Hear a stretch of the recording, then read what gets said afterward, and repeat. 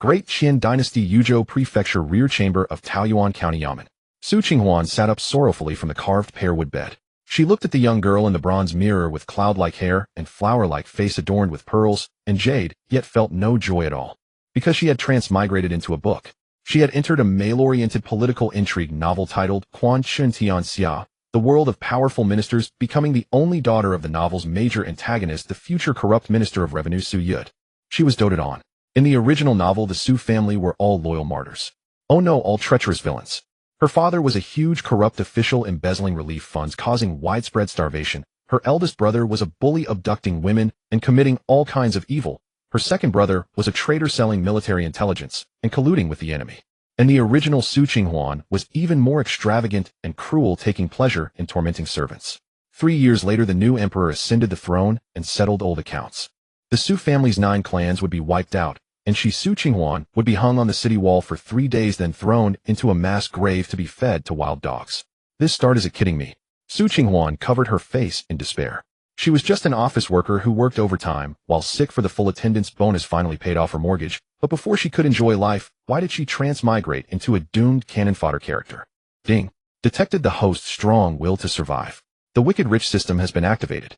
A classic mechanical voice suddenly sounded in her mind. Su Qinghuan's eyes instantly lit up. System. A cheat device. As expected, a standard iSky accessory. This system is dedicated to cultivating the most top-level spendthrift villain across all realms. As long as the host completes the wicked rich spendthrift task of 10 billion taels of silver, or is directly exiled to Lingnan, you will receive a huge retirement pension of 1 billion yuan and return to the original world. Any wicked rich behavior of the protagonist that triggers emotional changes in others will earn monetary rewards directly accumulated into the retirement pension. The higher the social status, the more rewards. Current main quest released within 24 hours, squander 5,000 taels of silver in a wicked rich man. Quest requirements: the spending behavior must fit the wanton villainous persona, must incur moral condemnation and not limited to that, and must involve actual transaction. Quest failure: punishment, annihilation of the host's soul. Su Qinghuan's heart pounded. 1 billion. And she could go home. As long as she squandered, she could survive. As long as she did evil, she could become rich. This question she knew. Wasn't this just letting her play a spoiled rich brat? Miss the master is counting silver in the study. It said the court's relief funds have arrived. The maid Shui'er, after softly asking for permission, pushed the door open and entered holding a bowl of bird's nest porridge. Please drink it while it's hot. Su Qinghuan pushed Shui'er aside, lifted her skirt, and rushed out. My corrupt father is counting money. Hurry, if I'm late, hell hide it. Shui'er stood frozen with the bowl in her hands. Why was the miss so fast today? Running like a rabbit. The county yamen study doors and windows tightly shut. A middle-aged fat man in a 7th-rank official robe with 2 mustache strokes was lying on the desk, drooling over a pile of gleaming silver ingots.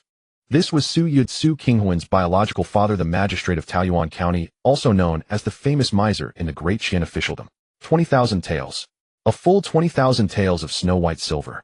Su Youde stroked the silver ingot, as if caressing a lover's hand, his face intoxicated. Those fools in the court. As long as I move a pen in the account book, increase the disaster victims by 2%, won't this money slip into my pocket without anyone knowing? According to the original story, Su Youde indeed did not give out a single coin of the 20,000 taels of relief silver. As a result, thousands starved to death in Taoyuan County. Although he escaped punishment by bribing officials, this blood debt became one of the ironclad proofs for the future extermination of his family. Father! A sweet shout accompanied by the sound of the door being pushed open startling Su Youde so that his hand shook and the silver ingot clattered to the ground. He fumbled to cover the silver with his sleeve, then looked up and saw it was his own daughter. He breathed a sigh of relief and his round face immediately broke into a doting smile. Oh, my precious darling, why didn't you knock? You scare me to death. Su Youde picked up the silver, wiped it with his sleeve. What? Is it that you don't have enough jewelry? Or have you taken a fancy to some handsome young man? Su Qinghuan stared at the table full of gleaming silver, her eyes fixed. This was her life-saving charm, her ticket home. Father, give me money. Su Qinghuan went straight to the point, extending her fair palm. I want 5,000 taels. Su Youde, who had just taken a sip of tea, sprayed it out. He stared with round bean-like eyes, looking at his daughter in disbelief. How much? 5,000 taels. Darling, you couldn't sell this yamen for 5,000 taels. How much is my monthly salary? What do you need so much money for? I'm not doing anything, I just want to spend it. Su Qinghuan raised her chin, trying hard to put on a spoiled and arrogant villainous look. I don't like the refugees outside the city. I want to buy up all the rice shops in the city, let them watch me waste the rice, and make them know what it means the rich have wine and meat that stinks while the poor freeze to death on the streets. Su Youde was stunned. He stared at his daughter for a long time, his eyes shifting from shock to confusion and finally to a strange sense of relief. You mean, you want to buy all the rice and not let the victims eat? Youde asked tentatively. Yes. Not only won't I give them food, I'll buy the worst rice at a high price, let those profiteers make a fortune, and enrage those poor wretches. Qinghuan added through gritted teeth, afraid she didn't sound evil enough. Youde put down his teacup, stroked his beard, and a shrewd glint flashed in his small eyes. He was quickly calculating in his mind the court had issued relief funds, but this money was hot. The superiors are watching, the subordinates are making trouble. If this money goes directly into my pocket, it's embezzlement. But if this money is squandered by my daughter buys rice, monopolizes the market, then rice prices soar, victims can't afford it, so it's not the government not providing relief, but profiteers, and my daughter said to buy the worst rice. Brilliant. Truly brilliant. Keep the good rice for resale, buy moldy old rice, just for show. This way the money is spent, the accounts are balanced, the blame is shifted to the rice merchants, and in the end the money goes around and comes back to him through the rice merchants. Youde was moved to tears. When did his silly daughter, who only knew how to buy cosmetics, become so politically savvy? This is helping father launder money. Oh no, it's helping father share the burden. Good. A good one. The rich have wine and meat that stinks.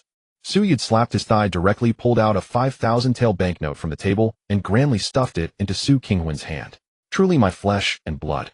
This vision, this ruthless streak, just like me. Qinghuan held the banknote, a bit stunned. That's it.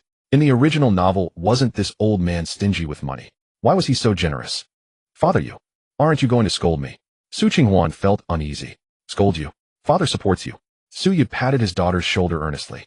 Go spend as much as you like. If you poke a hole in the sky of Taoyuan County, father will hold it up for you. Remember, you must buy the worst rice, pay a high price, and let the whole city know that the Su family has money to burn. This was the key step to money laundering. It had to be high profile. Although Qinghuan felt her father's reaction was a bit strange, she couldn't think too much as she looked at the banknote and the system countdown. Don't worry, father, I will squander spectacularly. I won't save a single coin for you. Qinghuan grabbed the banknote and ran off, her back filled with the determination of, even if thousands oppose me, I will go. Watching his daughters departing back, Youde patted his belly with relief. This child has finally grown up, knows how to care for her father. With this operation, even if higher-ups audit the accounts in the future, we can blame it on family misfortune, a spendthrift daughter who wasted all the money, nothing to do with this official. Brilliant, truly brilliant. Daughter's move is truly invincible. Qinghuan rushed out of the county yamen and directly ordered the servants to prepare the carriage. That luxurious carriage, inlaid with gold and jade, pulled by 4 horses, looked out of place on the dilapidated streets of Taoyuan County. Miss, where are we going? The coachman, old Huang, asked. To the biggest rice shop. Qinghuan lifted the carriage curtain, looking at the gaunt, scantily clad refugees on the roadside, her heart trembling slightly. But she immediately hardened her heart. Sorry, everyone, I have to save my own life first. In the modern world, I was just a white-collar worker. I can't save the world. I have to play a villain and quickly complete the quest to go home. System prompt, 23 hours remaining until the quest ends. Current spending 0. Zhao's rice shop, we're here. Qinghuan jumped off the carriage. Zhao's rice shop was the largest grain merchant in Taoyuan County. The owner, Zhao Si, was a notorious profiteer, now exploiting the crisis with the price of a dough of rice having risen to 5 times the normal. Inside the shop, several ragged scholars were arguing with the clerk. 500 coins for a dough of rice. Why don't you just rob us? This is driving people to death. Take it or leave it. If you don't buy, get lost. In these times, whoever has rice is the boss. The clerk rolled his eyes, looking arrogant. Qinghuan swaggered in and kicked over an empty rice barrel at the door. Bang! The loud noise silenced the shop instantly. Oh, isn't this Miss Su? Zhao Si emerged from behind the counter, a flattering smile on his face. What wind brings you here? Qinghuan ignored him, directly slapping a thick stack of banknotes onto the counter with a loud pop. Shopkeeper Zhao, I want to buy rice today. Shopkeeper Zhao, I want to buy rice today. Buy. How much? Zhao Si stared at the banknotes, his eyes nearly popping out. All the moldy, worm-eaten, unwanted old rice and rotten grain in your warehouse. I'll take it all. Qinghuan raised her chin, her voice clear and loud, carrying through the entire street. And I'll pay double. No, triple the price. Understand? The whole place fell silent.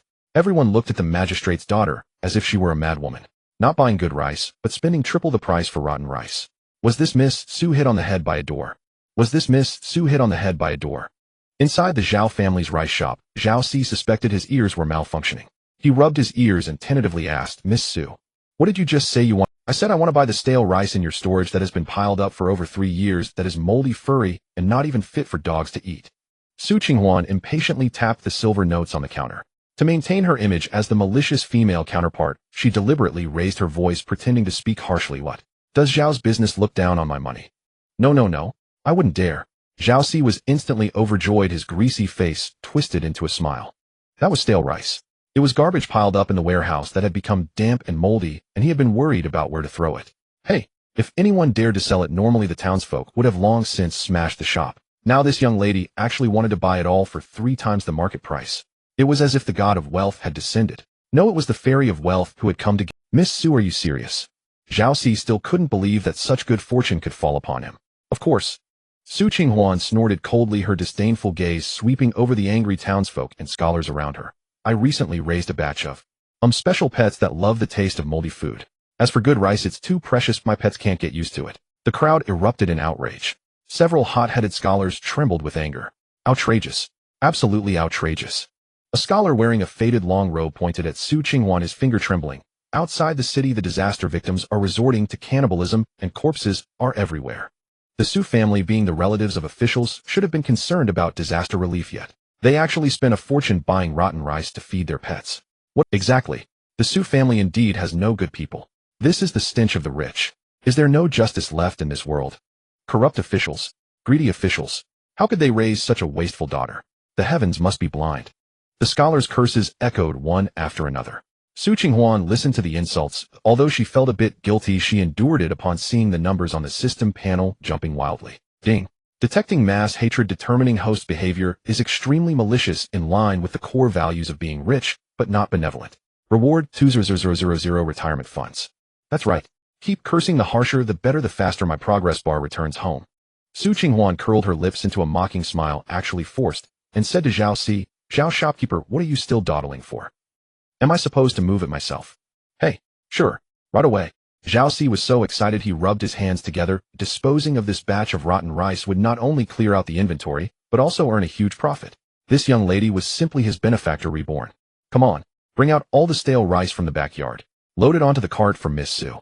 Bags of moldy rice, blackened and yellowed, were brought out by the workers and loaded onto the large cart brought by the Su family. The pungent smell quickly spread throughout the street, causing passers-by to cover their noses. Su Qinghuan stood in the wind, covering her nose with a handkerchief, looking disgusted. It really stinks. Hurry up and take it away. Take it to the city gate. Miss Su, this. In total, it's 1,500 stone of stale rice. At the triple price you mentioned, that's 10,000 taels. Zhao Si rubbed his hands together, a greedy look on his face. Here's 5,000 taels as a deposit. The rest go to the county office to settle with my father. Su Qinghuan didn't even blink as she tossed the silver note at Zhao. Zhao Si wasn't angry, happily picking up the note. Got it. I will naturally take care of matters with Lord Su. Watching the cart full of moldy rice roll toward the city gate, Su Qinghuan's heart was actually bleeding. Although this rice looked disgusting in these times, having something to eat was already a blessing. While she wanted to be wasteful deep down, she still didn't want to waste food. But the system said she had to be wasteful and malicious. She could only brace herself and play along. Let's go to the city gate to distribute porridge. Su Qinghuan waved her hand and got into the carriage. At this moment, on the second floor of a tea house, 2 figures were sitting by the window, taking in everything happening below.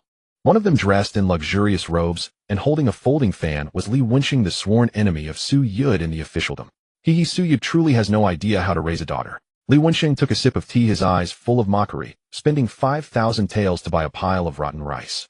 Is the Su family trying to make their reputation even worse, or do they think their heads are too firmly attached to their necks? Across from him sat a young gentleman of remarkable demeanor, dressed in plain clothes, but with an unmistakable air of nobility about him. He said nothing, only staring thoughtfully at the departing cart of Su Qinghuan. Your Highness, what do you think of this? Li Wenxing asked tentatively. This young gentleman was none other than the third prince, Xiao Jingyan, disguised for a secret visit. Xiao Jingyan set down his teacup, his fingers lightly tapping on the table. Lordly, do you think Miss Su is going mad? Otherwise, who would do such a foolish thing? Li Wenxing scoffed. I know about this stale rice from the Zhao family. It's 3 years old stock. If eaten, it wouldn't kill someone, but it could easily cause diarrhea and illness. What is the Su family thinking in buying this and publicly distributing porridge? Isn't this clearly humiliating the disaster victims and inciting a rebellion? Xiao Jingyan shook his head, a gleam of insight flashing in his eyes. Not necessarily. What do you mean, Your Highness? You only see her buying rotten rice, but not the consequences of her actions.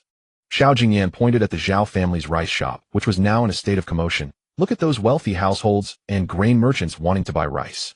Li Wenxing looked down and saw Zhao Si loudly arguing with several other grain shop owners. Zhao Si, you bastard. You sold out all the stale rice. What are we supposed to do? Exactly. You sold the stale rice so expensively now all the townsfolk are eyeing our stale rice. If we don't lower our prices for good rice, we'll be criticized to death. Xiao Jingyan said lightly. Currently the grain prices in Taoyuan County are skyrocketing and the wealthy are hoarding. If the Su family buys good rice to distribute porridge, those wealthy households will definitely send people to masquerade as disaster victims and snatch it up reselling it, leaving the real disaster victims with nothing to eat. But this moldy rice.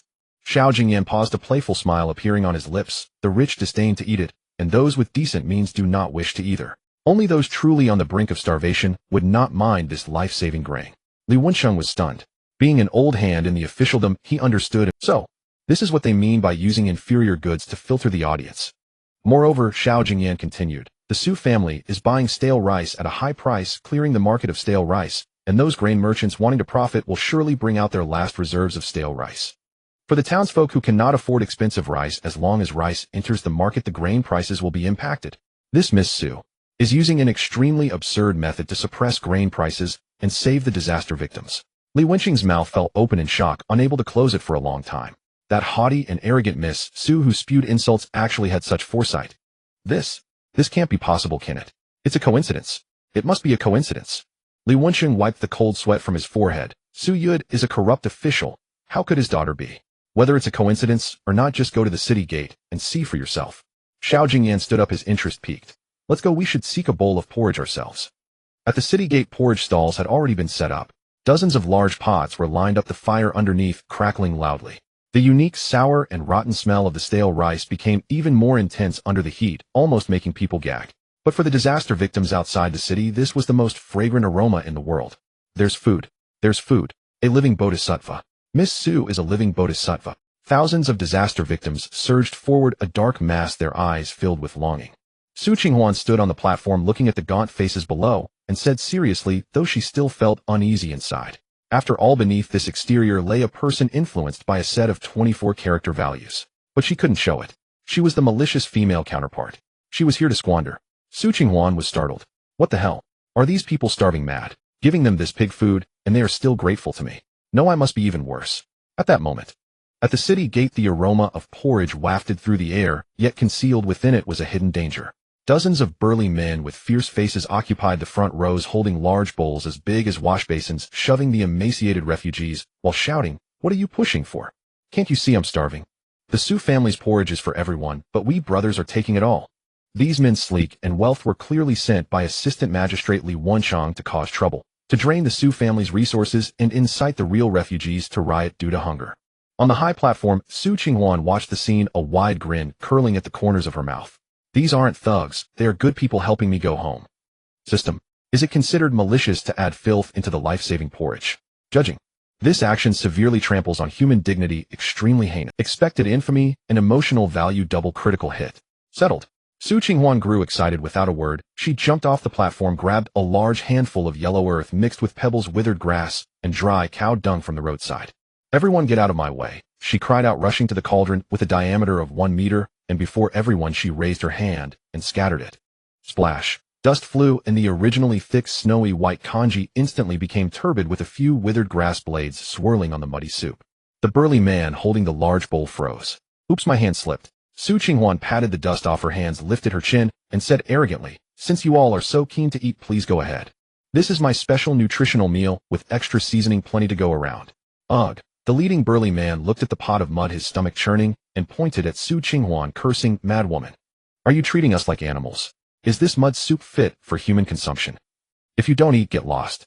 Su Qinghuan put her hands on her hips, looking impatient. "My porridge is just this flavor. Eat if you like, if not, get lost. Damn it. You don't know when you're well off." A flash of ferocity gleamed in the thug leader's eyes. If he left like this, he couldn't report back to Lord Li. He rolled his eyes, then suddenly smashed the bowl heavily on the ground. "Brothers, the Su family has no good intentions. Using such filthy things to humiliate us, they want to poison everyone." He turned and roared at the dense crowd of refugees behind him. "Fellow villagers, this porridge cannot be drunk. This woman is malicious in heart. Let's smash this porridge shed. Raid the Su family. Only by raiding the Su family will we have clean rice to eat. Right? Smash the porridge shed. Raid the Su family." Dozens of thugs chimed in, grabbing sticks and clubs, ready to rush over and overturn the cauldron. Su Qinghuan watched the burly men charging at her, but instead of dodging, her heart pounded wildly. Here it comes, here it comes. Inciting a riot, being beaten in public. This plot development is perfect. As long as this cauldron is overturned, my reputation as the vicious female supporting character will be sealed, and exile will be a sure thing. Come on, hit me here. Su Qinghuan even stepped forward, closed her eyes, and spread her arms full of anticipation. However, the expected punch never landed. Bam! A dull thud followed by a shrill scream. Ah, my leg. Su Qinghuan opened her eyes and saw the most vociferous thug leader just now smashed to the ground by a carrying pole. And behind him the group of originally emaciated refugees, now with bloodshot eyes, lunged at the dozens of thugs like madmen. You dare to smash our porridge pot? They'll kill you. That's food. That's our life. You fat pigs have eaten your fill and complain about dirt, but we're starving to death. Who cares about a little dirt? Thousands of refugees erupted completely. For those on the verge of starvation, you might as well add sand to the porridge, or even knives. They would still drink it without hesitation. Whoever dared to touch this pot was killing their parents. Stop hitting. Stop. Oh, help. The dozens of thugs were soon swallowed by the angry crowd, and in a flash they were beaten black and blue, crawling out of the city gate, crying for their mothers. Su Qinghuan stood in the wind, watching this, seeing her expression frozen. No, this isn't how the script goes. Shouldn't you feel insulted? Shouldn't you direct your anger at me, the instigator? Why are you fighting for me? It's over. I might have overdone it and driven them crazy. Su Qinghuan felt the urge to run. Just then a ragged old man squeezed out of the crowd, tremblingly. Ignoring the thugs on the ground, he rushed straight to the pot of murky porridge and scooped a full ladle with his broken bowl. Ignoring the heat, he gulped it down. His teeth grinding against the grit produced a teeth-grating crunch. Yet his face was full of satisfaction, and he even licked clean the muddy soup that trickled from the corner of his mouth. Good porridge. Good porridge. The old man finished, then knelt with a thud before Su Qinghuan, heavily kowtowing, his forehead hitting the ground with a dull sound. Thank you, young lady, for the grace of saving my life. Su Qinghuan grew anxious, pointing at the pot of mud. Old man, wake up. This is mud. This is I'm a villain. No, this is great wisdom. This is a compassionate heart. The old man lifted his head, his face covered in mud and tears, his voice hoarse, but unusually loud. If it were the fine white rice porridge, those thugs and bullies would have snatched it all long ago. How could we beggars get a single sip? Only this dirty porridge with sand and mold, which even dogs wouldn't sniff, would those respectable people scorn to snatch. Only then can we worthless lives truly drink a mouthful of life-saving soup. The countless refugees behind him looked at the pot of murky porridge that no one was fighting over and instantly understood the vicious young laddie's heartfelt intentions. To let them, a group of humble people, survive, Miss Su was willing to tarnish her own reputation and even offend the powerful and the thugs. Miss Su is for us. Whoosh! The dense crowd knelt down in a wave, their voices converging and soaring to the sky. Thank you, Miss Su, for the grace of adding sand. Long live Miss Su. Long live the Su family. Hearing the thunderous, long live cries, Su Qinghuan felt her vision darken and almost fainted. The grace of adding sand. Divine grace of adding sand. I really just wanted to disgust you. On the outskirts of the crowd, the third prince, Xiao Jingyan, traveling incognito, was now staring fixedly at the seemingly flustered girl on the high platform, his eyes shining brightly. The captain of the guards covered his nose with disgust. Your Highness, this Su girl has gone too far, actually feeding mud to the people. They'll go dismantle her stand immediately. Stop! Xiao Jingyan strode forward, picked up a broken bowl discarded by the thugs, walked to the pot, and scooped a ladle of porridge sediment with withered grass right in front of everyone.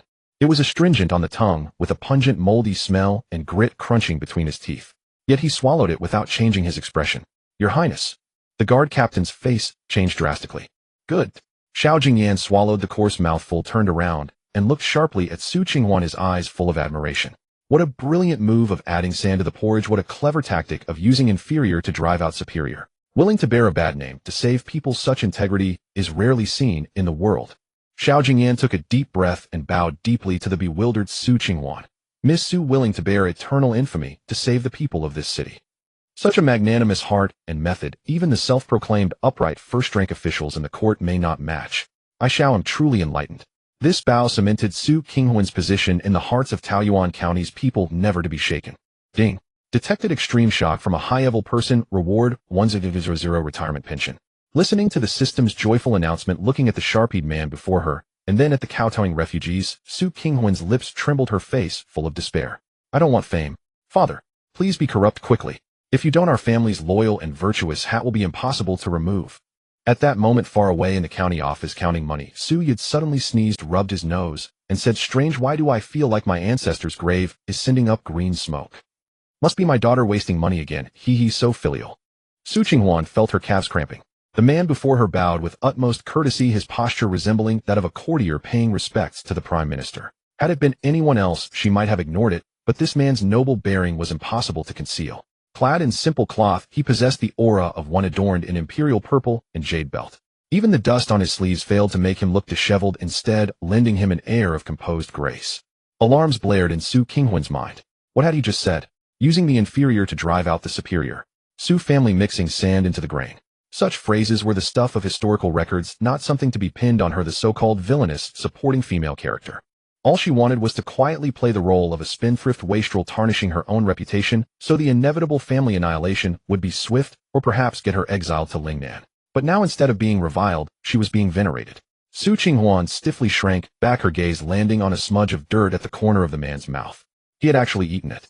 It was stale grain porridge mixed with sand-dried grass and God knows what animal droppings.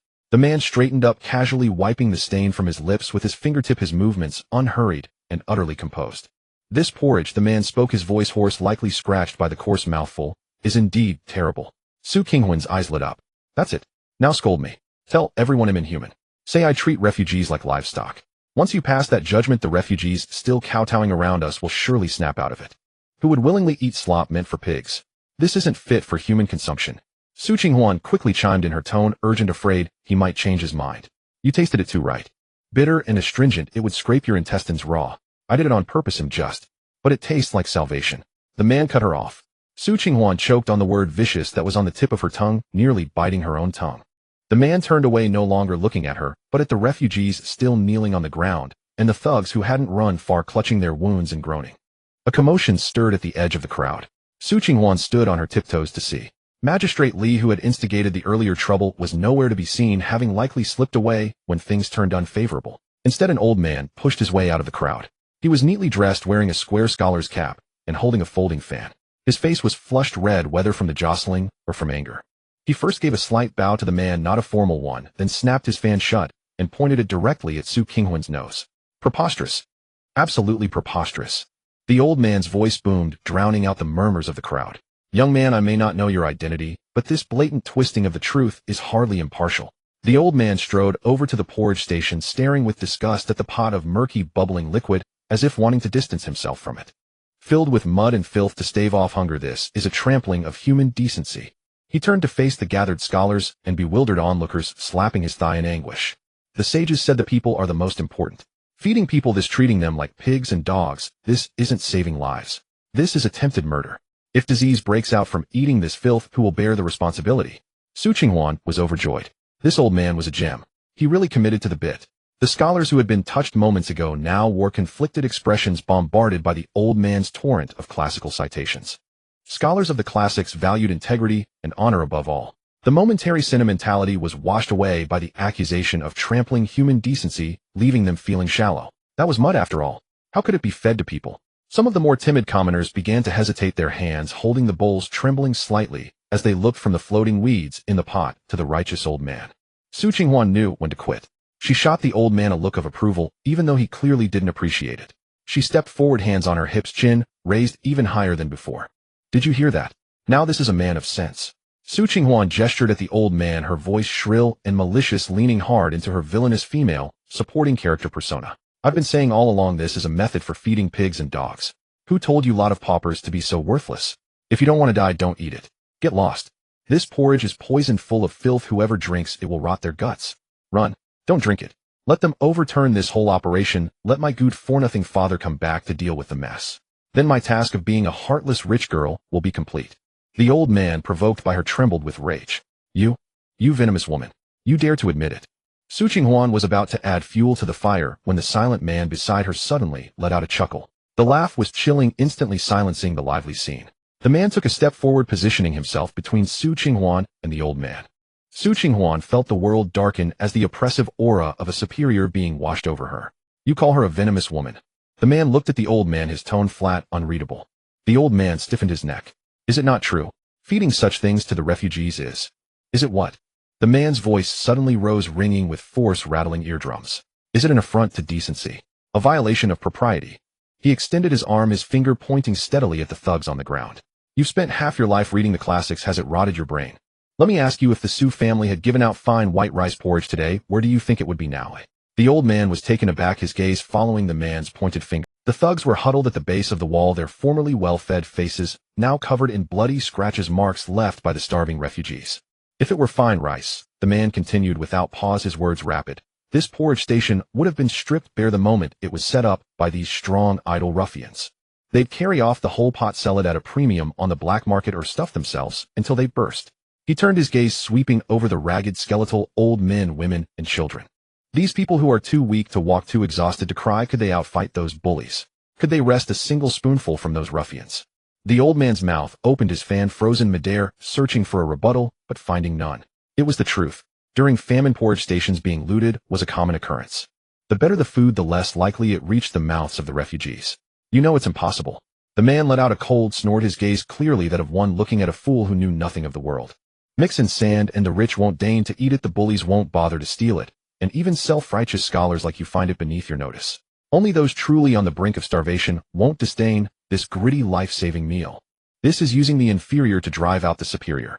This is the only way to save countless lives in chaotic times. His words rang out with conviction, echoing through the city gate. The surrounding scholars blushed furiously, wishing they could crawl into a hole. They had only studied benevolence, righteousness, propriety, and wisdom, but never considered that behind such virtues lay the need for calculated scheming and weighing of pros and cons. The refugees holding their bowls were moved to tears. So that was it. The mud and sand weren't an insult, but a way to save their lives. It was to prevent the life-saving food from being stolen that Miss Sue had no choice but to resort to this. Miss Sue is truly righteous, someone shouted. The crowd, which had wavered moments before, erupted in excitement, their gazes towards Su Qinghuan once again, even more intense than before. The old man's face cycled through shades of pale and red, his fan nearly snapping in his grip. His lips trembled. So, sophistry. This is clearly. Su Qinghuan stood behind them, watching the situation flip again, stamping her feet in frustration. Who exactly was this man? How does he manage to spin everything back around? At this rate, her title as the Saint of Dakian would be cemented. No. She couldn't let this slide. Su Qinghuan's eyes darted around, landing on a sack of horse feed nearby. Inside was half a bag of yellowed rice bran mixed with bits of bark meant to fill the bellies of draft animals. Now that if fed to people would be truly unconscionable. Without a second thought, Su Qinghuan rushed over and snatched the sack. The attendant was startled. Miss, that's for the donkey. Donkey be damned. Feed it to the people. Su Qinghuan shoved the attendant aside, clutching the sack as she charged to the great pot. In front of the man and the old man, she rudely dumped the rice bran into the porridge. A cloud of gray-yellow dust erupted, causing those nearby to cough. The already murky porridge became even thicker, a layer of throat-scratching bark bits floated. Su Qinghuan grabbed the large ladle and stirred vigorously, mixing the filth into the broth. Not enough. It's still too clean, she shouted as she stirred, a look of reckless abandon on her face. Add more. Throw in anything, bark roots, I don't care. Let's see who dares call me a good person now. Let's see who dares say this is fit for human consumption. This should do it right. I've thrown in the donkey feed. Surely this counts as genuinely maltreating people now. The old man, having just recovered his composure and was looking for a handle to grab, saw this and perked up. See, is this the act of a human? Rice bran and bark, that's not for people. It's treating the populace like livestock. He pointed at Su Qinghuan, feeling he finally had the moral high ground. This black-heart, venomous woman deserves death by 1,000 cuts. Su Qinghuan looked expectantly at the man. Say something. You can't spin this one, can you? The man looked at the pot of utterly murky sludge, a flicker of something in his eyes. Just as Su Qinghuan expected him to lose his temper, he suddenly raised his hand and clapped sharply. Slap. The crisp clap cut the old man's tirade short. The man looked at Su Qinghuan, his eyes blazing with an intensity that was startling. There was no disgust in them, only admiration and even a hint of fervor. Brilliant. Utterly brilliant. Su Qinghuan's ladle clattered into the pot. This is brilliant. Are you out of your mind? The man turned to the stunned crowd, his voice even more impassioned than before. Everyone look. This rice bran, though coarse, fills the stomach. This bark, though bitter, staves off hunger. What is Miss Sue doing? She is further reducing costs and expanding the scope of relief. 1 gene of good rice can only save 1 person, but this porridge mixed with sand and bran can be stretched from 1 gene to 3, even 5 gene. What could only save 1,000 can now save 3,000, 5,000. The man stepped forward, confronting the old man, his oppressive aura forcing the latter to retreat step by step. What immense compassion. To let more people live, she willingly sullies her own reputation, willingly endures the abuse of armchair critics like you. She would rather bear the infamy of 10,000 generations to secure a path to survival for the people of this city. This is true benevolence. This is the way of a saint. A deathly silence fell over the crowd. The only sound was the occasional crackle from the firewood beneath the pot. The refugees looked at the now even murkier porridge, their expressions shifting. They saw hope for survival in it. For them, whether it was bran or bark didn't matter. What mattered was that one pot had become 3. Those at the back who thought they wouldn't get any now had something to look forward to. Miss Su, a woman clutching a child, suddenly knelt, kowtowing heavily to Su Qinghuan. Living Bodhisattva. Miss Su is doing this so we can all live. Then a third person knelt. Those who had found the bran unpalatable moments ago were now all on their knees. It was a gratitude born of desperate hope or reverence from the depths of their souls. Even the old man was now pale, his lips trembling, unable to speak. In the face of this stark logic of survival, his moral platitudes seemed utterly feeble. Li Wensheng had snuck back at some point, hoping to see the Su family's downfall. Now, looking at the sea of kowtowing refugees, he felt his legs go weak. It was over. The Su family would be untouchable now. Whoever holds the people's hearts holds the mandate, and whoever moves against them courts death. Su Qinghuan stood by the pot, still clutching the empty sack, trembling all over. Not from excitement. From fear. The damned system notification in her head was going off like crazy. Ding. Detected overwhelming group gratitude and shock. Ding. Detected emotional fluctuation and high-ranking individual reward. 0 yuan. Su Qinghuan stared at the skyrocketing number, then at the man who had elevated her to sainthood. She wanted to cry. She wanted to grab him by the collar and scream, "Can you just shut? I just want to be the bad guy." But she didn't dare. She could only force a smile that looked worse than a grimace and screamed silently in her heart. "Father, please just be corrupt. This world has gone mad. It must have." The carriage rumbled over the cobblestone road, the wheels turning with a dull, muffled groan. Su Qinghuan leaned against the soft cushion, eyes closed, her mind a chaotic mess. The sounds of starving refugees kowtowing at the city gate, and the piercing gaze of that plain-clothed man standing in the wind, all of it echoed relentlessly in her thoughts. That gaze was too heavy, crushing her until she could barely breathe. The system panel flickered in the corner of her vision, the constantly refreshing emotional value numbers, a stark reminder today's plan had failed utterly. She had tried to be a prodigal daughter, but ended up a living saint, as she had tried to ruin her reputation to get exiled, but was instead lauded to the heavens. Finally, the gates of the Su residence came into view. The vermilion gates were wide open, and the red lanterns still hung from the lintel, their celebratory happiness characters glaring and out of place. Old Zhao, the steward, stood at the entrance, his wrinkled face creased in a broad smile. He rushed forward before the carriage had even come to a full stop, reaching out to steady the shaft. Upon entering the courtyard, she saw a pile of goods not yet stored away. Dozens of empty burlap sacks were haphazardly stacked against the wall next to several open redwood chests. These had once held the silver notes meant for buying grain, but now they were empty, revealing only the red silk lining at the bottom. Su Qinghuan swept her gaze over the empty chests, and the frustration in her heart finally eased a little. After all that effort, at least the money was spent chipping away at the family fortune. It was a small comfort. Shadows flickered within the main hall. Before she even entered, she heard the crisp clatter of an abacus. Zhao Si, the rice shop manager, stood in the center of the hall, clutching a stack of silver notes, his fleshy face glistening with an oily sheen. The moment he saw Su Qinghuan cross the threshold, Zhao Si's knees buckled, and he fell straight to the ground in a kneel. "Miss!" The cry was so fervent that it baffled Su Qinghuan. Why did he sound so excited? Su Qinghuan paused mid-step and took half a step back. Zhao Si didn't give her a chance to react. He raised the silver notes above his head and knocked his forehead against the bluestone floor with a resounding thud. "You are a genius. And a great benefactor. This humble one was blind before and failed to see your grand design. Those 1,500 dan of old grain have been rotting in my warehouse for 3 years. Garbage even the rats would turn their noses up at. I was just worrying about paying someone to cart it out of the city to burn it. But you with one stroke bought it all at full price. You not only cleared my inventory, you tripled my profit." Zhao Si looked up, a shrewd glint in his eyes. "Your move was brilliant. You turned trash into a blessing and inventory into silver. From now on, for any business of the Su family, I, Zhao Si, will risk my life to handle it." Su Qinghuan opened her mouth, but all the explanations died in her throat as she looked at Zhao Si's tearful gratitude. She turned her gaze to Su Youde, who was seated in the grand armchair. Su Youde was idly rotating 2 walnut worry stones in his hand, producing a soft clicking sound. He listened to Zhao Si's vows of loyalty with a placid expression, as if he had expected all of this, a picture of serene certainty. He waved a hand dismissing Zhao Si. Zhao Si retreated with profuse thanks, pausing at the door to give Su Qinghuan another deep bow. Only father and daughter remained in the hall. Su Youde rose from his chair, clasped his hands behind his back, and walked over to Su Qinghuan. He circled her slowly, his eyes filled with nothing but admiration. "Father, I really didn't think that far."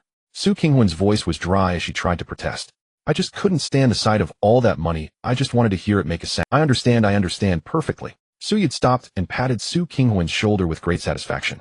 "I've been in the official world for years. How could I not know the road? To outsiders, those 5,000 taels of silver look like the folly of a spendthrift, a charity porridge, an act of kindness. but to a discerning eye it's accounting. He lowered his voice, gesturing towards the door. The court allocated 20,000 taels. In my books I've recorded it as high-cost grain purchased from other regions. In reality, you used 5,000 taels of private money to buy up all the local old grain.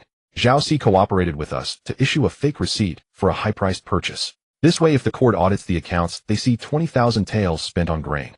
The people eat your porridge and can't complain about the government's inaction. And as for those 20,000 taels of public funds after paying Zhao Si a small finder's fee, the rest rightfully stays in our coffers, becoming the Su family's legitimate business income, doesn't it? Youde sat back down, took a sip of tea, and his face beamed with pride. You not only take the money, but you take it with perfect justification, and you make people grateful for it. My dear girl, your move of substituting trash for treasure is far better than your old man's. Qinghuan looked at her father's "I understand everything" expression and gave up all hope of explaining. In this household, no matter what foolish thing she did, it would be interpreted as unfathomable political scheming. She turned and headed back to her embroidered tower in the closing the door behind her, shutting out the world. Qinghuan plopped down onto the round stool and let out a long breath. The voice in her mind began right on schedule. Old grain case settled. Host's actions triggered large-scale group emotional fluctuations, especially causing psychological turmoil in high authority figures. System verdict: mission overachieved. Reward: retirement fund increased by 500,000 taels. One spin of the lucky wheel. Qinghuan didn't even raise an eyelid. 500,000 taels for retirement sounded like a lot, but it was only usable if she returned to the modern world. Right now it was just a useless string of numbers. All she cared about was whether she could quickly hit that 10 billion target or just get herself exiled and done with it.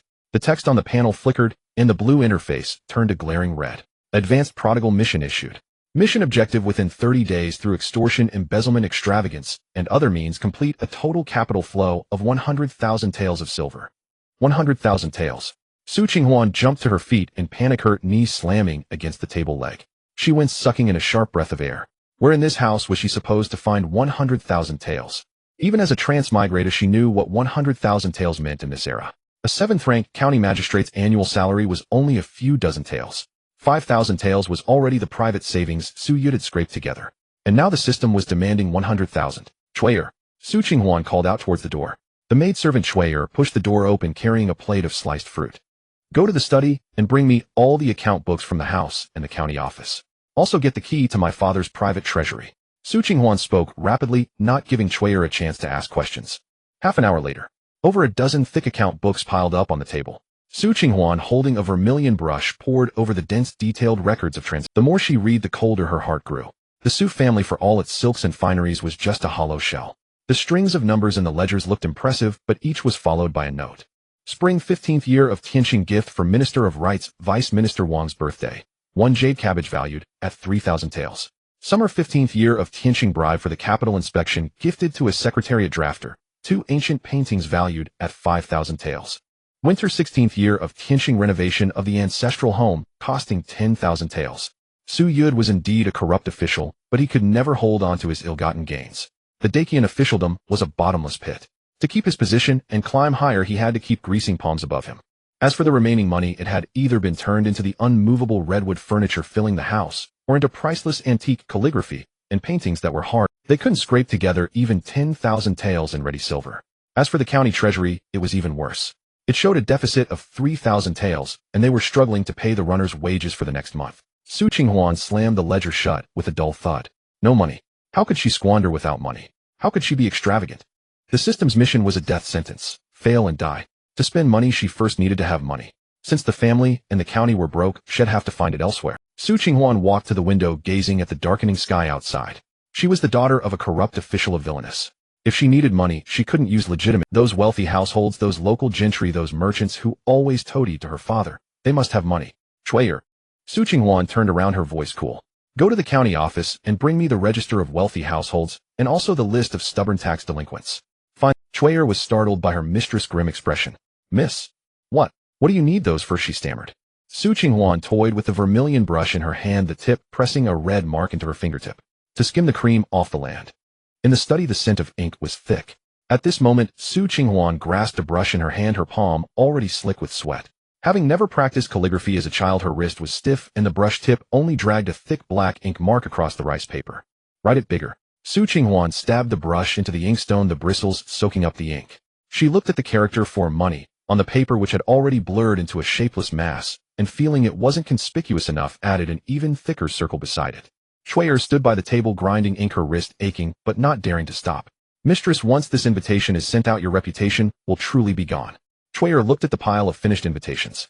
These were no invitations at all. Rough paper, scrawled handwriting carrying a certain bandit air that seemed to grind bones to powder. It's precisely a lack of reputation that I want. Su Qinghuan slapped the paper onto the table, ink splattering 2 drops onto the back of her hand. But she paid it no mind, even feeling that the 2 ink spots added a touch of auspiciousness to this extortion letter. Remember to tell the yamen runners to change clothes. Don't wear official uniforms. Better to find those butcher's tunics, roll up the sleeves, and bare the arms. Su Qinghuan thrust the invitation into Shui'er's arms, her tone urgent.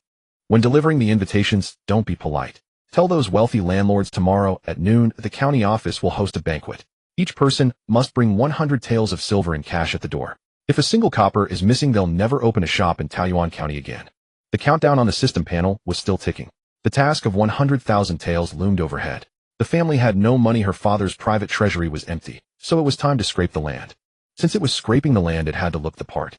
The yamen runners moved quickly.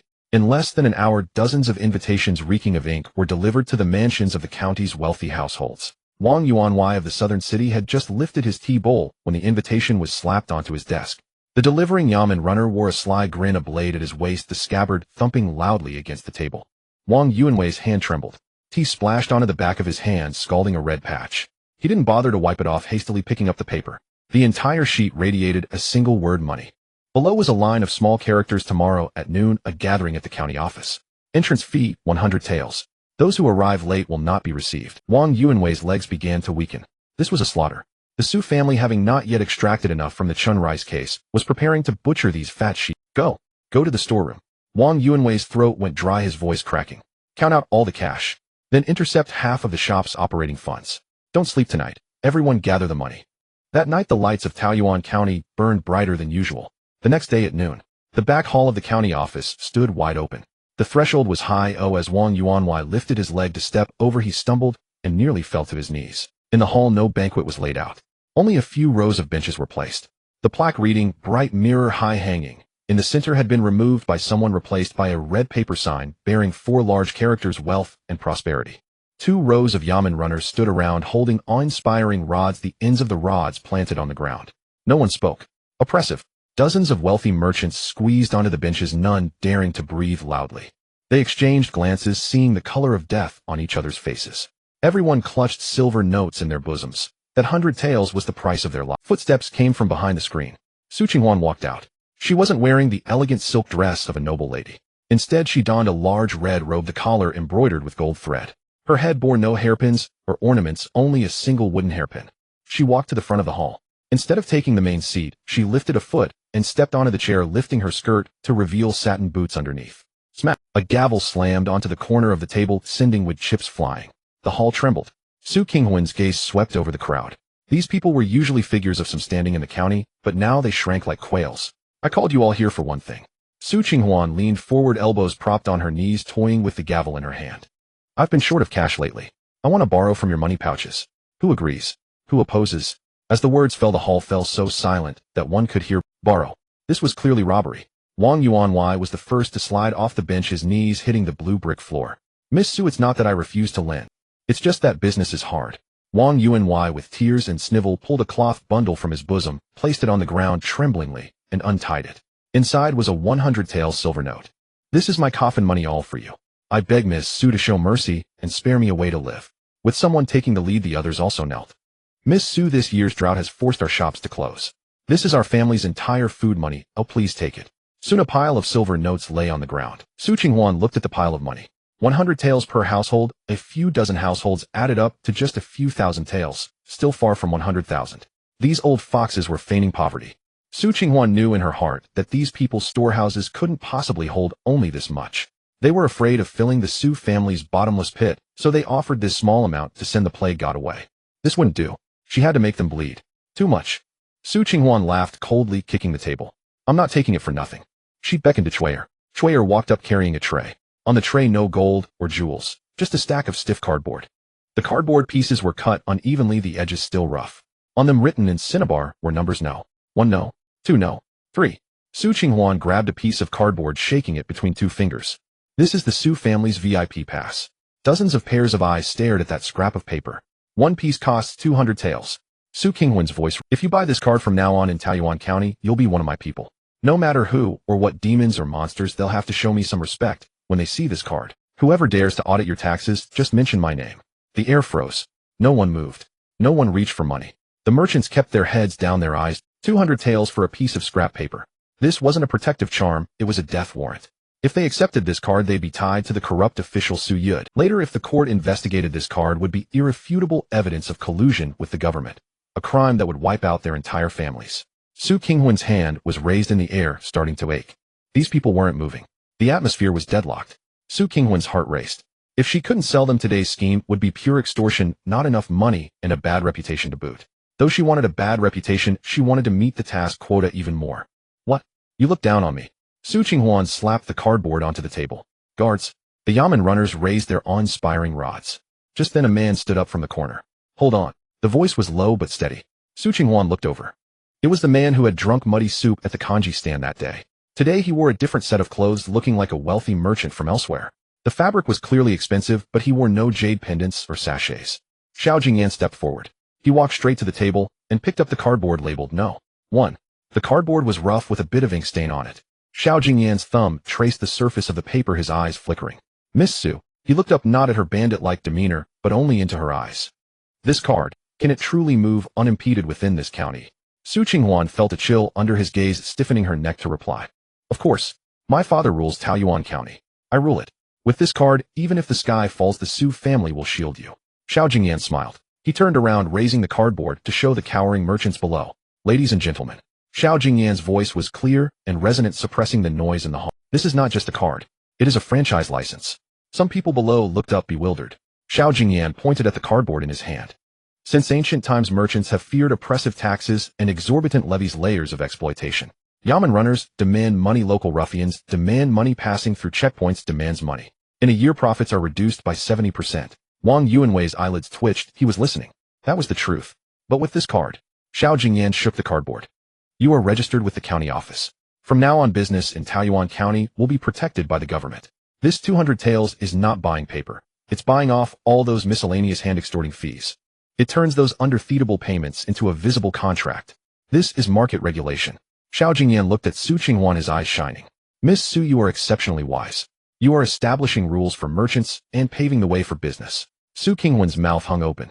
She wanted to say this was extortion, protection, money, black market activity. But how did it become establishing rules in this man's word? Yet she couldn't refute him.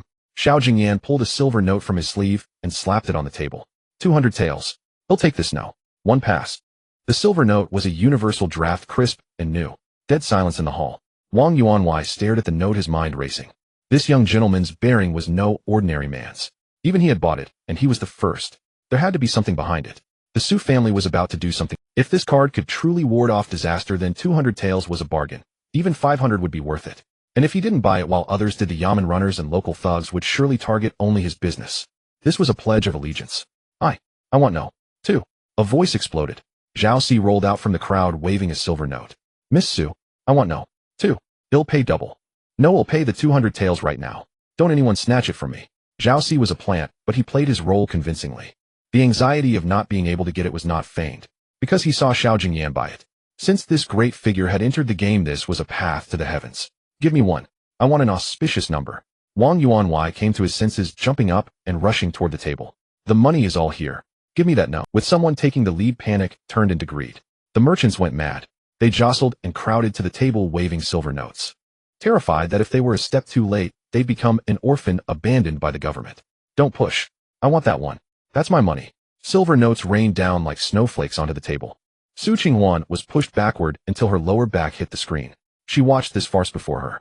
That stack of scrap cardboard was snatched up in the blink of an eye. The silver notes on the table formed a small mountain, roughly counting at least 10,000 taels. The system panel was frantically refreshing. Su Qinghuan clutched a few leftover cardboard pieces that hadn't been given out, her fingertips white. She looked up at Xiao Jing. That man holding the No. 1 cardboard stood outside the crowd and gave her a slight nod, as if looking at a kindred spirit. Su Qinghuan wanted to throw the cardboard in her hand at his face. This world had gone mad. Extortion had become a franchise. Scrap paper had turned into gold. She just wanted to be a villain. Why was it so hard? Su Qinghuan stared at the pile of silver notes on the table, her brow tightly furrowed. With tens of thousands of taels of silver stacked there, others would have been grinning from ear to ear, but she was troubled enough to want to smash the table. On the system panel, the task progress bar of 100,000 taels had only reached over 40%, and there was still a long way to go. The worst part was that this money couldn't just be saved, it had to be spent, and it had to conform to the persona of being wealthy yet unkind. Shuier entered with a teacup, carefully placing it at the corner of the table. Miss, this silver is enough for our family to live for several years. Not enough to spend. This money is too hot to handle, we need to get rid of it quickly. Su Qinghuan pushed the silver notes aside. She paced back and forth in the room, her mind racing. The money had to be spent and her reputation had to be ruined. Ideally, it would stir up some major trouble, prompting the court to send her off to Lingnan. A triple win. Su Qinghuan stopped in her tracks, her eyes brightening. Shuier, go call in Master Li Sheng. Li Sheng arrived quickly, entering with a beaming smile. Miss, did you call for me? Go post a notice. Su Qinghuan settled back into her chair, tapping her fingers on the table. Just say the Su family is hiring, looking for thugs and bullies, requiring them to look fierce, have a criminal record, and preferably be heartless. Li Sheng was taken aback. Miss, what? What are we doing? Forming a city management team. Su Qinghuan spoke assertively. I want to hire a group of thugs to bully people on the streets, creating chaos in Taoyuan County. Li Sheng's face turned pale. Miss, we can't do that. If these people are hired, our Su family. That's exactly what I want. Su Qinghuan interrupted him. I'll pay the wages, 5 taels of silver each month. 5 taels. Li Sheng gasped. A county constable only earned 1 tael a month. This 5 taels was nearly equivalent to a minor official's half-year salary. Miss, that's too much. What if they take the money and run? They won't be able to run. Su Qinghuan pulled out a stack of contracts from her drawer. Have them sign a bond. Oh, anyone who dares to run, I'll have my father issue a warrant for their capture and exterminate their family. Li Sheng looked at the stack of contracts and trembled. This was hiring people, or was it forming a gang? Go take care of it. Su Qinghuan waved her hand. Make the notice conspicuous. It should be known throughout the city. Li Sheng retreated, his steps unsteady. He walked into the courtyard and looked up at the sky. The sky was gloomy with dark clouds hanging low. Li Sheng sighed and turned to find someone to write the notice.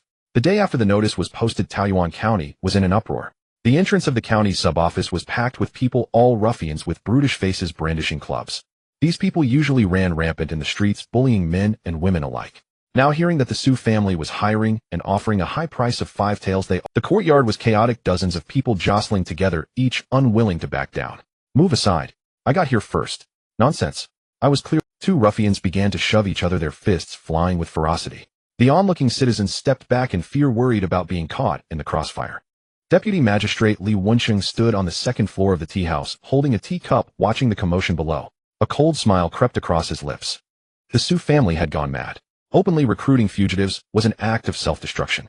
Li Wensheng set down his teacup and turned to instruct his secretary. Write down everything that happened today, word for word. When the Su family gets into trouble, this will be undeniable evidence. The secretary nodded and began recording. In the courtyard, Su Qinghuan sat on a high platform, observing the disorganized ruffians below. She remained silent, simply raising her hand to signal Shuier to unveil the red cloth. Under the red cloth were several large baskets filled with gleaming silver. The sunlight reflected off the silver, casting a blinding glare. The courtyard fell silent. All eyes were fixed on the silver, their breaths becoming heavier. Su Qinghuan stood up, looking down at the crowd. Want money? Her voice was not loud, but it silenced all noise. The Su family silver can only be consumed by obedient dogs. A stir rippled through the crowd. A scar-faced ruffian leader pushed his way forward. His name was Luer Matzi, a notorious thug in Taoyuan County. Luer Matzi looked up at Su Qinghuan, his eyes filled with disdain. Miss, your words are rather unpleasing. He took a few steps forward, reaching for the silver on the table. If I take this money, whether I will listen to you is another matter. Su Qinghuan did not move. She watched Luer Matzi's hand inch closer to the silver without batting an eye. Just as Luer Matzi's fingers were about to touch the silver, Su Qinghuan suddenly spoke. Li Sheng. Li Sheng stepped out from the crowd, holding a heavy stick. He walked behind Luer Matzi and swung the stick down hard. Bang! Luer Matzi collapsed to the ground, his head hitting the stone bricks, leaving a bloody mark. The courtyard was dead silent. Only then did Su Qinghuan leisurely descend from the high platform and approach Luer Matzi. With a glance, she signaled her servant to pull Luer Matzi's hair, forcing him to raise his head. Listen carefully, this is the rule of the Su family. Su Qinghuan's voice was icy. If you want money, you must sign a bond. Once you sign, you become a part of the Su family. The Su family directs you east, you cannot go west. Anyone who dares to take the money and run, I will have my father issue a warrant for their capture and annihilate their family. Luer Matzi's face turned pale, his lips quivering, unable to speak. Su Qinghuan released her grip, stood up, and brushed off the dust from her hands. Of course there are benefits too. She turned and pointed at the baskets of silver. 5 taels of silver each month covering food and housing, and you'll receive uniform clothing. As long as you obey, this money will be yours. 5 taels. That number felt like a stone thrown into water, causing ripples. Some in the crowd began to waver. A skinny monkey-like ruffian squeezed forward, kneeling before Su Qinghuan. Miss, I'll sign. I'm willing to sign. With someone leading, others followed suit and knelt down. He'll sign too. Miss, will be obedient. I promise to be obedient. Lu Ermatzi lay on the ground, watching those around him kneel, his face alternating between green. He gritted his teeth and finally lowered his head. Miss, I'll sign too.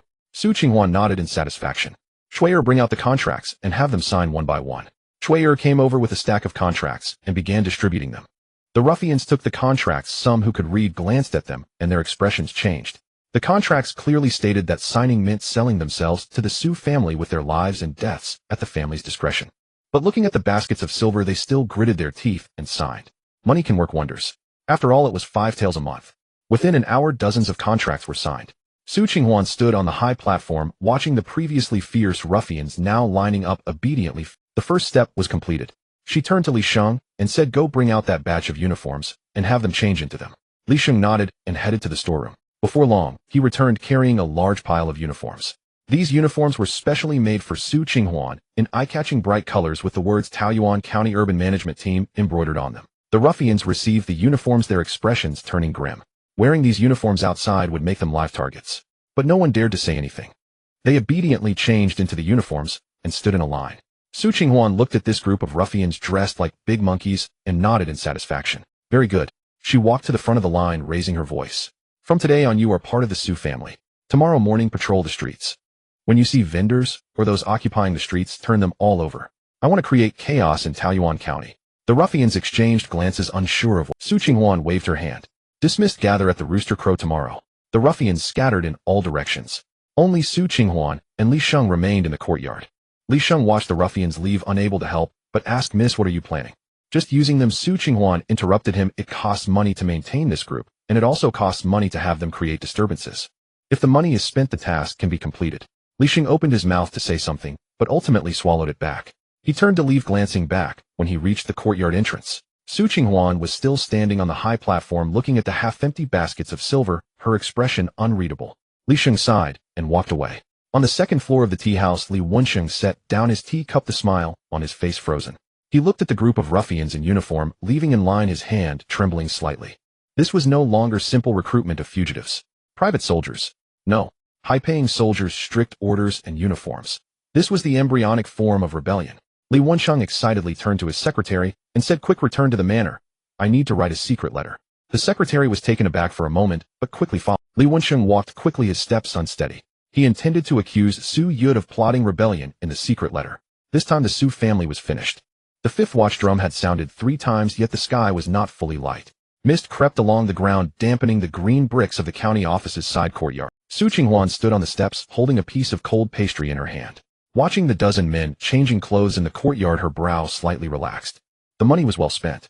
This batch of cloth was a second-grade tribute silk from Jiangnan. Thick, crisp, yet not so precious that one would hesitate to wear it. The dyeing workshop had followed her instructions, soaking it all in the deepest ink black. The faded blue-black worn by the county office was absolutely unacceptable. It had to be a black that unsettled, a black that made one's heart sink at a single glance. Lu Ermatzi was wrestling with his belt. Accustomed to wearing open-front short jackets, he usually tied his trousers with a grass rope. Now the wide cowhide belt in his hand was stiff and rough, the silver buckle cold to the touch. Holding his breath, he sucked in the fat around his belly and fastened it with a sharp click. Nearby, a few wiry hoodlums were also donning their clothes. The sleeves were tightened with wrist guards bound for ease of action. Their feet were thrust into high-top boots, the soles layered with 1,000-layer cloth, making their steps silent, yet painful when they stepped on someone. On the chest, 2 characters were embroidered in silver thread, their strokes crude and ferocious. City management, Lu Ermatzi muttered, touching the 2 characters. His fingers trembled slightly. He was illiterate, but those 2 words looked menacing. Once the skin was on the ruffians, slovenly air was reined in. Before they stood without posture, sat without form. Now the stiff fabric forced them to straighten their backs, or else it would choke them. Su Qinghuan tossed the pastry back onto the plate and brushed the crumbs from her hands. This was exactly the effect she wanted. As for whether these people could truly maintain public order, in Su Qinghuan's eyes they absolutely could not. What they needed to do was just to intimidate. With these clothes on, even if they did nothing wrong, just standing still, the common folk would go out of their way to avoid them. This was the proper style for a villain, the aura befitting a treacherous minister's lackeys. All dressed, Su Qinghuan spoke, her voice carrying far in the empty courtyard. The rustling sounds ceased. Dozens of eyes turned to her. No one spoke. The black skin seemed to have sealed their mouths as well. Su Qinghuan stepped down from the platform and walked straight to Lu Ermatzi. Remember your current identity. She took a step back, sweeping her gaze over the group. You are not street thugs. You are the face of the Su family. You took my money, you wear my clothes, so you must show the ruthlessness of street bullies. Don't let me see anyone cowering and shaming us. Lu Ermatzi puffed out his chest even more. 5 taels of silver a month. He had never seen so much money in his life. Now the money was in his pocket, and these clothes were on his body. He felt he was no longer a spurned rascal, he was a person of importance. Miss, rest assured. Lu Ermatzi bellowed, his voice so loud it startled the sleeping birds in the trees flapping their wings. Brothers, understand. Take the money, eliminate the trouble. Whoever causes trouble for the young lady, well, make sure they have no way out. The dozens of black-clad men behind him roared in unison. The sound was uniform, carrying the brute force of a recent meal. Su Qinghuan was extremely satisfied. This spirit, this energy was wicked enough. Li Sheng shrank behind the corridor pillar, watching the spectacle. His legs trembled. This wasn't hiring workers, this was raising a private army. Those black clothes were chilling to behold. If the higher-ups found out, even 10 heads wouldn't be enough for Lord Su. But he dared not dissuade. Everyone had seen the young lad's frenzy these past few days. Whoever tried to advise would only invite trouble. Su Qinghuan turned around, her back to the crowd, watching the gradually brightening sky. Today's task is simple. She raised one finger. Pick a fight. The courtyard fell silent. What? Don't understand. Su Qinghuan tilted her head, her eyes sweeping over them. Just make the people in this county miserable. If you see a stall blocking the road, overturn it. If you see something placed haphazardly, find them. Don't reason with them. You are there to establish authority, not to argue. She didn't need these people to actually manage the city. She needed chaos, resentment, the common people cursing the Su family's ancestors. Only then would the progress bar of that 100 billion mission move and the ending of Exile be secured. Miss, Lu Ermatzi hesitated. Overturning stalls is something we're familiar with. But this fine. How much should we fine? Depends on my mood, Su Qinghuan improvised. If someone looks displeasing, fine them more. If they're dirt poor, fine them less. The key is to make them afraid, to make them know who calls the shots in Taoyuan County. Understood. Lu Ermatzi clasped his fist, the scar on his face twitching, making him look especially sinister. He turned and waved at his brothers behind him. Did you hear that? The young lady said we're to set the rules. Bring out all that ferocity you usually have. If anyone's soft-hearted, don't blame me, Lu Er, for turning ruthless. Yes. Dozens of men turned in unison, their boots hitting the ground with a dull rumble. Su Qinghuan watched them walk out of the courtyard. The blackbacks merged into a single mass, like a moving wall, a sense of oppression crashing over her. Even she, the instigator, felt a tremor in her heart. This time it was steady. As long as these people went on the streets and caused a stir, the commoners would explode. Then public resentment would boil, memorials would fly like snowflakes into the capital, and her reputation as a wicked woman would be sealed. Su Qinghuan's lips almost curled upward, but she forced them down. She couldn't smile as she had to maintain an air of aloofness. Li Sheng crept out from behind the pillar, his face as bitter as if he had swallowed coptis. Miss, can this really work? What if someone dies? It won't happen, Su Qinghuan cut him off. These men are ruffians, but they also fear death. They know their limits. Besides, even if something does happen, the Su family will bear the responsibility. Li Sheng didn't dare say that what he feared was the Su family not being able to bear it, dragging down a nobody like him. At this moment, the main street of Taoyuan County had already awakened. Breakfast stalls were set up, steaming with heat. Old farmers with vegetable baskets crouched in a row by the roadside, dew still on the leaves. The butcher's block thundered as meat was chopped, strips of meat hanging on iron hooks swaying. The bustling atmosphere of the marketplace, chaotic yet lively. But this liveliness didn't last long. The street corner suddenly fell silent. Footsteps, heavy, orderly, each step landing on people's hearts. The bargaining ant fell silent. The butcher stopped his knife. The crouching old farmer raised his head, his murky eyes reflecting a patch of black. They were here. Lu Ermatzi walked at the front. He carried no stick, his hands were empty, but the fingerless leather gloves on them looked more terrifying than a club. He didn't glance sideways, his gaze was straight ahead, chin held high. Behind him followed 2 rows of black-clad men, each with a stern, expressionless face. The black clothes under the morning sunlight did not reflect light, absorbing heat and radiating cold. No one spoke, no one shouted. That was the most frightening part. Before, when these ruffians took to the streets, they would make a racket, wanting everyone in the city to know they were coming. The people feared them then, but it was the fear of hooligans. Now they were silent, and the people were even more afraid. Because they didn't seem like ruffians, they seemed like ghostly messengers coming to claim souls, or assassins about to bloodbath the street. The crowd automatically parted to both sides. A street originally so narrow that only one cart could pass now had a 2-zhong wide path cleared.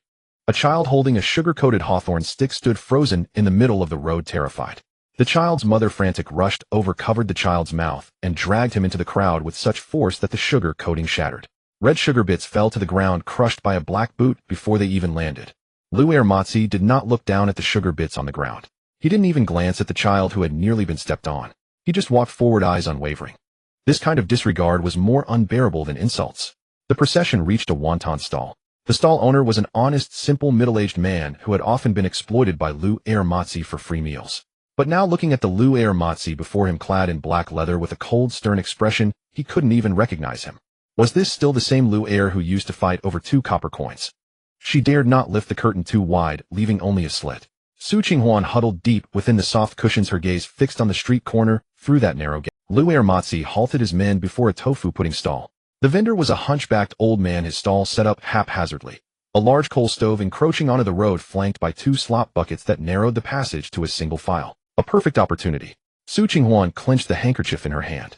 This was precisely the kind of scene she had been seeking. If the stove were kicked over, the pudding spilled across the ground, and those buckets knocked down, chaos would reign on this street instantly. The townsfolk would scream, the old man would wail, and anger would spread through the crowd. Do it now? Matsi did not disappoint. His club arced high through the air with a whistling sound. The club head slammed onto the vendor's cutting board. Thud! Bowls and dishes on the board jumped and clattered back down. The old man flinched, his ladle dropping into the pot, splashing a few drops of hot broth. His legs gave way, and he began to sink to his knees.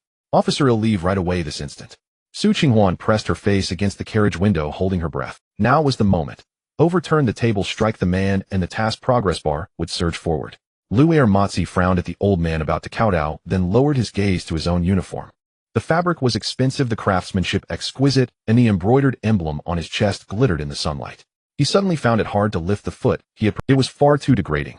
Before, he had been a thug willing to brawl for a few copper coins. Overturning stalls was second nature. But now things were different. He was a member of the Su family, drawing a handsome salary, wearing these fine clothes. If he resorted to rolling in the dirt, he would only tarnish his own reputation. A sense of professional pride stirred within Matsi, making him eye the chaotic stall with growing displeasure. Dirty, messy, unruly. His face dark, he ignored the old man's pleas and grabbed the corner of the square table. The old man closed his eyes, bracing for the loud crash. Qinghuan was stunned inside the carriage. Matsi took a deep breath and with one hand lifted the entire cluttered stall, pots, pans, and all, steadily into the air. He did not overturn it. He did not smash it. Instead, he stepped back slightly, planted his boots firmly on the ground, and with a burst of arm strength, heaved the stall backward with a solid thud. Thud! The 4 table legs landed precisely on the inner edge of the curbstone, not a hair's breadth off, and not a single drop of soup spilled from the pot. The encroaching stove now sat obediently back on the step. Qinghuan was dumbfounded. The old man opened his eyes, equally stunned. Matsi wiped his hands on his trousers with a look of disgust, then pulled a piece of limestone from his pocket. He crouched down, and with force drew a straight white line along the curbstone in front of the stall. The line was impeccably straight. Blind. Matsi stood up, tossing the stone into the air, and catching it, his tone menacing. Can't you see this road is for people? Nothing beyond the line.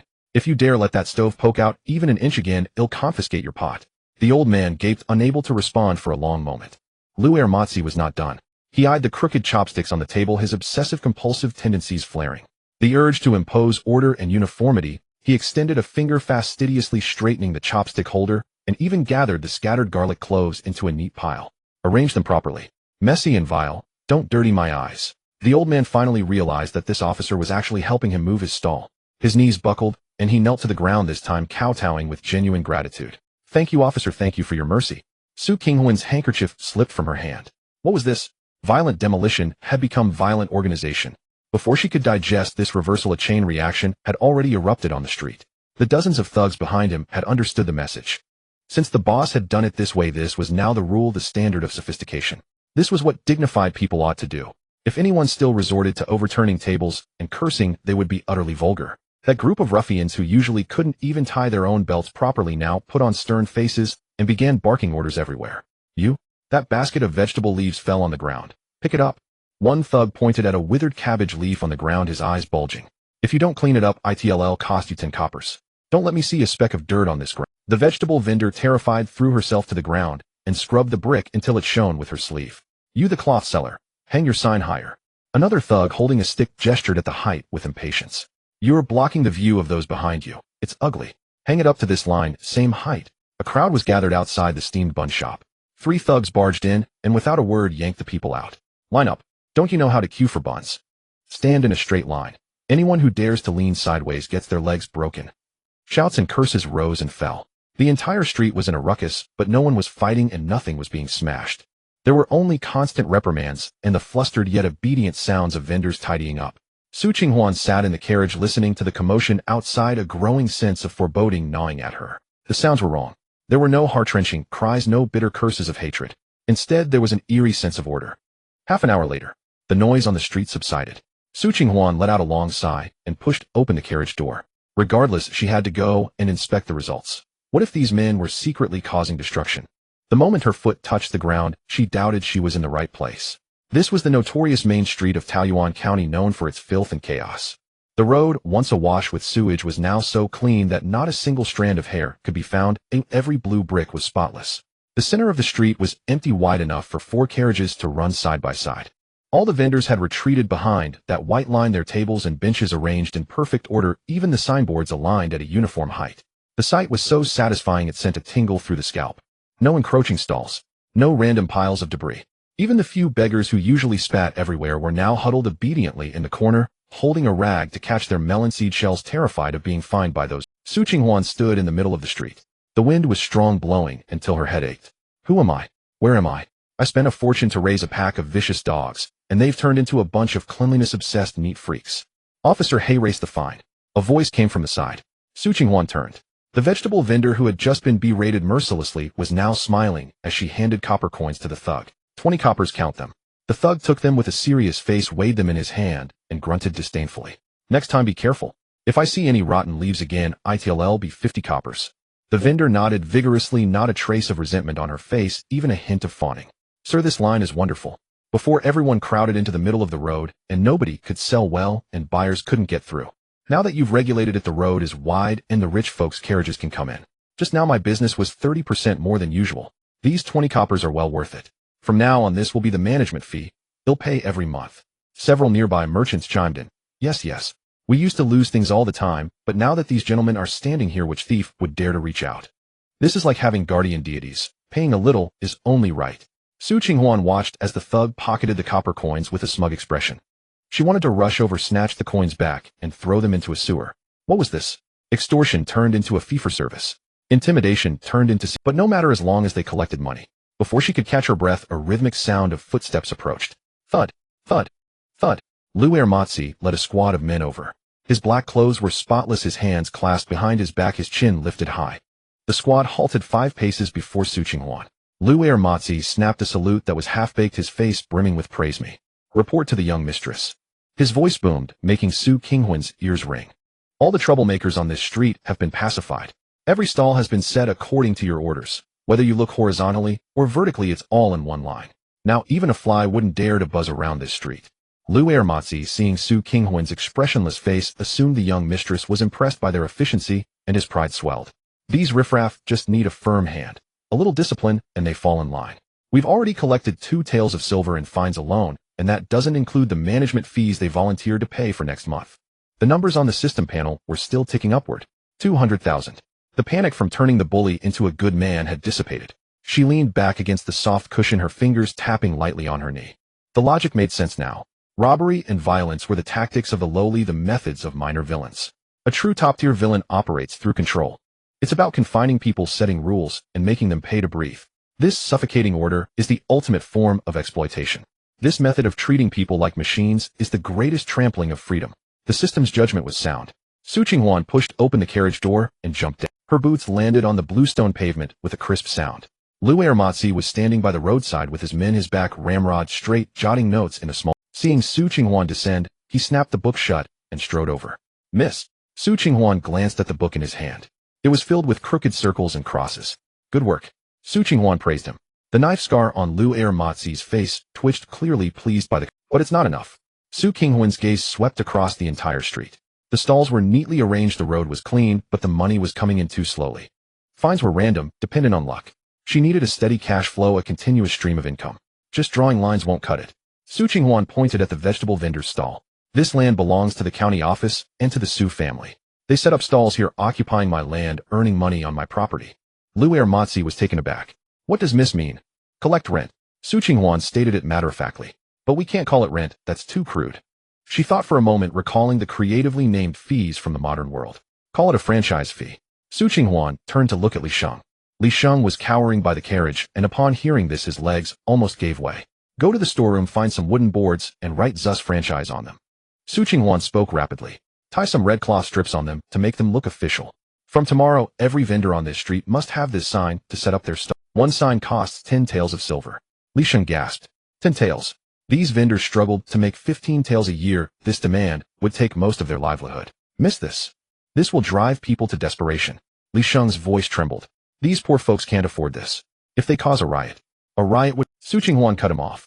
A riot was exactly what she wanted. If all the townsfolk stormed the county office with pitchforks and poles, she'd be one step closer to Exile and Lingnan. Furthermore, Su Qinghuan ignored Li Sheng's grimace and continued to pile on. Buying the sign isn't enough, they also need to pay a sanitation management fee. She pointed at the suspiciously clean ground. Our men sweep their floors and set up their stalls. That's hard work, it can't be done for free. Each stall pays an additional 1 tael per month. Anyone who doesn't pay gets kicked out. Throw them stalls and all out of the city. Finished speaking, Su Qinghuan looked at Lu Matsi. Got it. Lu Matsi's eyes lit up. Before, collecting protection money was unpredictable, and he had to read people's moods. Now this was sanctioned collection with a legitimate name and rules. This was an official duty. Yes. Lu Matsi bellowed. Anyone who dares not pay, you'll show them which way the gates of Taoyuan County swing. Su Qinghuan was satisfied. That ferocity was right. Go handle it. Su Qinghuan waved her hand. Now, I want to see the cash.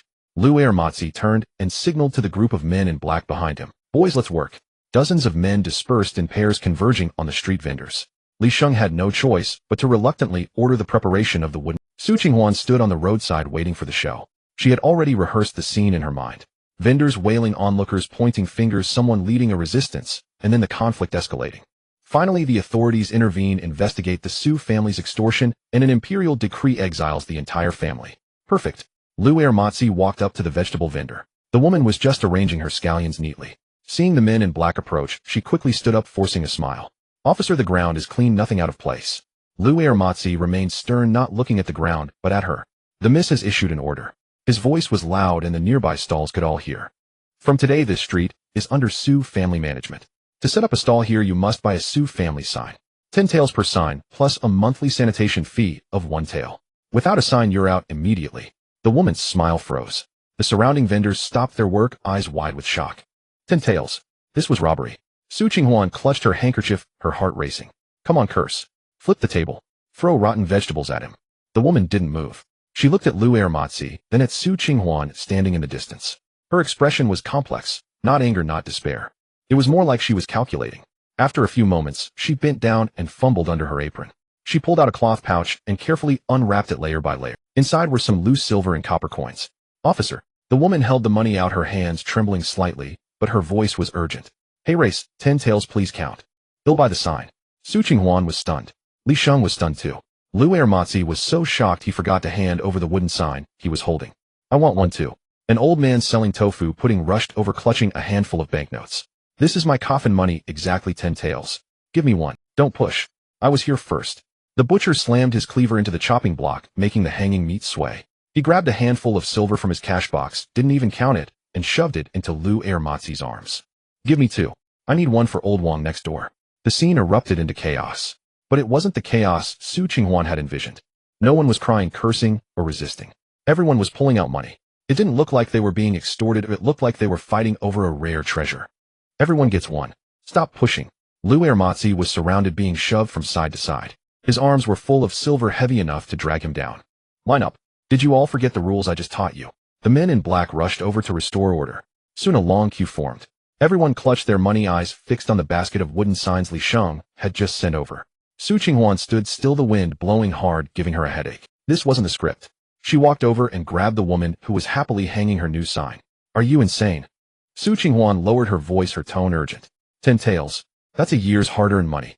You just gave it away. The woman straightened the sign and wiped the dust off it with her sleeve. Miss, what are you saying? The woman looked at Su Qinghuan, her eyes full of gratitude.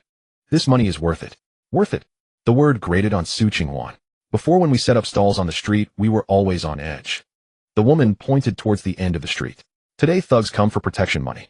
Tomorrow yamen runners come for a street occupancy fee. The day after some gang comes to smash the place. By the end of the year we'd lose 7 or 8 tails just in bribes and still get bullied and beaten. The woman patted the wooden sign. Now with this sign we're an officially recognized Sioux family stall. Once this 10 taels is paid this becomes a legitimate business. Who would dare bully us now? Who would dare collect from us? The woman pointed at Lu Er Motzi standing nearby. With those officers standing there they're like, door guy. I'd pay 15 taels not just 10.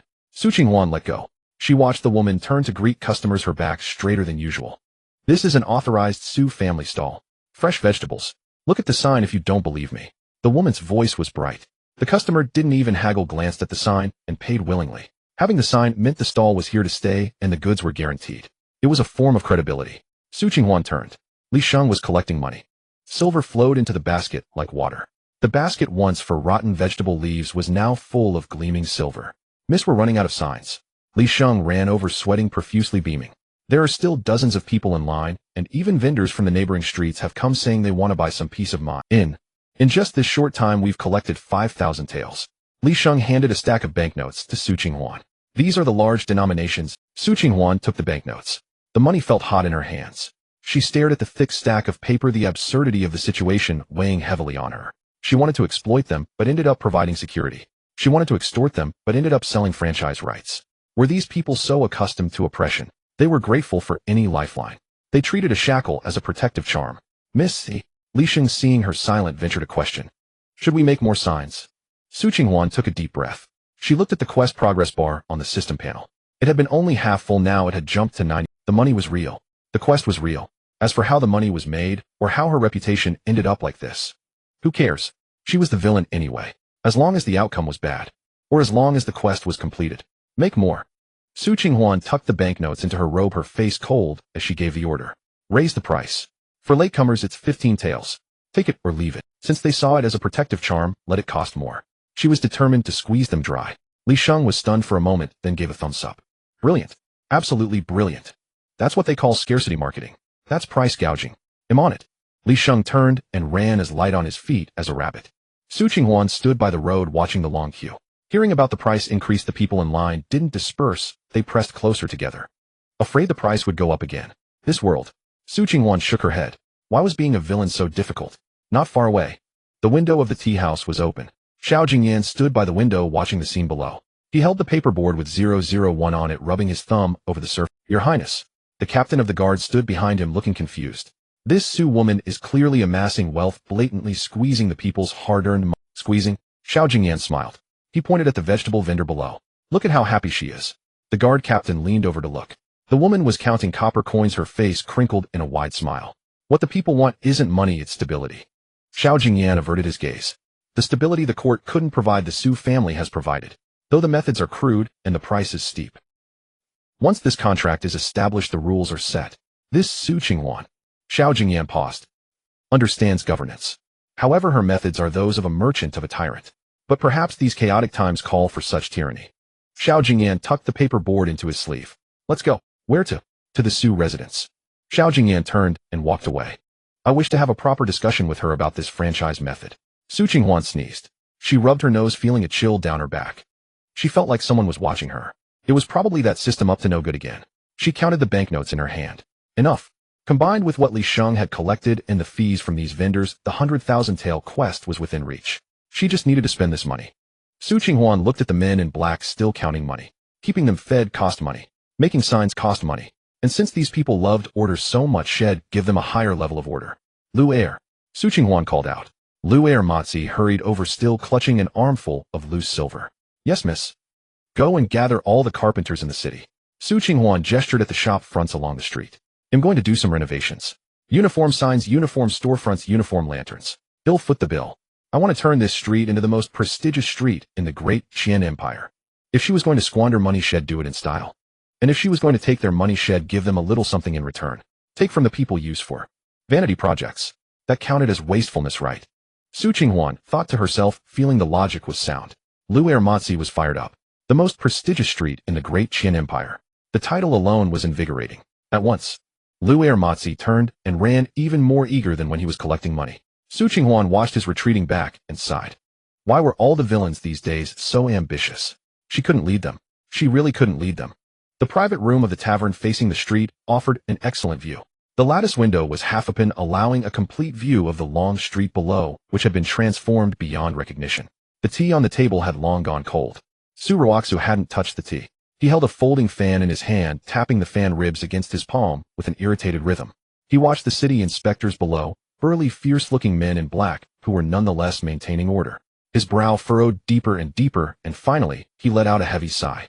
"Your Highness, this is misrule." Suruaksu turned to look at the young man sitting across from him. Using thugs to govern the people is like drinking poison to quench thirst. This Miss Us move seems to establish order, but it is in fact extortion. The franchise fees, the sanitation fees. The list is endless. It's plainly competing with the people for profit. A vendor in Taoyuan County earns a paltry 3 to 5 taels a year. She takes a layer of skin off with every demand. If this continues, civil unrest is inevitable. Xiao Jingyan sat by the window, toying with the rough cardboard sign that read 001. He didn't rush to refute. Instead, he merely tilted his head, gesturing for Suruaksu to look downstairs. "Sir, look there. Whose carriage is that?" Suruaksu followed his gaze. A carriage with a lantern bearing the character Zhao was passing smoothly through the center of the street. Its wheels rolled over the bluestone slabs with barely a jolt. That was the carriage of Squire Zhao from the east of town. He was most particular and had never before used this filthy main street, preferring to take a half-hour detour through the Squire Zhao's carriage. Suruaksu was taken aback. Before, this road was impassable. Filthy water flowing everywhere, beggars blocking the way. Xiao Jingyan placed the cardboard sign on the table, tapping the surface with his fingertip. Now the road is wide, the ground is clean, and the carriages of the wealthy can come. A commotion rose from below, not a quarrel, but the clamor of successful trade. Xiao Jingyan continued. When carriages can enter, the rich can set foot. When the rich set foot, the vendors can sell their goods at higher prices. The monthly management fee of 301 is paid out, and in return, they get double the foot traffic. 301. Suruaksu frowned. It's not an exorbitant sum, but it's not small either. Equal to half a month's provisions for an ordinary farming family. That is precisely her brilliance. Xiao Jingyan's voice was steady, carrying an undeniable force. 301 is set precisely at the limit vendors can bear, while still making them feel the pinch enough to work harder. Qinghuan used thunderous tactics to break the old, lax, and inefficient ways, establishing a highly efficient system of commerce. He paused, his eyes gleaming slightly. Fighting evil with evil, abolishing punishment with punishment, and calculating every last copper coin of the common folk with precision. This Miss Su understands the essence of legalism, and she understands human nature. Suddenly the sound of gongs rang out from below. Clang, clang, clang. 3 crisp strikes pulled the attention of the entire street. Qinghuan stood on a raised platform at the street corner, holding a crude megaphone made of rolled tin. She didn't want to appeal to these vendors' sense of sentiment. She only wanted money, and as much of it as possible. The previous round of franchise signs had sold well, but that was just the entry ticket. The real prize was still to come. After all, a villain should be hated. Qinghuan cleared her throat, her voice slightly distorted through the tin megaphone. "Listen up, all of you." The street fell silent, hundreds of eyes fixed on her. "The signs you got earlier only allow you to set up your stalls. Now let's talk about where your stalls will be." Qinghuan pointed at the ground beneath her feet, then gestured toward the obscure corner at the far end of the street. "Some spots on this street are good, some are bad. The street entrance has the most foot traffic. That's prime real estate. The far end gets almost no one. That's the middle of... Why should everyone pay the same fee, but some get the good spots while others are left to eat dust?" A stir ran through the vendors below. So this young lady has decided to change the rules. A corner of Su Qinghuan's mouth curled up in what she thought was a most malicious smile. "Zoning and bidding. This street is divided into 3 zones. Zone A is the prime spot right at the entrance, where it's most visible, reserved for the big players. Zone B is in the middle. Zone C is at the far end. The starting bid for a Zone A stall is 10 taels of silver. Highest bidder wins. Those without money can go to Zone C. 10 taels. A collective gasp rippled through the crowd. For the tofu sellers and shoe repairmen, 10 taels was 7 or 8 years of savings. An astronomical figure they wouldn't dare dream of. This was blatant favoritism for the rich and contempt for the poor. This was dividing the vendors into distinct classes. Qinghuan braced herself for the wave of... But after a brief silence, the eyes of the wealthy merchants in silk robes with protruding bellies lit up like starving wolves. 10 taels. It wouldn't be enough to buy a shop, but to rent such a prime stall. If the foot traffic could be maintained, they'd recoup their investment in 2 months. 10 taels. They'll take spot A1. Zhao Si was the first to jump out, waving his banknotes, face red and neck bulging. He was in the grain business. Though usually stingy, he was sharper than anyone at calculating profits. At that street corner spot, once his sign was hung, every wealthy household in the city would see it coming and going. That wasn't 10 taels. That was a river of gold. Besides, Taoyuan County had a population of 80,000 and sat at the junction of several major transport routes. It was the true transportation hub of Youde Prefecture. I bid 12 taels. Old Wang the silk merchant refused to be outdone. He shoved through the crowd and rushed to the front of the platform. I sell silk from Suzhou and Hangzhou. Who would see it if I'm stuck at the end of the street? This spot has to be mine. 15 taels. Don't any of you dare fight me for this. 20 taels. The scene spiraled out of control. The wealthy vendors, their eyes bloodshot, fought desperately over the prime stalls. What seemed like an astronomical sum to ordinary folk was in the eyes of these merchants earning hundreds of taels a year a strategic high ground that had to be seized. The smaller vendors weren't idle either. Though they couldn't afford Zone A, they still had to fight for Zone B. The starting bid for Zone B was only a few hundred won, but it was still, Brother Liu, let's pool our money for that Zone B spot. 1,000 won. We'll each take half a day. Deal? Let's do it. Standing on the platform, Su Qinghuan watched the scene unfold, a little dumbfounded. Wasn't this supposed to sow discord? Wasn't this supposed to create conflict? How had these people in their eagerness to hand her money learned to crowdfund and timeshare? In less than half an hour it was all settled. The price for spot A1 finally settled at 32 taels won by Zhao Si. He was trembling with heartache, but seeing the envious looks from his fellow merchants, he felt he'd gotten a bargain. The entire street had been transformed. At the entrance were high-end shops selling jewelry, silk, and antiques, their stalls decorated in lavish style. The middle section was for grain, oil, and daily necessities, bustling with the most activity. The far end was for snacks and miscellaneous goods. The tiers were clear, and everyone got what they needed. Su Qinghuan clutched a thick stack of banknotes from the bidding plus the earlier loose silver, totaling roughly 4,000 to 5,000 taels. Though it wasn't as much as Shed imagined in a poor and remote place like Taoyuan County, this was a fortune large enough to make the county magistrate faint. Ding. The system notification in her head rang out like a death knell. Detected group emotion, fervor, and reverence. Detected deep shock and approval from high-status individuals. Mission settlement in progress. The host has leveraged franchise rights and property bidding to unlock the previously stagnant commercial capital of Taoyuan. Although the cash flow is only slightly over 5,000 taels, the system has determined that this move has activated the county's commercial potential, creating potential commercial value and brand premium exceeding 100,000 taels. Congratulations, host. Achievement profit above all unlocked. Mission overfulfilled. Retirement bonus 5,000 yuan awarded. Looking at the skyrocketing retirement balance on the system panel, the grief of wanting to be exiled was diluted by an extremely vulgar sense of joy. Oh well, even if her reputation wasn't ruined, this brand premium sounded quite impressive. Counting her money, she wanted to cry and laugh at the same time. But to outsiders it looked like the arrogance of a schemer had gotten away with it. Up in the tavern, Xiao Jingyan rose to his feet, having watched the bidding from start to finish. The light in his eyes grew brighter and brighter, eventually tinged with a hint of respect. Sir. Xiao Jingyan turned to the still-stunned Su Ruoxu. His tone was as solemn as if he were reading an imperial edict. This woman is a great talent. If we only see her as a mere merchant or the daughter of a corrupt official, then it is our eyes that are at fault. This bidding move of hers appears to be mere money grubbing, but in reality, she is using silver to screen the merchants and using zoning to segment the customer. Xiao Jingyan walked to the door, hand on the frame, and glanced back at the girl in red, who was still counting her money. The Great Qian treasury is empty. The court only knows how to raise taxes, not how to generate wealth. Su Qinghuan's method might just be the key to breaking the deadlock for Great Qian. This is no prodigal daughter. This is a pillar of the state. The sun was sinking westward, yet the heat radiating from the street still lingered. Su Qinghuan sat in the high-backed chair on the platform, clutching a silver note. The rough edge of the paper pressed hot against her fingertips. Too much money. For anyone else this would be a blessing, for her it was a death warrant. The vendors weren't cursing her now, instead they looked at her as if she were a god of wealth. A chill ran down her spine. She had to spend it. She had to turn this money into worthless extravagance that would make the common folk seethe with envy and ache with resentment. Li Sheng. Su Qinghuan snapped, slapping the silver note onto the corner of the table with considerable force. Li Sheng, who was hunched over the ledger counting coins, looked up hastily at the sound. His wrinkled face broke into a fawning smile. Young mistress, your orders? Shall I have the money transported back to the estate for storage? They'll call them in right away. Storage? Su Qinghuan didn't even lift her eyelids. This money is dirty. It disgusts me to keep it. She pointed at the bluestone road beneath her feet. Find some craftsmen. Tear up this road for me. Li Sheng nearly dropped his brush. Tear it up?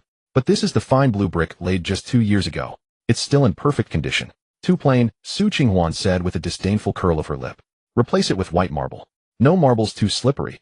People might fall and break their necks. Use the golden bricks from Suzhou, the kind they pave the imperial palace with, that ring with a metallic clang when struck. I want this street to be so grand that even a beggar must remove his shoes before stepping foot on it. Li Sheng sucked in a sharp breath. Golden bricks. Each one cost a tael of gold. Paving this entire street would devour the 100,000 taels, and those lanterns. Su Qinghuan gestured at the shabby old lanterns lining the street. Though they were uniform in height, they looked pitifully cheap. Take them all down. Replace them with Suzhou embroidery double-sided. And the candles inside can't be ordinary tallow. Use mermaid oil candles infused with incense. I want this street so bright at night that no one can keep their eyes open. This was decadence. This was extravagance.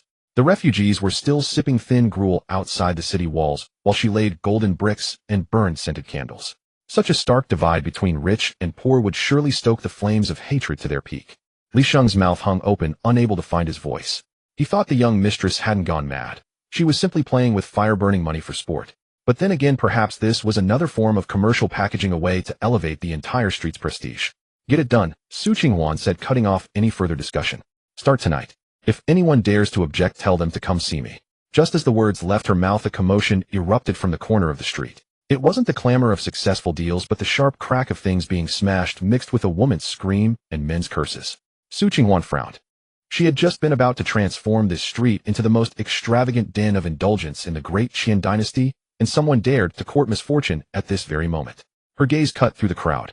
At the far end of the street, in the corner where the vegetable vendor had her stall, the woman who had been the first to pay 15 taels for a license plate. Su Qinghuan remembered her vividly. She was her very first cash cow. Now that stall was overturned.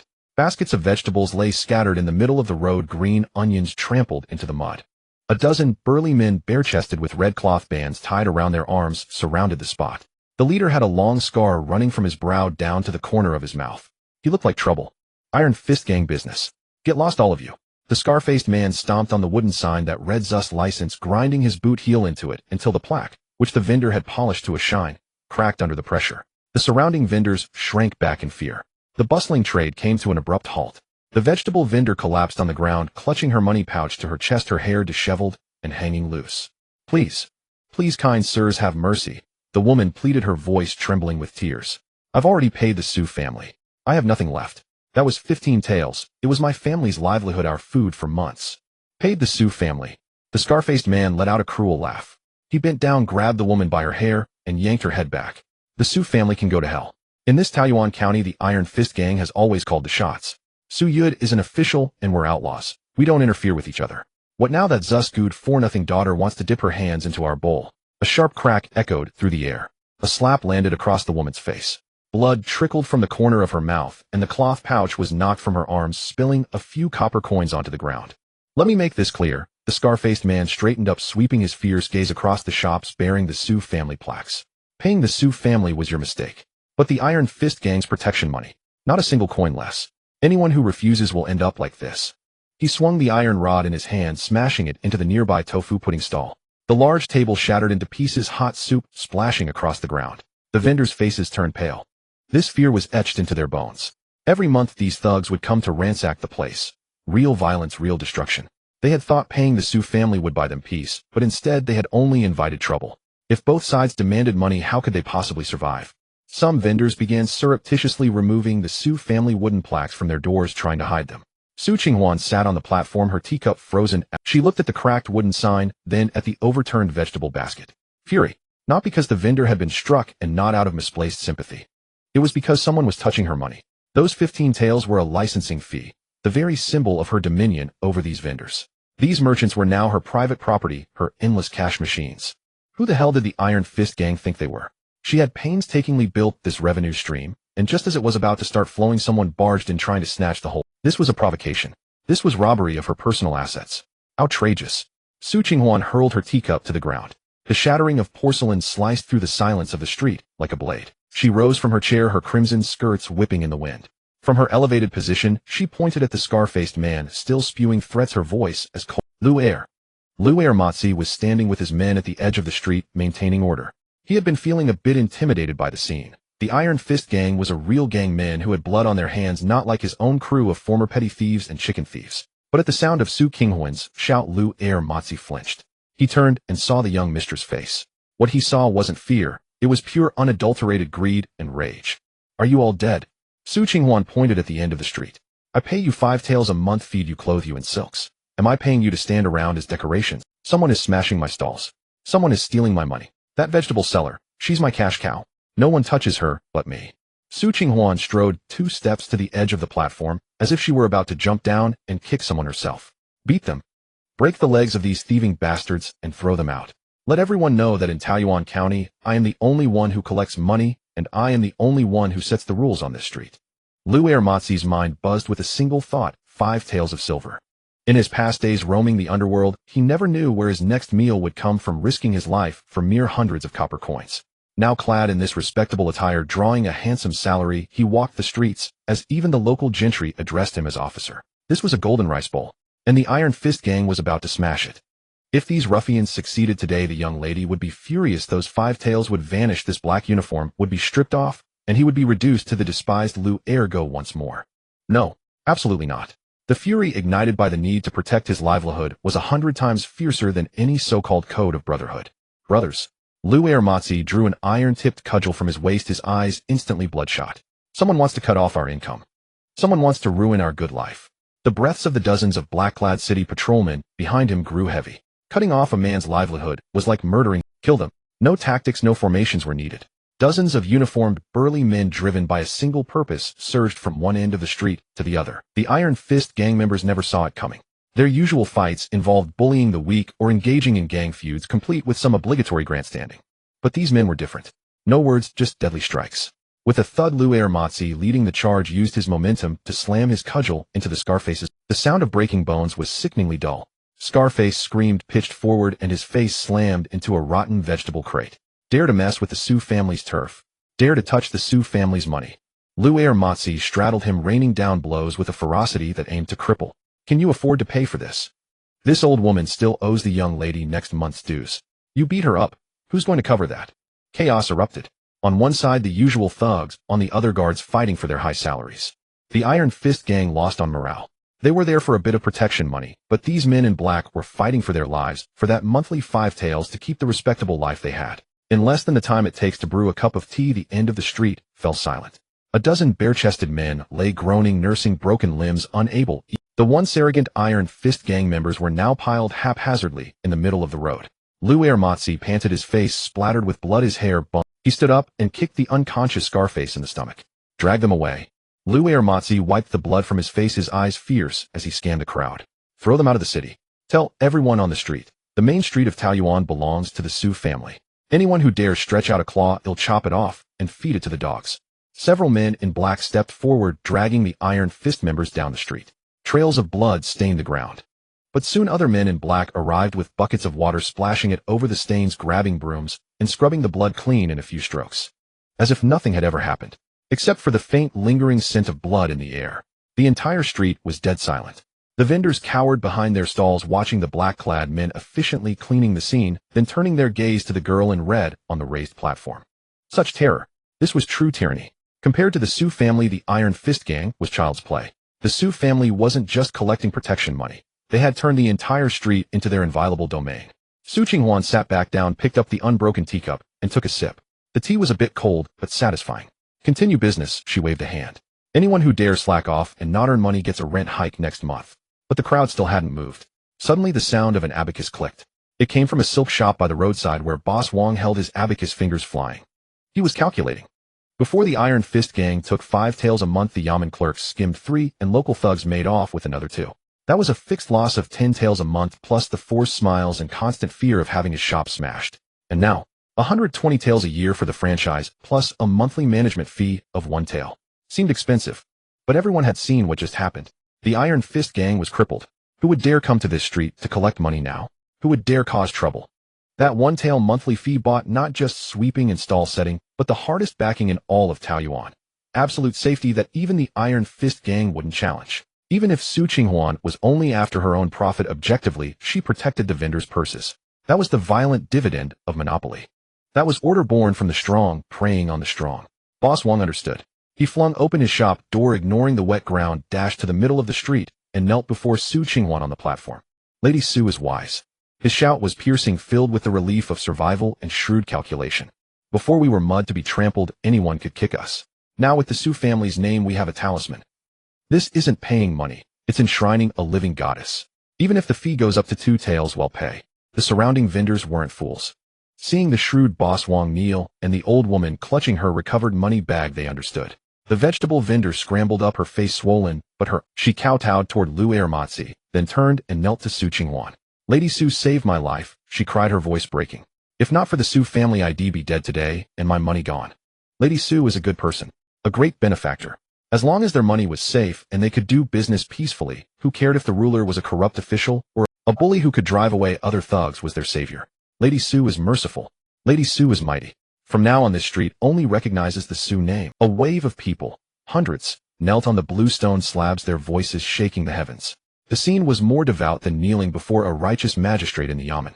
The teacup Su Qinghuan had just raised slipped from her hand and shattered on the ground. She stared at the kneeling crowd, hearing those grating words, wise, merciful, great benefactor. A string snapped in her mind. Ding. Detected extreme collective gratitude and dependency.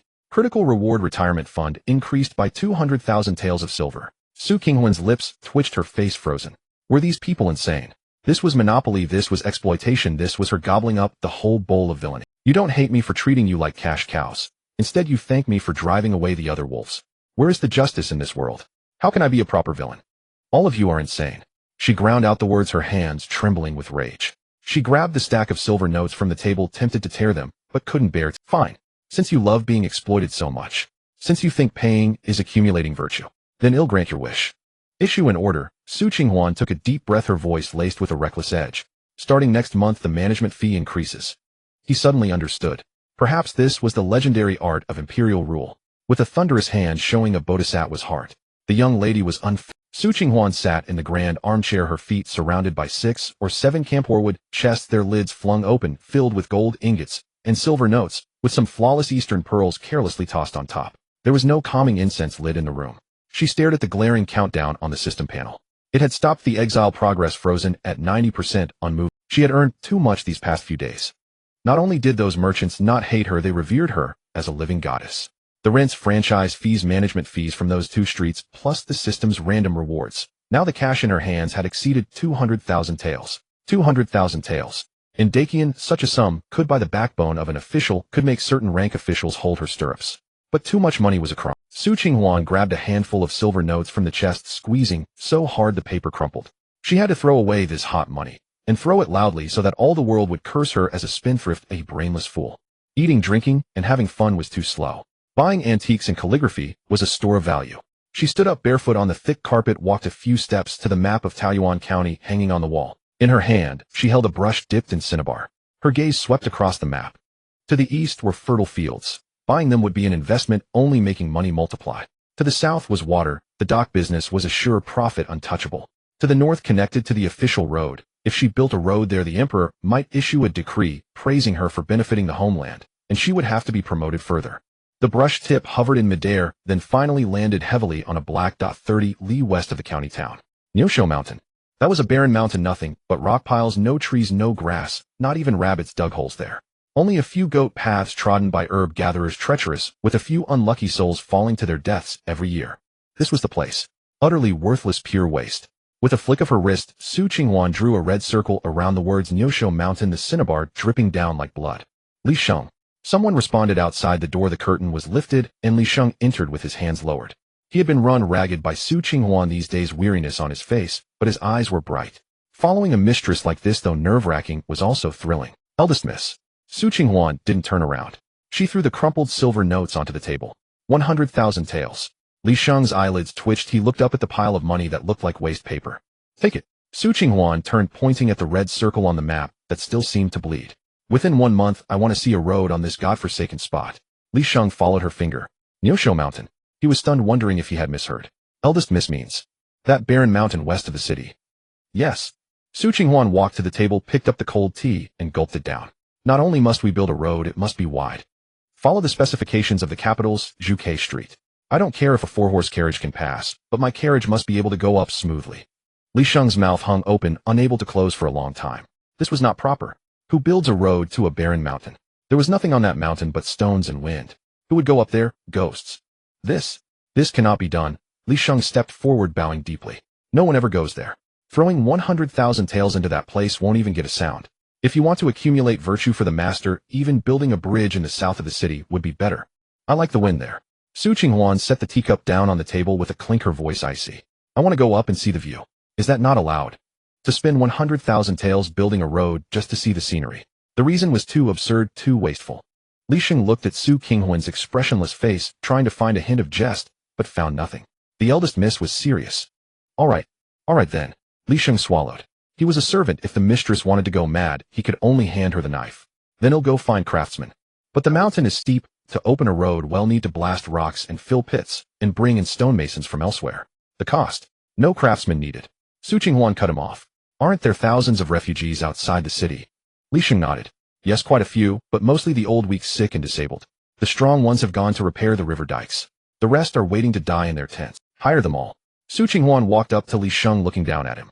Whether old or young, as long as they can still breathe and can move a stone, drag them all to Youde. Li Sheng's heart skipped a beat. This was conscripting labor. The court imposed corvée when it had to, but the Su family was a merchant house. Forcing these starving people to do hard labor on a barren mountain would invite condemnation. How much pay? Li Sheng asked tentatively. By custom, conscripted labor gets 2 bowls of thin gruel. No money. No money. Su Qinghuan sneered, raising one hand, fingers spread. 101 a day. Li Sheng's legs went weak. He nearly knelt on the ground. 101. Although the eldest miss had driven down the price of rice, 101 was still enough for a family of 5 to eat their fill for 3 days. This was clearly throwing money away. And meals will be provided. Su Qinghuan added more. 3 meals a day. Every meal must have meat, fatty meat.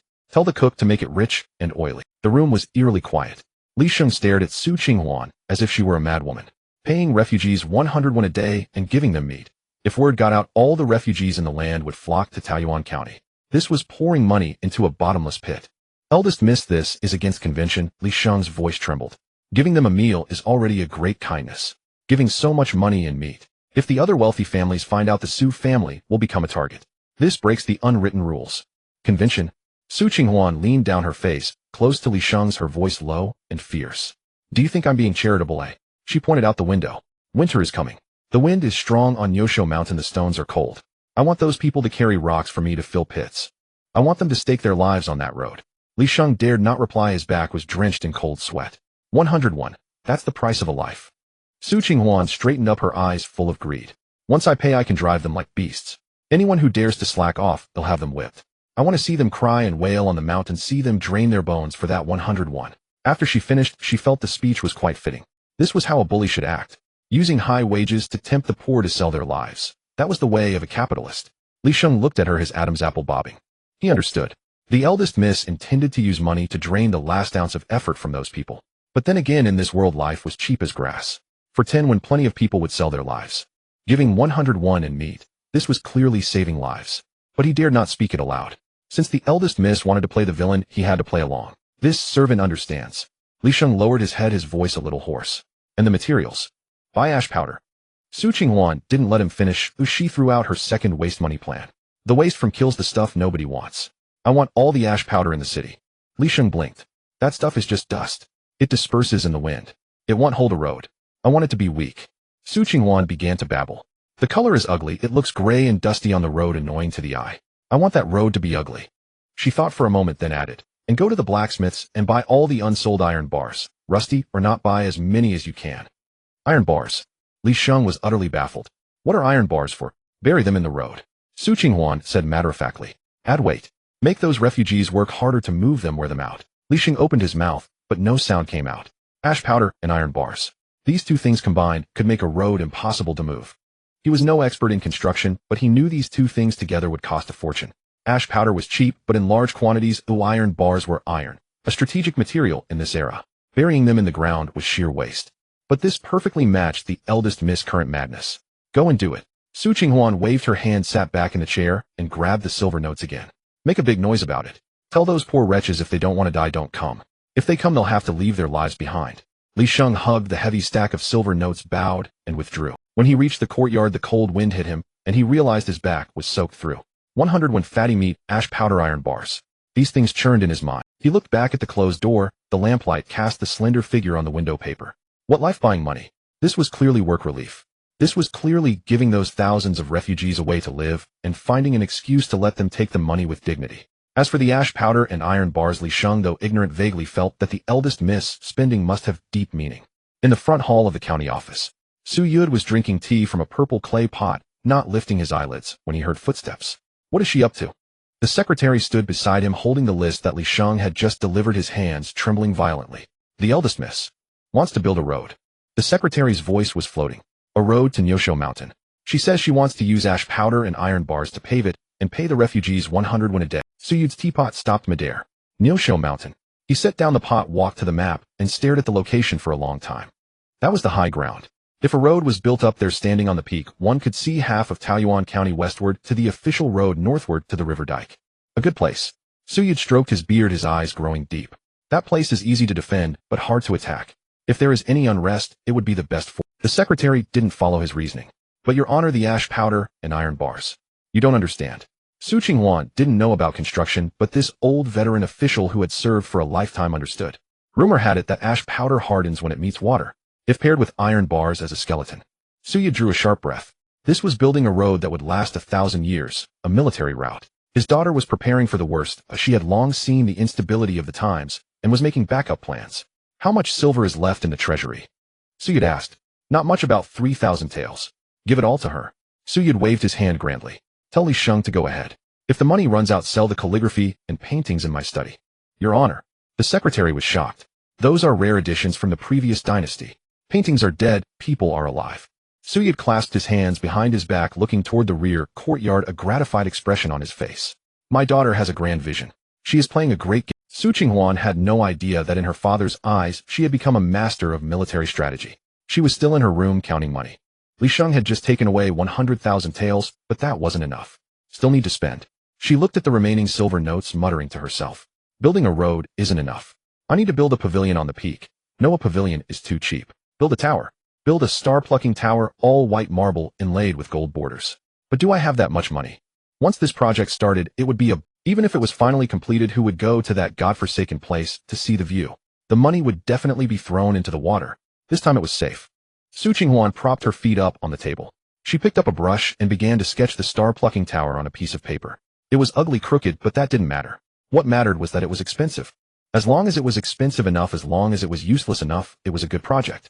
Outside, the wind had risen. Li Sheng was going around the city posting notices. The Su family is hiring. Road construction. 100 won a day. Meat included. Those few words made the entire cold winter night of Taoyuan County boil over.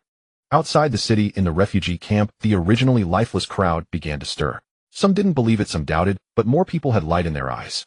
That light was not greed. It was the light of survival.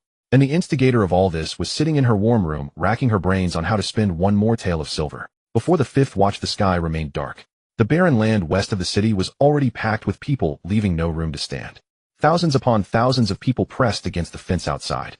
The wooden stakes groaned and creaked under the strain, as if they might snap at any moment. Hundreds of hands reached through the gaps. Bony skin stretched thin over bone, nails caked with black mud, still clawing desperately forward. The wind carried a sour, putrid stench, the reek of thousands of unwashed bodies and festering sores. Qinghuan sat inside the carriage, lifting the curtain just a crack. The sound outside was not human voices, but the howls of starving wolves. Pick me.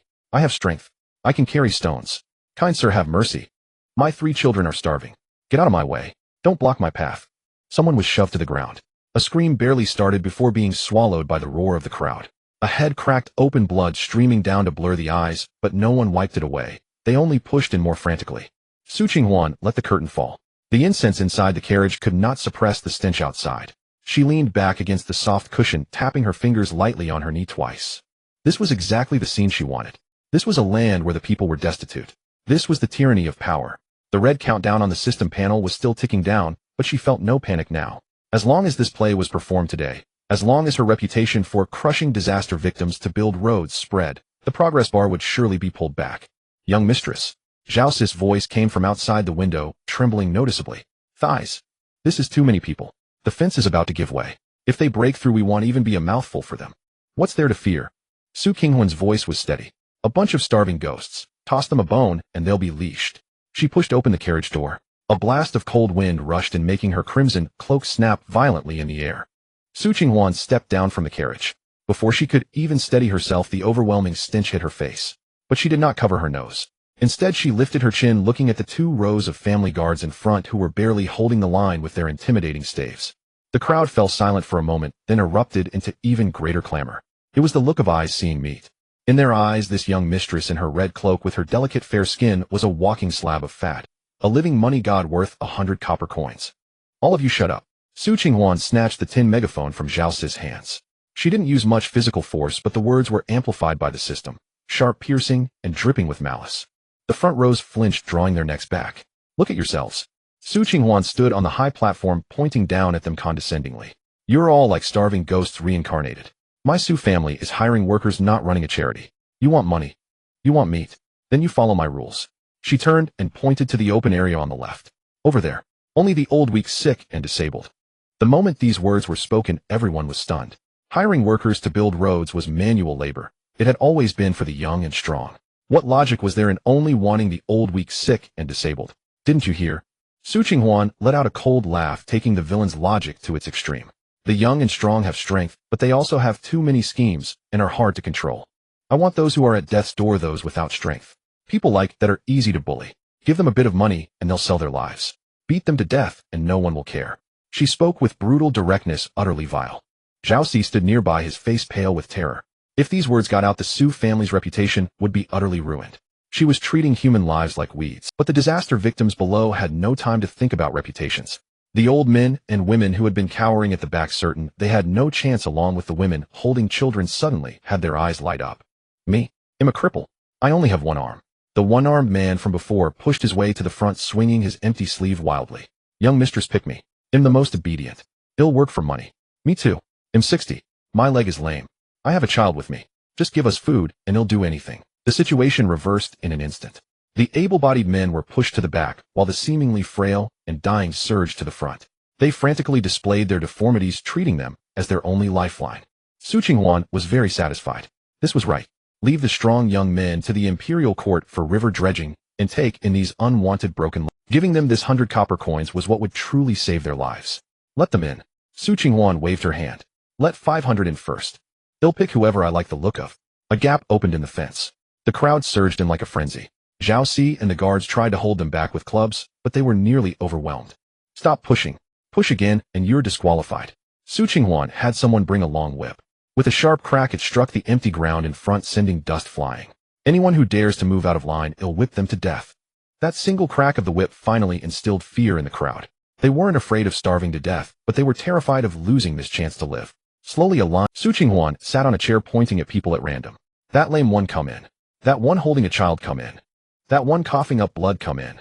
Every person she pointed at looked as if they had passed the imperial examination. They scrambled and crawled into the fence, kneeling before Su Qinghuan to kowtow. Those who weren't chosen wailed outside. The cries were deafening. Young mistress, have mercy. We want to sell our lives too. Someone tried to ram the fence and was beaten back by a guard's club. Blood splattered onto the muddy ground. Watching this scene, the thrill of doing evil in Su Qinghuan's heart faded, replaced by a strange sense of irritation. There was still too little money.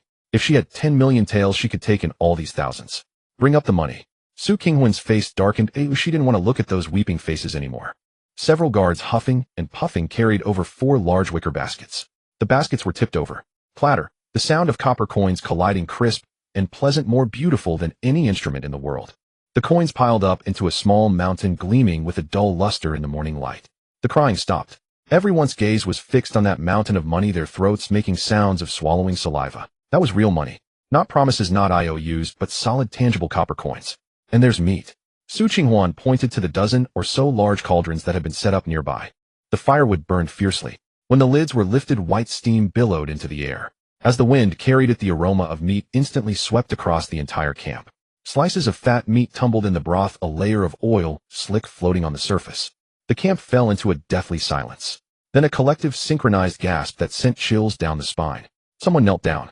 Not to beg for mercy, not to curry favor. It was the instinctive reaction of humans facing a miracle beyond their comprehension.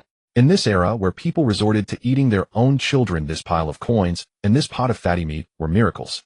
Su Qinghuan stood up and grabbed a handful of copper coins. They jingled in her hand. Today's wages paid in advance. She opened her fingers, letting the coins fall back into the basket. Eat your fill of meat, take your money, and get up to the mountain to carry stones. Anyone who dares to slack off, they'll take the money back. The first to step forward was the one-armed man. With trembling hands, he took the heavy string of 100 copper coins from the accountant. The coins, warm against his skin, felt rough in his palm. He raised them to his mouth and bit down, his teeth aching from the impact. It was real. The man's eyes instantly reddened, tears mixing with the mud on his face as they streamed down. He didn't wipe them away. He turned and ran towards the large cauldron, scooped up a bowl of meat broth, and heedless of the heat, tilted his head back and gulped it down. As the hot soup went down, his life returned. He smashed the bowl on the ground, tucked the string of coins into the deepest part of his clothes, and turned to kowtow heavily 3 times before Su Qinghuan. His forehead struck the muddy ground with a dull thud. The young mistress is a bodhisattva. The man's voice broke as he shouted, "A living bodhisattva." That shout was like opening a floodgate.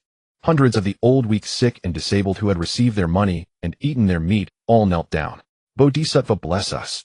The Su family's great kindness and virtue. What had been a hell of starving ghosts fighting over scraps had in an instant transformed into a temple of thousands worshipping. The eyes that had been full of greed, despair, and hatred now shone with piety.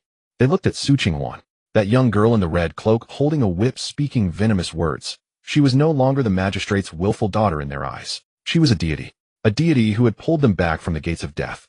Su Qinghuan stood on the high platform, the whip nearly slipping from her hand. She looked at the crowd kneeling before her, listening to the grating cries of Bodhisattva and Great Benefactor. On the system panel, that damn progress bar hadn't budged backward. It had instead shot forward by a huge margin. Ding. Faith level gratitude detected. The people's hearts turn towards you. All hearts unite. Reward 500,000 taels of silver. Su Qinghuan's vision went black and she nearly toppled off the platform. She gripped the back of the chair, her nails digging into the wood. Are these people insane? I said I was going to exploit you. I was going to send you to your deaths. I was treating you like livestock. You don't hate me, you worship me. The wind blew over, carrying the scent of meat and the stench of money. Su Qinghuan looked at the still glittering mountain of coins, then at the disaster victims with their greasy faces and fanatical eyes. She suddenly felt like a joke whose money kept increasing and whose reputation kept improving. When you're done eating. Su Qinghuan gritted out the words from between her teeth, her voice sounding weak. When you're done eating, get the hell to work. Anyone who can't carry stones goes without dinner tonight. Yes, Bodhisattva. Hundreds roared in unison, their voices shaking the heavens. Their momentum was even greater than a regular army's.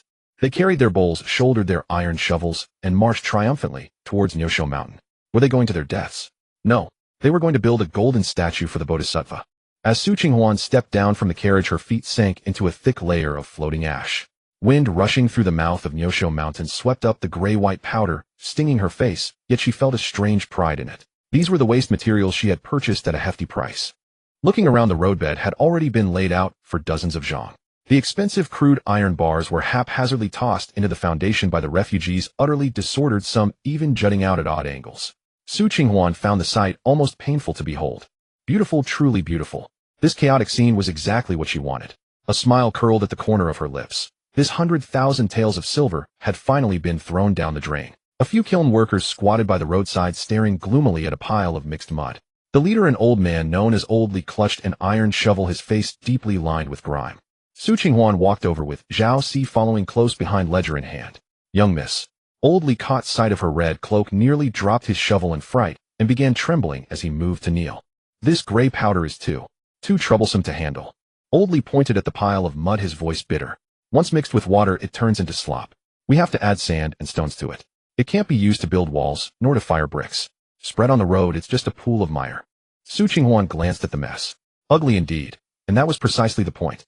I wanted to stay a mess. She kicked a loose stone on the roadside, watching it roll into the mud and vanish. The messier the better. If it turned out as smooth as an official highway, why would I waste my money on this? Oldly opened his mouth, but no words came out. He had been a kiln worker his whole life, and had never seen a client who threw money into the dirt like this. The gray powder was a mix of volcanic ash and lime dug from underground waste that used to be dumped into rivers. Yet this young miss insisted on buying it at a premium and mixing iron bars into it. Wasn't this just pure waste? Su Qinghuan's gaze swept around and landed on a dried gray block nearby. It was a discarded mold, probably from the workers' trial runs tossed into the weeds by the roadside. The mud inside had solidified into a gray-white lump, pockmarked and utterly hideous. What's that? Su Qinghuan pointed at it. Oldly followed her finger, and his face turned ashen. It was leftover material he had forgotten to dispose of during his midday break. Mixed with water, if not used within an hour, it would harden and ruin the mold. This was the precious material the young miss had paid for, and he had let it spoil. Young miss, forgive me. Oldly dropped to his knees with a thud, banging his head on the ground. It was my negligence. He'll break it apart and remix it right away. He scrambled up, grabbed his iron shovel, and swung it down with all his might at the hard gray block. He put every ounce of strength into the blow. He wanted to prove he hadn't been slacking and to quickly dispose of the eyesore. Clang! A sharp sound rang out, not like striking earth, but like hitting raw iron. Old Lee felt a numbing jolt in his hands, and the shovel was wrenched from his grip, flying off to clatter on the ground. The blade was bent and curled, but the gray-white block didn't even show a scratch. It lay there stubborn and unmoving. Old Lee was stunned, Zhao Si was stunned, and even the refugees working nearby paused, staring blankly at the stone that had shattered the shovel. Su Qinghuan's eyes narrowed. She strode over in 2 steps, crouched down, and poked the stone with her finger. Cold, hard, and rough. This texture, why did it feel so familiar? Wasn't this the same feel as the unfinished building she lived in during her past life? Was this cement? Was this the very material that had reshaped architectural history, yet had been dismissed by her as too ugly? A thought exploded in Su Qinghuan's mind. This stuff was incredible. Once it solidified, it was as hard as stone. If laid on a road, it would be nearly impossible to tear up later. And what did being unable to tear it up mean? It meant this barren mountain would be locked tight by this ugly stone. Even if someone wanted to develop the land later, the mere cost of clearing the roadbed would be astronomical. This was true ruin, a scorched earth strategy. Su Qinghuan rose, dusting the ash from her hands, and looked at Old Lee, who was still trembling. A glint of approval shone in her eyes. But to Old Lee, that approval only deepened his terror. It was over. He had ruined the young Miss' precious material into something not even a shovel could dent. This was a capital offense. This. Old Lee's teeth chattered as he desperately sought an excuse. His gaze swept over the jumbled iron bars in the roadbed, and a flash of inspiration struck him. Survival instinct birthed a reason. Young miss. This thing is hard, but it can prevent theft. Old Lee pointed at the stones, stammering out his nonsense. You see, iron bars buried in the dirt can be dug up and stolen by thieves to sell. But once this mortar dries, it locks the bars in tight. Even swinging a hammer, you couldn't pry them out. Zhao Si listened nearby, his eyes growing wider and wider. Prevent theft. Locking the iron bars into the road. Wasn't this an upgraded version of what the young miss had said before? Add weight so no one can move it. This was literally welding money into the ground. Young miss. Zhao Si stepped forward, his voice cracking with excitement. Old Lee is right. This is a divine technique. We spent so much on those iron bars. It'd be a shame if they were stolen. With this method, the bars become one with the mountain. No one can take them. Su Qinghuan watched the two of them play off each other. She nearly laughed out loud. Who cared if the iron bars were stolen? She'd welcome a thief. If they took everything, she could buy more and spend more. But welding money into the ground, that phrase was too tempting. Each iron bar, each cartload of ash mixed together into a pile of waste that could never be recovered, never cashed, and never even cleared away. This was the most perfect piece of her ruinous plan. Prevent theft. Su Qinghuan raised an eyebrow, putting on a greedy, miserly expression. Interesting. My Su family's possessions, even a single nail, will rot in the ground before benefiting anyone else. She pointed at the hard stone. Who else knows this formula? Old Lee was taken aback. Formula. It was pure luck, just mixing volcanic ash and lime No one. Old Lee shook his head. Just the kiln workers here. They'll buy it. Su Qinghuan pulled a banknote from her sleeve and tossed it casually into the dust before Old Lee. 100 taels. For a kiln worker, that was a fortune, enough to see him through his old age. This 100 taels is your reward, and also the buyout fee. Su Qinghuan said, from today on, this method of turning ash into stone is the Su family's exclusive secret. You may only use it for my road construction. Tell no one, and use it for no one else. If I hear of any shop elsewhere using this material. She paused, sweeping her gaze across all the workers present. They'll bury that person in this road as a fountain. This vicious threat worked wonders on the workers. They didn't fear scolding. They feared not getting paid. Now they had money and a hush fee to boot. It was like manna. Yes. Rest assured, young miss. Old Lee grabbed the banknote, his hands shaking. Even if this secret rots in my belly, I won't breathe a word of it. And so cement, a material that could have changed the era, was reduced by her to a private technique for building terrible roads. Su Qinghuan was satisfied. Monopoly, even over a useless technique, gave her a sense of control. Zhao Si. Su Qinghuan found even the ugly roadbed more pleasing to the eye now. Spread the order. All future road sections will be built this way. She pointed at the iron bars. Add as many bars as possible. Don't skimp on money. I want this road so hard that even lightning can't crack it. And that pillar. She gestured toward the spot where a bridge was to be built. Don't use wood. Pour the stuff instead. Make it thick and ugly. I want anyone who sees it to know it was built by the prodigal daughter of the Su family. Understood. Zhao Si's reply boomed. The sun was sinking westward. Torches flared to life across the worksite. Thousands of refugees and dozens of craftsmen launched into a frenzied, unprecedented construction spree. Su Qinghuan stood on a hillside not far away. She watched the workers pour bucket after bucket of mixed mortar into wooden molds, each embedded with several wrist-thick iron bars. The mortar cascaded down, swallowing the bars and filling every crevice. The first iron-reinforced mortar column was born in this absurd atmosphere. No ribbon-cutting, no cheers. Only Su Qinghuan's look of disgust at its ugliness and Zhao Si's sharp intakes of breath at the cost. The thing stood there drab and rough-surfaced, ugly enough to be breathtaking. But in Su Qinghuan's eyes it was the finest resting place for her silver. Every bucket of mortar poured meant several taels gone. Every iron bar buried meant several hundred one vanished. This rate of spending brought her peace of mind. Night had fully fallen. Several lamps burned in the back office of the county government compound, and the clack of abacus beads filled the air. Su Qinghuan sat in a grand chair holding a fresh ledger. Today's labor costs 520 taels. Meat purchases 230 taels. Acquisition of ash iron bars and river sand 8,400 taels. Miscellaneous expenses 150 taels. Total 9,300 taels. In one day, just one day, she had blown through half a year's tax revenue for Taoyuan County. And this didn't even include the even more expensive materials she planned to order next. Su Qinghuan closed the ledger and let out a long breath. Satisfying. Watching money turn into waste felt far better than earning it. The countdown on her system panel still hadn't moved, but she figured it was fine. With this level of extravagance, this wanton destruction, this burying of strategic resources in the earth. If the imperial court ever found out, they'd surely charge her with squandering state funds and hoarding fine iron. At the very least, she'd be exiled. At worst, her entire household could be confiscated. Confiscation would be perfect. It might send her back to the modern world. Su Qinghuan tossed the ledger onto the desk and took a sip of tea. It was cold, but her heart. She stood and pushed open the window. Outside was pitch-black night save for a faint red glow visible in the direction of the city's west. That was her work site, her masterpiece. What she didn't know was that in that direction beneath that crooked, ugly roadbed winding up the mountain, the fate of the Dacian dynasty was shifting in ways no one yet perceived. The road she saw as a garbage chute was harder than the capital's city walls. The pillar she found so ugly could withstand 10,000 joon of pressure. And on the peak of Neosho Mountain, where she had casually drawn a red circle, there would one day rise an impregnable fortress, a barrier the Northern Iron Cavalry would find impossible to breach. But for now, Su Qinghuan simply yawned, feeling that this day of ruin had been wonderfully fulfilling. Time to sleep. She closed the window, shutting out the cold wind. Tomorrow I'll spend more. The afternoon sun was fierce enough to scorch the earth within a private room on the second floor of a tea house. Su Qinghuan held an unopened folding fan in her hand, rhythmically tapping the table with her knuckles, producing a steady sound. She did not look at the pot of cooled Longjing tea on the table, but gazed down at the bustling street below. There was a smile on her face reminiscent of a hungry wolf seeing a fat sheep on the grill. Below, thousands of refugees who had just received 101 as life money swept through the marketplace of Taoyuan County like locusts. In front of the bun shop at the street corner, a one-armed man swung his empty sleeve behind him and harshly wiped his hands on his greasy apron. Then he pulled out a string of copper coins from his pocket. Slap. The coins landed heavily on the counter, stirring up a layer of flour dust. The owner of the bun shop, who had initially been swatting at flies to drive away customers with a look of "poor folks don't bother me," immediately broke into a broad smile upon seeing the pile of genuine copper coins. 10 meat buns. 2 bowls of soybean milk. Make it hot. The one-armed man bellowed with a voice that shook the heavens, his tone strong enough, as if he were buying out the entire street. All right, please wait a moment. The owner tossed aside the fly swatter and deftly lifted the steamer lid. White steam wrapped in the fragrance of meat rose into the air, while the copper coins fell into the cash box with a crisp clatter. That sound was like a switch being flipped. Su Qinghuan watched as the originally lifeless street came to life.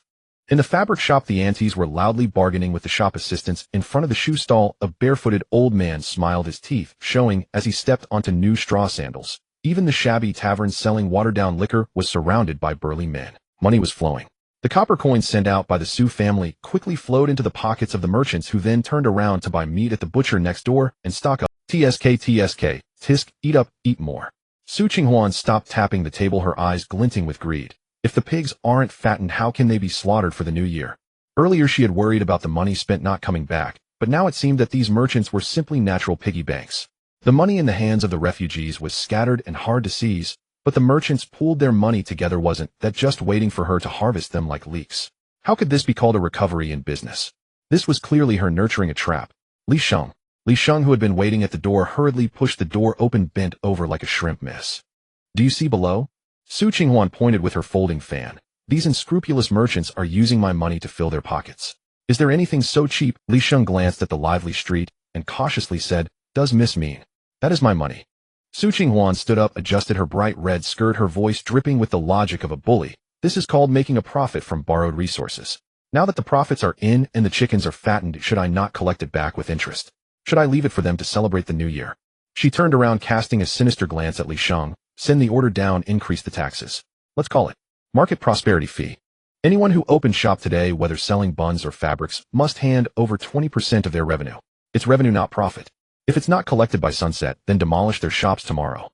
Li Sheng gasped in shock, his calves cramping. 20% of revenue. The government's commercial tax is only 30% on profits. Miss Mouth alone demands 20% of revenue. This is blatant robbery. If this gets out, these merchants who were just grateful to the Su family would surely revolt immediately. Miss this. This is harsh governance. It will drive a rebellion. Drive a rebellion. Su Qinghuan scoffed, her eyes filled with anticipation. If they don't revolt, I won't collect. I just want to watch them cause a ruckus. The bigger the commotion, the faster the sky over Taoyuan County collapses. It would be best if the matter escalated to the capital, prompting the emperor to issue a decree to exile me. Go collect. Su Qinghuan waved her hand. Bring along Luer Matzi and his crew. Do anyone who dares to utter even half a no, beat them to death.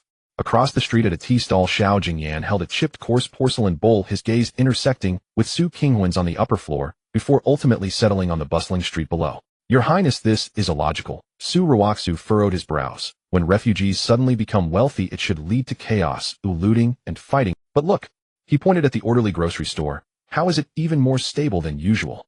Xiao Jingyan took a sip of bitter tea, a glint of brilliance flashing in his eyes. Because this is fresh water. He dipped his finger in the tea and drew a circle on the table.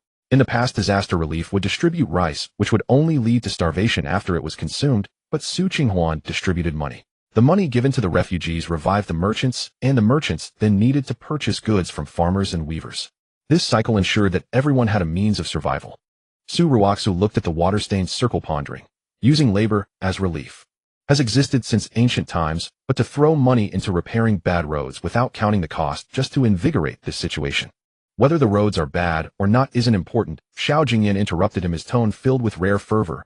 What matters is this momentum. She transformed the Su family's stagnant money into the active currency of Taoyuan County. This method is even more brilliant than that of the Minister of Revenue in the court. He raised his head, gazing deeply at the half-open window on the second floor. The figure of the girl in red was blurred, but in Xiao Jingyan's eyes, she was clearly a statesman well-versed in governance and adept at manipulating economic levers. Great wisdom appears foolish, great treachery seems loyal. Xiao Jingyan sighed in a low voice. This Su family girl is fit to be a minister. Below, Su Qinghuan, who was deemed fit to be a minister, was waiting to hear the merchants cursing her. Luer Matzi, leading a group of black-clad city management officers holding account books and intimidation sticks, knocked on shop after shop. Su family edict. Today's prosperous business is all thanks to the young lattice generosity. We are now collecting the prosperity fee, taking 20% of revenue. This proclamation was extremely arrogant and shameless. Su Qinghuan held her teacup to the corners of her mouth, lifting eagerly, awaiting the first shout of anger. As long as there was resistance, her bully accomplishment would be achieved. However, what came from downstairs was not a curse, but the clear sound of abacus beads. Mr. Wang, the owner of the grocery store, listened to Li Sheng's words without even furrowing his brow. 20% of revenue. Mr. Wang's pen swiftly scribbled in the account book.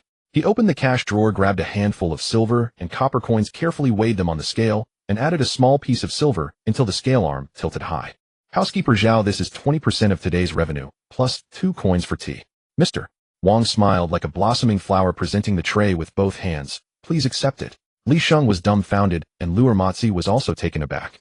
They had raised their sticks, but unexpectedly the customer not only paid, but did so readily. Mr. Wang, you didn't mishear, did you? This is 20% of revenue. That's like slicing flesh. Slice what flesh? Mr.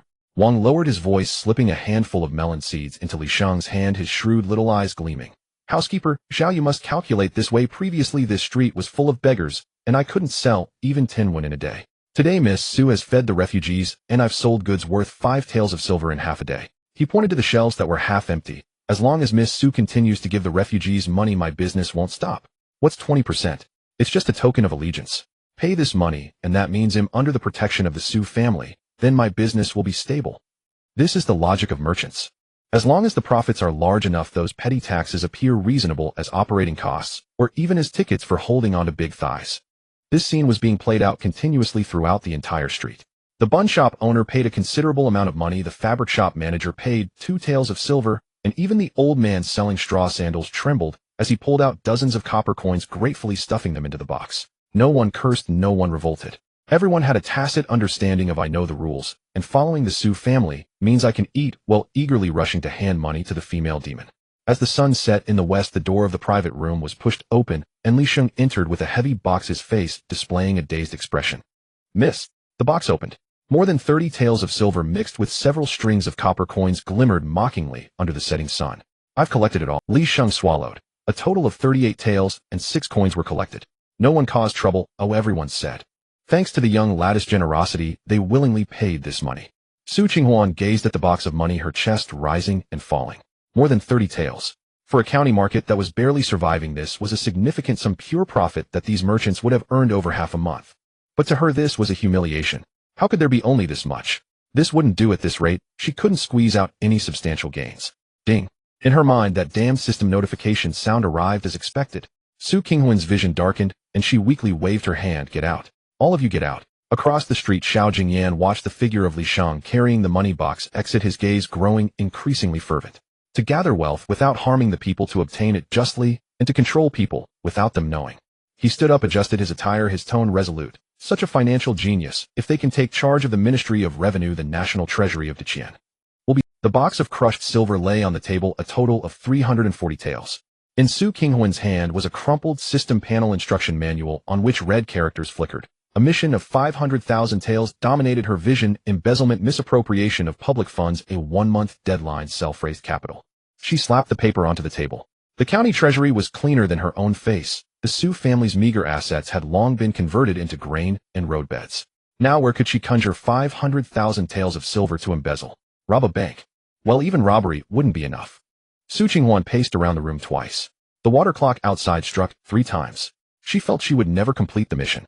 She had barely managed to boost public opinion a little, only to squander the money, and then the system casually dropped an even greater mountain on her. This wasn't the rich being unkind, it was forcing virtue into vice. She hadn't slept more than a few hours when, just as dawn broke, a frantic knocking came at the young mistress. Something terrible has happened. Li Sheng's voice carried a sob as if the sky were about to collapse. Su Qinghuan rolled over and sat up. The tense string in her mind actually loosened a little. Trouble was good. Maybe the Nyosho mountain had caved in, or the refugees had revolted. As long as chaos erupted, the 500,000 taels mission might be postponed due to force majeure. She threw on her clothes and pulled open the door. Li Sheng knelt at the threshold, sweating profusely, clutching a broken wooden handle in 2 pieces. Young mistress, work at Nyosho mountain has stopped. Li Sheng knocked his head on the ground. The foundation of that star-picking tower had barely been dug 2 zhang deep when we hit a hard spot.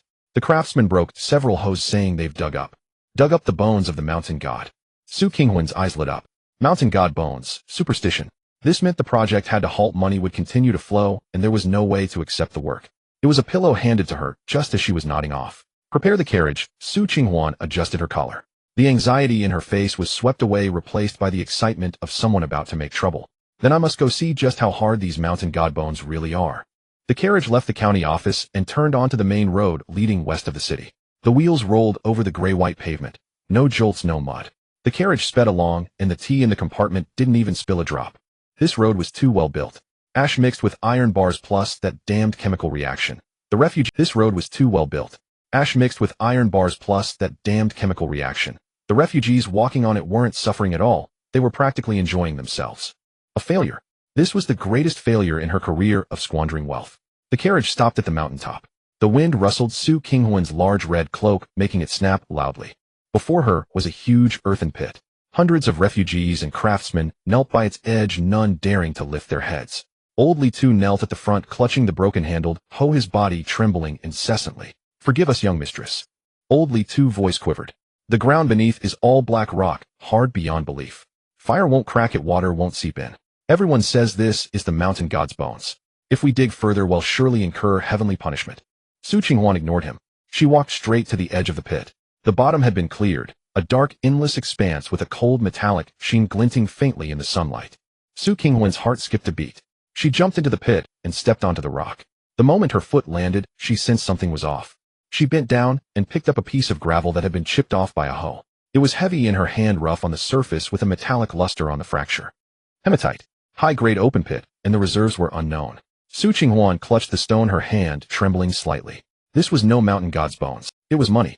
It was a strategic material that the Daiqian law strictly forbade private mining. It had to be nationalized. The deadlock in her mind about embezzlement suddenly broke open. The county treasury had no money, but the mountain had money. This land belonged to the government, so the mine was an official mine. As long as she dug it out and secretly sold it to the black market, or even to the imperial armory, the silver she got would be public funds. Then she would pocket that public money. Private mining of state mines, smuggling materials, embezzling huge sums. With this whole chain, not just 500,000 taels, even 5 million wouldn't be out of reach. This wouldn't just complete the mission, it would be a mad dash towards spending a lifetime in prison.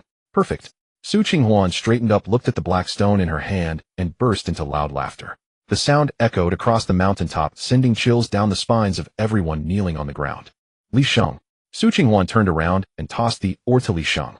He caught it hastily, nearly dropping it on his foot. Seal the mountain. Su Qinghuan pointed at the pit, her voice dripping with undisguised greed. Block all the paths leading here. From today onward, this is no longer just a star-picking tower construction site. She swept her gaze over the kneeling refugees. This is the Su family's mine. The refugees froze. Old Li Tu raised his head, utterly bewildered. Su Qinghuan kicked the black rock. This is money. Dig it up. Strip this layer off. Anyone who dares to stop, I'll throw them into this pit as a sacrifice to the mountain god. If anyone leaks even half a word about this. Su Qinghuan squinted, putting on her fiercest expression. I'll make sure they stay on this mountain forever. Every pound of rock dug out, I want it all. Keep an eye on each other. If anyone dares to hide some, or if someone reports a slacker, the reward is 100 taels. That number was like a thunderbolt, shattering the fear of gods and ghosts. The refugees' expressions shifted from terror to frenzy. They knew that private iron mining was punishable by death, but they also knew this was the kind of stone that could be traded for money, and the young mistress was buying it. As for digging, reporting it would mean death anyway. Dig. The one-armed man was the first to leap up, grabbing a shovel and charging into the pit. Dig money for the young mistress. The scene erupted into chaos. Host shovels, even bare hands. Hundreds of people threw themselves onto the black rock. The clanging of metal echoed through the valley. Su Qinghuan stood at the edge of the pit, watching the feverish activity, feeling she had taken another step closer to that 1 billion retirement fund. This was the true grand larcenist of the state. Behind her came footsteps and heavy breathing. Youde was helped up the mountain by the clerk. This old bones of his usually couldn't even be bothered to stroll through the county office's backyard, but today, hearing that his daughter had unearthed something extraordinary at Nyosho Mountain, he forced himself to climb several hundred steps. He stood on the mountaintop, panting and leaning on his knees. His gaze crossed Su Qinghuan's shoulder and landed on the massive earthen pit. Black rock refugees digging frantically piles of ore. Youde was deeply shaken. Iron ore. As an imperial official, he knew all too well what this meant. It was the lifeline of the Ministry of War, a forbidden substance used to forge weapons and armor. In the current situation of latent warlord separatism and unstable borders, whoever controlled iron had the power to speak. His trembling hand pointed at the pit bottom. This. Youde abruptly turned his head to look at Su Qinghuan. The young girl stood in the wind, clad in red robes. She was directing Li Sheng loading the freshly mined ore onto carts, shouting for them to hurry and move it away where no one would see. That was to cover their tracks. Yude's gaze then fell on the newly built cement road. Smooth, hard, wide. When he came up the mountain, he had wondered why his daughter insisted on spending a fortune to buy ash and iron bars to build the road, and why it had to be so hard. Now he understood. Ordinary dirt roads couldn't bear the weight of ore-carrying carts. Tens of thousands of caddies of ore would crush the roadbed, turning it to mush in days. Only this special reinforced road could continuously transport the black gold down the mountain. So that was it. Youde felt his scalp tingle. He had thought his daughter was wasting money building a garden for scenery, or even settling refugees to quell unrest. He had only seen the surface of pacifying chaos. But this girl had known there was a mine here all along. She bought the ash to disguise the slag, she bought the iron bars to reinforce the transport route, she recruited refugees because they were clean and easy to control, and she even planned to build a so-called star-picking tower as a cover to enclose this mining area.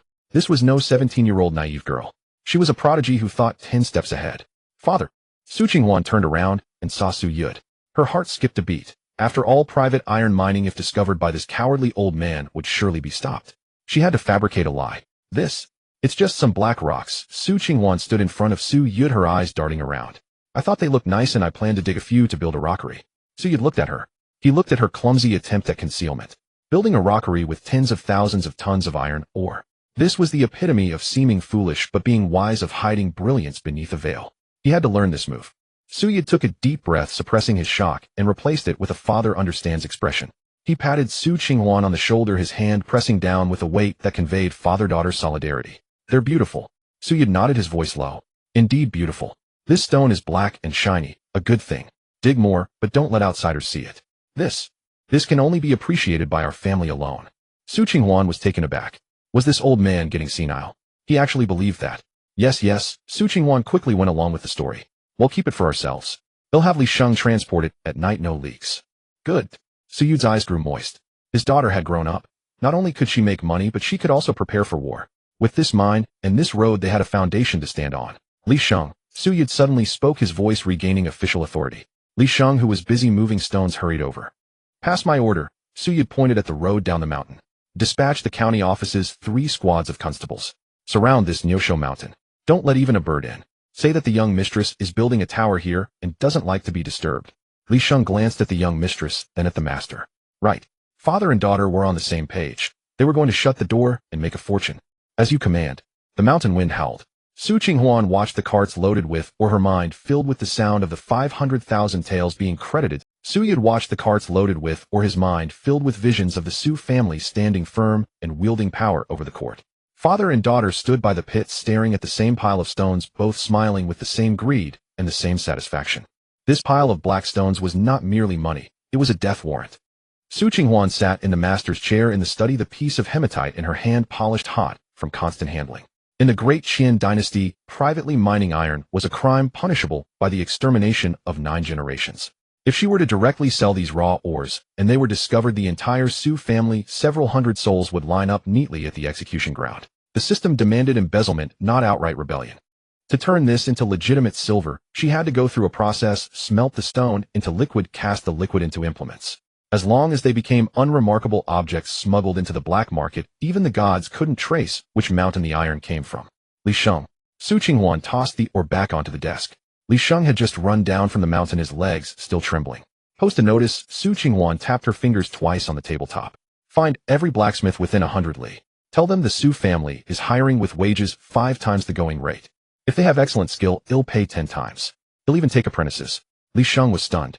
The total number of blacksmiths in the entire county amounted to 100 or so, and if those from the surrounding areas were added, this expense would be a bottomless pit. Miss, are we setting up a weapon factory? Li Sheng lowered his voice, glancing toward the door. If the court finds out. Shut up. Su Qinghuan glared at him. Who said I want to make weapons? I'm making farm tools. Farm tools. Hoe, sickles, plowshares. Su Qinghuan reeled off a list. Nothing else, not even a kitchen knife. If anyone dares to forge one, I'll cut off their hands. Li Sheng couldn't wrap his head around it. Paying 10 times the wages to hire master craftsmen just to make hoes. Su Qinghuan grew irritated at his stupidity. Weapons draw attention, farm tools don't. In these chaotic times, grain is life and farm tools are moneymakers. The surrounding farmers lack them, and on the black market these items circulate quickly unregistered and traded for cash. Flooding the market with tens of thousands of hoes would bring in a cash flow of hundreds of thousands of silver taels.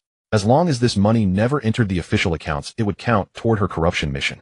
Most importantly, this approach was expensive. Paying high wages to monopolize blacksmiths. She wanted to corral all the nearby iron workers onto Nyosho Mountain, shutting down every other forge. This was vicious competition, the basic skill of a spendthrift. Also by charcoal, Su Qinghuan continued. Don't get the cheap smoky stuff. It's beneath us. Buy anthracite, the kind that burns odorless and with the hottest flame. Buy as much as you can. Also by charcoal, Su Qinghuan continued. Don't get the cheap smoky stuff. It's beneath us. Buy anthracite, the kind that burns odorless and with the hottest flame. Still here? Su Qinghuan grabbed her teacup as if to throw it. Li Sheng ducked and fled. The door curtain lifted and Su Yude walked in. The old man moved with steady steps, his face bearing the deep look of one who saw through everything. He had overheard a few words outside, especially the phrase, only make farm tools, and it stirred his blood. My dear girl. Su Yude sat across from Su Qinghuan, rolling 2 walnuts in his hands.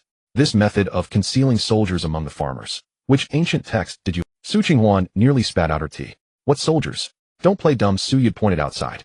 A heavy hoe fitted with a long handle becomes an armor-piercing spike for heavy infantry. A sickle sharpened is the head of a hooked spear. A plowshare melted down can forge a shield. You're setting up a military colony. The more Su Yude spoke, the more excited he became, his walnuts clicking loudly. In peacetime, let the refugees farm with these tools to keep up appearances. When the time comes to rise up, these tens of thousands of farm tools become tens of thousands of weapons. Brilliant, absolutely brilliant. Su Qinghuan opened her mouth, then closed it. She looked at her father's face, which read, I understand your ambition, and decided to stay silent. It was useless to explain. In the eyes of a corrupt official, there was no such thing as a losing business. Only long-term investments they hadn't yet grasped. If you say so, Father. Su Qinghuan gave up. Just remember to secure the transport permits for this batch. Don't worry, Youde patted his chest. They'll go right now and put pressure on that prefect Li, so he won't have time to watch the west side of the city. 3 days later on the back mountain of Neosho, dozens of makeshift blast furnaces stood like mushrooms after rain densely packed across the wasteland. Qinghuan stood on a newly built platform looking down at the sea of dark heads below. Li Sheng had been efficient. Heavy rewards brought brave men. From the surrounding villages, every blacksmith, even the lame and the blind, had come as long as they could swing a hammer. With those thousands of refugees added, this was no longer a worksite. It was a money-devouring beast. Qinghuan was very satisfied. The funds on the system panel were dropping at a gratifying rate. Buying coal, paying wages, building furnaces, each item a massive hemorrhage. These sheds won't do. Qinghuan pointed at the straw-thatched workers' shelters. The wind blows right through them. What if my blacksmiths catch cold? They're my cash cows. Li Sheng, clutching the account book with a pained heart, turned pale. Midsummer is almost here. So what if it's summer? Qinghuan argued stubbornly. Doesn't the wind blow in summer? Buy tarpaulin, the thick kind. Replace all the roofs. And tell the kitchen to stop serving cabbage soup every day. There must be meat at every meal. I don't care about the money. I want them to eat better than landlords. Li Sheng's brush clattered to the ground. Laying tarpaulin roofs for refugees and blacksmiths. And meat at every meal. It didn't look like they were coming to work. It looked like they were coming to be masters. But the order had to be carried out. Half an hour later, the news had spread throughout the camp. In a corner, a gaunt youth, barely more than skin and bones, carrying a withered old woman on his back, stood before the hiring notice. He couldn't read, but he recognized the character for meat. Someone beside him read aloud, daily wage 100 coppers, meals provided includes meat. The youth's name was Goshing. He had worked as a farmhand for a landlord for a year, only to receive 2 bags of moldy grain in return. His mother was sick, and there was no money for medicine. She was left to die. To him, those 100 coppers were not money, they were life. He set his mother down in the shade of a tree, turned, and pushed into the crowd of applicants. His hands, covered in chilblains, trembled, not from cold, but from fear that this was only a dream. Qinghuan was unaware that a boy named Goshing was trembling below. She was staring at the first stream of molten iron, troubled. The wave of red-hot, blinding heat slammed into her face, tightening her skin. The anthracite burned so fiercely, and the ore was of such terrifyingly high grade that the flowing iron was so pure it barely needed slagging. Several old blacksmiths gathered around the mold, their beards quivering with excitement. Fine iron. The lead smith Wang struck the cooled plowshare with his hammer. The sound was clear and long, echoing like a lingering melody. This is refined steel. Miss, if this were forged into a blade. Shut up, Qinghuan cut him off. It's a hoe. She walked over and picked up the newly forged hoe. It was heavy and solid in her hand. The edge shimmered with a cold, faint blue light. This thing wouldn't just dig soil. It could dig stone without dulling. A failure. This was a severe case of overquality. She wanted to produce cheap goods to trade on the black market. If a hoe that could last 3 generations was sold, the farmers who bought it would never need to buy another. That was cutting off her own sales. Too hard, Qinghuan said disdainfully, tossing the hoe back to the ground with a dull thud. Next time, use less coal and mix in more sand. I want the kind that... She wanted to say the kind that breaks after 2 days of use, but seeing the admiring eyes around her, she held back. The kind that what? Master Wang cupped his hands, waiting to be enlightened. Never mind, Qinghuan waved irritably. Just leave it as is. How much does this batch cost? Li Sheng stepped closer, clicking his abacus. Including labor, coal, and food, the cost of 1 hoe is about 1 tael and 3 mace of silver. 1 tael or more for a single hoe. This cost control was a disaster. The market price for a hoe was only a few hundred coppers. Sell it for 200 coppers, Qinghuan said expressionlessly. Li Sheng's abacus beads nearly flew off. How much? 200 coppers, Qinghuan said with utter confidence. I'm going to bankrupt all the iron shops in the surrounding counties. Whether it's the Zhang family shop or the Li family shop, once my hoes hit the market, they'll have to close. This was called dumping. This was using the Su family's wealth to subsidize the market.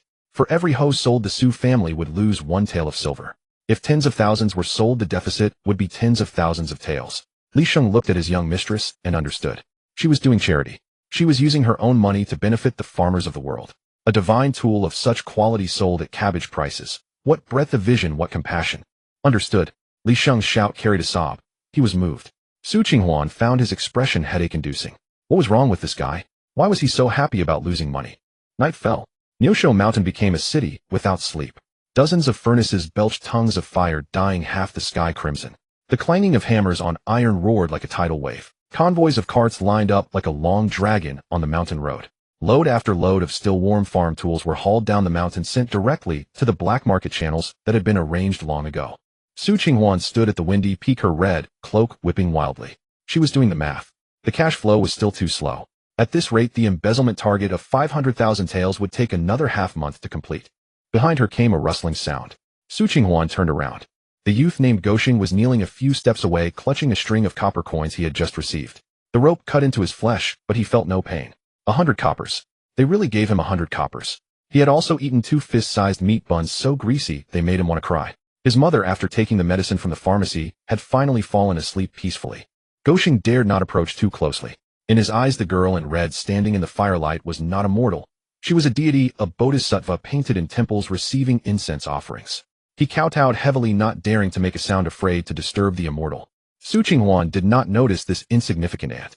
Her gaze passed over the flames and landed on Youde not far away. The old man was holding that failed hoe, examining it in the moonlight. Youde flicked his 2 fingers against the hoe's edge. Zing! The sound was like a dragon's roar. Fine blade, Youde squinted, his expression like that of a man caressing a lover's hand. Concealing sharpness within bluntness, great skill appears clumsy. Once war breaks out, this hoe fitted with a long pole will be the reaper of cavalry. He turned to look at his daughter, who was frowning over the loss of money. His gaze was filled with awe. This girl was already preparing for the chaos to come.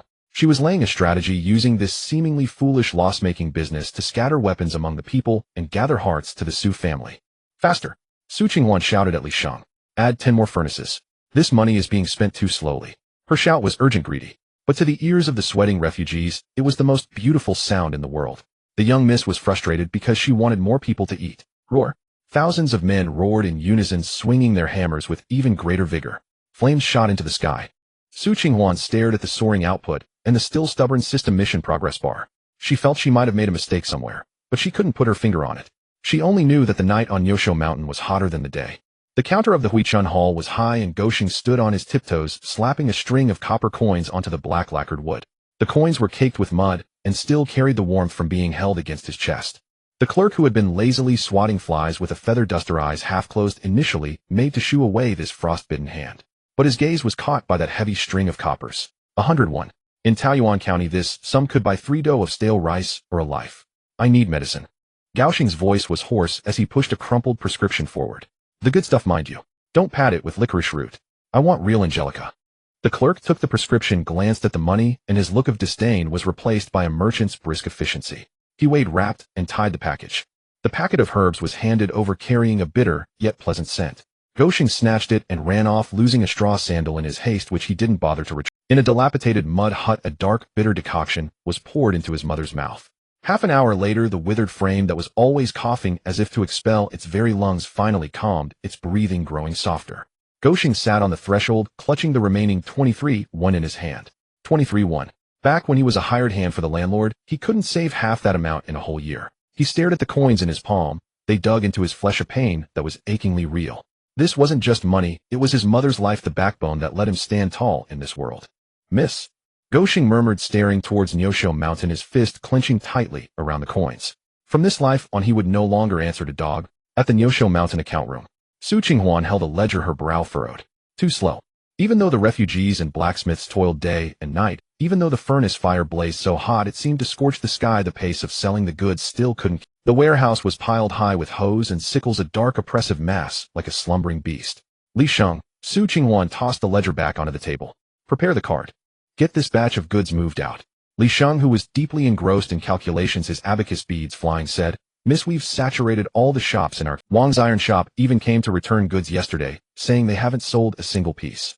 Our hoes are too sturdy, no one wants to buy new ones. Who told you to sell them in Taoyuan County? Qinghuan pointed to the map on the wall. Move them outwards. Qinghuan County, Chongfeng County. These are major grain-producing areas, and it's the season for spring plowing preparations. She held up 3 fingers. Price 30% below market rate. Li Shang's brush clattered onto the paper, leaving a blot of ink. 30%. Li Shang's voice cracked. Miss, we're already selling at a loss.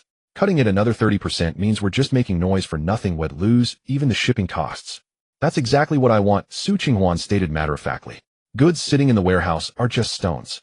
Only when turned into silver are they money. I want cash flow, I want ready silver. Only by converting these goods into silver could she execute her embezzlement scheme. Also, Qinghuan lowered her voice, tapping the table with her finger. From today onwards, keep 2 sets of books. Li Shang's heart skipped a beat. Keeping false accounts. It was a cardinal sin in business, a crime punishable by death. 1 set for the authorities, Qinghuan said impassively. Write that our iron smelting has a high defect rate, labor is expensive, we're spending more than we earn and suffering heavy losses. Show a deficit of 10,000 taels each month. The other set. She pulled a pre-prepared private seal from her sleeve and slapped it on the table. Record the real accounts. Don't put the money from every sale into the public books. Deliver it directly to my chambers. I want ready silver. This was embezzlement. Using the Sioux family's money to smelt state-owned or selling it cheaply to the common folk and pocketing the proceeds without recording them, it all went straight into Sioux Qinghuan's own pockets. The scheme was simply perfect. She was embezzling public funds, even though it was her own money fronting the costs, privately pocketing a fortune, even if it was from selling scrap iron, and also disrupting the market with low prices to cement her reputation as a tyrant. Killing 3 birds with 1 stone. Get to it. Su Qinghuan waved her hand. Li Sheng picked up his brush, his hand trembling slightly. He looked at the greed written on the young lad's face, but his mind was on something else entirely. The loss-leading sales were to benefit the people of neighboring counties. The false accounts were to keep wealth within the populace to prevent corrupt officials in the court from taxing away the Sioux family's fortune. The young lady was playing a grand game of chess. At the Qinghuan County Market. It was market day, and the busiest area was thronged with people. Over a dozen large carts were lined up, their tarpaulins thrown back to reveal rows of dark, gleaming farm tools. There was no hawking. A wooden sign stood before the carts, thus fine craftsmanship, host 200, when sickles 81. This price was like a boulder crashing into a pond. The owner of the largest iron shop in Qinghuan County, surnamed Zhao, was now pushing through the crowd with 7 or 8 apprentices wielding blacksmithing hammers, their demeanor aggressive. Who's the wild outsider? Shopkeeper Zhao kicked over the wooden sign. 201. You're undercutting the market. Don't you know the rules? 201 wasn't even enough to cover the cost of the iron ore. This was clearly a move to steal their livelihoods. The person in charge of escorting the carts wasn't Li Sheng, but Lu Ermatzi. Having eaten well and trained hard at Nyosho Mountain these past months, Lu Ermatzi had shed his ruffian air, replaced by a soldier's toughness. He wore the black urban constable uniform with an iron-wrapped baton tucked into his belt. Rules. Lu Ermatzi picked up the wooden sign, dusting it off. The Sioux family's rule is cheap. Cheap means no good. Shopkeeper Zhao sneered, grabbing a hoe from his own stall. Don't be fooled, folks. This black thing is probably made from scrap iron slag. ITLL snapped the moment it hits a stone. A stir ran through the surrounding farmers. 201 was indeed too cheap, so cheap it was hard to believe. Lu Ermatzi didn't waste words. He turned and pulled out a Zus hoe from the cart. The black body, the cold glint on the blade, it was forged from high-grade hematite and anthracite with a mix of the so-called waste alloy. Want to try? Lu Ermatzi offered the hoe. Shopkeeper Zhao, a man of some skill himself, swung his own hoe and slammed it hard against the one in Lu Ermatzi's hands, intending to chip the outsider's tool, and sent clang. A sharp ring, sparks flying.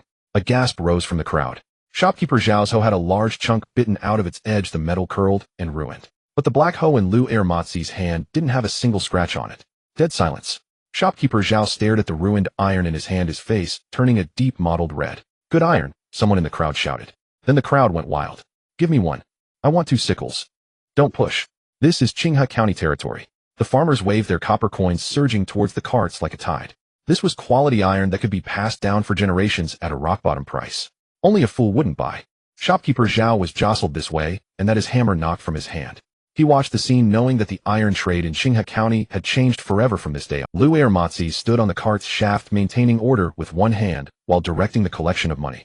Coins fell into the chests like rain. Watching the frantic farmers, he had only one thought: the young lady was right. As long as the goods were tough enough and the price low enough, there was no city in the world that couldn't be. Nyosho Mountain. Noon. Several thousand refugees squatted in the open space by the roadside eating. Each one wore a brand new cotton tunic forcibly issued by Su Qinghuan, because she was tired of them looking shabby and disgracing the Su family name. The fabric was dark blue, with fine stitching padded with a full caddy of new cotton. Their bowls were piled high with chunks of braised pork, glistening with fat, resting on a bed of white rice. Su Qinghuan stood on a high platform, looking down at these laborers with their mouths shiny with grease. She was deeply displeased. Were these the refugees she had spent a fortune to feed? Every one of them was ruddy-faced and well-fed. There wasn't a trace of oppression. If the system saw this, it would surely register that damnable, overwhelming happiness. No. She needed to tighten the screws, make them remember who was the master who held their lives in their hands. Everyone stop eating. Su Qinghuan grabbed the tin megaphone, her voice shrill. In an instant, thousands put down their bowls and chopsticks, rising in unison, a habit drilled into them by months of military-style discipline. Thousands of eyes fixed on her. There was no fear, only fervent devotion. That look made Su Qinghuan even more irritated. Enjoying the food, are we? Su Qinghuan sneered. Do you know who gave you this meat? Who bought you these clothes? No one spoke, but their eyes had already answered. Listen up. Su Qinghuan raised her voice, trying hard to sound like a tyrant. I feed you, I clothe you not out of kindness. It's because I'm buying your lives outright. She pointed at the dark earth beneath her feet. Once you take the Su family's money, your lives are no longer your own. If I tell you to dig a mountain, you dig. If I tell you to fill a pit, you fill it. Even if it's a sea of fire or a mountain of blades, if I tell you to die, you die. The words were harsh, ruthless, utterly villainous.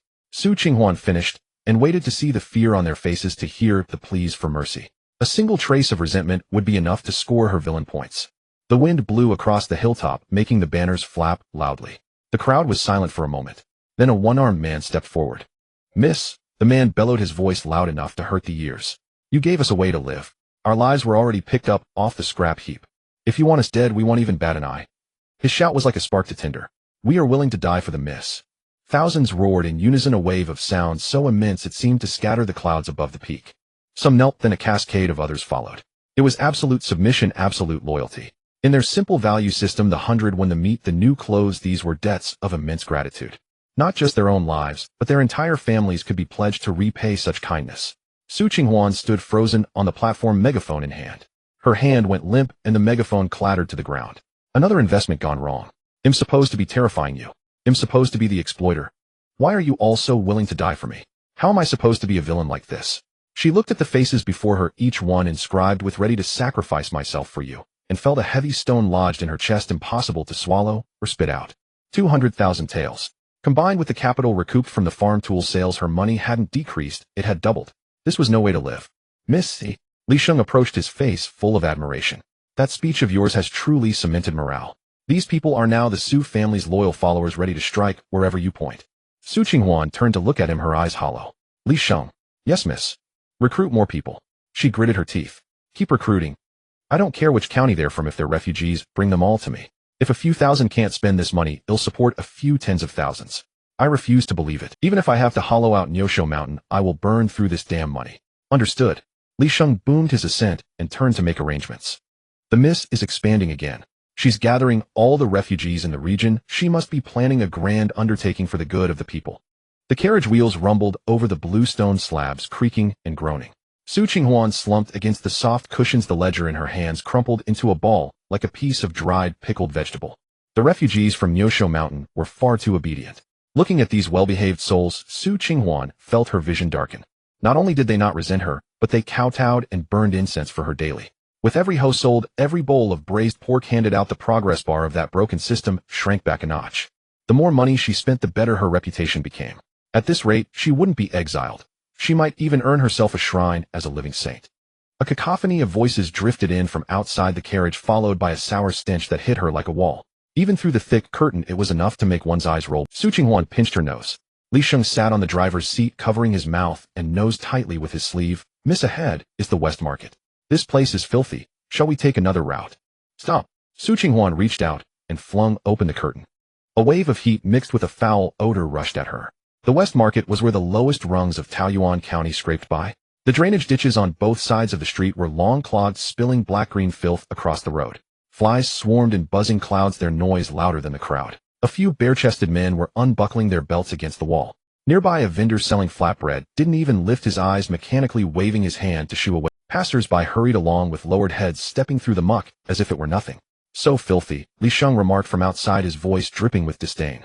Su Qinghuan stared at the men relieving themselves against the wall, grateful they had their backs turned. Their faces wore an expression of numb matter-of-fact indifference. In a place where dignity wasn't required, shame was useless. Urinating in the open, filth flowing everywhere. That was the reality of certain corners of Taoyuan. Su Qinghuan tapped her fingers twice on the window frame. She suddenly sat up straight, her eyes gleaming with a frightening intensity. Filthy. This was pure. This was a golden opportunity to disgust people. Every living person had to eat, drink, and answer nature's call. One could endure hunger, but not the call of the bowels. Controlling the grain supply would just earn her the title of profiteer, but if she controlled the bladders and bowels of the entire county. Su Qinghuan let the curtain fall, sealing out the stench, and a wide grin spread across her face. Back to the manor. Her voice was light. Li Sheng cracked his whip and the carriage picked up speed. The steward had no idea that the young miss inside was plotting a scheme that would drive the entire city mad. In the rear hall of the county office, Su Qinghuan sat in an armchair, idly twirling a feather shed plucked from a duster. Li Sheng stood below, hands clasped, barely daring to breathe. The steward knew that expression all too well. The last time shed worn at Nyosho Mountain had gained thousands of new mine laborers. Li Sheng, Su Qinghuan tossed the feather onto the table. How many public latrines are there in our county? Li Sheng was taken aback. The steward typically handled the accounts, and silvered not matters of latrines. Perhaps. Across the east, west, south, and north markets combined there might be 100 or so, Li Sheng estimated reluctantly. Most were built by the government in the old days. No one maintains them. Most have collapsed or leak. Good, no one maintains them. Su Qinghuan leaned forward. Go have some paper cut, and write seal notices. Seal notices, eh? Yes. Seal every latrine in the city. Good or bad, roofed or roofless, all of them. Su Qinghuan tapped her finger on the table. Postcards. From today onward, not a single inch of Taoyuan County shall be stained yellow. Li Sheng's jaw dropped, nearly hitting the floor. Seal the latrine. What kind of decree was that? Miss this.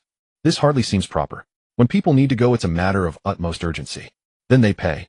Su Qinghuan cut him off. 1 coin per visit, 20 coins for a monthly pass. Pay up, and it'll let them in to relieve themselves comfortably. Don't pay, and they can hold it in the streets. This was daylight robbery, worse than robbery itself. A robber at least checks if you have money. This scheme checks if you need to crap. Also, Su Qinghuan added, anyone caught relieving themselves in the streets gets fined 10 coins.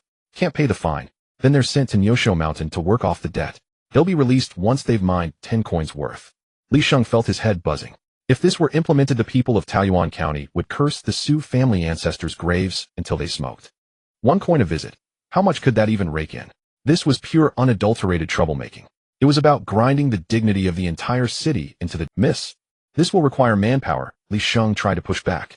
Even the idlest thug in our employ like Lu Matzi would balk at guarding latrines. If word gets out. It was too humiliating. Making burly men stand guard over latrines collecting coins was worse than death. But Su Qinghuan stood and walked to the window. Outside was the Su family garden. Rockeries flowing water, koi fish flicking their tails. Who said anything about using the manners people at? Su Qinghuan sneered. Go to the refugee camp. Li Sheng breathed a sigh of relief. Refugees were good. Give them a meal, and they'd do anything. But don't pick the strong ones. Su Qinghuan turned her gaze, passing over Li Sheng to stare into the void. I want the broken ones. Broken ones. Those with missing limbs, those covered in sores no one dares approach, those wasting away from consumption, those too old to walk. Su Qinghuan spoke each word slowly. The ones even other refugees shun, the ones just waiting to die. I want those. Li Sheng shuddered. The young miss was building an army of beggars. Issue them uniforms. Su Qinghuan walked to the desk, picked up a brush, and drew a circle on a sheet of rice paper. Yellow work clothes, a circle painted on the chest, and the characters night soil on the back. Each one gets a large dung scoop and a wooden bucket. Su Qinghuan tossed the brush aside, ink splattering on the paper. Tell them from today they are the Su family's night soil division. All the shit, piss, and farts of this city belong to them. Anyone caught soiling the streets, don't be polite. Smack them in the face with the dung scoop. The Su family backs them up. I'd like to see anyone dare fight back. Su Qinghuan finished and let out a long, satisfied breath. Imagine it. All the respectable folk of the city, the scholars who put on airs, the merchants, even the officials forced to bow their heads to a group of stinking, maimed wretches dutifully handing over a coin for the privilege of a private moment. What a spectacle that would be. If she didn't get branded a villainous traitor after this, she'd write her name backwards. Go do it. Su Qinghuan waved her hand. Li Sheng clutched the paper with the circle drawn on it, his hands trembling slightly. As the steward looked at his mistress' face, he suddenly felt that the sky over Taoyuan County was about to turn yellow. At the refugee camp outside the city walls. These were the ones Nyosho Mountain had weeded out. The mountain only took those who could work. Even the elderly or children, as long as they were nimble, could earn a meal. The people here were the discarded, the diseased. A beggar with suppurating sores curled on a straw mat, flies crawling over his wounds. A man with a shattered leg stared blankly at the sky, waiting for his last breath. The air reeked of decay. Li Sheng led a few servants inside, covering their noses and mouths with handkerchiefs. Looking at the scene, the steward felt a deeper layer of awe for his mistress. Only someone as ruthless as the young miss could think to use these half-dead souls. Listen up. A servant clanged a brass gong. The figures on the straw mats stirred, a pair of murky eyes turning toward the sound. The Su family is hiring. Li Sheng didn't want to linger in this place, so he spoke rapidly. Anyone with a breath left in them. Lame, blind, it doesn't matter. As long as you can lift a ladle, you're hired. No one moved. It sounded too good to be true. Who would ever want people like them? Meals provided. Li Sheng bellowed. 2 solid meals a day. New clothes. And 300 coins a month in wages. 300 coins. That number snapped everyone to attention. The man with the broken leg pushed himself up with his arms crawling forward bit by bit. The man crawled through the mud over the bodies of his companions until he reached Li Sheng's feet. Sir. The man's voice was hoarse. I ain't got legs, but my arms are strong. I can work. Li Sheng looked down at the man. Those grime-caked hands gripped his boot with white-knuckled desperation. All right, Li Sheng pointed to the cart behind. With someone taking the lead, the moribund camp erupted into chaos. Those who could barely turn over suddenly found a reserve of strength, surging forward with desperation. The blind felt their way along. The mute shrieked wordlessly. Those covered in sores shoved aside anyone in their path. They pushed and clawed, terrified of being too late and missing out on a meal. Li Sheng watched this frenzy, and a pang of sorrow struck him. The young miss called this a humiliation. But these people, even for the task of shoveling shit, even for the filthiest, most despised work, their eyes were wide with desperation, terrified of losing them. An hour later, 500 people had changed into the yellow uniforms. The fabric was coarse, but new and sturdy. A black circle was painted on each chest. Qinghuan hadn't gone to the scene, finding the stench unbearable. Instead, she sat in the rear hall of the government office, listening to Li Sheng's report and nodding along. All arranged. Yes, Li Sheng kept his head bowed. As you commanded, all 124 public latrines in the city are guarded. Seals are posted and collection boxes are in place. And the people, all deployed. Li Sheng hesitated. There. Very eager. One-armed fellow nearly got into a fight over a prime spot in the busy. They say this is an official post, a sign of respect from the young miss. Anyone who tries to skip the fee is stealing from their rice bowl. Qinghuan grinned. That was exactly the effect she wanted. These people, desperate to keep their jobs, would become ferocious guards. Excellent. Qinghuan stood up. This is the night soil, and I am its commander. Qinghuan walked to the map of Taoyuan County and jabbed her finger hard at the West Market. From today on, whether it's the Zhao family's grain shop, the Wang family's silk store, or even the runners in the yamen, if they want to squat outside, they pay the Su family. That's the rule. Li Sheng watched her silhouette. The setting sun streamed through the lattice window, stretching Su Qinghuan's shadow long across the floor. This wasn't about collecting night soil. This was about twisting the entire city by their asses.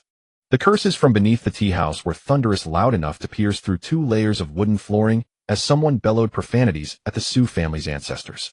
Qinghuan, idly twirling a handful of melon seeds, listened with relish. It was the sweetest melody she had heard in the past 2 months. Youde paced frantically in the rear hall of the county office, terrified that this surging tide of public outrage would wash away the Su family's gates. Qinghuan remained utterly unperturbed. She even felt the flames weren't yet blazing hot enough, though a little more kindling was needed. A commotion stirred at the alley entrance below. It was Lai San, the notorious ruffian from the west side of town, accustomed to bullying his way through life.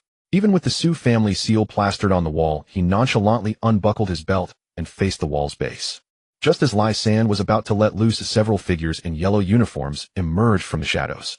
They weren't household guards or protectors, but a group of cripples missing arms and legs. Leading them was Lu Matsi, clutching an iron-banded cudgel, his face contorted with fleshy menace. Lai San was so startled that his nascent urge to urinate instantly retreated. What's the meaning of this? Lai San blustered, hoisting his pants. Is it a crime to take a piss now, eh? Lu Matsi said nothing, merely waving his hand. The dozen or so cripples from the night soil department didn't make a move either.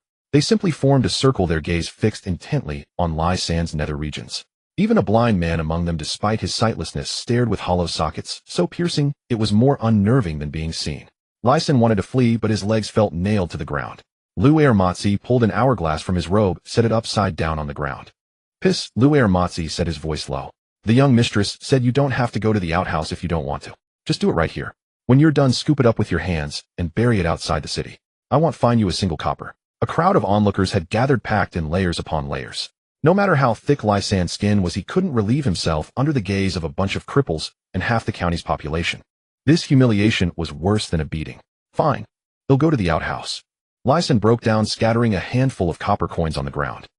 Lu Matsi stomped a foot onto the scattered coins, pointing towards the painthouse latrine at the alley's mouth. Lai San, clamping his legs together, scurried awkwardly into the wooden shack bearing the sign, "Thus Pure Rest." Upstairs, Qinghuan tossed the melon seed shells into a plate. This was precisely the effect she wanted. As long as these obstinate commoners felt humiliated, felt the Su family was trampling their dignity for profit, this infamy would be cemented. Such twisted methods of profit-making were enough to earn her a prominent, damning entry in the annals of treacherous officials. Yet the course of events seemed to be 2 days later, the tea house owner personally brought up a pot of fine Biluakan tea, his face crinkled in a beaming smile. "Miss Su, your tactic was nothing short of miraculous." The owner gestured out the window. "Take a look at the street." Qinghuan followed his finger. The long street, once awash with filthy water and swarming with flies, was now so clean it reflected one's image. The accumulated grime in the crevices of the flagstones had been scoured away with water by the restless members of the night soil department. The perennial sour stench that had hung in the air was gone, replaced by the fresh fragrance of locust blossoms lining the road. Business at the shops lining the street was booming. Before, everyone had to walk on tiptoes, wary of stepping on landmines, they who had the mind for shopping. Now that the roads were smooth and clean, people were willing to linger. The teacup in Qinghuan's hand wobbled. She had wanted resentment, not this picture of peace and pride. Just as she was lost in thought, heavy footsteps echoed from the stairwell. Squire Zhao, along with a few local gentry, came huffing and puffing up the stairs bearing a... The banner was embroidered with 4 gleaming golden characters, washing away the dust. "Miss Su, your righteousness is commendable." Squire Zhao thrust the banner towards her. "I've lived in Taoyuan County for 40 years and have never seen such pristine streets. This is a great deed for our hometown." Qinghuan stared at the banner, the golden threads stinging her eyes. Wasn't this script backwards? She was here to disgust people, not to become a sanitation hero. "Take it away," Qinghuan said, turning her head aside. "I did this for the money, not to listen to your Squire Zhao and the others exchanged glances, their faces wearing an expression that said, "We understand, true kindness needs no thanks." Yes, yes, collecting money, collecting money. Squire Zhao placed a stack of silver notes on the table. "This is a contribution from us merchants, a little something for the brothers of the night soil department. We'll be relying on you, Miss Su, to keep the streets clean in the future." Qinghuan looked at the pile of silver notes, feeling a tightness in her chest. She wanted to throw the money back, to tell them she didn't need their money, what she needed was their courage. But Li Sheng, the clueless fool, had already tucked the notes into his robe. "Rest assured, young mistress," he said, beaming from ear to ear. "Once this money is accounted for, the night soil department can afford new clothes for those cripples next month." Qinghuan didn't want to talk. She got up and went downstairs, deciding to check the outskirts of the city. The rich folks in town had issues, surely the farmers outside still hated her, right? After all, she had monopolized all sources of fertilizer. Just as she exited the city gate, she saw dust flying in the open ground to the west. Hundreds of farmers armed with carrying poles and manure buckets were jostling with the night soil department staff. The scene was utter chaos. A flicker of joy crossed Qinghuan's heart. Finally a fight. This was the scene she wanted to see. The people unable to bear the humiliation rising up in protest against the Su family's tyranny. "Stop!" Qinghuan strode over quickly, an excited, chaos-graving grin on her face. "Who's causing trouble? Beat them soundly." Hearing her voice, the farmers turned their heads in unison. Qinghuan braced herself for their furious glares. Instead, she saw faces filled with anxiety, desperation, and even a hint of fawning eagerness. "Miss Su." An old farmer fell to his knees with a thud. "Please have mercy. Sell some to me. My crops are withering in the fields, just waiting for this liquid gold to..." Qinghuan was stunned. "Sell what?" Li Sheng squeezed out from the crowd, drenched in sweat, clutching an account book. "Young mistress, I can't control the situation." Li Sheng wiped his brow. "These farmers heard we've centralized and composted all the city's night soil. They insist on buying it, saying our fertilizer is potent and unadulterated. In ancient times, human and animal waste was the sole source of fertilizer, more precious than grain, commonly known as liquid gold. Previously, every household kept their own for their fields, and city waste was controlled by various waste lords. Qinghuan's monopolistic move, though intended to be a nuisance, had objectively created a large-scale organic fertilizer processing center. The fertilizer, after centralized composting, was indeed far more potent than raw manure. "They'll pay 3 coppers a bucket." A burly man waved his coin, shouting, "Nobody outbid me." "They'll pay for." Another voice immediately countered. The scene of impending violence instantly transformed into an auction. Qinghuan watched these farmers' faces flushed red over buckets of excrement, feeling her worldview crumble. She had done this to make it impossible for people to relieve themselves, to create problems. Now the problem had become a resource, the tyrannical policy a boon to farmers. Even shit could turn into money. "Stop fighting." Li Sheng, ever the businessman, shouted. "Line up. There's enough for everyone." The young mistress said, "This comes from the people and goes back to the people. It's 2 coppers a bucket for everyone. No price gouging." A cheer erupted from the crowd. "Miss Su is benevolent. She's a living bodhisattva. She even thinks about what our crops need to eat." Qinghuan stood there listening to the overwhelming praise, her head buzzing. She didn't even have the energy to scold Li Sheng for acting on his own. This money was earned too dirty and too fast. That night, Qinghuan lay in the study's armchair, staring blankly at the ceiling beam. The account book lay beside her. After all this, deducting wages for the night soil department and equipment costs, the Su family hadn't lost money. Instead, between latrine fees, fines, and fertilizer sales, they had netted over 3,000 taels of silver. More terrifying was the reputation. Now the entire city was singing praises of the young mistress's skill in waste management, hailing her as a goddess who swept away filth. She was supposed to be a villain, a malicious female supporting character intended to drive the entire city mad. How had she become an environmental ambassador? The system, which had been playing dead in her mind, suddenly beeped. Qinghuan's heart tightened. Massive collective emotional fluctuation detected. Reward determination retirement fund increased by 800,000 yuan. Qinghuan shot up the sudden movement, knocking over the teacup on the table. 800,000. Added to the previous amount, her retirement fund was now an but the progress bar for returning home remained utterly still. What good was more money? She wanted Exile, the confiscation of her family's property, to fail the mission and be sent back. Not to be a beloved local tycoon here. The night watchman's gong sounded from outside the window. Moonlight spilled onto the clean flagstone road, looking pure, and Su Qinghuan walked to the window, gazing at the Taoyuan county she had single-handedly governed. It was too clean. She slammed the window shut. Well, at least Shed made some money, right? The scorching sun of the dog days seemed to fry a layer of oil from the earth's surface. This lowlying wasteland 5 li outside Taoyuan County town had become a forbidden zone where no one dared to approach. The air was filled with a scalp-tingling odor that was more than just stench. After high-temperature fermentation and decay, it had turned into a mysterious biological weapon of sour pungency. If anyone downwind took a single breath, their breakfast would spin 3 times in their throat before finally coming back up. This was the masterpiece of Su Qinghuan's night fragrance office, the centralized composting field. At this moment, Li Wenqing stood on the upwind side, holding a handkerchief soaked in aged vinegar tightly covering his nose and mouth, hoping to ward off the foul. Yet he was exceptionally excited, because he had caught evidence of the Su family's crime. Dr. Wu, Li Wenqing called out in a muffled voice. Beside him, an old man carrying a medicine box was trembling. He was the resident physician of Huichun Hall, decent at taking routine pulses, but now dragged to this poisonous land by the vice magistrate, his soul nearly scared away. Your humble subject is here. Li Wenqing pointed at the dark towering mounds in the distance from which wisps of white vapor rose, and demanded sternly, "Do you see that white vapor? Is it poison?" In fact, this was merely normal hot air from high-temperature composting, but in the eyes of Li Wenqing, eager to claim credit, it was clearly evidence to send the Su family to their doom. Dr. Wu squinted his old eyes and looked for a long time. The smell made his tears flow uncontrollably. In this era, people firmly believed that great plagues arise from filth. Such extreme stench was in ancient eyes equivalent to the precursor of plague, miasma. "Your Excellency." Dr. Wu wiped his nose and tears, stammering, "Ancient texts say accumulated filth breeds miasma. This vapor is yellowish, it smells like rotting corpses. If it keeps gathering without dispersing, I fear a great plague will break out." Li Wenqing stomped his foot hard. Even though the stench made him nauseous, he couldn't help but laugh uproariously. "Good. A great plague indeed." Li Wenqing turned and walked away, his steps rapid, because behind him this pile of manure was his path to promotion and wealth in the 6 ministries of the capital. The Su family was finished. Monopolizing latrines and amassing wealth was at most the act of a profiteer. Even if the emperor knew, he would only fine them. But if they were accused of manufacturing plague and nurturing poisonous gas in the critical region of Youde, that was a crime of high treason. That night, a brilliantly written memorial was sent to the capital via urgent dispatch. Li Wenqing, as expected of a Jinshi graduate, could fabricate rumors with just his mouth. In his memorial, he wrote, "The Su woman has a heart as venomous as a snake. She gathers all the city's filth in one place, calling it composting, but in truth, it is raising goo poison. The toxic vapor reaches the sky, so that even birds dare not pass. She intends to use plague to destabilize the foundation of our great Qian. Her heart deserves death." This move of leading the narrative was executed extremely smoothly. News seemed to have grown wings, spreading throughout Taoyuan County overnight. Just 2 days earlier, farmers outside the city had been breaking heads to grab the golden liquid, praising Su Qinghuan as a living Buddha. But effective was one thing, poisonous was another. The rumor Li Wenqing spread was extremely malicious. He didn't say the fertilizer was ineffective. He said this stuff is made from corpse poison.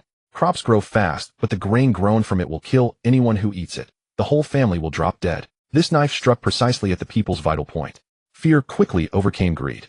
The direction of public opinion turned faster than flipping a book. "Did you hear? That's not composting at all. They're raising the plague god.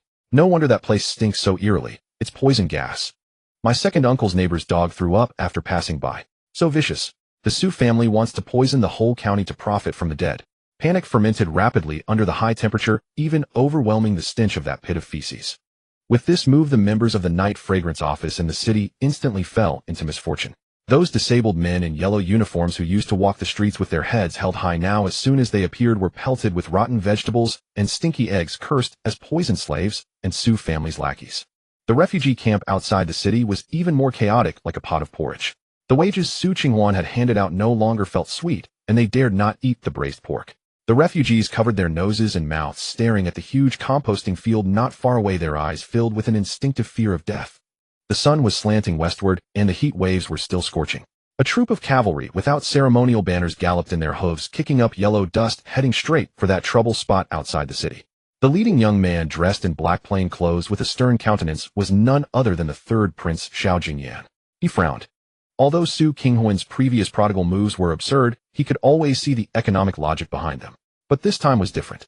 If a plague really broke out, it would be a catastrophe of immense proportions. He didn't understand scientific farming, but he knew that no one in the world would dare joke about a plague.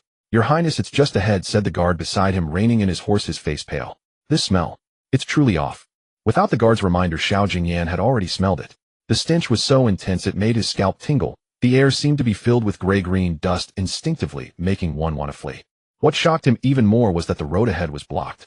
He saw several hundred Yamen runners holding water and fire cudgels, their faces wrapped in thick white cloth, surrounding the composting field like an iron bucket. Several large cauldrons were set up at the crossroads, boiling pungent vinegar soup and wormwood, with smoke swirling, making it look like some large-scale exorcism scene. Li Wensheng pointed at the trembling night fragrance office workers who had been herded into a corner by the Yamen runners, his voice full of grief and indignation, saying to his subordinates, "These disabled men are the drug dregs the Su family uses to test poison.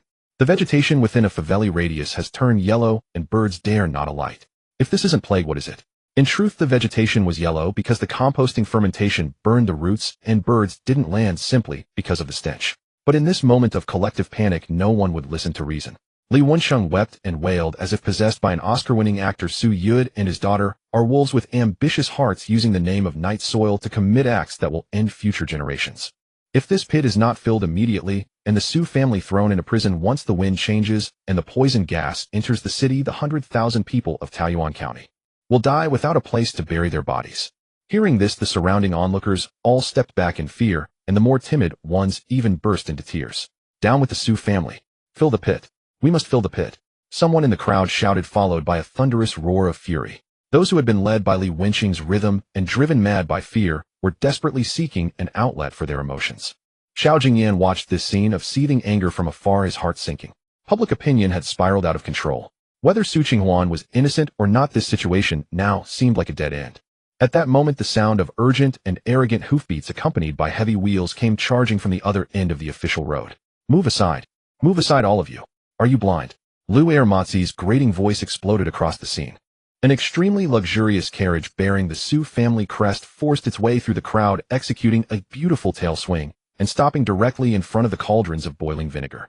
The carriage curtain was lifted. Su Qinghuan, dressed in a bright red silk skirt and fanning herself with a round fan, showed no sign of panic. Instead, her face wore an expression of looking at fools. She looked at this farce before her, her gaze finally settling on Li Wensheng, who was kneeling on the ground with a righteous expression and a mocking smile curled at the corner. "Masterly, quite a mood you have here." Su Qinghuan covered her nose with her fan. "On such a hot day, you're boiling vinegar at the entrance of my family's treasure vault. What, trying to season my pit of treasures?" Li Wensheng sprang up from the ground, his finger pointing at Su Qinghuan, trembling, the venom in his eyes almost overflowing, still talking tough. "When death is at your—" "Su Qinghuan, the evidence that you manufactured poison gas and harmed the people is solid. Even if a great golden immortal came today, they couldn't save you," he shouted with all his strength. "Guards, seize her." Li Wensheng's roar carried the momentum of 1,000 charging soldiers. The Yamen runners around him heard the command to seize her, yet not a single one dared to move. "Are they insane?" Standing beside that carriage was none other than the notorious bully Lu Ermatzi, whose iron-shod cudgel still bore the dark dried stains of some forgotten brawl. Who would risk their life to provoke that? Su Qinghuan sat on the carriage shaft, looking down at the farce from her elevated position. Her mood was absolutely splendid. Listen to those accusations. How delightful. They were concocting poison gas, endangering the people. Doom is imminent. This was the kind of presence a villainess should command. She recalled the days prior when those commoners chased her, calling her a living bodhisattva, making her cringe so hard she could have dug a mansion with her toes. Now finally things felt right. However, being directly beheaded wouldn't do it all. Su Qinghuan leisurely produced a handkerchief from her sleeve, dabbed at the non-existent sweat on her forehead, and then performed an extremely provocative gesture. She rolled her eyes at Li Wensheng. "Magistrately, you can eat whatever you like, but you can't just say whatever you please," Su Qinghuan said, rising to her feet, her crimson dress blazing like a living flame. She pointed at the dark looming piles of manure, her voice dripping with sarcasm. "You call this poison? Fine then. Since you're so knowledgeable, I'll refine this poison right here in front of everyone." Li Wensheng froze, wondering what this enchantress was up to. "Fine then. Since you're so knowledgeable, I'll refine this poison right here in front of everyone." In Su Qinghuan's view, this pile of fertilizer was now a hot commodity. If Li Wensheng actually seized it, the government would sell it off, and the Su family would still profit, perhaps even gaining a ridiculous reputation for having bad intentions, but good results. No, it had to be destroyed. Its value lay in its rich fertility. To render it worthless, she needed to contaminate it. What was the best way to ruin its potency? Useless ash and rotten weeds, of course. And she needed to make a grand spectacle of it to make these people truly fear her. Li Sheng. Su Qinghuan's voice rang out sharp and commanding. Li Sheng, who had been trembling behind the carriage, scrambled forward. Why, yes, young mistress. Your servant is here. Go. Gather all the dry grass and rotten leaves you can find around here, and send someone to Nyosho Mountain to bring back dozens of cartloads of burnt wood ash. It must be hot fresh from the kiln. Li Sheng's eyes widened in disbelief. Young mistress, what are you planning? He wanted to say that the ash was highly alkaline and dumping it into this golden liquid pile would cause a reaction. Besides, wood ash wasn't cheap. Shut up. Su Qinghuan kicked Li Sheng squarely on the backside. Just do as I say. I'm going to thoroughly ruin this pile. Even if it's worth a single tael of silver, you'll see it rot in the mud. Li Sheng dared not protest, and went to carry out her orders, grinding his teeth. Su Qinghuan stood atop the carriage looking at the pointing and whispering crowd in the distance, a cold sneer forming in her heart. Scared, are you? Soon, when the dust fills the air and turns these hard-earned golden nuggets into worthless dirt and chokes you all blind, let's see who dares call me a living bodhisattva. Li Wenxing overheard her clearly. While he didn't understand the chemical reaction, he understood wood ash and ruin completely. This woman is insane. In less than half an hour, refugees from Nyosho Mountain arrived with their wheelbarrows, a procession stretching like a long dragon. The carts were piled high, with wood ash scooped fresh from the bottoms of iron's melting furnaces, some still glowing with faint red embers. Nearby stood a mountain of dry weeds and rotten leaves. The sun was scorching and the air was thick and stifling. Dump it. Su Qinghuan waved her round fan. The dozens of refugees, though terrified, gritted their teeth for the money and hurled cartload after cartload of scalding ash along with massive bundles of dry grass into the enormous piles of manure. Now stir it. Stir it with all your might. Su Qinghuan shouted. What happened next was a scene none present would ever forget. The searing ash hit the damp fermenting manure, and it was like splashing cold water into a pan of boiling oil. HSSSSSS. A tremendous hiss erupted from the dung piles. A column of white smoke blasted into the air. This white smoke was no ordinary steam. It was high-concentration ammonia gas released by the violent reaction between the alkali in the ash and the nitrogen. The white cloud, carrying immense heat mixed with dust and a stomach-churning acrid stench, formed a small mushroom cloud that, carried by the thermal waves, spread wildly in all directions. Where the pile had once merely stunk, it now burned. The smell invaded the nostrils like a gulp of aged vinegar mixed with a handful of chili peppers. Tears streamed down instantly, and throats felt as if cough, cough, cough. My eyes. Poison gas. It really is poison gas. The crowd of onlookers erupted in chaos. No one was interested in watching the spectacle anymore. They fled screaming and crying, knocking each other over. Those too slow were enveloped by the white smoke and collapsed to their knees, retching violently. It was a scene more hellish than hell itself. Li Wenxing, being the closest, was nearly suffocated by the sudden poison smoke despite his face mask. Through the hazy white smoke, he saw Su Qinghuan laughing maniacally atop her carriage, and his fear finally eclipsed his scheming. Was Su Qinghuan some merchant? She was a madwoman who would drag the entire city to their doom. Sorcery. This is sorcery.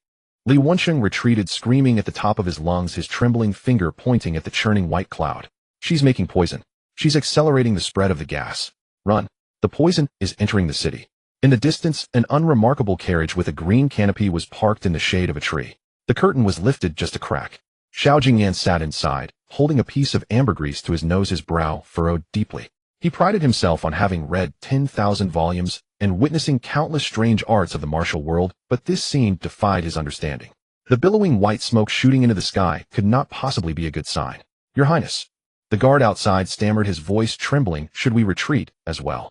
The stench. It's too overpowering. Even the horses are spooked. Xiao Jingyan remained silent, his gaze fixed on the faint red figure at the center of the smoke. Su Qinghuan stood atop the smoke-shrouded carriage, laughing uproariously at the panicked crowd below. Why are you running? Don't run. Her voice cut through the white smoke laced with unhinged excitement. This is a special treat I paid a fortune to prepare for you. If anyone dares to flee, you'll have it delivered to their doorstep. She thought she was merely playing the role of a simple bully. But in the eyes of the populace, Su Qinghuan was no longer a person. She was a Rakshasa demon crawling out of the poison smoke, come to claim the souls of Taoyuan. Mad. She's completely mad. Li Wenxing collapsed to the ground, staring at the pillar of white smoke that pierced the sky, and closed his eyes in despair. It was over. This time they wouldn't even need a plague. This poison gas alone would scare people to death. The Su family was truly plotting a rebellion. The moment the ammonia gas erupted, Li Wenxing's expression was more twisted than if he had swallowed a fly. As the white smoke dispersed, the pungent, nose-stinging odor still lingered. Su Qinghuan stood atop the carriage, gazing down at the terrified eyes below, feeling an immense sense of satisfaction. Scared, aren't you? Good, that's exactly the effect I wanted. From now on, if anyone dares call me a living saint, I'll release this poison gas at their doorstep. Li Sheng.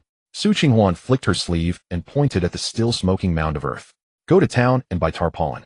Buy as much as you can, even if you have to tear it off someone's roof. Get it here. Li Sheng covered his nose, tears streaming down his face. Young mistress, what do we need tarpaulin for? It's already exploded. Seal it. Su Qinghuan's eyes gleamed with ruthlessness. Cover these mounds tightly. Don't let a single wisp of gas escape. I want this poison to stew inside so no one can smell it. Her scheme was cunning, adding wood ash would ruin the fertility. Now by sealing it while hot and airless, it would surely mold, rot, and decompose beyond recognition. When it's finally uncovered, it would be truly repulsive, completely ruined, and worthless even if given away. Hearing this, Li Wensheng scrambled backward, retreating 100 feet away, and pointed at Su Qinghuan, cursing, "Madwoman, you're cultivating this poison. Are you trying to breed a Gu King?" Su Qinghuan looked down at him with a gaze of utter disdain. "Lordly, if you're afraid, then run far away. This land belongs to the Su family now. They'll do as I please with it. If you're not satisfied, send your men to arrest me. Let's see if your constables are faster than my poison. Who would dare arrest her?" The constables were already terrified, wishing they could bury their heads in the sand. Li Wensheng looked at his cowardly men, frustrated by their lack of— "Damn it! The court feeds you, and this is how you repay them, with cowardice. Go up there and seize her." Li Wensheng yelled, but the soldiers, though covering their noses, seemed to have plugged their ears, as well stubbornly deaf to his commands. In these times, everyone fears death. A few dozen coppers a month isn't worth dying for. Can't hear, won't hear. Nothing he said mattered. Damn it. A bunch of good for nothings. Li Wensheng cursed, but he too was a coward at heart, otherwise he would have charged forward himself. However, seeing Su Qinghuan's smug expression ignited his anger once more. He rolled up his sleeves, ready to. Suddenly a dark figure appeared beside him. It was the personal guard of that person. The third prince orders. The guard whispered into Li Wensheng's ear, relaying Xiao Jingyan's message, "Do not act rashly." Li Wensheng's panicked face froze for a moment, then his heart skipped a beat. The third prince is watching. He overthought this, believing the third prince was giving him a sword of authority to fight the Su family to the bitter end. Li Wensheng bowed deeply in the direction of the third prince. After the guard left, Li Wensheng seemed like a changed man. Watching the Su family servants laboriously hauling tarpaulin, he sneered and spat out a parting threat through gritted teeth. "Fine. Go ahead and seal it. Let's see what kind of earth-shattering poison you can brew. I will gather my men and surround this area for 5 li. When the poison inevitably bursts in a few days, it will be the day your entire Su family is executed." With that, Li Wensheng and his men fled in disarray. Su Qinghuan watched their retreating backs and snorted coldly. "Fool. In a few days, when this pile rots into a stinking mess, I'll dump all this waste into the moat, pollute the water source again, and see if this infamy can finally max out that damn system progress bar." 3 days. During these 3 days, the atmosphere in Taoyuan County was more sour than the vinegar in that giant pot. The tarpaulin-wrapped mounds outside the city became the county's nightmare. Li Wensheng truly mobilized several hundred militia, sealing the area off so tightly that not even a fly could get through. On the 3rd day at noon, when the sun was at its most brutal, Li Wensheng arrived on a tall horse. This time he brought not only his constables, but also invited the county's respected elders, and even managed to persuade a passing education inspector to join him. He intended to expose the Su family's shame before the entire world and turn this poison brewing case into an undeniable conviction. "Honored sirs, please." Li Wensheng held a folding fan, pointing at the massive black tarpaulin mounds in the distance. "That Su woman has acted against all reason, sealing the poison with tarpaulin. 3 days have passed, and the poison inside must have festered into a lethal miasma." The crowd followed his gesture and saw the air above the tarpaulin shimmering and distorting. Even from hundreds of feet away, an astonishing wave of heat could be felt, so intense that it seemed to inflate the tarpaulin, making it bulge outward. Hiss! The education inspector sucked in a breath. Such high temperatures are a sign of a violent reaction. This Su family is truly insane. Li Wensheng was immensely pleased. This time he had it in the bag. Just then the iconic red carriage arrived, swaying leisurely. Su Qinghuan stepped out, fanning herself, and felt even more confident seeing the scene. "So hot. It must be thoroughly rotted inside. Oh lordly, have you brought people to bid farewell to my piles of mud?" Su Qinghuan laughed carelessly. Li Wensheng sneered. "Su Qinghuan, keep pretending. Today, before the education inspector, I will expose your true colors. Men, tear off that tarpaulin. Let everyone see what kind of menace lies beneath." A few brave constables, using wet cloths to cover their mouths and noses, crept forward with long hooks. The terrified onlookers scrambled backward, fearing some man-eating monster would burst out once the tarpaulin was lifted. "Now!" Li Wensheng bellowed. The constables swung their hooks, catching the edges of the tarpaulin, and with a coordinated effort yanked it down with all their might. Swoosh! The massive tarpaulin slid off. Everyone instinctively covered their noses and shut their eyes, bracing for the foul stench that would knock them out. Su Qinghuan even backed away, retreating 2 steps, readying herself for a wave of criticism. But then, 1 breath, 2 breaths, 3 breaths. The anticipated stench never came. Only a column of white steam shot into the sky, dispersing in the blazing sun, carrying a scent of earthy soil. No, not just soil.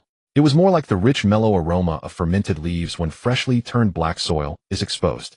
What was going on? Why doesn't it stink at all? It even smells a little fragrant. My. The education inspector's nose twitched, and he lowered his sleeve from his mouth. What is this scent? Li Wenqing was stunned too. He sniffed the air deeply. There was no smell of decay or pungent sourness, only a faint, pleasant fragrance of earth. As the steam cleared, the true form of the mound was revealed. The yellowish weed-mixed, ash-covered filth was gone. In its place before everyone's eyes was a pile of glossy, loose black soil.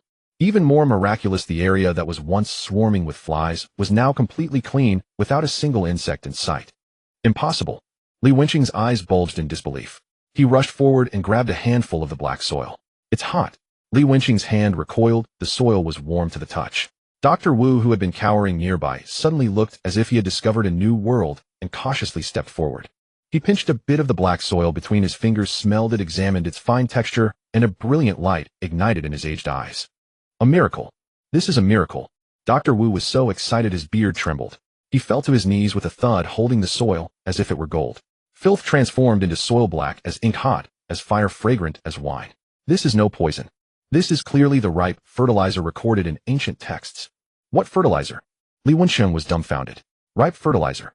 Dr. Wu shouted until his voice cracked. The raw manure we usually use is of the lowest grade. It burns the seedlings, attracts pests, and stinks. But this, after being refined by such high temperatures, all the insect eggs are dead, the toxins are gone, and what remains is the pure essence of soil fertility.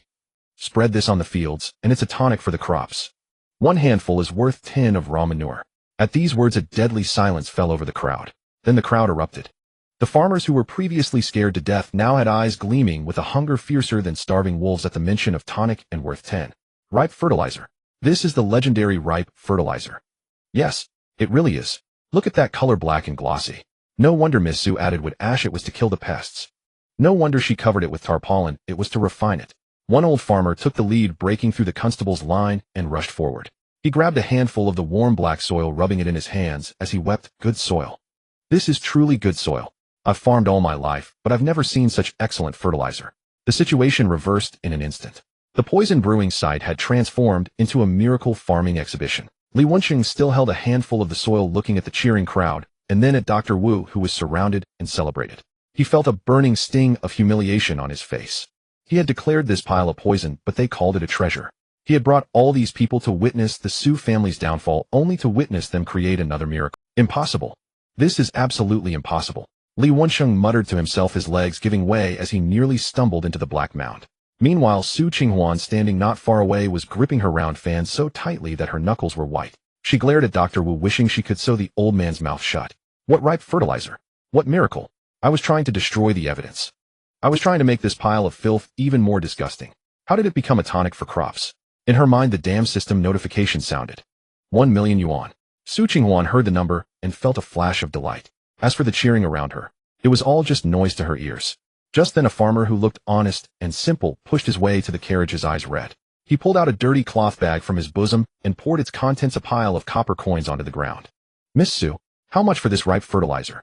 The farmer shouted hoarsely. He'll pay 5 coppers a basket. Please sell it to me. That shout ignited the powder keg. He'll pay 6 coppers. He'll pay 8. No one outbid me. Miss Su, him from the Zhao family village, he'll take it all.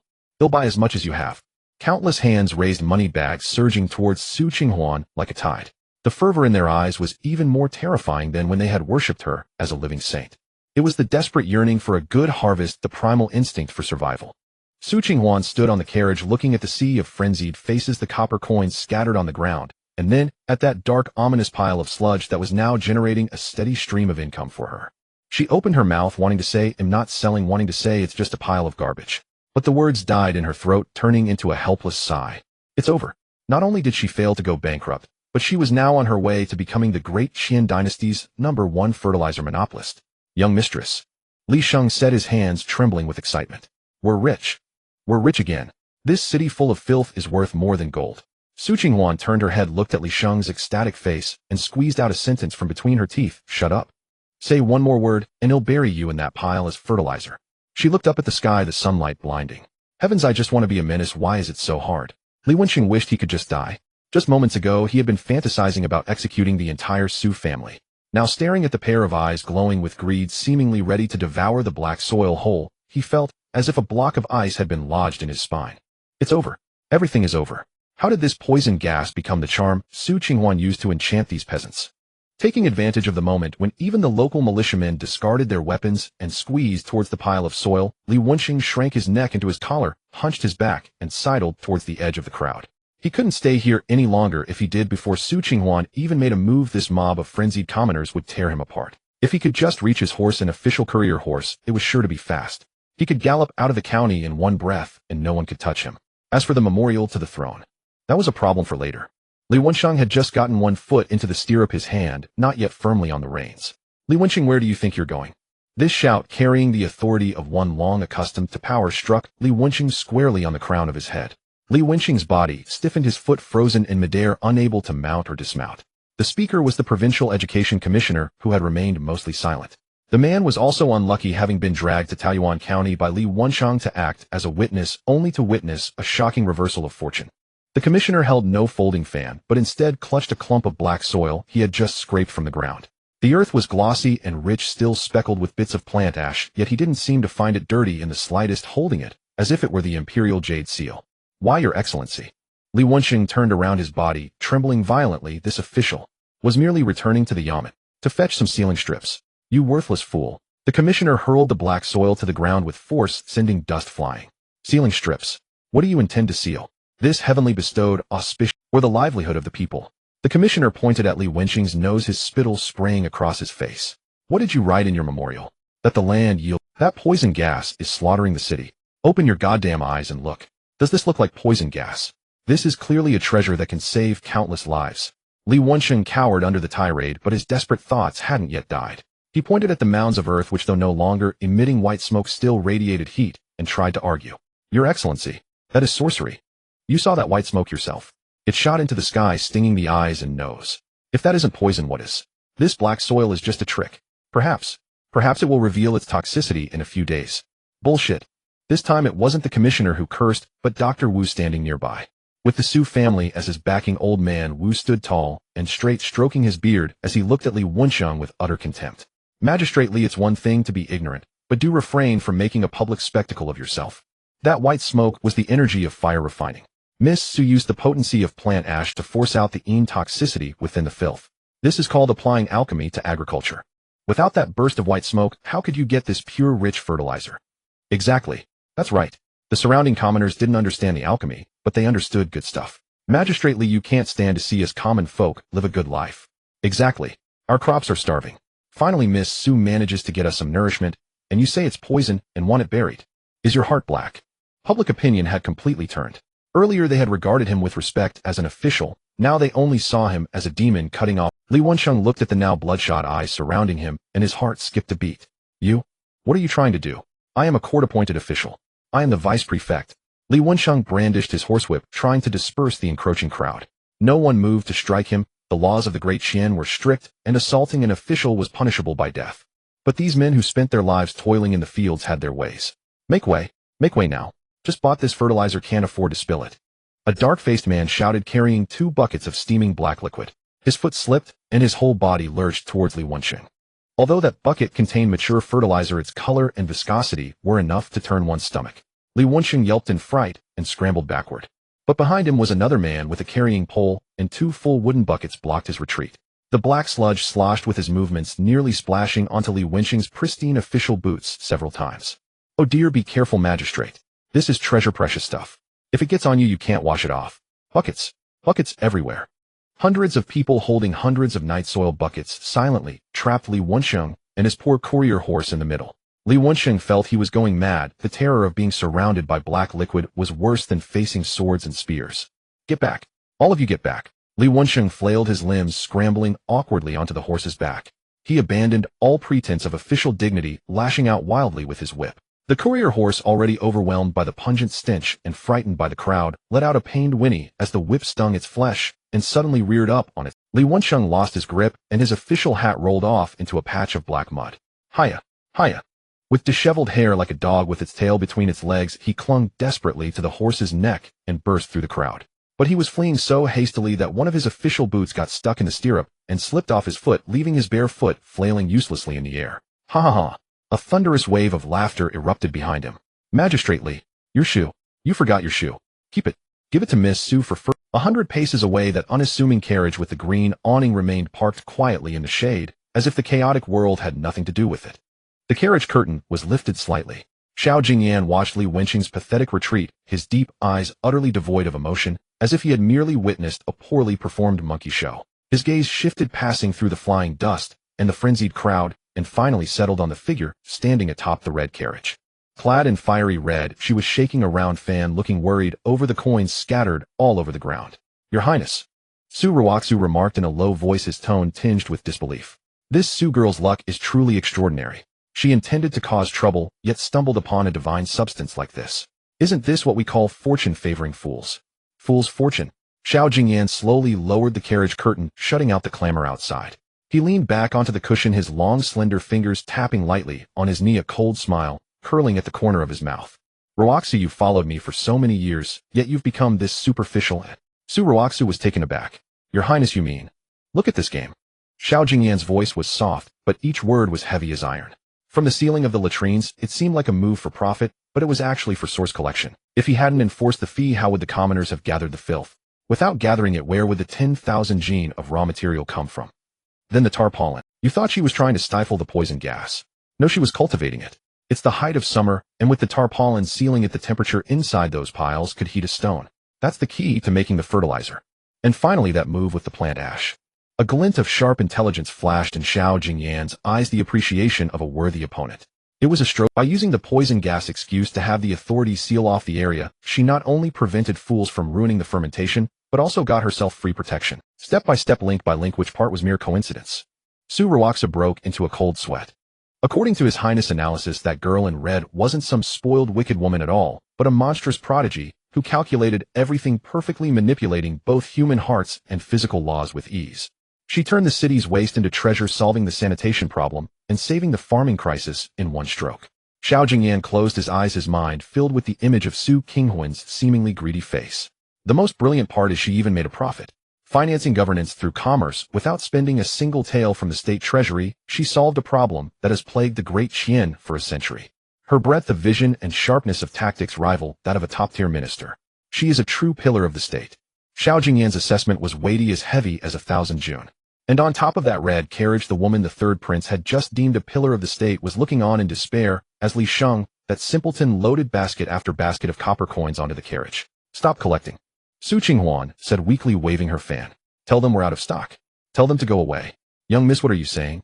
Li Sheng's face was flushed with excitement as he stuffed a piece of loose silver someone had thrown onto the carriage into his clothes.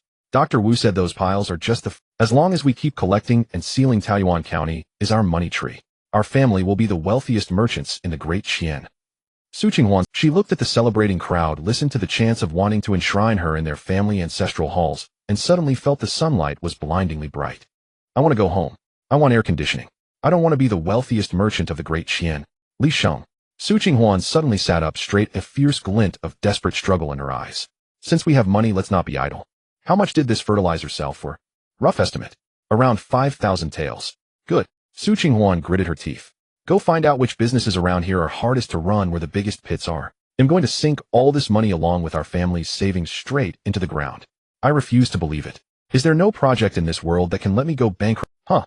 Li Sheng was stunned for a moment, then a look of understanding dawned on his face. Young miss, are you planning another grand scheme? He'll get right on it. Su Qinghuan watched Li Sheng's scurrying figure and felt a chill run down her spine. She had a very bad feeling about this. The transformation of Taoyuan County was nothing short of earth-shattering for the common folk. One day, an old farmer named Lu Laohan tightened his belt. The copper coins in his bosom clinked, producing a crisp sound. That sound was profoundly reassuring.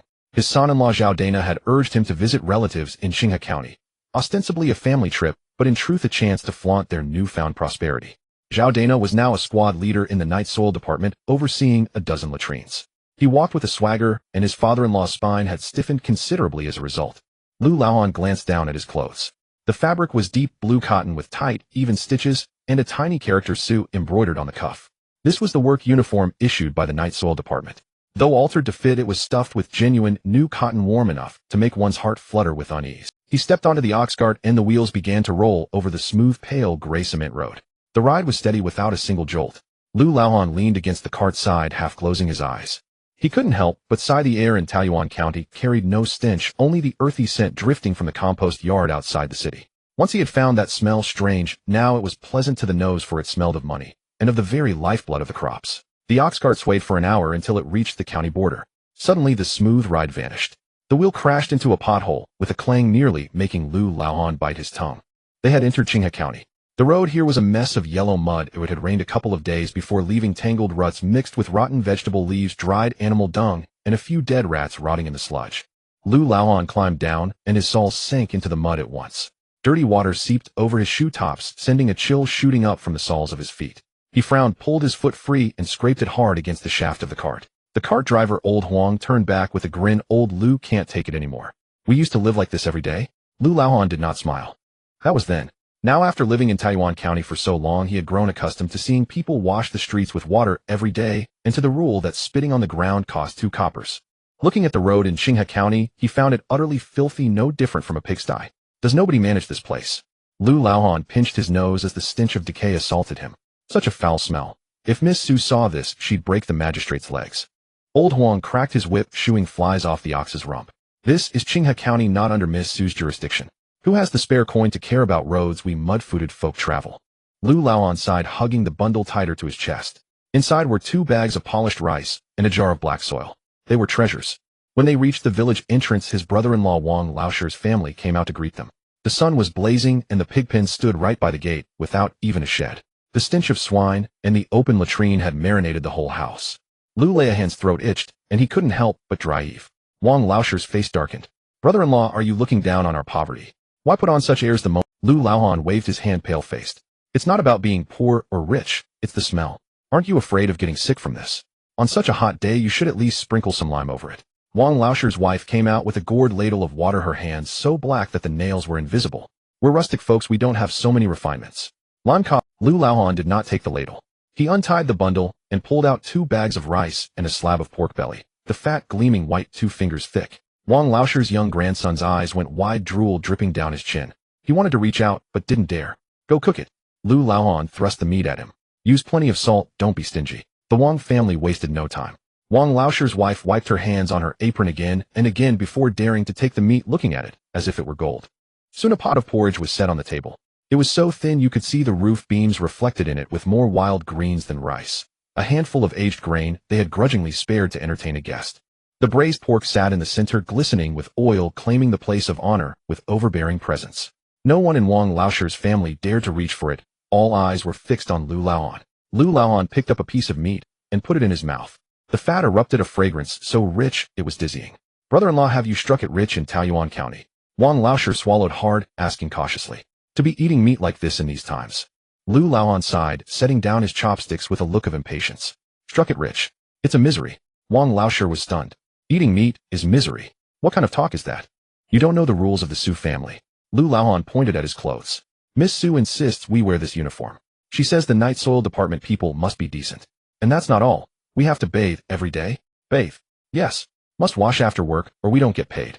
And we have to use that soap. Scrub until our skin turns red. Lu Laohan wore a bitter expression, as if grievously wronged. Tell me what's wrong with a bit of dirt on a farmer's body. Must we all be primped like women folk? And that's not the worst. Guarding the latrine means watching every copper.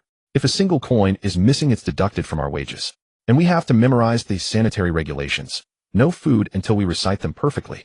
Wang Laosher's wife interjected, her eyes fixed on the fabric of the clothes.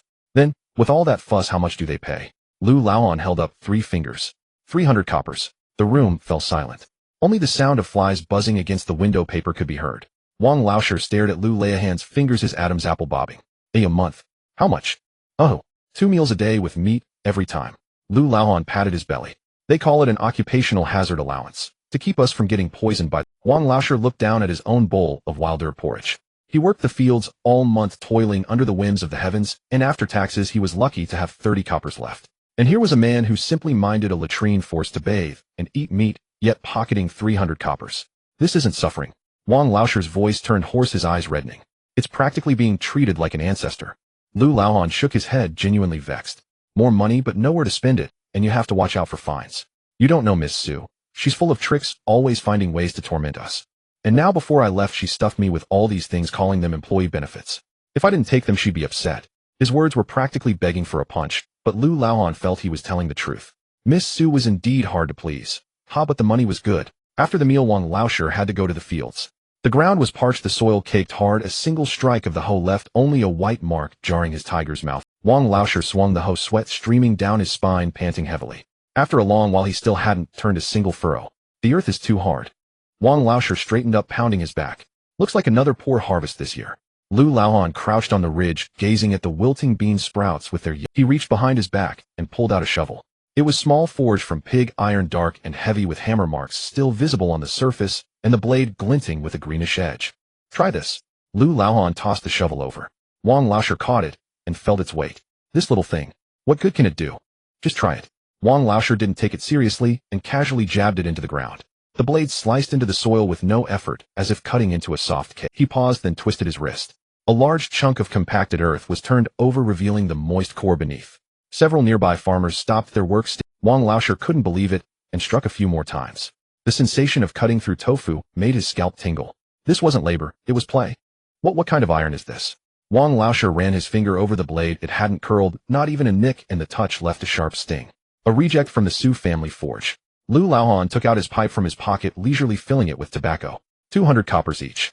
The real ones are too expensive, they're for the army. This one's just for the kids to play with in the dirt. The farmers gathered around, their eyes gleaming. 200 coppers was no small sum, enough to feed a family for 2 months. But this efficiency, one shovel doing the work of 3, saving strength. With this, even clearing wasteland would be easy. This wasn't a shovel, it was a family heirloom. Lu Laohan opened the small cloth bundle again and pulled out the oil paper jar. As soon as the jar was opened, a strange smell wafted out. It was earthy, slightly warm, with even a hint of fermented richness. What's this? Wang Laosher asked. Black soil. Lu Laohan didn't say it was dung. That was Miss Su's taboo, it had to be called cooked fertilizer. Dregs from Miss Su's alchemy furnace mixed with plant ash and refined. He pinched a tiny bit of the dark, oily soil and sprinkled it on the roots of a nearly withered bean sprout, then told Wang Laosher to pour a ladle of water over it. By the time the sun slanted westward, a strange thing had happened. The bean sprout, which had been curling at the edges, yellowing and seemingly on the verge of death, had its leaves. The color visibly turned green, and even the stem straightened up, its vitality a stark contrast to the half-dead crops around it. A collective gasp arose from the onlookers. A miracle medicine. Could it be the so-called sacred clay? Lu Laohan put the jar away and casually handed it to Wang Laosher. Use it sparingly. In Taoyuan County, you have to queue up to get it. 2 coppers a bucket, and you still have to beg for the Su family's favor. Only because I'm an outstanding employee's family member did they give me this jar. Wang Laosher held the jar, his hands trembling. This wasn't soil, it was a farmer's lifeline. Not far away, under the shade of a tree, stood a man in black clothes. He was the constable of Qinghuan County, surnamed Zhang. Constable Zhang gripped the hilt of his saber, his palms sweating. He had seen the shovel, and he had seen the jar of soil. More than that, he had seen the look in Wang Laosher's eyes when they gazed at Lu Laohan. That wasn't the look of a relative. It was the look of a deity, a savior, a way to survive. Constable Zhang swallowed hard. In his 10 years serving in Qinghuan County, he knew exactly what these mud-footed folk wanted. To eat their fill, to keep warm, to work with less effort, and to make the crops grow well. Now all of that was available in neighboring Taoyuan County. Even a cripple guarding a latrine could live like that, wearing new clothes, eating fatty meat, and earning a high wage. Constable Zhang felt his seat growing uncomfortably hot. If this news spread, how many people would remain in Qinghuan County, who would still be willing to gnaw on wild vegetables and hack at hard soil here? He turned and walked away, his steps hurried, nearly tripping. He had to report this to the magistrate. Taoyuan County was digging up Qinghuan County's roots. The sun set. Lu Laohan climbed back onto the ox cart for the return journey. Wang Laosher's family saw him off at the village entrance, reluctant to part, their eyes filled with complex emotions. Many villagers stood at their own gates, craning their necks to watch. Some carrying bundles whispered in the shadows of the walls. Is Taoyuan County hiring? I heard they even take fools as long as you obey. But what about our land here? To hell with the land. You can't dig food out of it. Going there to shovel shit is better than being a landlord here. Lu Laohan didn't hear these words. He felt the remaining coppers in his pocket and mentally planned to buy a sugar figurine for his grandson on the way back. Taoyuan County was good. Even if Miss Su was a bit short-tempered, even if the rules were many, even if people jabbed fingers at her and called her a treacherous minister, she truly gave them meat. The ox cart swayed, disappearing into the yellow dust at the end of the road. Behind him in the villages of Qinghuan County, people's hearts were scattered. No one wanted to sleep. They were all pondering how to get to that place where even the latrines seemed trimmed with gold. The wind rose, carrying yellow dust blowing in the direction of Taoyuan County. Lu Laoan dozed off on the cart, dreaming of the taste of braised pork. When he woke, the cart was already on the road. Smooth, quiet. The air held that familiar scent again. Lu Laoan took a deep breath. He was home. This smell, it was the one that truly set his heart at ease. Lu Laoan got off the cart and paid the fare. He straightened his back and walked into the night-shrouded Taoyuan County town. The lanterns here were far brighter than those in Qinghuan County. Miss Su is a living bodhisattva. An old woman by the roadside was burning incense, muttering to herself. Lu Laoan passed by and curled his lip. Which bodhisattva would be so fierce, always shouting about fines? But then he touched the thick cotton clothes on his body. This fierce bodhisattva, she was pretty good too. At least she made people live like human beings. He walked home, his steps light. This life had hope. In the Su family's accounting room, the clinking of copper coins sounded like a relentless downpour. Several accountants were working their abacuses so furiously that their fingertips nearly smoked, their eyes bloodshot, yet their lips curled into uncontrollable grins. Only Su Qinghuan sat in the grand armchair, staring at the large baskets filled with copper coins and silver notes. The odor was overwhelming. The stench of money mixed with the lingering, undissipated, earthy smell of fermenting manure, drilling straight into her nostrils. The red countdown bar on the system panel had been steadily positioned in the middle. Now, thanks to that wave of 10,000 subjects kneeling in gratitude, it had disgustingly shrunk back by a significant margin. If this continued, forget about returning to the modern era to enjoy air conditioning. She might end up as the fertilizer queen of the great Qin dynasty for the rest of her life. Slap. Su Qinghuan slammed the table with such force that the startled Li Sheng nearly dropped his account book. Stop counting. Su Qinghuan pointed at the baskets on the floor, grinding her teeth. Li Sheng, do you think that just because the Su family has earned this 5,000 taels we can lie back on piles of money and sleep? Li Sheng hugged the account book, looking bewildered. Young miss, this is 5,000 taels of silver. Plus the orders just delivered from the neighboring county were booked until next spring. Isn't this a great cause for celebration? Celebrate my foot. Su Qinghuan stood up and paced restlessly around the room. Liquid capital. That was the most terrifying thing. Money stored in the treasury was a scourge. It would depreciate, be flagged by the system as profiteering, and most importantly, if it wasn't spent, it wouldn't disappear. She had to turn this money into an immovable, unsellable maintenance sucking white elephant. Pass my word, set a new rule. Su Qinghuan stopped pacing, her gaze fierce. From today onward, the Su family will implement the 2 no reserves. No silver kept in the treasury, no grain left in the books. As soon as money comes in, it must be spent that very night. Li Sheng's scalp tingled. Spent? How can we possibly spend it all? Buying land is investment, buying grain is hoarding, money is alive. Su Qinghuan walked to the window and pushed it open. Outside, the night was pitch black. Although Taoyuan County was now clean, it was also impoverished. There was no curfew, but once night fell, only a few lanterns hung outside the wealthy households. The entire street was so dark you couldn't see your hand in front of your face, only the lonely sound of the night watchman's gong. Su Qinghuan gazed at the dead black night, and a flash of inspiration struck her. Got it. Nothing was more profligate than burning money. Li Sheng, look at this sky. Su Qinghuan pointed outside. It's dark. It's dark, Li Sheng answered honestly. It's already the hour of Su, so naturally it's dark. Too dark. I don't like it. Su Qinghuan turned around. I want to light lamps. I want the main street of Taoyuan County to be as bright as day, so bright that I can see whether a mouse crossing the street is male or female. Half an hour later, on the main street of Taoyuan County, Li Sheng carried a dim little lantern, stumbling unsteadily behind Su Qinghuan, listening to the shocking words tumbling from her lips. Every 10 paces erect a pillar. Don't use wood, it burns too quickly. Use stone, white marble. For lamp oil, don't use lard, it smokes too much and stinks. I want shark oil. I heard there's deep-sea fish oil from the eastern sea. 1 tael of oil costs 5 taels of silver. Buy it. Sweep the entire Jiangnan inventory clean. Li Sheng nearly fell to his knees. Shark oil. Even the imperial palace didn't dare light it every day. Each drop of oil burned not just light, but several years' worth of food for commoners. Young miss. This is too. Before Li Sheng could finish, Su Qinghuan interrupted. And the lampshades. She pointed at the dark street. The current paper lanterns are too rustic. They break at the slightest wind.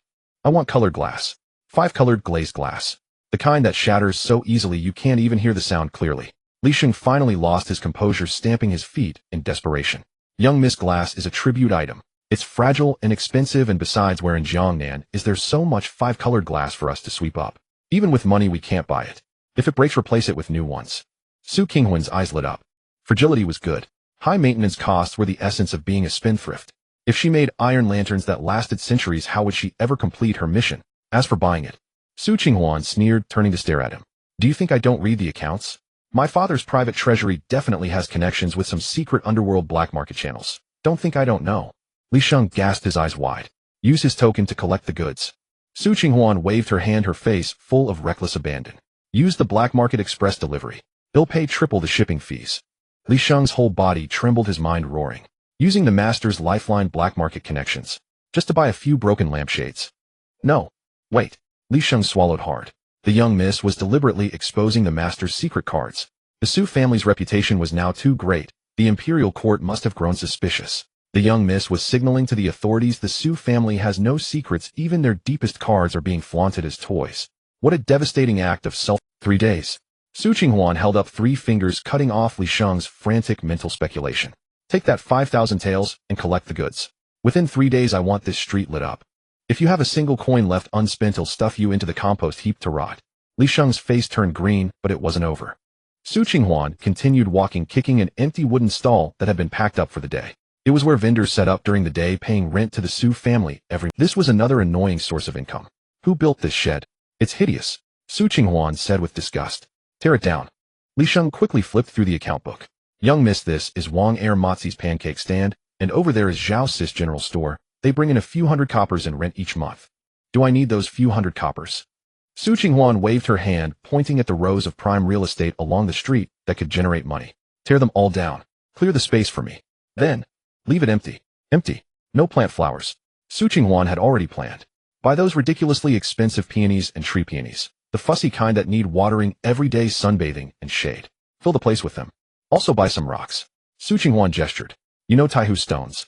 The kind that are thin, hollow, full of holes and wrinkled. Useless except for decoration. Ship them from Suzhou and place them along the roadside. And benches. Build rows of long benches for loafers and beggars to sit on for free. Li Sheng was dumbfounded. Tearing down the lucrative rental stalls to plant flowers and grass and building benches for beggars. This was like smashing a treasure bowl to use as a chamber pot. Young miss, this is public facilities. Li Sheng tried to understand the term. But it doesn't generate money. It requires hiring gardeners, maintenance. It's a bottomless pit. A bottomless pit was exactly what Su Qinghuan wanted. She patted Li Sheng on the shoulder earnestly. Li Sheng, you need to broaden your horizons. Money is something you can't take with you when you're born or when you die. Our Su family's reputation is too good now, and it invites envy. Only by spending money on utterly useless things can we prove we have no ambition, just plain mental instability. Li Sheng looked at the young miss face, which was written with wisdom, and suddenly it all seemed to make sense. Yes, which family planning a rebellion would spend money on planting flowers and lighting lamps? This was clearly a show of weakness to the court, an act of self-defilement. I understand. Li Sheng's eyes welled with tears, moved by the young miss' political acumen. They'll see to it at once. I guarantee to spend every last copper of those 5,000 taels. Su Qinghuan nodded with satisfaction. As long as this street became a money-devouring beast that only swallowed gold and never spit out silver, she didn't believe that damned progress bar could shrink back. In 3 days, Taoyuan County experienced a bizarre calamity. Hundreds of craftsmen worked day and night, tearing down all the roadside stalls. The merchants dared not speak out, watching helplessly as the money-making plots were dug up, filled with humus soil, and planted with delicate flowers. Carts covered with thick cotton cloth were unloaded from the docks, revealing gleaming colored glass lampshades. And jars of tightly sealed shark oil.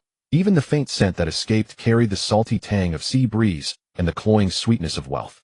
On the evening of the 3rd day, the last blush of sunset was devoured by darkness. The entire main street of Taoyuan County had been cleaned spotless.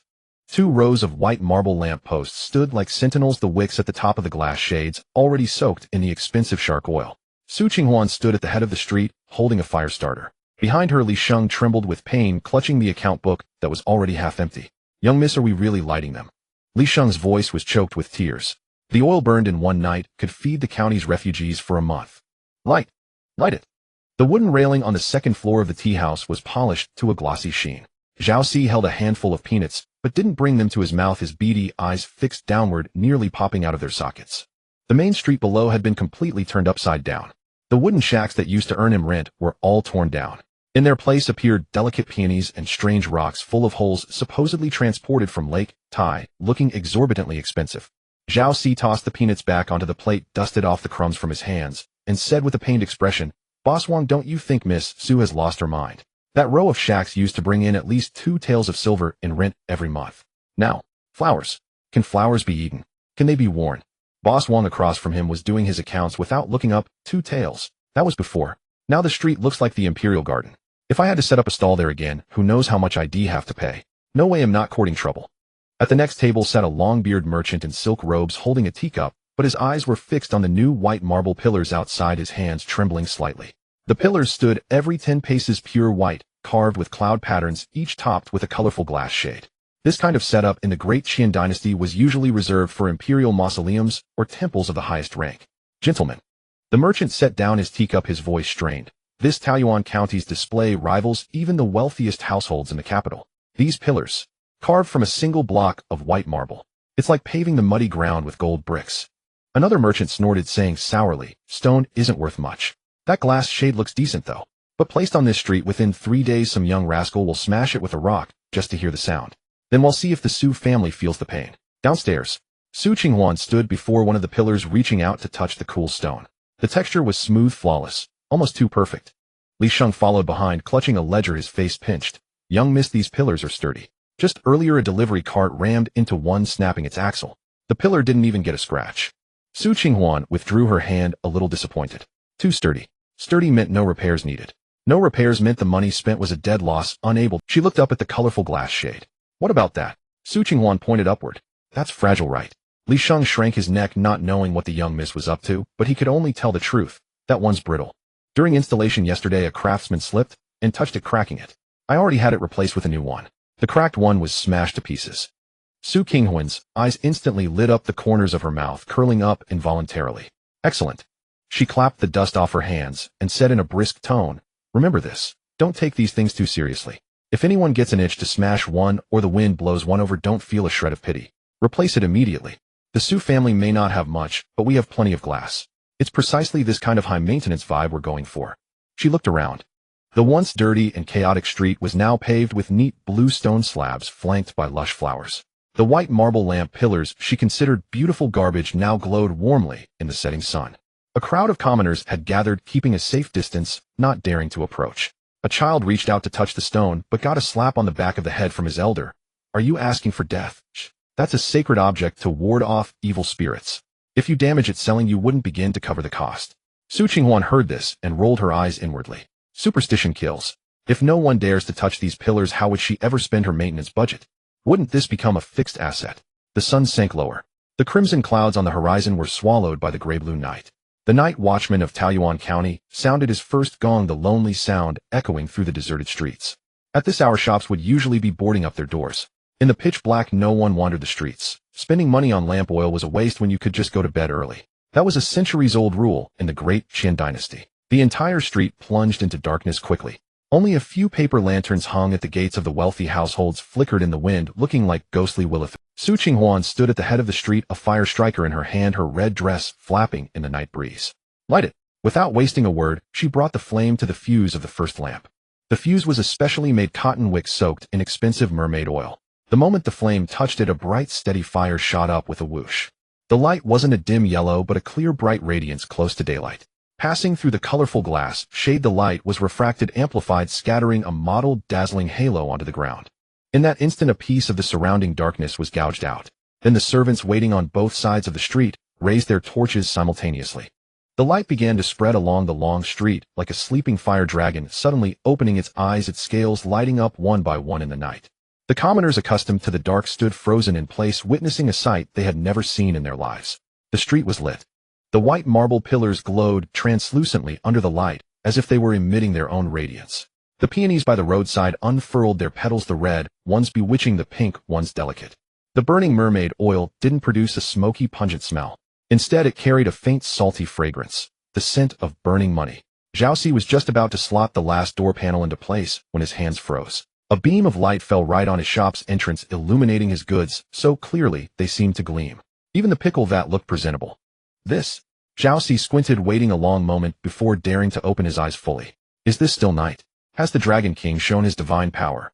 Upstairs in the tea house, the traveling merchant finally lost his grip on his teacup. It shattered on the floor with a crack, splashing hot tea onto his boots. He didn't even bother to wipe it off. He leaned over the railing, staring at the dazzling, flowing river of light below. A city without night. The merchant muttered, his lips trembling. Did they pull the Milky Way down from the heavens? How much money must this be burning? Su Qinghuan stood in the light watching the scene, but her heart was bleeding. Every dancing flame in every lamp was burning pure silver. Perfect. This was exactly the effect she wanted. As long as these lights were on, the money would flow out like water, unstoppable. This perpetual loss project was a milestone on the road to ruin.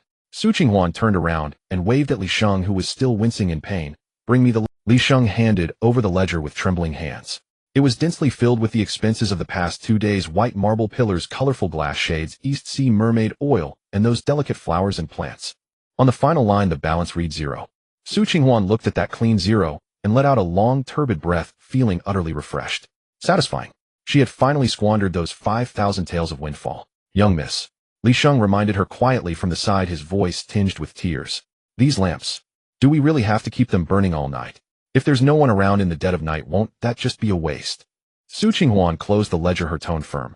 Even if there's no one, I'd gladly light the way for ghosts. As long as the sky hasn't brightened, these lamps are not to be extinguished.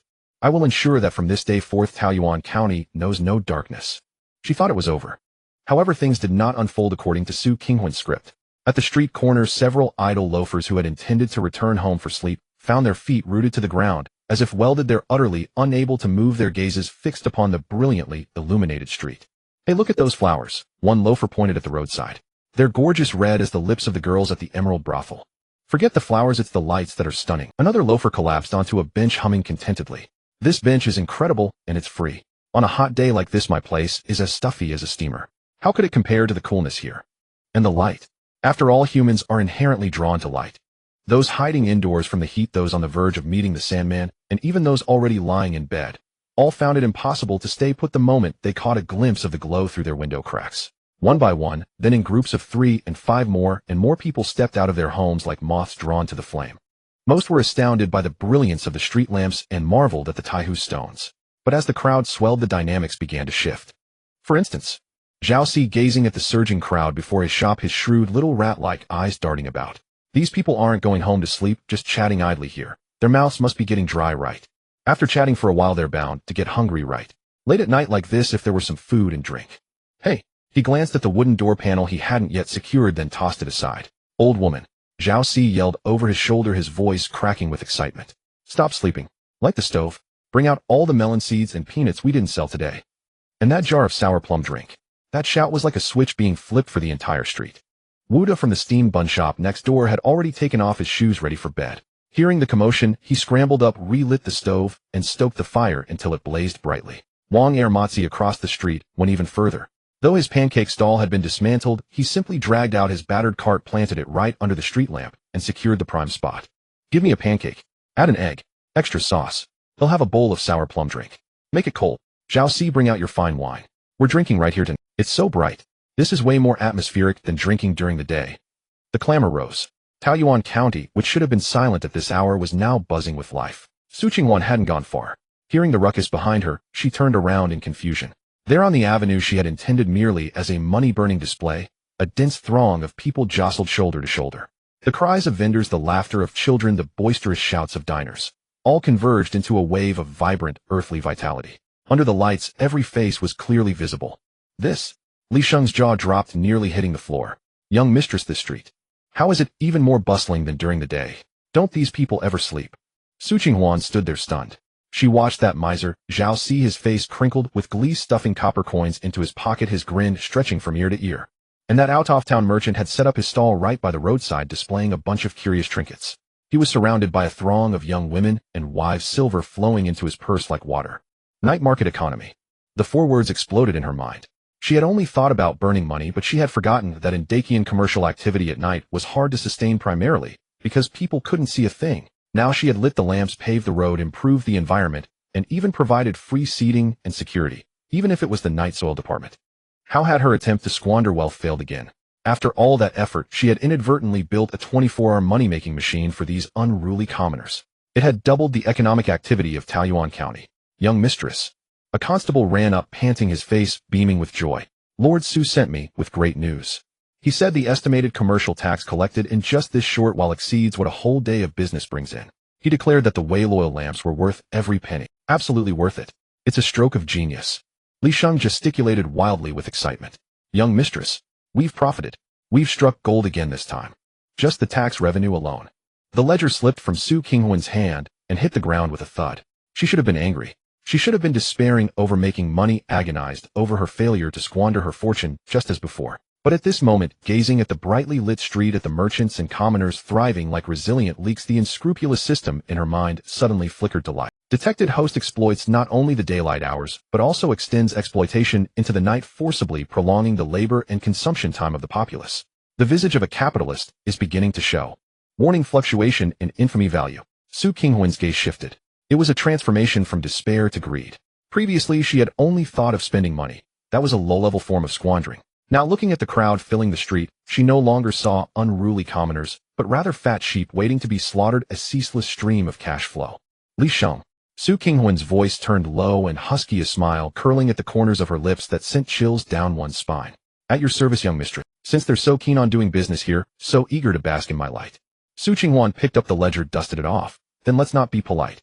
Spread my word, the light on this street is lit by my Su family's money. The bricks on this ground are paved with my Su family's money. These benches are built with my Su. Su Qinghuan spread her arms wide, as if embracing the rain of gold coins falling from the sky. Starting tomorrow, the stall fees on this street will be tripled. Want to enjoy the light? Fine. Pay by the hour. Not only will we collect taxes, but we'll also charge an illumination fee, a bench wear and tear fee, and a flower appreciation fee. Her smile was radiant, her eyes gleaming with pure, simple malice. The money they earn, I'll take a cut. The money they spend, ITLL, all flow back into my pocket. Since these lights can't be extinguished, let's make them burn even brighter. He'll use their money to fuel my lights. And with my lights, he'll squeeze out their very last copper coin. Li Sheng was dumbfounded, then raised his thumb in admiration, his eyes filled with reverence. Young mistress. Brilliant. Absolutely brilliant. This is what they call shearing the sheep to clothe the shepherd. Su Qinghuan let out a cold laugh, turned, and walked away. Her silhouette stretched long under the lights, resembling a true mastermind behind it all. Despair. Non-existent. Failure to squander wealth. No, no, no. This should be called the activation of a new harvesting mode. With this continuous stream of money, she could play an even bigger game next time. In Qinghuan County stood the Ziyu Pavilion. Though its name sounded elegant, the business was so desolate it could bore a bird to death. The private room on the second floor was drafty from all sides. The window paper had 2 holes through which the night wind whistled in. The tea on the table had long gone cold, and no waiter came to refill it. Su Bingzhang sat in the seat of honor. As the head of Looming Academy in Qinghuan County, he usually carried himself with an air of aloof dignity, but now his face was set harder than the stone lions at the academy's gate. A dozen or so people sat in the room, all prominent scholars of Qinghuan County. When they gathered normally, they would compose poetry and recite couplets. On ordinary days they were louder than anyone, but today they were all mute, shrinking their necks and letting their eyes drill into the cracks between the floor tiles. Su Bingzhang tapped his fingers on the table 3 times. All struck dumb. Su Bingzhang swept his gaze around and fixed it on an old man with a goatee on his left.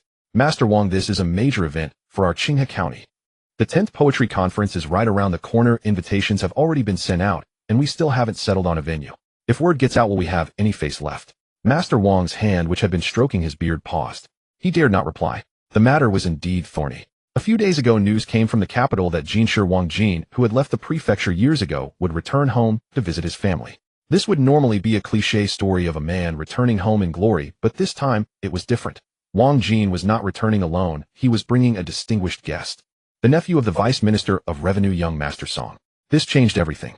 The poetry conference was no longer merely a leisurely affair of drinking tea and reciting poems. It was a stage built for young Master Song. If one could gain some recognition before this nobleman receive a word of praise from him, it would be more useful than 10 years of hard study in a study room. Because this was a ladder to the heavens. Who wouldn't want to climb? But to climb a ladder, one must first have a ladder.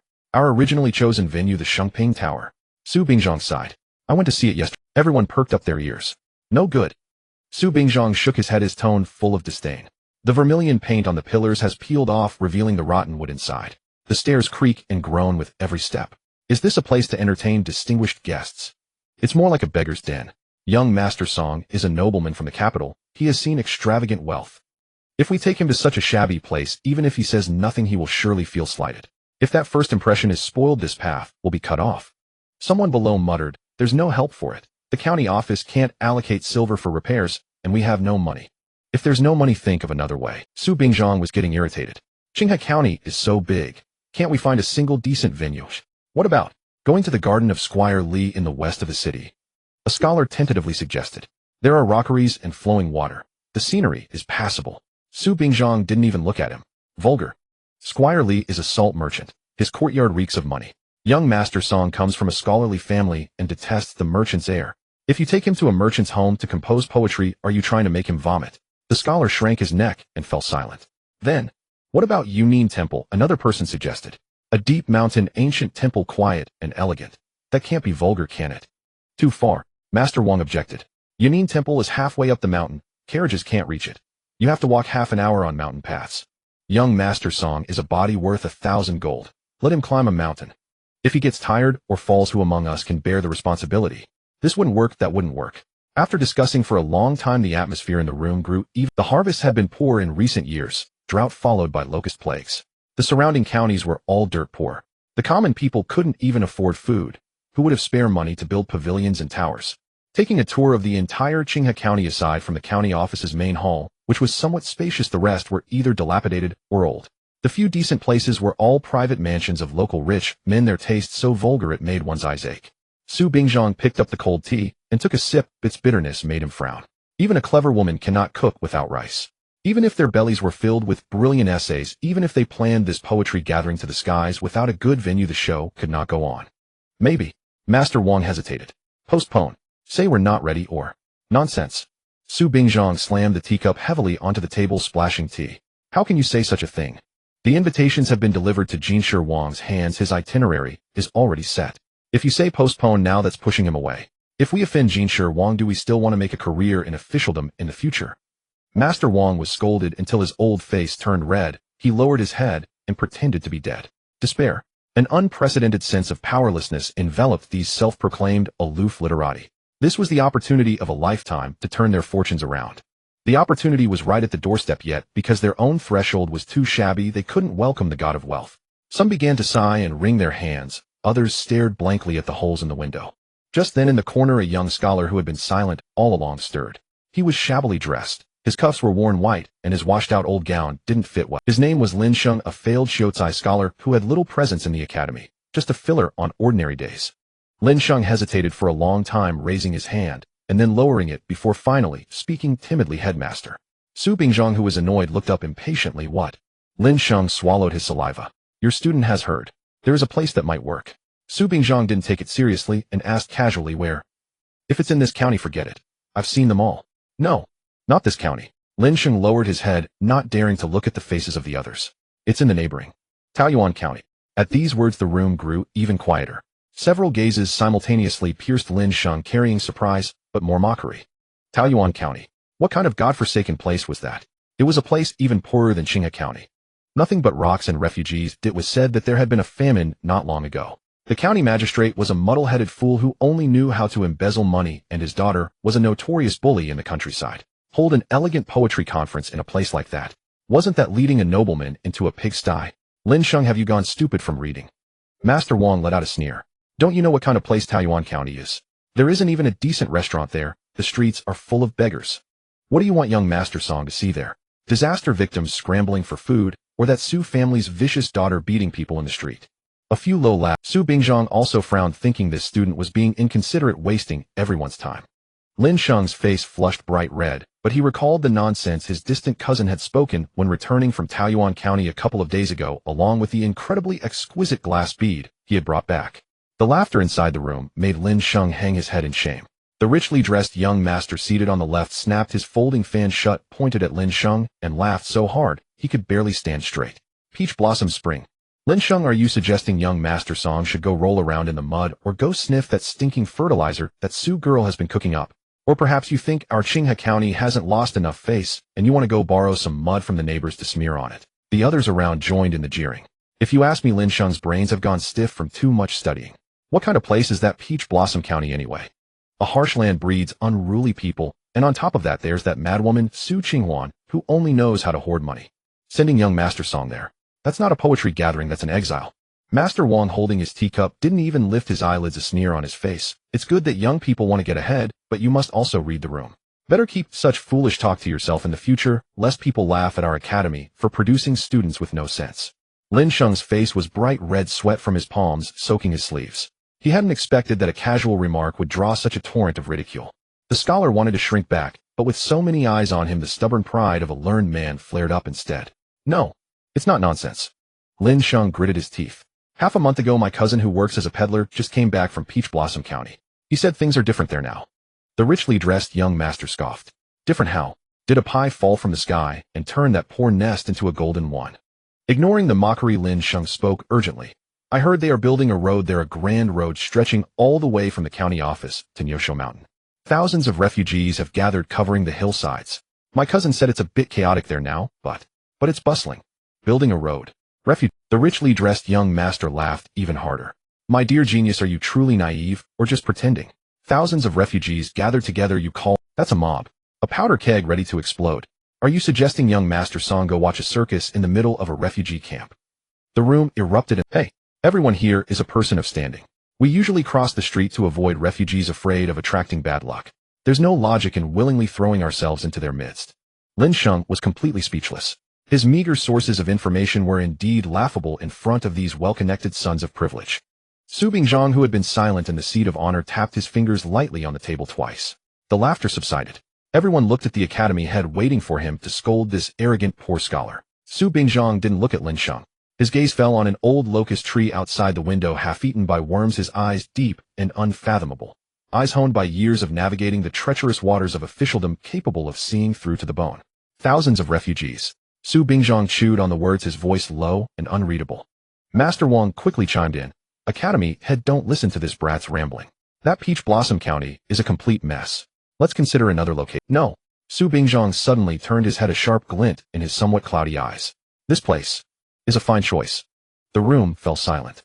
The richly dressed young master's fan froze midair. Master Wang's teacup, just raised to his lips, stopped. Even Lin Sheng looked up abruptly, staring at Su Bingzhang as if had seen a ghost. Academy head. The richly dressed young master wondered if had heard correctly. You mean that Peach Blossom County full of refugees and stench? Su Bingzhang stood up, clasped his hands behind his back, and paced a few steps. You're all still too young. You only see the surface of things. Su Bingzhang walked over to the painting solitary angler on the cold river, hanging on the wall, turning his back to the crowd. Young Master Song's journey south is nominally for visiting family and leisure, but what is it really? It's to survey the people's condition for his uncle in the Ministry of Revenue. Since he's surveying the people's condition, where best to witness the people's hardship? The group exchanged bewildered glances, struggling to keep up with the old fox's line of thinking. A cryptic smile appeared on Su Bingzhang's face.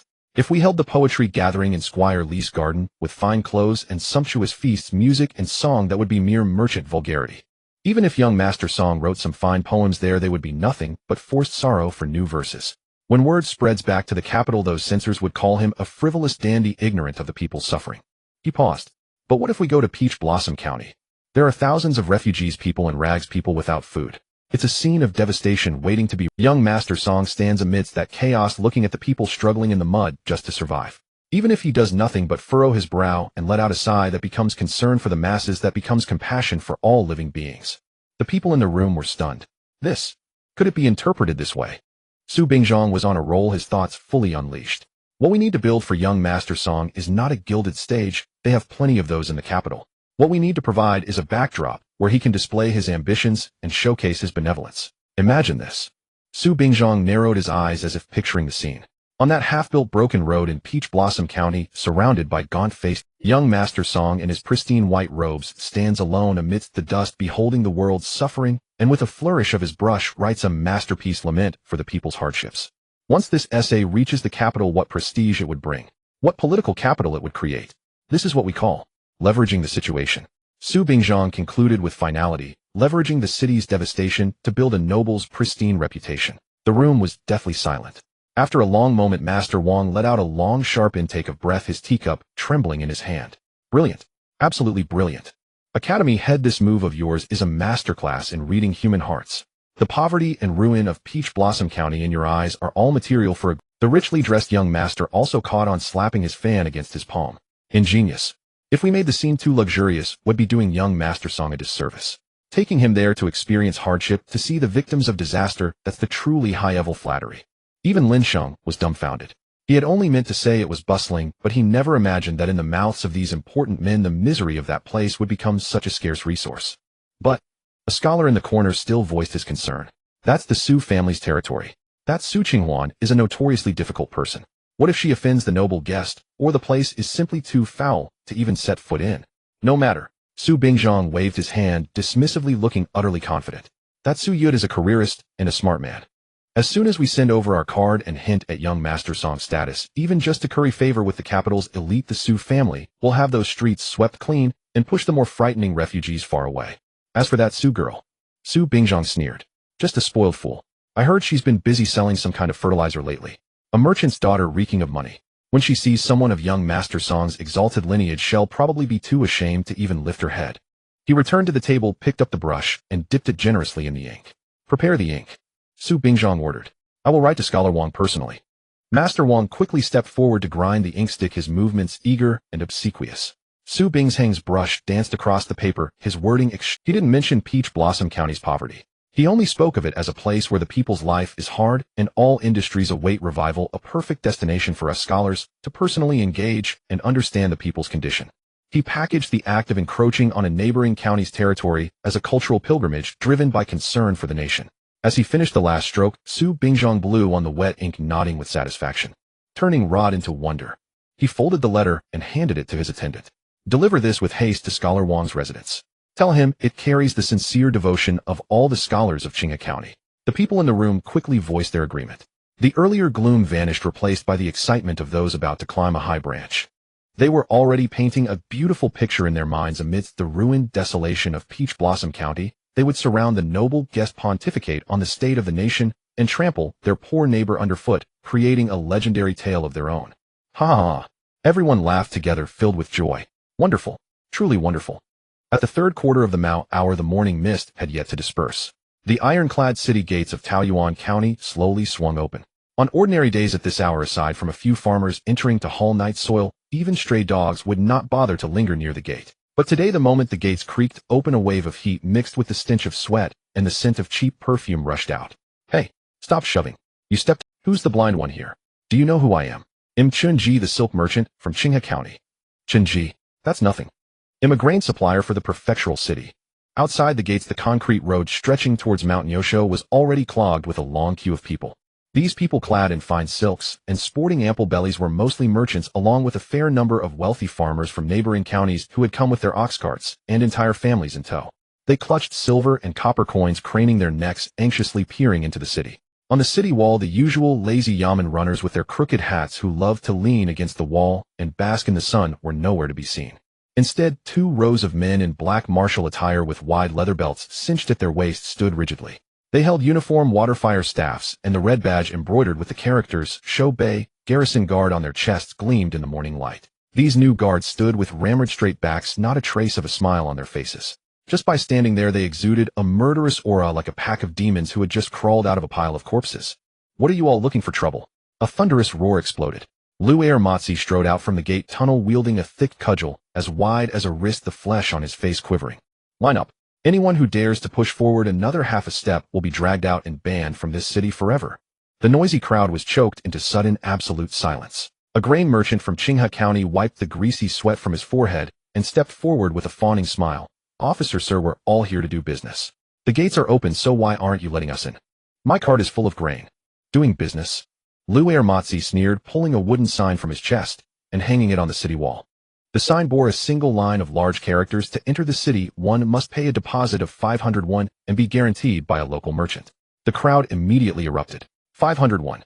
That's daylight robbery. Exactly. We don't pay this to enter the prefectural city. Is this Taoyuan County paved with gold? And a guarantor? We're new here, we don't know any local merchants. Lu Matsi didn't waste words. He slammed his cudgel on the ground. Too expensive? Then don't come. Go to Qinghuan County, they don't charge there, they don't even charge for a pile of shit. He gestured to the spotless street behind him, devoid of even a single weed, then pointed at the endless stretch of glowing glass lamp posts in the distance. This is Taoyuan County. Miss Su has decreed that our land is precious and cannot accommodate riffraff. If you can't afford it, get the hell out. The grain merchant was stunned. He looked at the smooth road inside the gate, the neat, orderly shops in the distance, and recalled the legendary city of eternal night spectacle he had witnessed the night before. The business opportunities here were as real as gold and silver. The roads were smooth, the lamps shone all night. Most importantly, there was order, a place where even a fly dared not buzz around recklessly. Thinking this way, those 500 weren't a toll, but an admission fee. A ticket to a vault of treasure. He'll pay. The grain merchant suddenly whipped out a piece of broken silver from his chest and slammed it onto the table. 501. Keep the change. The rest is for you brothers to buy some tea. Who here is a local merchant? He'll pay 2 taels of silver for a guarantee. The others weren't fools either. Seeing the grain merchants move, they quickly grasped the business potential of Taoyuan County. After a quick calculation, he'll pay 2. He'll pay double. Don't push. I was here first. Hey, raise my money. The crowd that had been complaining about robbery moments before now surged forward like madmen, coins and silver raining down on the registration table, terrified that if they were even a second late, this golden door would slam shut in their faces. Liu Ermatzi watched the scene, his mouth twitching. The young miss planned to drive people away. How was it bringing in even more? Inside the city on the main street, a portly squire in a purple robe had just finished gnawing on a baked cake, casually tossing the lotus leaf wrapper onto the ground and spitting out a glob of phlegm. Tui. At that moment, a large hand clamped down on his shoulder. Who dares touch me, your master? The portly squire turned around and saw a stern face under a red armband. Littering and spitting. Fine as 5 taels. The stern-faced man's expression was impassive, his small notebook already flipped open. Pay up. 5 taels. Why don't you just rob me? The portly squire's eyes bulged like an ox's. He pulled out a tintal banknote and flung it over. Do you know who I am? Close with your county magistrate. 10 taels. The stern-faced man pocketed the banknote, neither giving change nor offering a bow. He reached behind his back and pulled out a yellow vest, thrusting it into the squire's chest. According to Article 3 of the Taoyuan County Urban Management Regulations, resisting law enforcement adds to your crimes. Besides the fine, you will also stand on duty for half an hour. You want me to stand guard? Where this? The portly squire laughed in disbelief, pointing at the onlookers. I've got plenty of money. He'll pay 100 taels, but am not standing guard. The stern-faced man said nothing, just let out a whistle. In an instant, 4 urban management officers wielding staves. Even if you pay, you'll still stand. The stern-faced man pulled the vest over the squire's head. This is the rule of Taoyuan. On this street, money isn't everything Taoyuan County's rules are. What shocked the squire even more was that the local residents nearby weren't scared off by this domineering behavior. Instead, they stood around with their hands behind their backs, pointing and whispering, a strange sense of superiority on their faces. Look, a country bumpkin from out of town. Exactly, think a few stinking coins let them run wild here. Don't they know whose turf this is? Serves him right. Miss Sue paid a fortune to pave this street, we can't let them ruin it. The portly squire froze. He looked at the mocking glances around him and suddenly realized something. Here his money couldn't buy the privileges he once enjoyed. But by following the rules here, even ordinary citizens could obtain something that couldn't be bought even in the prefectural city. Dignity and security. To avoid physical harm, he gritted his teeth, put on the yellow vest, and obediently stood in the sun by the roadside. The county office's side hall now had a new sign above its door. Taoyuan Tax Settlement Center. Stepping inside, it was noisier than a vegetable market. Sioux Family Protection fee 3 taels. Road where compensation 2 taels. Night illumination fee 5 taels. Li Sheng stood on a high platform, his voice hoarse from shouting. Below the platform, dozens of accountants had their abacuses clicking and clacking furiously, a sound that hadn't stopped since the morning shift began. Su Qinghuan sat in an armchair in the inner chamber, holding a cup of tea she couldn't bring herself to drink. Listening to the commotion outside, she closed her eyes in despair. Why hasn't it stopped? She had created these fees with names like air purification fee and excessive size, due to being fat fee, purely to disgust the merchants, drive them away, and burst the bubble of this fake prosperity. But what was the result? Li Sheng burst in, clutching a thick stack of ledger books, his face as red as if head downed 2 gin of strong liquor. Young miss, it's exploded. It's exploded again. He slammed the ledgers on the table, pointing at the numbers, his fingers trembling. Just the temporary entry permit alone has brought in 8,000 taels in the first 3 days from registration and wood plate fees. Add in the 20-odd types of fines and miscellaneous fees, and the treasury is now overflowing. And Li Sheng swallowed hard. Those merchants, when they pay, they don't complain. They keep asking if they can prepay for next year. Are they insane? Su Qinghuan slammed her teacup down. They say. Li Sheng scratched his head. Paying this money makes them people under the Su family. Before, when they did business elsewhere, they had to guard against local thugs and bribe various officials. That was a bottomless pit. Now, even though the Su family charges a lot, once they pay this single fee, no one dares to harass them anymore. In the end, it actually saves them a fortune. More importantly, Taoyuan County is full of business opportunities. Ding. Hearing the system reward notification, Su Qinghuan couldn't sit still. Fine. This damn system is forcing my hand. Li Sheng, since they love paying money so much, he'll set a rule for them and raise the threshold to the heaven. Let's see who dares to come then. Young miss, your orders. Go immediately carve a batch of Taoyuan County franchise wooden plates. And write a notice to post all over the city. Then Su Qinghuan gritted her teeth and rattled off a series of extremely harsh terms. First, anyone wishing to do business in Taoyuan County must purchase this plate. Manufacturing cost 50 taels. Second, plate holders must obey the 36 urban management rules set by my Su family.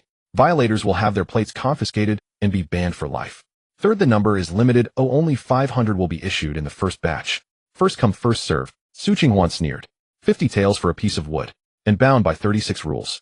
These profit-driven merchants would surely rage and pack their bags to leave. Go do it now. I want that notice posted within half an hour. Although Li Sheng was confused seeing the murderous look in the young Miss' eyes, he scrambled out of the room. An hour later, notices were plastered all over the city. Su Qinghuan sat in a private room of a tea house, glaring at the crowd below, clutching a handful of melon seeds, waiting to see these ungrateful wretches angrily tear down the notices, waiting to hear the rising tide of curses. Su Qinghuan sat in a private room of a tea house, glaring at the crowd below, clutching a handful of melon seeds, waiting to see these ungrateful wretches angrily. First, anyone wishing to do business in Taoyuan County must purchase a franchise plate. Manufacturing cost 50 taels, no credit. Hearing this, the crowd gasped. Phew. Is Taoyuan really this ruthless? Second, the land of Taoyuan County belongs to my Su family, so your money can only be paid to my Su family. Apart from my Su family, if any thug gang or yamen runner dares to collect even a single one of protection money, they are stealing from me, Su Qinghuan. My Su family urban management corps will beat them on sight. Third, since your people and goods have paid the toll, they are now private property under my Su family's protection. Whoever dares to touch my property, I will break their legs. But contrary to expectations, after the reading finished, the crowd fell into a brief silence. Su Qinghuan tightened her grip on the melon seeds. Upstairs, a wild smile, curling at the corners of her mouth. Listen to this. These words are all about my money, my property. Beat them on sight. This is greed and tyranny written all over it. Curse. Complain about the price. Curse me as a money-grubbing demoness. Suddenly, a fat man with a Shaanxi accent slapped his thigh.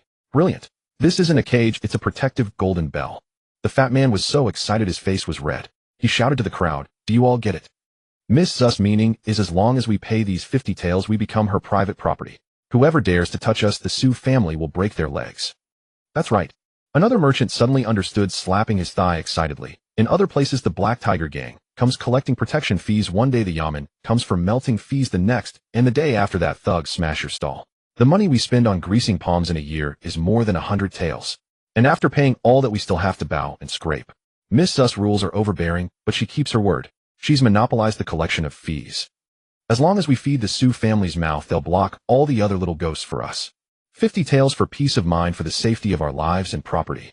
This is a living bodhisattva descended to earth. There are only 500 spots. This plate will definitely become a family heirloom. Quick, go line up now. If we're late, we won't even be qualified to give Miss Su our money and become her property. The scene that should have been filled with outrage instantly turned into a buying frenzy. People rushed towards the county office, fearful that being too slow would disqualify them from joining this grand cage. Some even offered 10 taels on the spot just to get a lower registration number. The melon seeds in Su Qinghuan's hand fell into her teacup.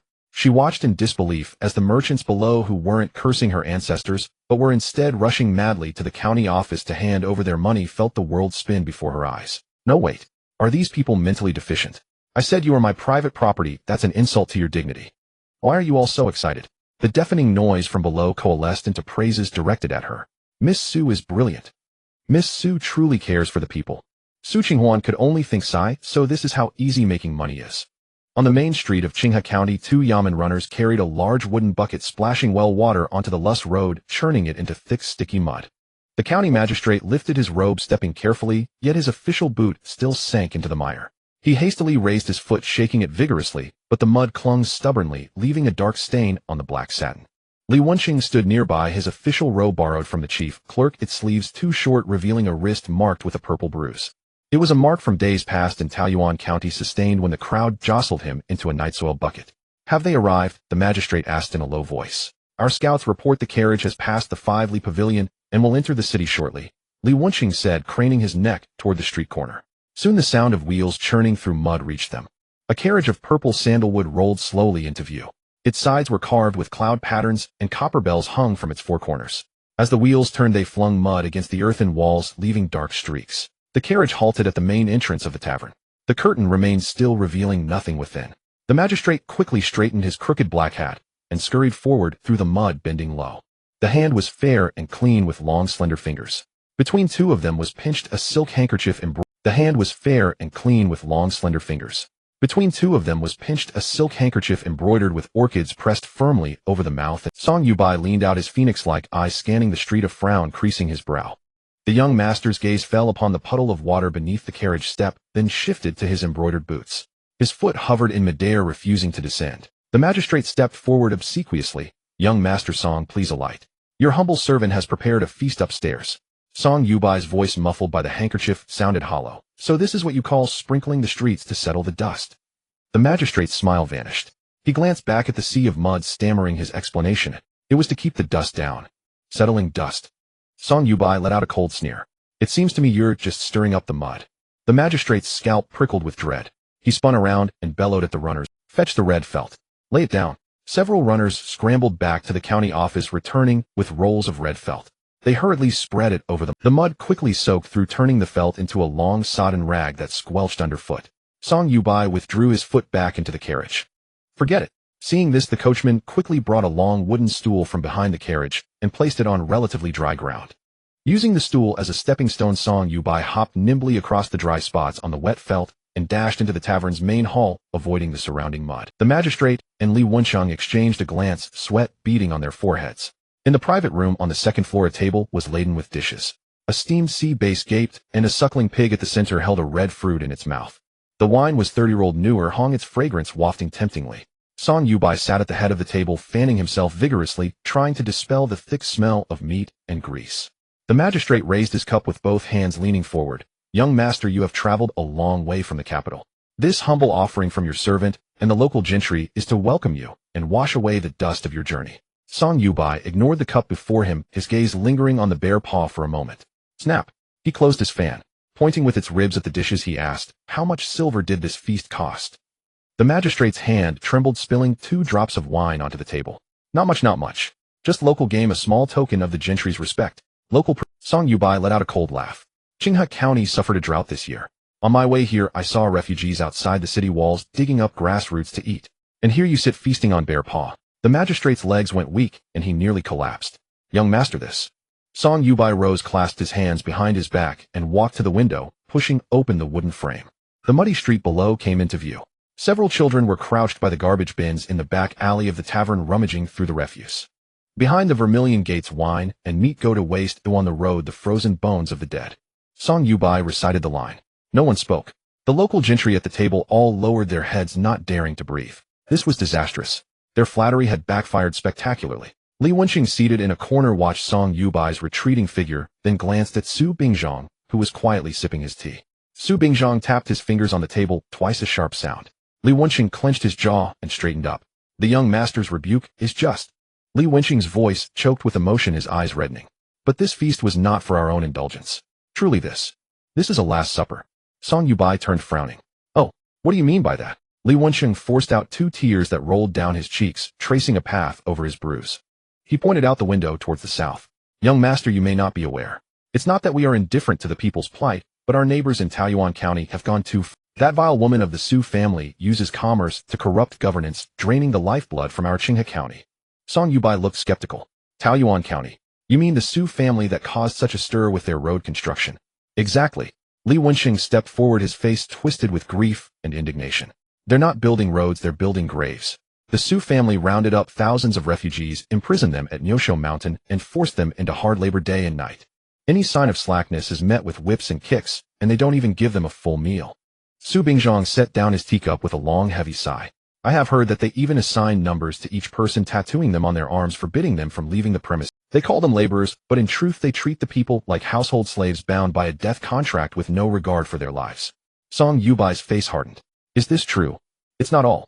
Another gentry member, catching on, chimed in eagerly. "That's Su Qinghuan in her greed for wealth actually forced the people to collect night soil." "Collect night soil." Song Youde nearly dropped his fan, his face a mask of astonishment. "It's absolutely true." The gentry member slapped his thigh, spittle flying. "She established this night soil bureau and rounded up all the disabled and elderly in the city, forcing them to work with filth all day, making them wear shameful yellow uniforms and parade them through the streets. Anyone who dares to disobey is denied food. The city of Taoyuan is now filled with a stench that chokes the air, and the people are suffering beyond measure." Li Wensheng added, "You see, young master, Qinghuan County may be poor and its roads may be bad, but at least the people have some freedom and can still walk the streets. But Taoyuan County. It's a living hell. To control the entire county, the Su family even charges people for using the privy. If they can't pay, they have to hold it in or be dragged off to the mines to work off their debt. Song Yubai's chest heaved. He considered himself a scholar, one who prided himself on integrity.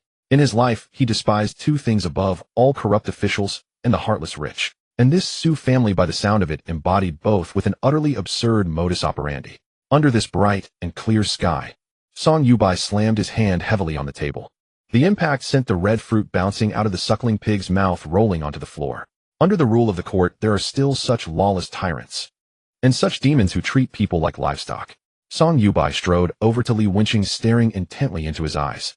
Is what you say the truth? Li Wenqing's knees gave way, and he knelt on the ground. If I have uttered a single falsehood, may I be struck by lightning. The injury on my face was inflicted by the Su family's guards when I went to remonstrate with them. They are arrogant and overbearing, declaring that this Taoyuan County does not belong to the great Qian, but to the Su family. Su Bingzhong also rose and bowed to Song Yubai. Young Master, Qinghuan County may have its shortcomings, but we are still struggling to hold on and dare not compete with the people for profit. But the people of Taoyuan County are waiting for someone to rescue them from their misery. We scholars cultivate ourselves, regulate our families, govern the state, and bring peace to the world. Now that our neighbors are in distress, and we are powerless to help, we feel nothing but shame. Song Yubai's chest heaved with emotion. He untied a piece of white mutton fat jade from his waist. Crack! The jade shattered into several pieces on the blue brick floor. This ornament, meant for appreciation, now seemed a bitter irony. I have no appetite for this meal. Song Yubai turned his head away from the feast before him. Prepare the carriage at dawn tomorrow. The magistrate looked up, bewildered. Where does the young master wish to go? Song Yubai gazed towards the south outside the window. To Taoyuan County. I wish to see for myself how many heads this Su family has to dare treat the people like livestock right under the emperor's nose. I want to see this so-called Night Soil Bureau and just how lawless it truly is. Li Wenqing lowered his head, a faint smirk tugging at the corner of his mouth. Su Bingzhong stroked his beard, his eyes narrowing into slits. It was done. Song Yubai's reaction was even more intense than they had anticipated. The next morning, a grand procession of over a dozen carriages and Inquisition fleet rolled out of the gates of Qinghuan County. Inside his carriage, Song Yubai held a copy of Mencius, but could not focus on a single character. His mind was filled with the images Li Wenqing had painted. The screams of refugees, the wails of the people, a wicked woman cracking her whip, and filth flowing through the city streets. Song Yubai clenched the book in his hand. This trip to Taoyuan was to vanquish demons and uphold justice. At the rear of the procession, Li Wenqing rode on horseback beside Su Bingzhang's carriage. Master, this plan to divert the flood east is brilliant. Li Wenqing whispered, grinning. Su Bingzhang lifted the carriage curtain a crack, revealing his wrinkled, old face. This isn't diverting the flood, it's using the enemy's strength against them. Since that girl from the Su family loves to stir up trouble, let a noble from the capital deal with her. Young Master Song has deep connections. A single memorial from him would be more than enough to cause the Su family considerable grief. Li Wenqing glanced at Song Yubai's carriage ahead. This young Master Song seems to be someone who won't tolerate any faults. The less he tolerates, the better. Su Bingzhang squinted. Once we reach Taoyuan County, and he sees the mess for himself, he'll dismantle the Su family without us having to say a word. Then we'll not only be blameless, but we'll also get credit for exposing their misdeeds. The procession rumbled over the muddy official road heading towards Taoyuan County, dozens of li away. And there on Taoyuan County's concrete avenue, Lu Ermatzi was leading a group of burly men in city inspector uniforms, using water guns converted from bamboo tubes to wash the road surface. The concrete was hosed down until it gleamed, not a single speck of mud to be found. Wash it all clean. Lu Ermatzi bellowed. The Miss has decreed that our Taoyuan County is a civilized place, and we can't have any filth. No matter where a carriage is from, if its wheels carry any mud, it's not allowed into the city. The fine is 1 tael of silver. If they can't pay, we remove the wheels. A nearby inspector wiped the sweat from his brow and shouted back, "Don't worry, Chief. Not even a fly with muddy feet will get through." Lu Ermatzi nodded with satisfaction, shouldered his water gun, and stood at the crossroads. The wheels ground over the final ridge of Lus, and the jarring, teeth-rattling jolts abruptly ceased. The carriage ride became unnaturally smooth. Song Yubai's teacup didn't even ripple. Curiosity piqued, he lifted a corner of the curtain. What met his eyes was a gray-white road, smooth and vast, without a single pebble in sight. Mud from Qinghuan County clung to the wheels, flinging onto the pristine surface with each rotation. The 2 dark, grimy tracks stood out starkly against the gray-white pavement. Song Yubai frowned, pulling out a handkerchief to cover his nose and mouth, then lowered it. There was no expected cloud of dust. The air was crisp and clean, carrying a faint, elusive scent of burnt vegetation. Are we there already? Song Yubai asked. Su Bingzhang seated across from him, his aged face somber in the sliver of light from the curtain pointed ahead. Look, young master. Song Yubai followed his gaze. 100 paces away stood a city gate clad in iron plates. Before the gate, a dense dark mass of people surged, the line stretching back over 2 li. The din of voices was overwhelming, reaching their ears even from this distance. Some waved their arms wildly, others shoved desperately forward, and a few clung stubbornly to the legs of the yamen runners. This. Song Yubai tightened his grip on his folding fan. These are the refugees. Su Bingzhang sighed, his voice heavy. Indeed. Taoyuan County has closed its gates.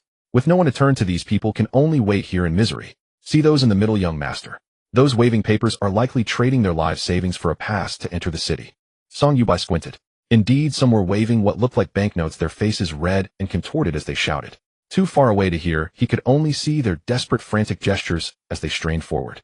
Song Yubai squinted. Indeed, some were waving what looked like banknotes, their faces red and contorted as they shouted. Too far away to hear, he could only see their Li Wenqing riding his horse by the carriage window interjected with righteous indignation. Young Master Song, those hounds raised by the Su family are utterly ruthless. Should any refugee dare approach, they'll beat them with clubs at the least, or kill them on the spot at worst. Look at the ground over there, young master. Those are bloodstains that haven't even dried yet. Song Yubai clenched his fists. He did indeed see several dark red marks on the ground. However, those were just red paint that Lu Ermatzi had someone splash earlier to mark parking lines for carriages still wet. This is outrageous. Song Yubai slammed the curtain shut, his chest heaving with indignation. Born and raised in the capital amidst scenes of peace and prosperity, he had never witnessed such blatant brutality in broad daylight. Were those precious lives truly worth less than weeds in the eyes of those vile servants? Stop the carriage. Song Yubai's voice was hard. Li Wensheng was startled. Young master, we're still outside the city, and with the refugees gathered it might be dangerous. If I dare not even step down from this carriage, how can I speak of sharing the emperor's burdens or understanding the people's suffering? Song Yubai let out a cold laugh, kicking the carriage door open. I'd like to see if the Su family's clubs dare to strike me. The carriage procession halted. The violet sandalwood carriage stood out conspicuously among the earthy, mud-splattered wagons. Song Yubai jumped down from the carriage shaft. He had deliberately changed into a plain white robe, foregoing his usual flashy jade pendants and sachets. This modest, approachable attire seemed fitting for stepping into this scene of devastation. But the moment his feet touched the ground, he sensed something amiss. The ground. It wasn't soft in the slightest. The surface was uniformly hard, and his shoe soles made a crisp tock-tock sound against it. Also, it was too clean. There wasn't a single weed. Clear water flowed in the drainage ditches on both sides of the road, and every 10 paces stood a strangely shaped wooden barrel marked with peculiar symbols. This was vastly different from the refugee slum Song Yubai had envisioned. Su Bingzhang and Li Wenqing quickly caught up, exchanging a glance, their eyes flickering with uncertainty. Was this road newly paved? How could it not have a single pothole? Young master, it's chaotic over there, perhaps we should. Su Bingzhang tried to stop him. Song Yubai ignored him, striding purposefully towards the city gate. As he drew closer, the noise grew louder. Stop pushing. You stepped on my shoe. This is imperial brocade. 501. He'll pay 5 taels. Give me a number. Hurry up in front. What's the holdup? If we're any later, today's quota will be gone. Song Yubai's steps faltered slightly as he listened. These refugees. Why are they wearing brocade shoes? And this desperate struggle for survival. Why is it turning into a bidding war? See that? Su Bingzhang leaned in close to Song Yubai's ear. This is the Su family's doing. Even when fleeing for their lives, they must squeeze out every last copper they have. Those calling out prices are wealthy families driven to madness, trying to secure a future for their lineage. As for those without money, Su Bingzhang gestured towards a few men squatting by the roadside. These men, dressed in rough, coarse clothing, squatted on the ground, gnawing on large white steamed buns stuffed with thick, glistening slices of fatty meat. Those without money can only wait here to die, not even worthy of entering the city. Su Bingzhang beat his chest in lamentation. Song Yubai looked at the white buns, then at Su Bingzhang. Su Bingzhang remained impassive. That's their last meal before death. To keep the corpses from looking too awful, the Su family deigns to offer a final mouthful of food. After this meal, well, it's the end. Su Bingzhang sighed. Song Yubai's knuckles cracked as he clenched his fists. What a venomous heart. To push people to the brink, then use such false kindness to whitewash their tyranny. Song Yubai straightened his back, pushed through the crowd, and strode directly to the very front. At the city gate, Lu Ermatzi was pointing his whistle stick at a fat man, trying to cut in line, cursing, "Don't you know the rules? Huh, that's the yellow line. You stepped over it, understand? Get back. Take one more step forward, and it'll break both your legs." The fat man smiled, obsequiously nodding and bowing as he backed away. Yes, sir is right.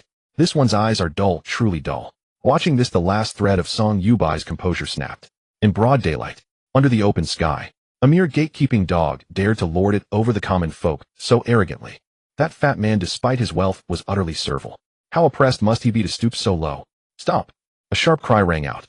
Song Youde stepped out from the crowd, his white robes pristine as snow, a glaring sight amidst the dusty, dirt-covered merchants. Lu'er Matzi Midraid was caught off guard by the shout. Lu'er Matzi turned and gave Song Youde a slow, sweeping look. A pale-faced pretty boy. No luggage. No goods. Clearly a greenhorn who didn't. What's all the shouting about? Lu'er Matzi tapped the ground with his whistle stick. Get in line. Can't you see there are hundreds of people waiting behind you? Trying to cut in. Don't you know whose territory this is? I'm not cutting in and am not entering the city. Song Youde took a step forward, chin held high with the innate arrogance of a noble from the capital. He pointed at the club in Lu'er Matzi's hand, his gaze icy. I'm only asking who gave you the nerve to set up a checkpoint and extort money here? Who gave you the authority to freely insult and beat the common people? The surrounding noise died down. The merchants in line all stared intently at Song Youde. Just who is this guy, daring to cause trouble on the Su family's turf? Lu'er Matzi was also stunned for a moment, tilting his head and grinning. Extort. Lu'er Matzi pointed to a wooden sign hanging nearby. Can you read? Taoyuan County Entry Management Regulations. This is called a security deposit. This is called maintaining order. Can't you see these people are pushing and shoving like a bunch of rutting boars? If I don't curse at them, will they ever listen? Nonsense. Song Youde was so angry his hands trembled. These people have lost their homes and come here seeking survival. Not opening the granaries to help them is bad enough, but you dare to set up barriers and fleece them. These banknotes represent the lifeblood of so many families. Don't they burn your hands to hold them? Song Youde turned to face the queue of merchants, his face etched with pain. Everyone, do not be afraid. This song is here today to seek justice for you all. These vile servants and this heartless rule shall be abolished this very day. The crowd was dead silent. After a long pause, the fat man who had just been scolded back slowly raised his hand. Young master. The fat man's brow was deeply furrowed.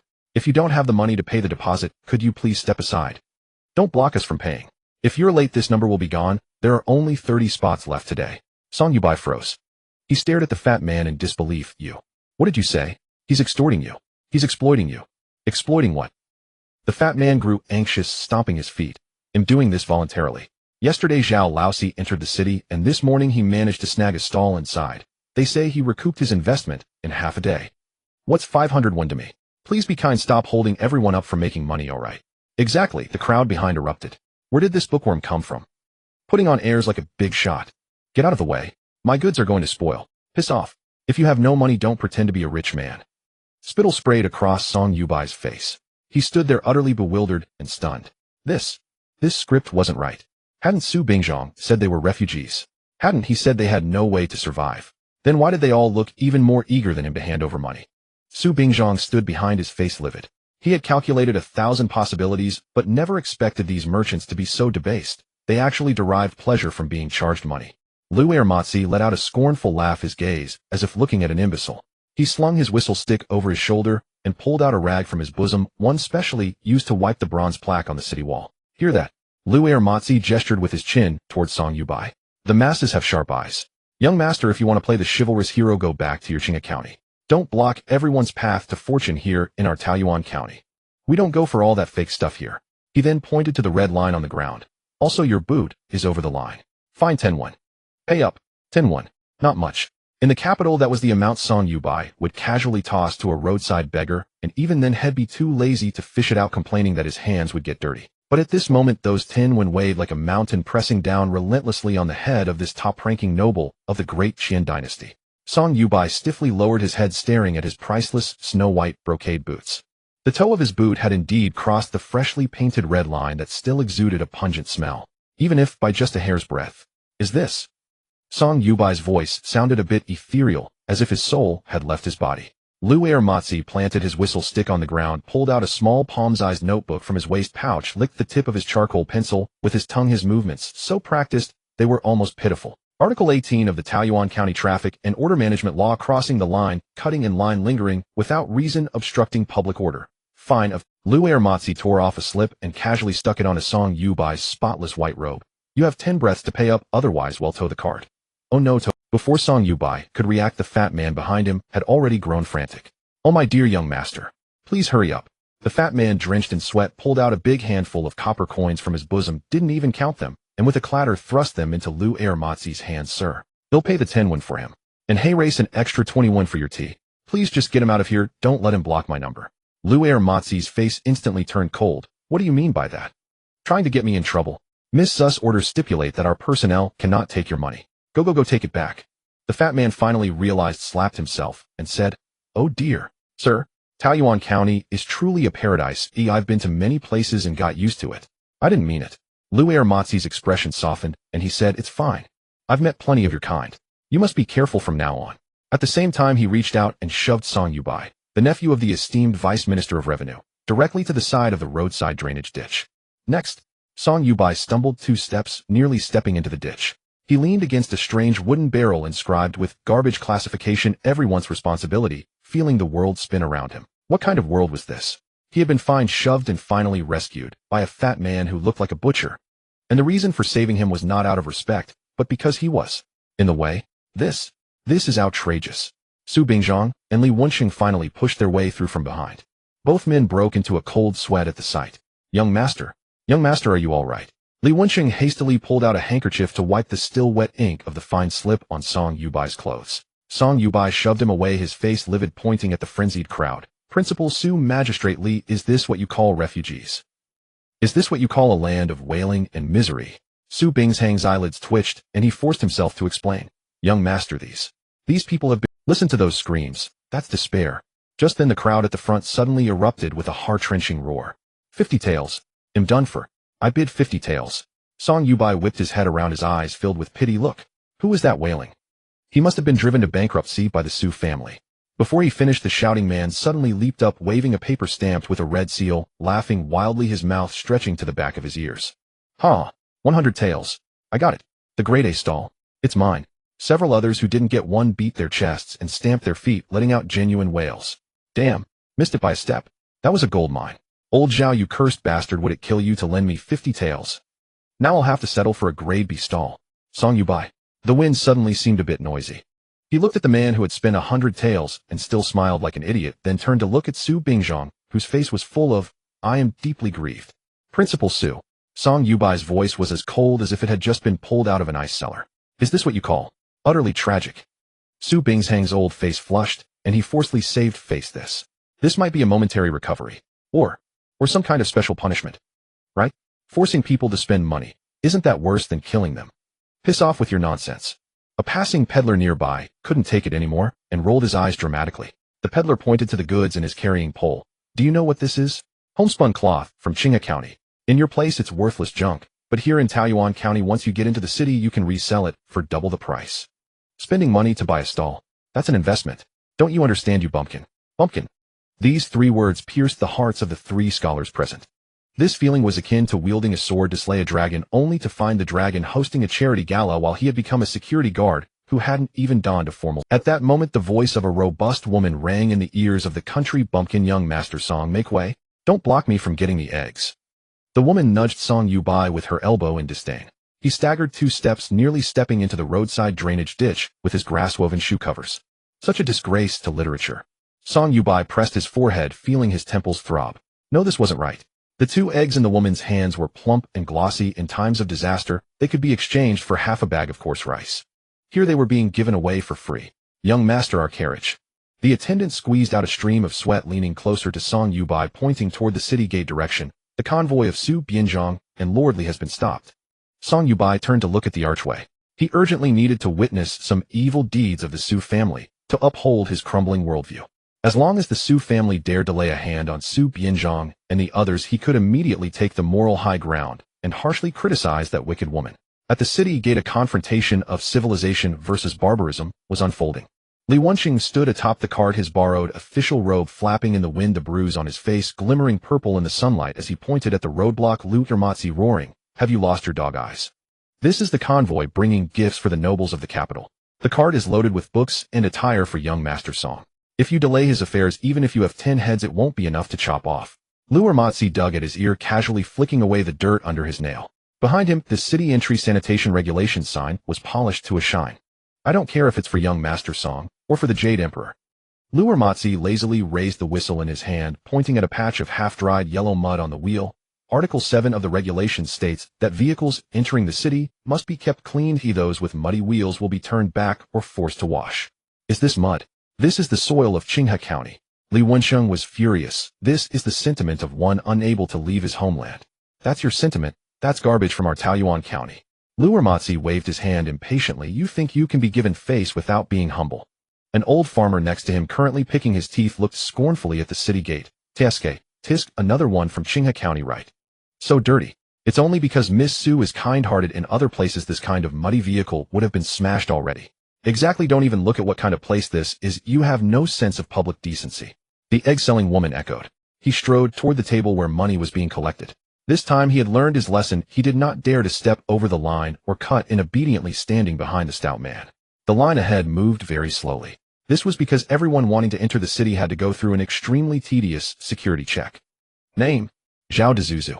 Place of origin: Zhao family village, Qinghuan County. Do you have any contraband? Such as muddy soil, stinking salted fish, or unbathed lice?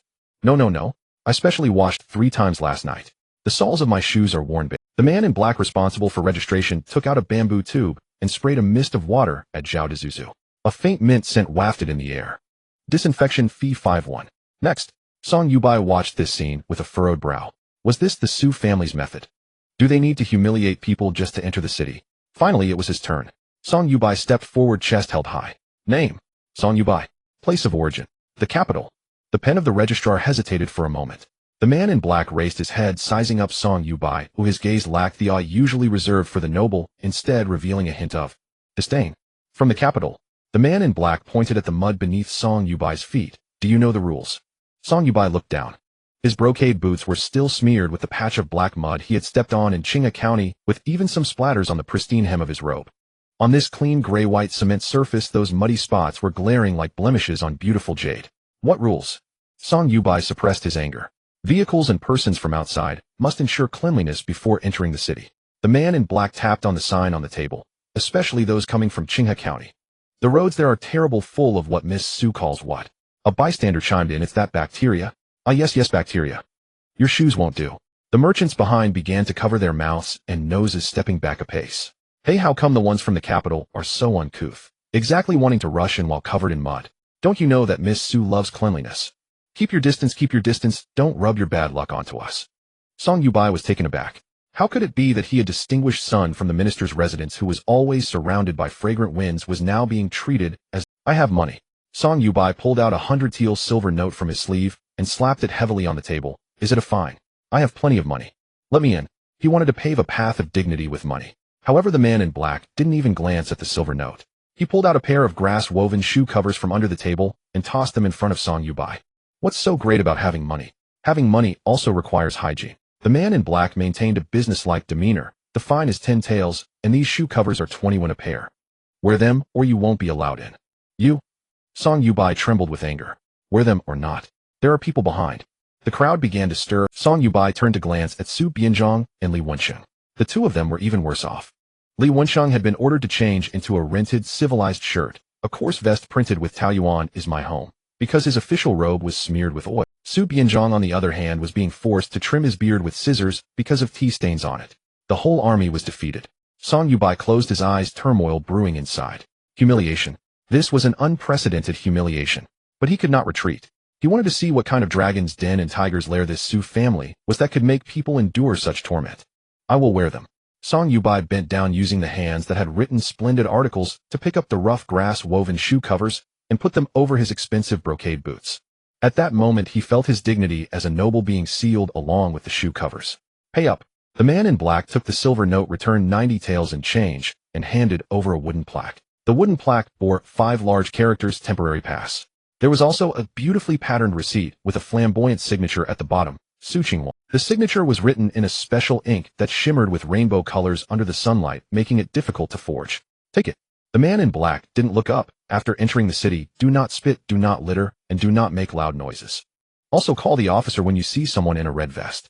Do you remember? Song Yubai clutched the wooden plaque, his knuckles turning white. I remember. He gritted his teeth, spitting out these 3 words. The city gate finally opened for him. Song Yubai stepped in 1 foot deep, 1 foot shallow into that legendary. The light shifted from dim to bright. A strange aroma hit him.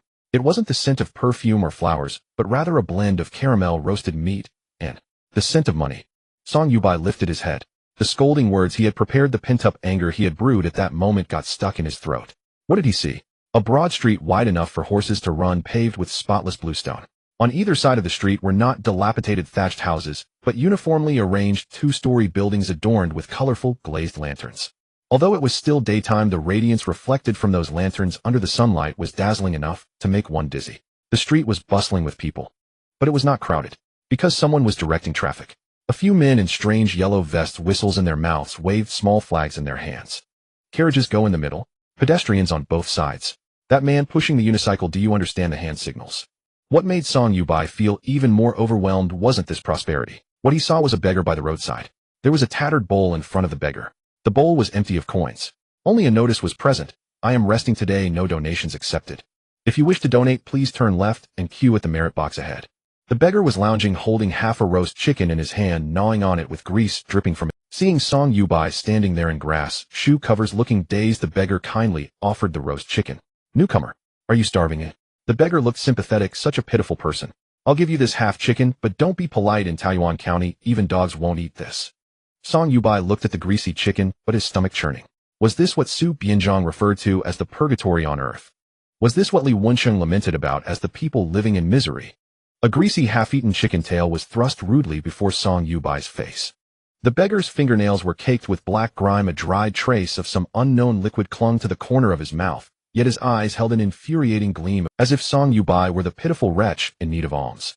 Take it, why are you just standing there? The beggar shook the chicken tail impatiently, a fleck of grease nearly splattering on Song Yude's pristine white robes. This Hayrace Orleans flavor, leftover scraps from the Sioux estate yesterday. Folks would fight over this if they could. Oh, you're an outsider, probably never heard of Orleans flavor. Anyway, it's something Miss Sioux made. Miss Sioux is truly a culinary genius. Then the beggar muttered to himself, Tisk, wait. That's not right. Wouldn't it be normal for a living bodhisattva like Miss Sioux to be good at everything? Song Youde felt his stomach churn violently. The strange aroma mixing cumin and caramel now smelled more revolting to him than rotting corpses and decaying flesh. This is an insult. This is a blatant insult. Take it away. Song Youde quickly swung his sleeve, retreating several steps, as if shocked, his back slamming hard against a white marble lamp post behind him. The beggar was stunned for a moment, then rolled his eyes dramatically, shoved the entire chicken tail into his mouth, and chewed with a loud crunch. Doesn't know what. Clearly someone who's never known a moment of comfort in his life. The beggar grumbled, tucked the sign reading "Closed today" into his clothes, and swaggered into a nearby alley, leaving behind a carefree silhouette. Song Yude's chest heaved violently, his fingers digging into the carved cloud patterns on the lamp post, knuckles turning white. Fake. It's all fake. Refugees eating meat, beggars taking holidays. This is clearly an elaborately staged performance. The Sioux family must have known he was coming and deliberately arranged these actors at the city gate, all to whitewash reality, all to mock him. Young Master Song, are you alright? Li Wensheng, wearing a coarse sleeveless shirt printed with Taoyuan, is my home, cautiously approached with a fawning smile. Song Youde turned his head furiously, the look in his eyes causing Li Wensheng to shrink back. This is what you call the people living in destitution. Song Youde gritted his teeth, each word squeezed out from between them. This is what you call the streets littered with the starved dead. Li Wensheng wiped the cold sweat from his forehead, his eyes darting around rapidly. Young master. This is a facade. Su Bianzhong also scurried over. Though this old academy head's beard was now unevenly cut, his talent for stirring up trouble remained intact. Su Bianzhong lowered his voice, his face a mask of anguish. Think about it, young master. If that beggar were truly starving, why would he give the meat away? This is clearly a hired stooge arranged by the Sioux family, sent to blind your eyes. Exactly. Li Wensheng quickly chimed in, pointing indignantly at the bustling streets around them. All this glitter and glamour on the streets is just for show. The real evil is hidden away by the Sioux family. That wicked woman Su Qinghuan excels at being a rotten core wrapped in gold and jade. Song Youde took a deep breath, forcing down the anger and humiliation in his heart. Yes, Su Bianzhong was right. Since when do beggars refuse meat? It defies all logic. The more the Sioux family tries to cover up, the more horrifying the truth behind it must be. Fine. Very well. Song Youde let out a cold laugh, smoothed his slightly disheveled robes, and his gaze turned sharp once more. Since everyone on these streets is an actor, this young master will go see the places where they can't act. You mentioned before that the Sioux family forces disabled veterans to clean out latrines in some place called the Night Soil Office. Li Wensheng was taken aback, then nodded instinctively. Yes. There is such a place. Lead the way. Song Youde waved his sleeve grandly, his voice as hard as striking iron. This young master will see for himself if in that filth-ridden place in those dark corners the Sioux family can still put on this show of peace and prosperity. I want to see with my own eyes what these places you call hell on earth truly look like. Li Wenqing and Su Bingzhang exchanged a glance, a flicker of panic passing between them, quickly overshadowed by a hint of sly glee. The night soil office. That's the collection point for the entire city's waste. No matter how clean Su Qinghuan swept the streets, she couldn't possibly make the excrement of tens of thousands of people smell like roses, could she? Besides, that place truly did have many disabled people missing arms or legs working there. The scene was bound to be utterly miserable, and the stench absolutely. As long as Song Yubai went there, got a whiff of that foul odor, and saw those disabled people carrying buckets of filth on their backs, wouldn't they have won this round? The young master is most wise. Su Bingzhang immediately adopted a solemn, tragic expression and cupped his hands, saying, "The night soil office is the darkest, filthiest place in Taoyuan County. For the young master with your precious status to venture into such a perilous place for the sake of the people. This old man admires you. Enough talk, let's go."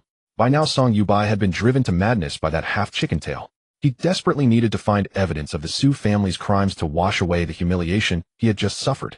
He had to prove he was right. He had to prove the world hadn't gone insane. Taoyuan County, West City. This area was once wasteland, but now it was enclosed by a tall perimeter wall. Before even getting close, Song Yubai had already pulled out an embroidered silk handkerchief, bracing himself for the foul stench. However, as he drew nearer, the anticipated sickening odor never came. Instead, the air carried a faint scent of burning mugwort mixed with the dry smell of lime. So this is the night soil office. Song Yubai stopped, hesitating as he looked at the large courtyard with its whitewashed walls. 2 red lanterns hung by the gate, and above the lintel were written bold, powerful characters, Taoyuan County No. 1 Resource Recycling Processing Station. This is the place. Li Wenqing quickly stepped forward, pointing at the gate. "Young master, don't be fooled by the fancy name, it's all cesspits inside. The Su family transports all the city's filth here, forcing those disabled people to stir it day and night, claiming they're refining some gold kilo fertilizer." As he spoke, the gate creaked open. A hunched figure slowly emerged. It was an old man with graying hair and an empty left sleeve that fluttered in the wind. He wore an extremely conspicuous bright yellow vest with strange black stripes printed on the front and back, glaring harshly in the sunlight.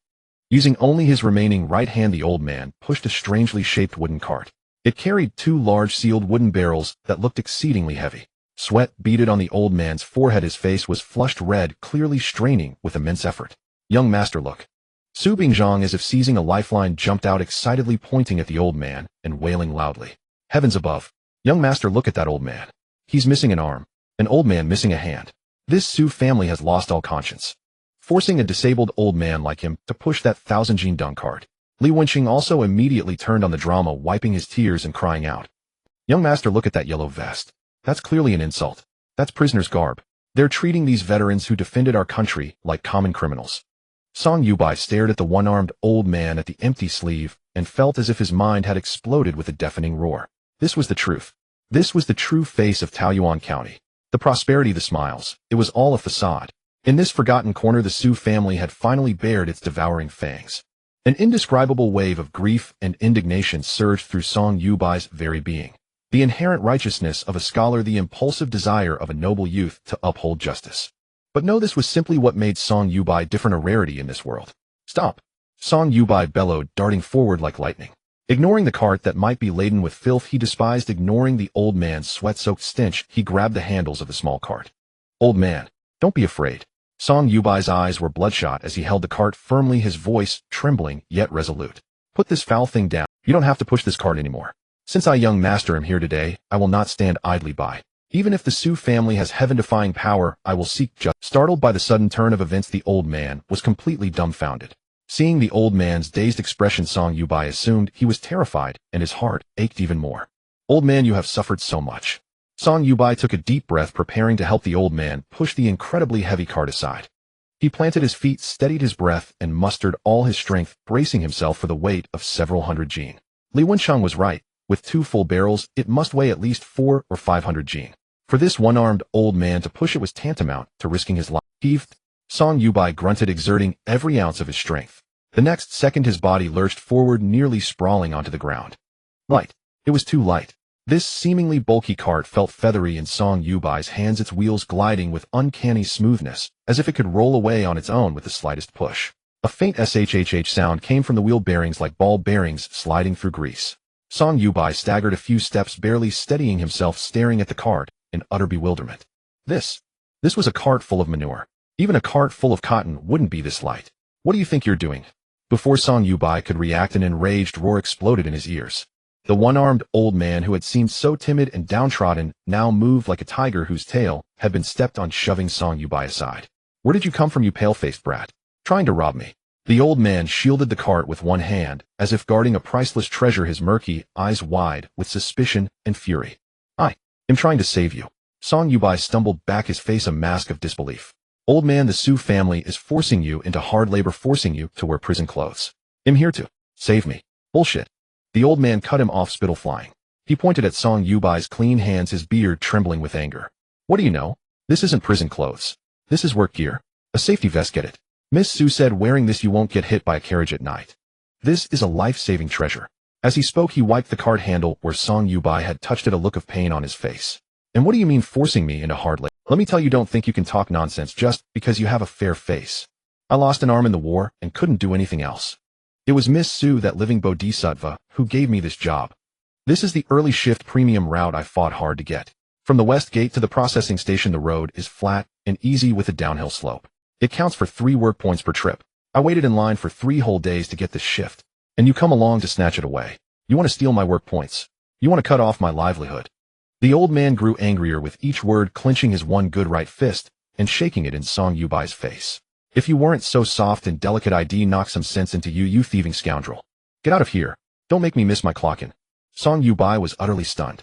Clockin', work points, grabbing orders. He understood each word individually, but together they made no sense. And how was this old man so strong? The shove he just gave him nearly rattled his bones apart. Was this the strength of a disabled, malnourished old man who had been abused for years? Just then a middle-aged man walked out of the processing station's main gate.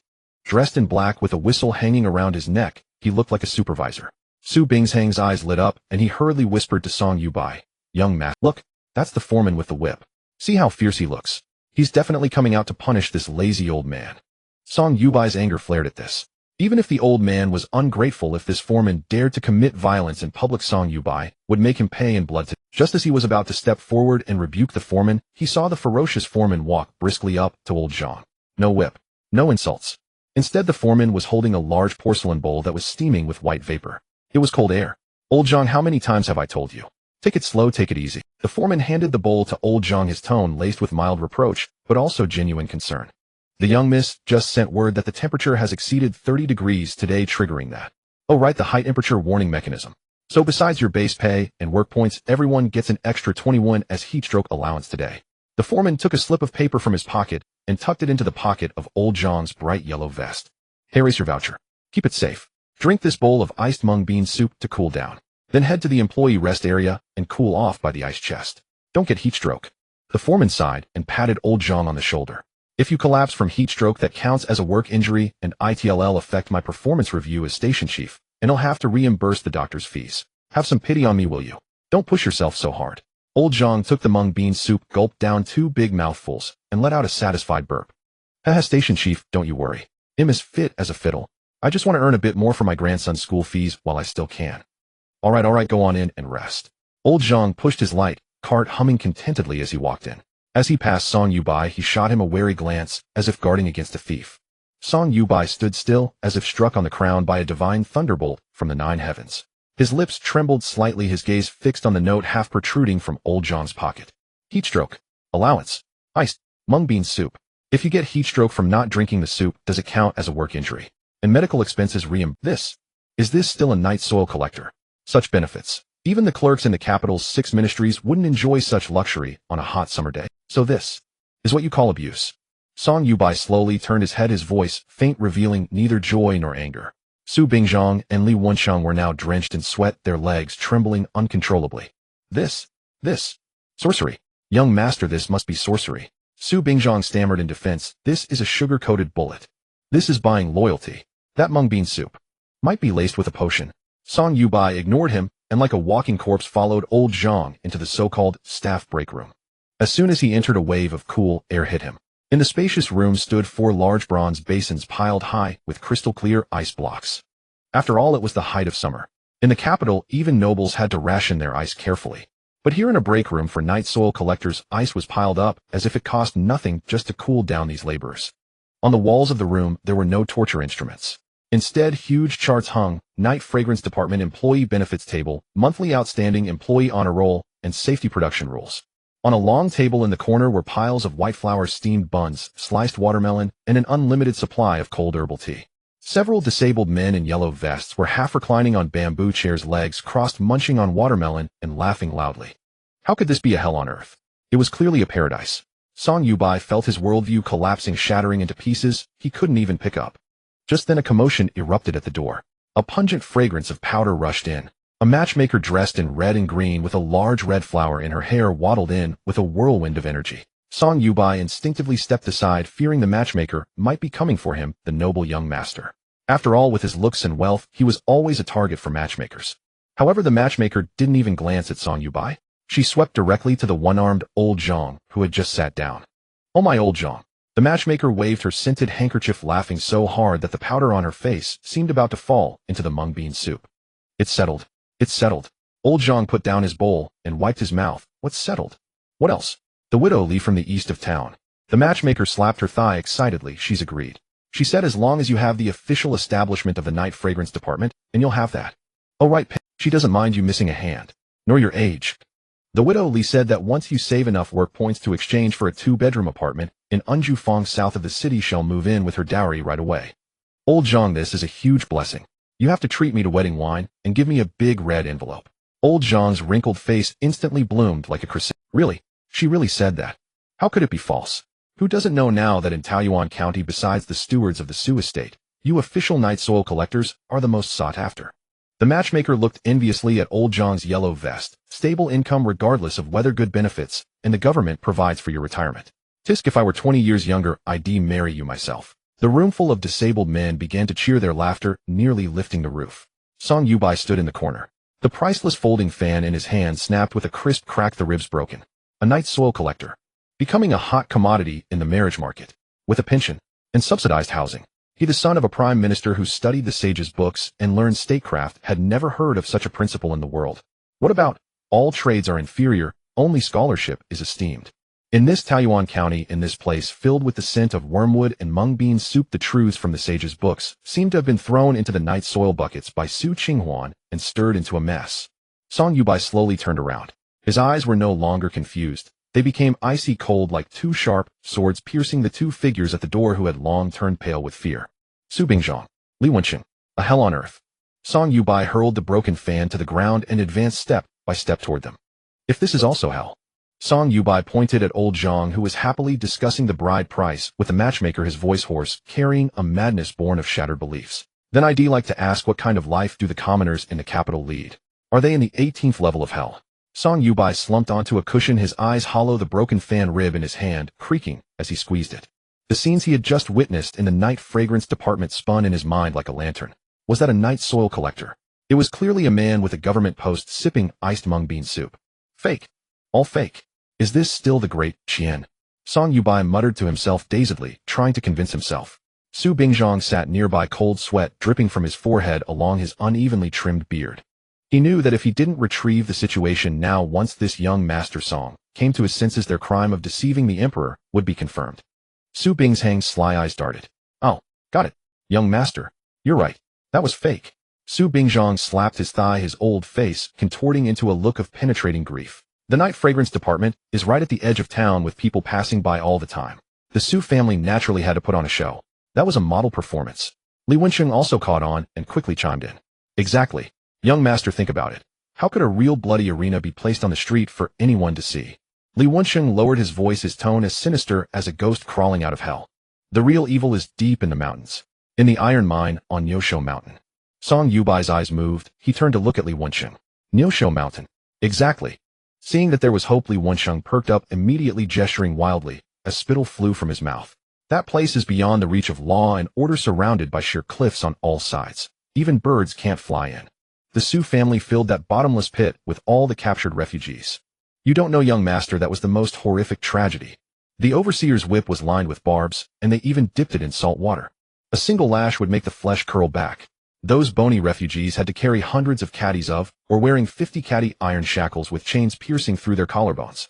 Song Youde's heart pounded with horror, and another section of his fan handle snapped with a sharp crack.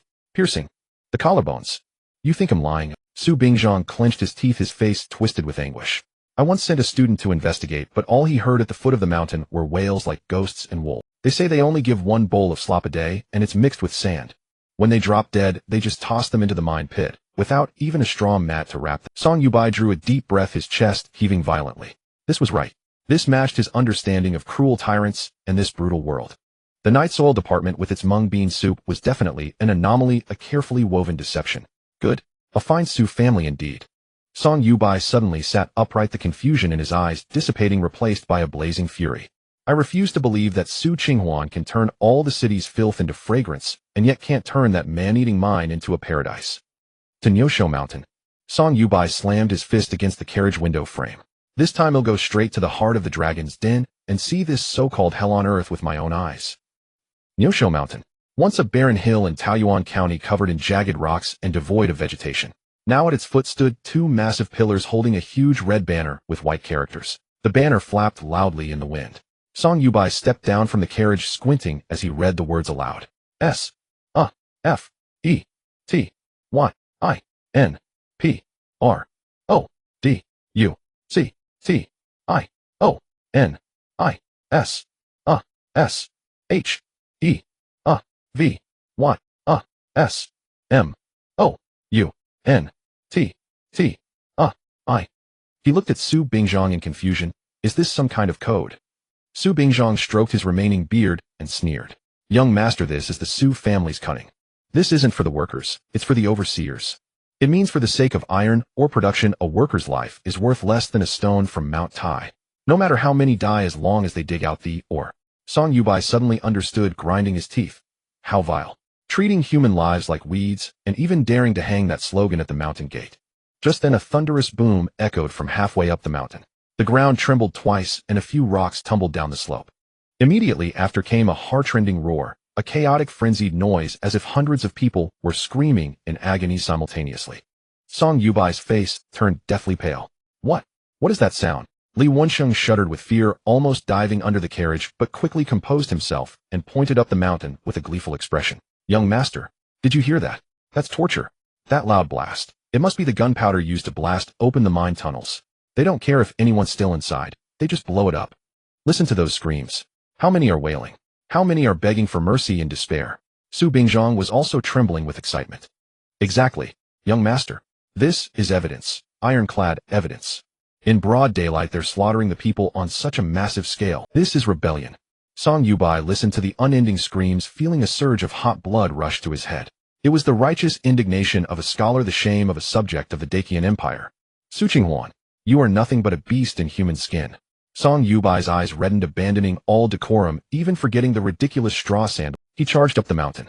Young master, it's dangerous, his attendants shouted behind him. Get lost. Song Yubai didn't look back, his steps quickening. Even if it's a dragon's pool or a tiger's den today, I will charge in. Even if I can't save a single soul, I will cry out for justice for them. The mountain path was rugged. Song Yubai ran, panting heavily, his silk robe torn by thorns, his hairpiece askew. Su Bingzhang and Li Wensheng followed behind, exhausted like two old dogs, but both wore excited, sinister grins. This was more like it. This was the normal script. This time, even if Su Qinghuan had 100 tongues, she couldn't explain her way out. Finally, rounding a massive rock face, the view opened up before them. It was a vast man-made clearing at the core of the mining area. Song Yubai stopped abruptly, his hands clenched into fists, mentally bracing himself to witness a living hell. He was ready to see blood. Ready to see severed limbs. Ready to see the demonic overseer wielding a salt water-dipped whip. But then a breeze blew. There was no smell of blood, no stench of decay. Instead, a rich, overpowering, slightly sweet aroma of roasted meat slammed into Song Yubai's nostrils like a heavy punch. Was that the smell of braised pork? Song Yubai froze. He blinked, staring ahead in bewilderment. In the clearing were dozens of long tables pushed. There were no tortured slaves. Instead, there were hundreds of burly, ruddy-faced men. They weren't wearing the heavy shackles Li Wensheng had described, but strange yellow helmets woven from rattan that looked exceptionally sturdy. They wore uniform gray thick canvas clothes with thick leather pads sewn on the elbows and knees. Now these hundreds of men were gathered around the tables, each holding a bowl as big as his face. The bowls were piled high like small mountains. At the bottom was gleaming white rice topped with rich dark sauce. And on top were pieces of red, glistening braised pork the size of mahjong tiles, steaming and quivering. Besides the meat, every table had basins as big as wash basins filled with white flour steamed buns and whole roast chickens. Is this a last meal before execution? Song Yubai's throat felt dry, and he swallowed involuntarily. This meal was far better than what he ate when he reported for duty. Su Bingzhang and Li Wenxing finally climbed up. Before they could even see the scene, they started wailing at the top of their lungs. Young master, do you see that? The ground is covered with. Su Bingzhang's words came to an abrupt halt. He widened his murky, aged eyes, staring intently at the veritable sea of meat and wine before him. This isn't right. Li Wenxing collapsed directly onto the ground, pointing ahead with fingers trembling as if possessed by a fit. Where's the swill? Where's the sand? Where are the blood-stained whips? At that moment at the nearest table, a miner whose face was black with coal dust suddenly slammed his chopsticks onto the table. Slap! The sharp crack made all three of them flinch in unison. Frowning, the miner poked and prodded through the pile of braised pork with his chopsticks. Finally, he picked up a piece of meat perfectly marbled with fat and lean and tossed it into the side dish plate with a look of utter disdain. Braised pork again, the miner complained, his voice booming like thunder. We had it yesterday, and we're having it again today. Is that all the head chef in this canteen knows how? I want something light. I want some cold bitter melon. I want some stir-fried choy sum. Stuffing us with all this rich meat and fish every single day, my waist has grown 2 sizes thicker. When I get home, my wife's going to call me a pig. His fellow worker beside him burst into laughter and kicked him playfully on the backside. Wang Lao, you're just asking for trouble. Can't all this food shut your mouth? Standing in the wind, Song Yubai was utterly bewildered. He stared at the piece of braised pork that had been discarded with such disdain. That color, that glistening sheen. In Qinghuan County, even the county magistrate wouldn't dare to dream of such delicacies every day. Yet here it was rejected by a miner for being too greasy. So this is what they meant by giving us only a bowl of swill. Song Yubai slowly turned his head, looking at Li Wenxing, who was sprawled on the ground, a murderous glint flashing in his eyes. Trembling violently, Li Wenxing scurried backward. Master, this must be an illusion. A trick of the eye. At that very moment, a sharp, furious roar suddenly echoed from the high platform. Everyone stop. The voice was immense, laced with a hysterical, manic rage. Song Yubai's spirit was lifted. Here it comes. Finally. This irritable tone, this venomous voice, it must be the legendary wicked woman, Su Qi. She must be unable to stand these workers eating and is coming to unleash violence. Song Yubai snapped his head up. There on the high platform stood a young woman in a red dress over luxurious robes. With her hands on her hips, her delicate brows knitted in fury, and waving a thick ledger book, she looked for all the world like a man-eating ogress. Su Qinghuan. Song Yubai clenched his fists. Su Bingzhang, as if grasping at a lifeline, shouted, Young master, look. The wicked woman has shown her true colors. She's about to lose her temper. She's definitely going to snatch all that meat away. Just then Su Qinghuan stormed down from the high platform. Like a crimson whirlwind, she charged straight up to the miner, named Wang Lao. Startled, Wang Lao flinched, nearly dropping the bowl in his hands. Miss. Su Qinghuan snatched the tool from a worker who was just about to pick up his pickaxe and head off to work. With a loud clang, the finely crafted steel pickaxe was hurled to the ground, sending sparks flying. Have you all lost your minds? Pointing at the worker's nose, Su Qinghuan sprayed spittle all over his face. Who told you to work? Who told you to pick up the pickaxe? Look at the time. It's exactly high noon. Is this the time for working? Song Yubai was stunned. Was she scolding the workers for being too diligent? The more Su Qinghuan spoke, the angrier she became, her chest heaving violently. She had nearly fainted when she looked at the ledger just now. These miners were absolutely infuriating. To waste her family's fortune, she had specifically implemented the bizarre rule of a mandatory 2-hour midday rest, and provided unlimited braised pork, all in an attempt to raise a bunch of lazy good for nothings and delay the project. And what was the result? After eating the meat, these men were as energetic as if they'd been injected with stimulants with strength to spare, sneaking off to start work early. The ore they had mined this morning alone was more than what they used to dig in 3 days. At this rate, this mine wasn't just going to avoid losses, it was going to make a fortune. I'm so angry. I'm just so angry. Su Qinghuan pointed at the stunned workers, her voice shrill. Are you all trying to ruin me? Are you trying to make me lose every last bit of my family's fortune? Let me say this one more time. This is an order. An iron rule. Su Qinghuan pulled a wad of banknotes from her bosom, money she had intended for overtime pay, which was now to become penalty funds. From this moment on, everyone sit on your stools and your backsides are not allowed to leave the seat. Your task right now is to finish every last piece of meat in that basin. If anyone dares to leave a single piece, they'll deduct 10 coppers from your pay. And those lychees, you must finish them all. I want those pits sucked clean. Anyone who dares to pick up a pickaxe before the hour of weigh is packed and out the door. My Su family's temple is too small to house such great Buddhas as disobedient employees like you. The entire site fell silent. Hundreds of burly men, heads hung low, were scolded by a young girl without daring to raise their gaze. With tears welling in their eyes, they picked up their large bowls and began shoveling the greasy, dripping braised pork into their mouths as fast as they could. They were tears of "Miss, sob. It's so delicious. We're so full. Shut up. Eat. Swallow." Su Qinghuan supervised them mercilessly like a cold-hearted overseer. But this scene, as witnessed by Song Youbai at this very moment, shifted his entire world. The filter of misunderstanding was automatically overlaid by his astute and perceptive heart with a new special effect, holy light. What did he see? He didn't see a prodigal daughter frantic about losing money. He saw a stern mother who, for the sake of her workers' health, was willing to play the villain and scold them. This is such great love. Song Yubai's voice trembled and his eyes instantly reddened. She personally intervenes to stop them, just to prevent them from overworking themselves. She uses threats of fines to force those laborers who are too frugal to eat meat to replenish their strength. That anxiety of wanting them to succeed, that heartache of treating her workers like her own brothers. Song Youbai clutched his chest, feeling as if his heart were about, what have I done? I listened to slander and mistook such a living bodhisattva for a wicked woman. The way she scolds. Although fierce, why does it radiate? This isn't a mine at all. This is clearly a big family in a paradise. Su Bingzhang and Li Wensheng had completely collapsed to the ground, their faces ashen. It was over. Completely over. Was this Su Qinghuan insane? What kind of employer forces their laborers to rest and eat meat? This defied all economic principles. Exhausted from her tirade, Su Qinghuan pulled out a handkerchief and dabbed the sweat from her forehead. She was about to turn and head back into her tent for some cool tea to quell her anger when the corner of her eye caught the few figures standing at the edge of the mine. Exhausted from her tirade, Su Qinghuan pulled out a handkerchief and dabbed the sweat from her forehead. She was about to turn and head back into her tent for some cool tea. Li Wensheng. What were those two unlucky bastards doing here? And they brought along a rich-looking sucker.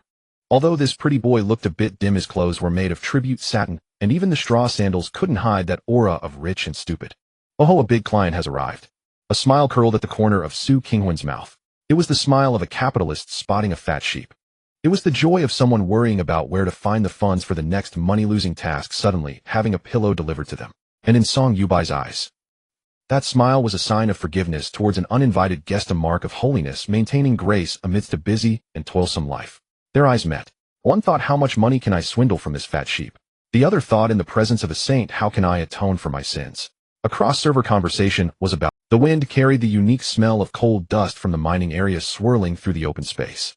Su Bingzhang and Li Wensheng, originally slumped on the ground, suddenly saw Song Youbai striding toward the girl in red with a grim expression, his eyes igniting with a fierce determination for a counterattack. In their eyes, young Master Song was furious. It was the thunderous wrath of the powerful elite of the imperial city after being mocked, a sign that he intended to uproot the audacious Su family. Demoness. Su Bingzhang, fueled by unknown strength, suddenly sprang up from the ground, his bony finger trembling as he pointed at Su Qinghuan, roaring at the top of his lungs. In front of the noble of the imperial city, kneel down and confess your sins. Li Wensheng, as if injected with adrenaline, scrambled to follow, his face twisted in agony from the bruises. Su Qinghuan, you forced the miners to overeat, calling it preferential treatment, but in reality, it was just raising pigs. You treat people like livestock. It's her. This woman is malicious, not only harming the common people of neighboring counties, but also daring to perform such a clumsy act in front of you. Their voices were sharp and piercing, like two rabid dogs biting at their prey in a frenzy, trying to earn favor with their master. Surrounding, hundreds of miners holding large bowls stared with wide eyes, some even stealthily reaching for the pickaxes at their feet. If the young lady hadn't spoken yet, these men would have rushed forward and torn the two old fools who spewed filth apart. Su Qinghuan stood on the high platform, still clutching the ledger she intended to use for deductions. Looking at the menacing Song Youbai approaching, and then at the two barking watchdogs, she felt no fear. Instead, she raised an eyebrow, a meaningful smile graced. What is this? This is the perfect opportunity. As long as this pretty boy dares to insult her, she can immediately extort. Oh no, demand a hefty sum for emotional distress. She was worried that the funds of this wasteful system were running low. Good dog. Su Qinghuan glanced at Su Bingzhang with a sardonic smile, her eyes resembling those of a spectator watching a monkey jump through hoops at a circus. Young master, look at her. Even facing death, she dares to be so arrogant. Su Bingzhang, seeing this, was even more enraged, turning to Song Youbai and bowing deeply. Please command capture this demoness and torture her to set the record straight. Song Youbai halted his steps. He stood before the three, only 5 paces away from Su Qinghuan. His expression was indeed grim, so dark it seemed as if water could drip from it. However, the storm brewing in his phoenix eyes did not gaze at Su Qinghuan, but was fixed on the two sputtering figures before him. Slap. A crisp sound of a slap suddenly exploded in the mining field, startling everyone. The blow was swift and brutal. Su Bingzhong spun like a top, blood-stained teeth, and saliva flying from his mouth, tracing a tragic arc through the air. Noisy. Before anyone could react, a boot clad in grass sandals was already raised. Bang! A dull thud echoed. Li Wenqing, who was about to continue complaining, suddenly felt as if he had been struck by a raging bull flying backward 3 to 4 meters before crashing onto a pile of discarded mine waste, kicking up a cloud of dust. Cough! Cough! Cough! Li Wenqing clutched his chest, blood spilling from his mouth, and incredulously lifted his head, his eyes filled with confusion and fear. And master, you must have hit the wrong person, right? A deathly silence fell over the crowd. Even Su Qinghuan was momentarily stunned, her hand pausing mid-action as she held a seed. Was this script wrong somewhere? Song Youde leisurely pulled out a snow-white silk handkerchief from his pocket, gently wiping the hand that had just slapped Su Bingzhong as if it had touched something filthy. After wiping, he casually tossed the handkerchief to the ground, letting the expensive silk collect dust, slandering the virtuous and turning black into white. Song Youde looked down from above at the 2 writhing heaps of flesh on the ground, his tone as indifferent as if he were pronouncing the death sentence for 2 ants. Su Bingzhong, as a mentor, instead of educating and nurturing you, spread rumors. Your mind is narrow as a demon's lair. Li Wenqing, as a guardian, instead of caring for the people's livelihood, you are jealous of the able, and your words are as false as a street rogue. Song Youde stood with his hands behind his back, his gaze passing over the 2 men, looking toward the distant green mountains, his voice carrying the unique arrogance and pressure of the highest-ranking noble in the Qian dynasty. Li Wenqing, I see that you have worn this official robe to its end. Come here. Yes. Several agile attendants immediately stepped forward, revealing their badges, which bore the emblem of the Ministry of War from the imperial city. Strip him of his official cap, remove his official robes, and escort him to the Ministry of Personnel for questioning. Inform the Minister of Personnel that this person I Song Youde command him to roll.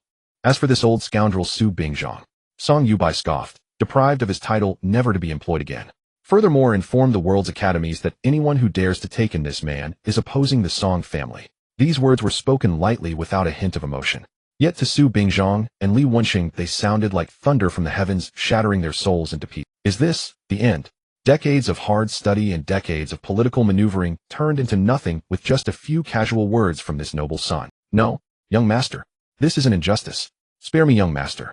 Li Wenqing let out a piercing scream, desperately trying to crawl over to cling to Song Youde's leg, only to be kicked away by an attendant, dragged off like a dead dog. Su Bingzhong was so scared he fainted on the spot, rolling his eyes.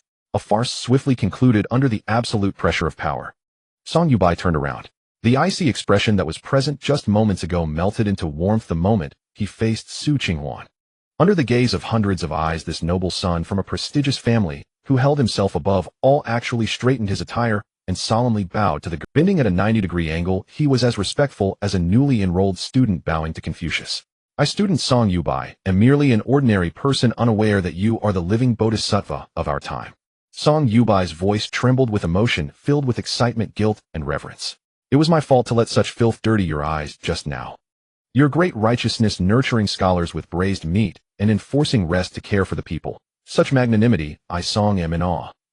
Su Qinghuan stared at this prominent figure bowing before her, a row of enormous question marks slowly emerging on her forehead. Who am I? Where am I? Wasn't I just thinking about how to extort money from him? Completing the task of swindling 300,000 taels from the wealthy within 2 months, wasn't that? How is it that before I even started to con him, he has already submitted?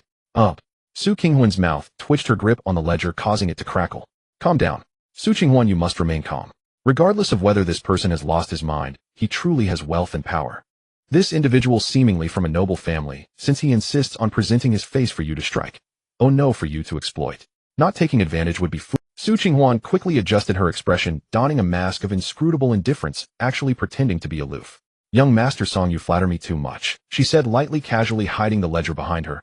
It's merely a small matter, nothing to make young master laugh about. Now that those 2 flies have been swatted, I wonder if young master would be interested in visiting my humble abode. After all, Su Qinghuan's gaze flickered. It seems young master is quite interested in the arrangement I have in store.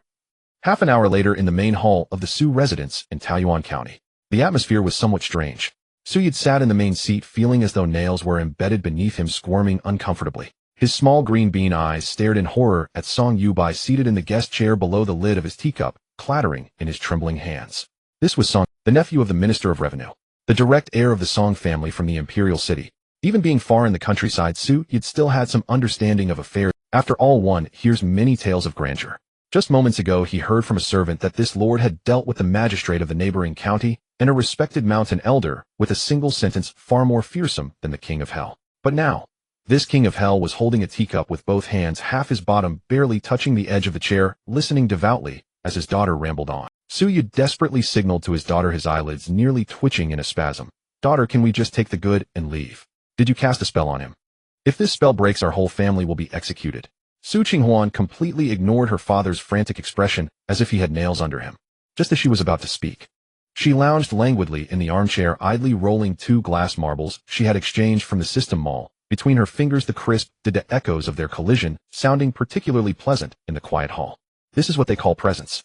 Across from her, Youde set down his teacup. This noble scion from the capital now had burning eyes, his fingers trembling as he pointed toward the dusty road outside the door. Master.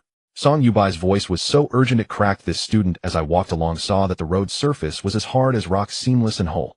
Carriages and horses roll over it without leaving a trace. Wind and rain erode it without changing its color. He took a deep breath, asking as if on a pilgrimage, may I ask what this is? Could it be a lost, ancient, divine artifact? Qinghuan's mouth twitched, and she nearly laughed out loud. Ancient divine artifact. Brother, this is just a pile of limestone and clay from the back mountain, mixed with slag powder left over from iron smelting. In modern times, it's called industrial raw material. In this era, it's pure industrial waste.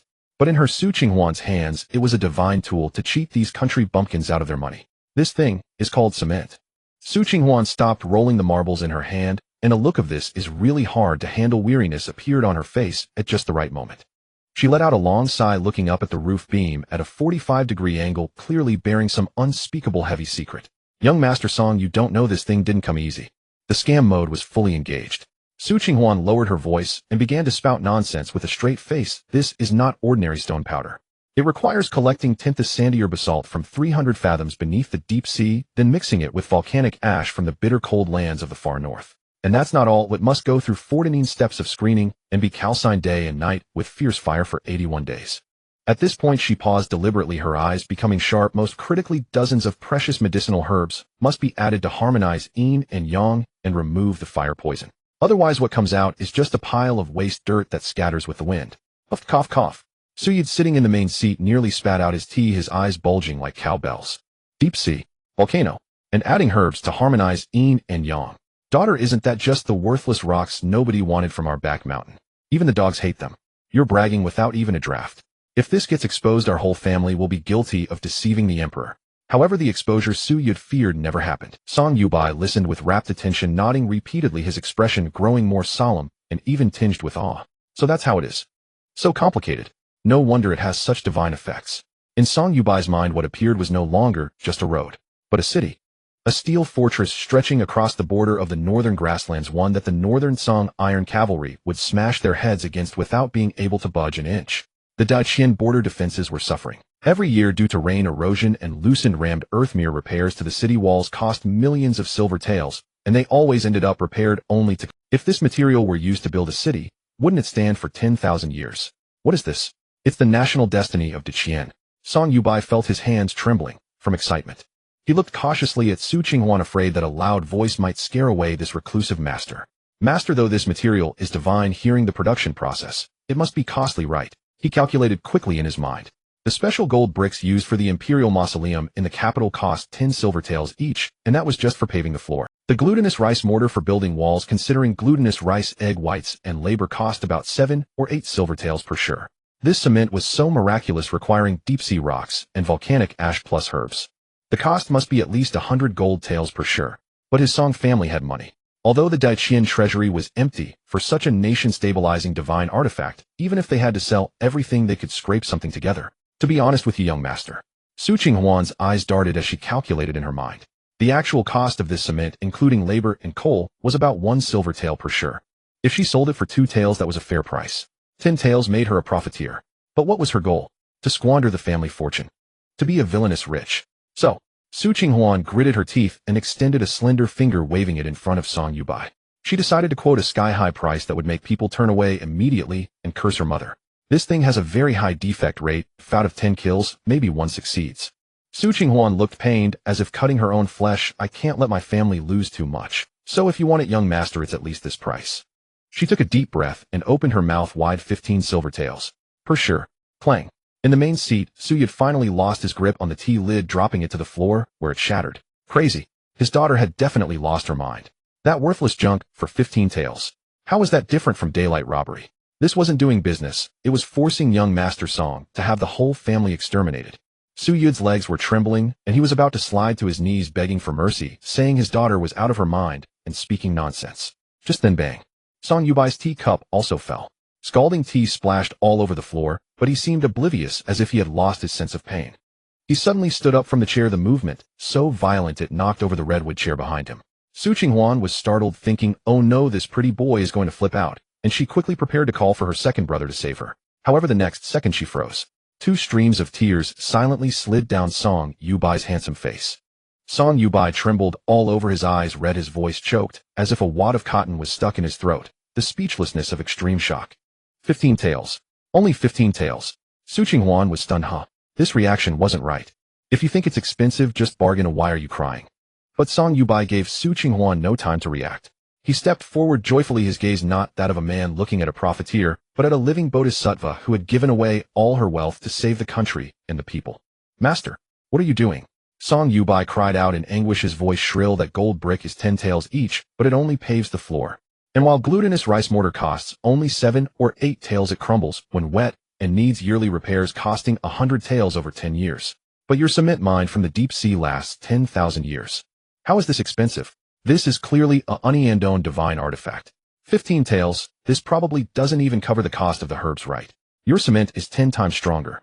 And you need to mine deep-sea rocks and collect volcanic ash from the far north, not to mention dozens of precious herbs. The cost, even selling at 50 or 100 taels, would be a fair price. A loss-making price. 15 taels, that's not even enough for the shipping of the deep-sea basalt, is it? Song Yubai grew more agitated as he spoke, tears streaming uncontrollably. You're producing at a loss. You're ruining your family to save the country.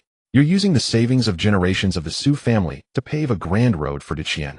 You call this being a prophet? This is the backbone of Deqian.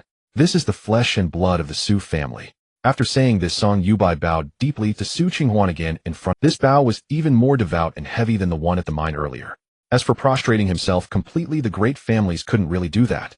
Master, your righteousness is lofty. I Song am ashamed. Though I am unworthy, I cannot bear the master's efforts to be buried. Song Yubai looked up, his eyes firm as iron, burning with a sense of mission. I will write a letter immediately and send it by 8thunderedly express to the Ministry of Revenue in the capital. I will let my uncle see. I will let the current emperor see. See that in this small Taoyuan county there is a great patriotic scholar, silently bleeding and weeping for this country, asking for nothing in return. Qinghuan was completely dumbfounded. Her hand holding the glass marble froze in midair, her mouth gaped wide enough to fit an egg, and her brain went straight into shutdown. What the hell? Producing at a loss. Ruining her family for the country. And sending an express to tell the emperor. What kind of god-level reading comprehension was this? This was the ultimate level of cross-server conversation, wasn't it? I wanted to cheat you out of your money, big brother. I wanted to be a profiteer. Wait. No, that. Qinghuan panicked, truly panicked this time. If the government purchased this cement and promoted it as a patriotic low price, wouldn't she be forced into mass production? If an order for millions of sure came down, even if she dug up the entire mountain, she'd be exhausted on the road to counting money. And the key point was she didn't want to earn this kind of hard-earned money at all. Young Master Song. Actually, this price can still be negotiated. Even if it's a bit higher, that's fine. We can talk again. Qinghuan reached out, trying to salvage the out-of-control situation. Song Yubai, however, wore a look of I understand you, don't say anything, and waved his hand emotionally, as if he had long seen through Qinghuan's noble character. Master, say no more. I know you are indifferent to fame and fortune and don't want the court to think the Su family is mercenary. But I absolutely cannot let you suffer. I will petition His Majesty to erect a memorial arch for the Su family. Appoint them as imperial merchants. Let the whole world know of the Su family's righteous deed. Rest assured, Master, even if the whole world misunderstands you, I Song Yubai am your soulmate. After saying this, Song Yubai gave Qinghuan no chance to explain. He turned and rushed out like a gust of wind, his back determined and heroic. Someone, prepare the horse. Grind the ink. I must write the memorial immediately. Hurry, not a moment to waste. In the main hall of the Su residence, the whirlwind had passed, leaving only a mess. Qinghuan and Youde, father and daughter, stared at each other with wide eyes, the air seemingly frozen. Youde swallowed, tremblingly raised his thumb, his eyes full of admiration for his daughter. Is this what they call vision? So you weren't thinking of making money from young Master Song, but from the emperor. Brilliant. Absolutely brilliant. Su Qinghuan looked at her father's I get it expression and felt darkness before her eyes. Happy. I'm happy as hell. Now that the crown of peerless patriot is stuck on me, I'll have to squander the family fortune in secret. What a tragedy. A mournful wail echoed through the Su residence, startling countless birds. This probably was the legendary, winning so hard it hurts. At the entrance of the Su mansion the wind was somewhat strong. Song Youde stood beside the carriage that had not yet been washed clean, taking a deep breath of the air tinged with the smell of cold dust. His chest rose and fell, and much of his earlier doubt had dissipated. Young master, are we heading back to the capital now? The attendant cautiously approached, still holding the dirty boots that had been swapped out. This urgent dispatch, shouldn't we write it immediately? What's the rush? Song Youde waved his sleeve, his gaze sharp and resolute, already having an idea. The memorial must be written, but I also want to learn the methods of managing Taoyuan County. He turned to look back at the Su mansion's gate, which was not particularly lavish, his eyes full of respect. Think about it, if the cement really costs only 15 taels per stone, the deficit would be enormous. The Su family is not a top-tier noble house. Where would they get so much silver to fill this bottomless pit? The attendant scratched his head. Perhaps. They have deep pockets. Nonsense. Song Youde glared at him in displeasure. No matter how deep the pockets, they will run out one day. Since Su Xiansheng can maintain such a situation, he must have a special way of making money. Let's go. Let's go see the liveliest place in this city. I want to witness with my own eyes how this gentleman manages to do business, while also helping the world. A quarter of an hour later, the carriage entered the very center of Taoyuan County. The previous mining area was rugged, but here everything exuded luxury. The originally wide cement road was actually somewhat congested here. The road was filled with all kinds of carriages. Luxurious carriages of various colors were jammed at the intersection, unable to move. Some made of red sandalwood, some of rosewood, and others inlaid with gold and jade. A unique fragrance permeated the air, different from ordinary cosmetics or incense. The scent seemed to stir people's desire to buy. Is that the Su family shop? Song Youde lifted the carriage curtain, and after seeing the scene ahead, his whole body jolted, his pupils instantly contracted. At the end of the long street, a three-story building with a peculiar shape rose abruptly. Its design was different from ordinary buildings, lacking flying eaves, dugong brackets, and thick brick walls. Under the midday sun, the building shimmered with bright light, its walls crystal clear. Sunlight penetrated the walls, refracting into colorful halos, making the originally impressive restaurants and shops around it seem dull and lackluster. Glazed. All of it is glazed. Song Youde's fingers gripped the window frame tightly, his voice trembling.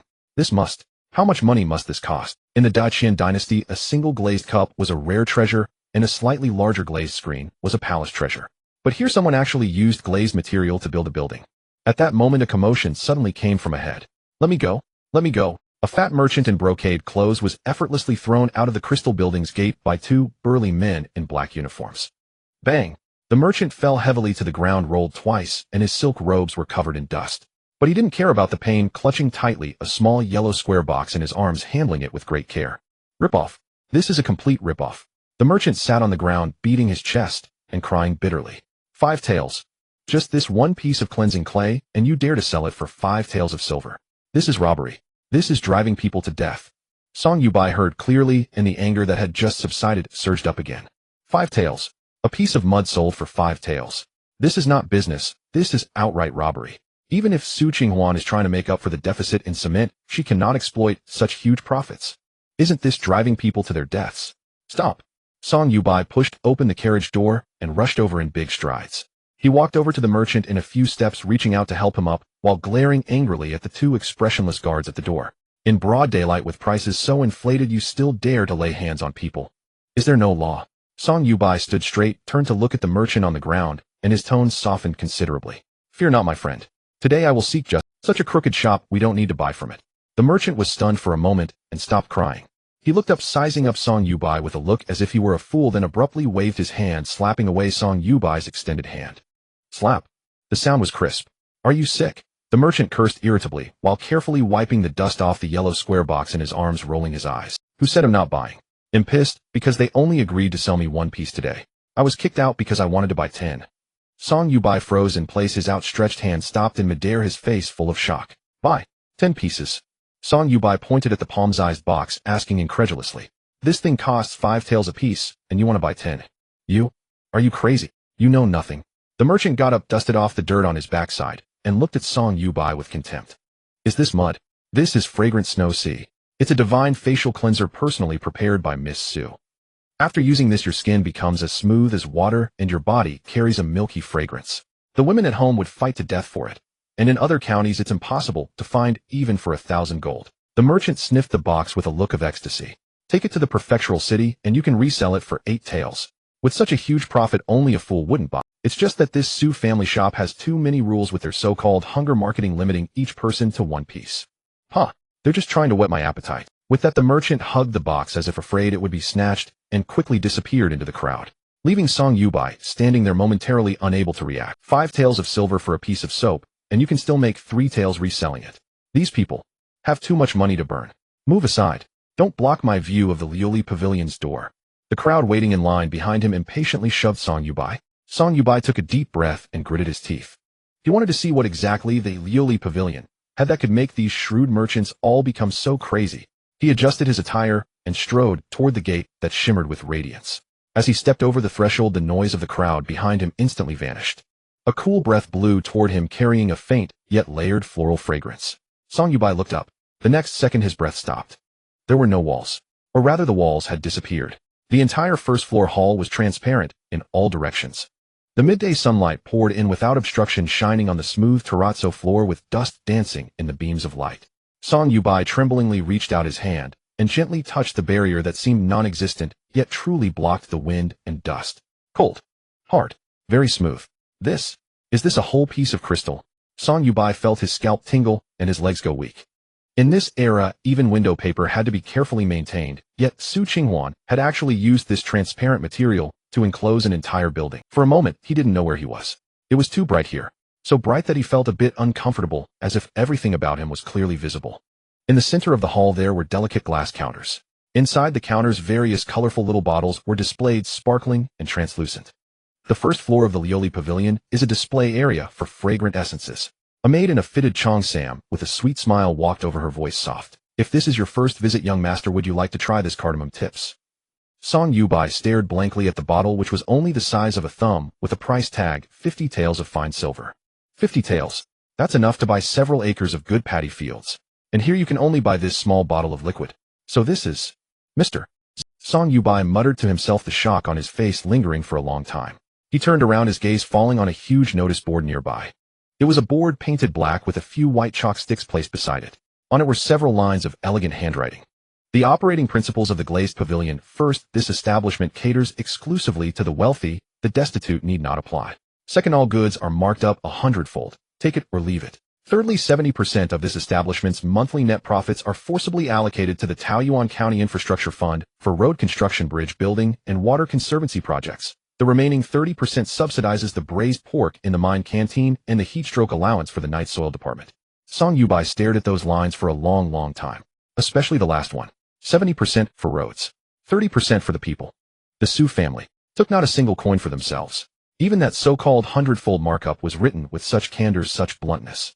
Boom! Song Youde felt as if a lightning bolt had struck his mind, shattering all the fog into pieces. He understood. He finally understood. Robbing the rich to feed the poor. Song Youde's eyes reddened instantly, his voice choked with emotion. This is no shrewd merchant. This is the hand of a sage. In this world, wealth is unevenly distributed. The rich own vast tracts of land, while the poor have not even a needle's point of ground to stand on. The court tries to regulate through taxation, but always meets with heavy resistance. But what about Master Su? She uses such ingenious tricks to create these irresistible luxuries, making those misers willingly open their purses. She is using the greed of the rich to fill the gaps in Dakian's infrastructure. She is using that silver reeking of copper to buy the poor common folk a hot meal and a smooth road. What is this called? This is subduing desire with desire. This is enacting justice on behalf of heaven. Song Youde slapped his thigh hard, ignoring the odd looks from those around him, and bowed deeply towards the blackboard. Brilliant. Absolutely brilliant. Compared to us pedantic scholars who only bury our heads in books and spout empty platitudes about benevolence, Master Zu's work is the true learning that governs the world. At that moment, the fat man who had been thrown out for being too poor was no longer a victim in Song Youde's eyes, but a contributor successfully harvested by Master Su. Every single tael of silver would become a piece of braised pork in a miner's bowl. Bilbai. Song Youde wiped his tears and pulled out a thick stack of banknotes from his chest. All the travel money he had brought for this journey south. Give me a ticket to the top floor. Even if it costs me my entire fortune, I will add a brick and a tile to the infrastructure of Taoyuan County. The top floor of the glazed pavilion. It was not open to the public. Only VIPs holding special gold cards could ascend. Ticket price 100 taels per person for sightseeing, only with tea and drinks charged separately. Song Youde paid with a pang of pain, feeling his heart bleed, but the moment he remembered this was a donation, he felt his red scarf grow even brighter. The top floor was incredibly spacious. It was surrounded by transparent floor-to-ceiling glass panels, offering an unobstructed view. Standing there, one could overlook the entire Taoyuan County. The straight concrete road stretched like a gray dragon, cutting through the bustling streets and extending all the way to the distant mines. What a scene of prosperity. Song Youde held the supposedly priceless glass goblet, filled with red wine. Though there was only a sip, he tasted the flavor of nation and country in it. He was about to find a seat and contemplate the sage's methods when suddenly from behind a nearby screen came the crisp clinking of cups and glasses. Then a low, magnetic yet slightly languid voice drifted over. "This wine is indeed intoxicating." That girl Su Qinghuan said, "This is an 82. Something fifi.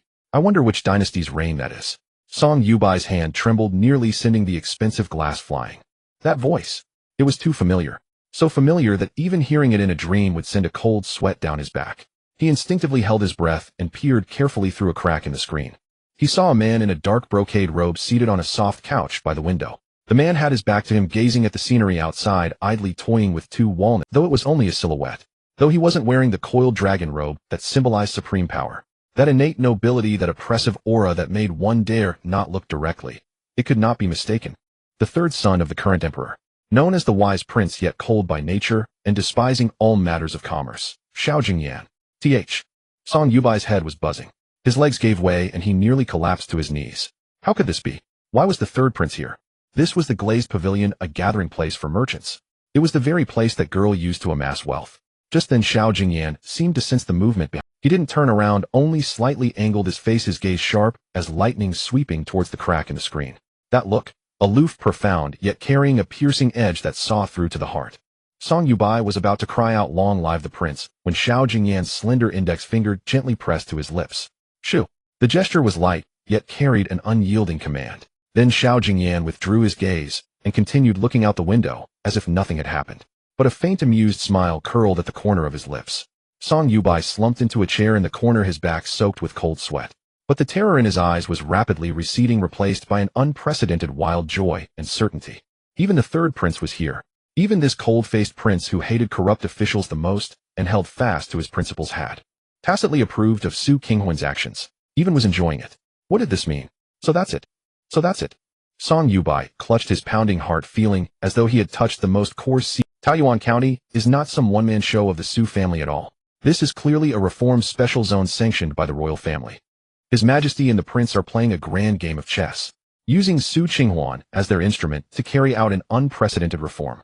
No wonder Master Su dared to ask for 15 taels for cement. No wonder the glazed pavilion dares to sell things at exorbitant prices. Behind all this stands the entire Dacian royal family. Song Youde trembled with. He felt that he had made the right move. Not only right, but he had stepped right into the torrent of history. He had won big time. At the top floor of the glass pavilion, even the wind seemed to be sealed off by the invisible barrier. The unobstructed midday sun poured down, penetrating the transparent glass walls on all sides, illuminating the space like a celestial palace in the divine realm. There was not a single shadow, and the brightness was dazzling enough to unsettle the heart. Song Youde remained slumped in his chair, his spine rigid. Across from him, the legendary cold-faced and cold-hearted third prince of Dacian, Xiaojingyan, was lazily swirling the goblet in his hand. The crimson wine clung to the walls of the glass, resembling the very color of power. "What's the matter? Seeing me has rendered you speechless?" Xiaojingyan did not turn around. His gaze remained fixed on the streets of Taoyuan County below, laid out like a chessboard, and his voice was flat, betraying neither pleasure nor anger. Song Youde snapped back to his senses, his knees weakening as he moved to kneel in a grand salute. "Your student Song Youde pays his respects." "No need." Xiaojingyan raised his hand, his slender fingers vaguely pointing at the empty seat across from him. "When we are out, there is no sovereign or subject. Sit. Keep me company over this vintage 82 wine." Song Youde sat down, gingerly, barely perching on the edge of the chair. He held the wine glass with both hands, but dared not drink, his eyes darting around, his heart pounding wildly. What kind of game was this? This place was Su Qinghuan's den for amassing wealth, a mundane ground bustling with merchants. Why would this prince who tolerated no impurity be here? What kind of game was this? This place was Su Qinghuan's den for amassing wealth, a mundane ground bustling with merchants. Why would this prince who tolerated no This question burst the dam of emotions that had been building up in Song Yubai's heart. Speaking of Taoyuan County, speaking of that girl in red, Song Yubai's fear dissipated, replaced by a fervor bordering on religious zeal. He put down his wine glass, his eyes slightly reddening, his voice rising with excitement. Your Highness, this is a miracle on earth. Song Yubai took a deep breath, pointing towards the faintly visible mines in the distance. Your student finally understands what boundless love is and what it means to sacrifice one's all for the greater good. That master Su to build roads sold cement at a loss, costing 15 taels per stone. To ensure the miners were fed, she forced the laborers to eat braised pork and even introduced the unheard-of high-temperature allowance. This glass pavilion, though seemingly extravagant, is actually Master Zu's way of begging from the rich to fill the bottomless pit of infrastructure. The more Song Yubai spoke, the more emotional he became, even choking up. She is using the wealth accumulated by the Su family over generations to transfuse blood to the people of Dakian. Such righteousness, even Confucius and Mencius Reborn would be no match. She is a living saint. The air fell silent. Only the faint clinking of ice cubes in the glass could be heard. Having finished, Song Yubai looked at Xiao Jingyan with anticipation, hoping to hear even a word of agreement from the prince. However, a light chuckle shattered this solemn self-aggrandizement. Xiao Jingyan turned his head. In his deep abyss-like eyes there was none of the emotion Song Yubai had expected, but rather a hint of worldly mockery and even a trace of pity for Song Yubai's intellect. A saint. Xiao Jingyan shook his head, put down his glass, and slowly rose to his feet. He clasped his hands behind his back and walked to the floor-to-ceiling window, his silhouette stretched long by the sunlight. Compiler Song, your vision is still too narrow. Song Yubai was stunned, his expression frozen. Why, your highness, what do you mean? Xiao Jingyan extended a finger and through the glass pointed at the bustling crowd below. His voice turned cold, hard, and grand. You only saw her giving away money, saw her doing good deeds. You think she's using morality to influence the world. Xiao Jingyan's gaze was like lightning piercing straight into Song Yubai's heart. Wrong. Utterly wrong. She is not doing charity, as she is governing the nation. Boom. Those two words struck like thunder, exploding in Song. Governing a nation. A merchant's daughter. A prodigal heiress. Do you know about the Su family rice price incident from half a month ago? Xiao Jingyan asked. Song Yubai nodded instinctively yes. At that time the Su family was buying old rice at high prices, and everyone mocked Su Qinghuan as a fool for collecting a bunch of moldy garbage. A fool. A cold sneer curled on Xiao Jingyan's lips. At the time I also thought she was a fool. But what was the result? The Grain Merchants Alliance's plan to hoard and manipulate prices was completely shattered, and grain prices returned to normal overnight. The people didn't starve, and the national treasury didn't have to spend a single coin. Xiao Jingyan walked back to the table, his knuckles tapping a rhythmic beat on the glass surface, as if striking the very pulse of Dakian. Those idiots at the Ministry of Revenue only knew how to impose price caps, but the more they capped, the higher the prices went. And she used high prices to buy old rice, seemingly wasteful, but in reality, she was injecting liquidity into this stagnant market. This is called stopping bloodshed through commerce. Song Yubai's mouth fell open, feeling his brain struggling to keep up. Looking at Xiao Jingyan's confident demeanor, a profound and inexplicable awe welled up within him. So that seemingly absurd old rice case actually concealed such profound wisdom. But this glass pavilion. Song Yubai pointed at the floor beneath his feet. This place is literally extorting the people's hard-earned wealth. Just now I even saw someone being thrown out for trying to buy a bar of soap. Extorting.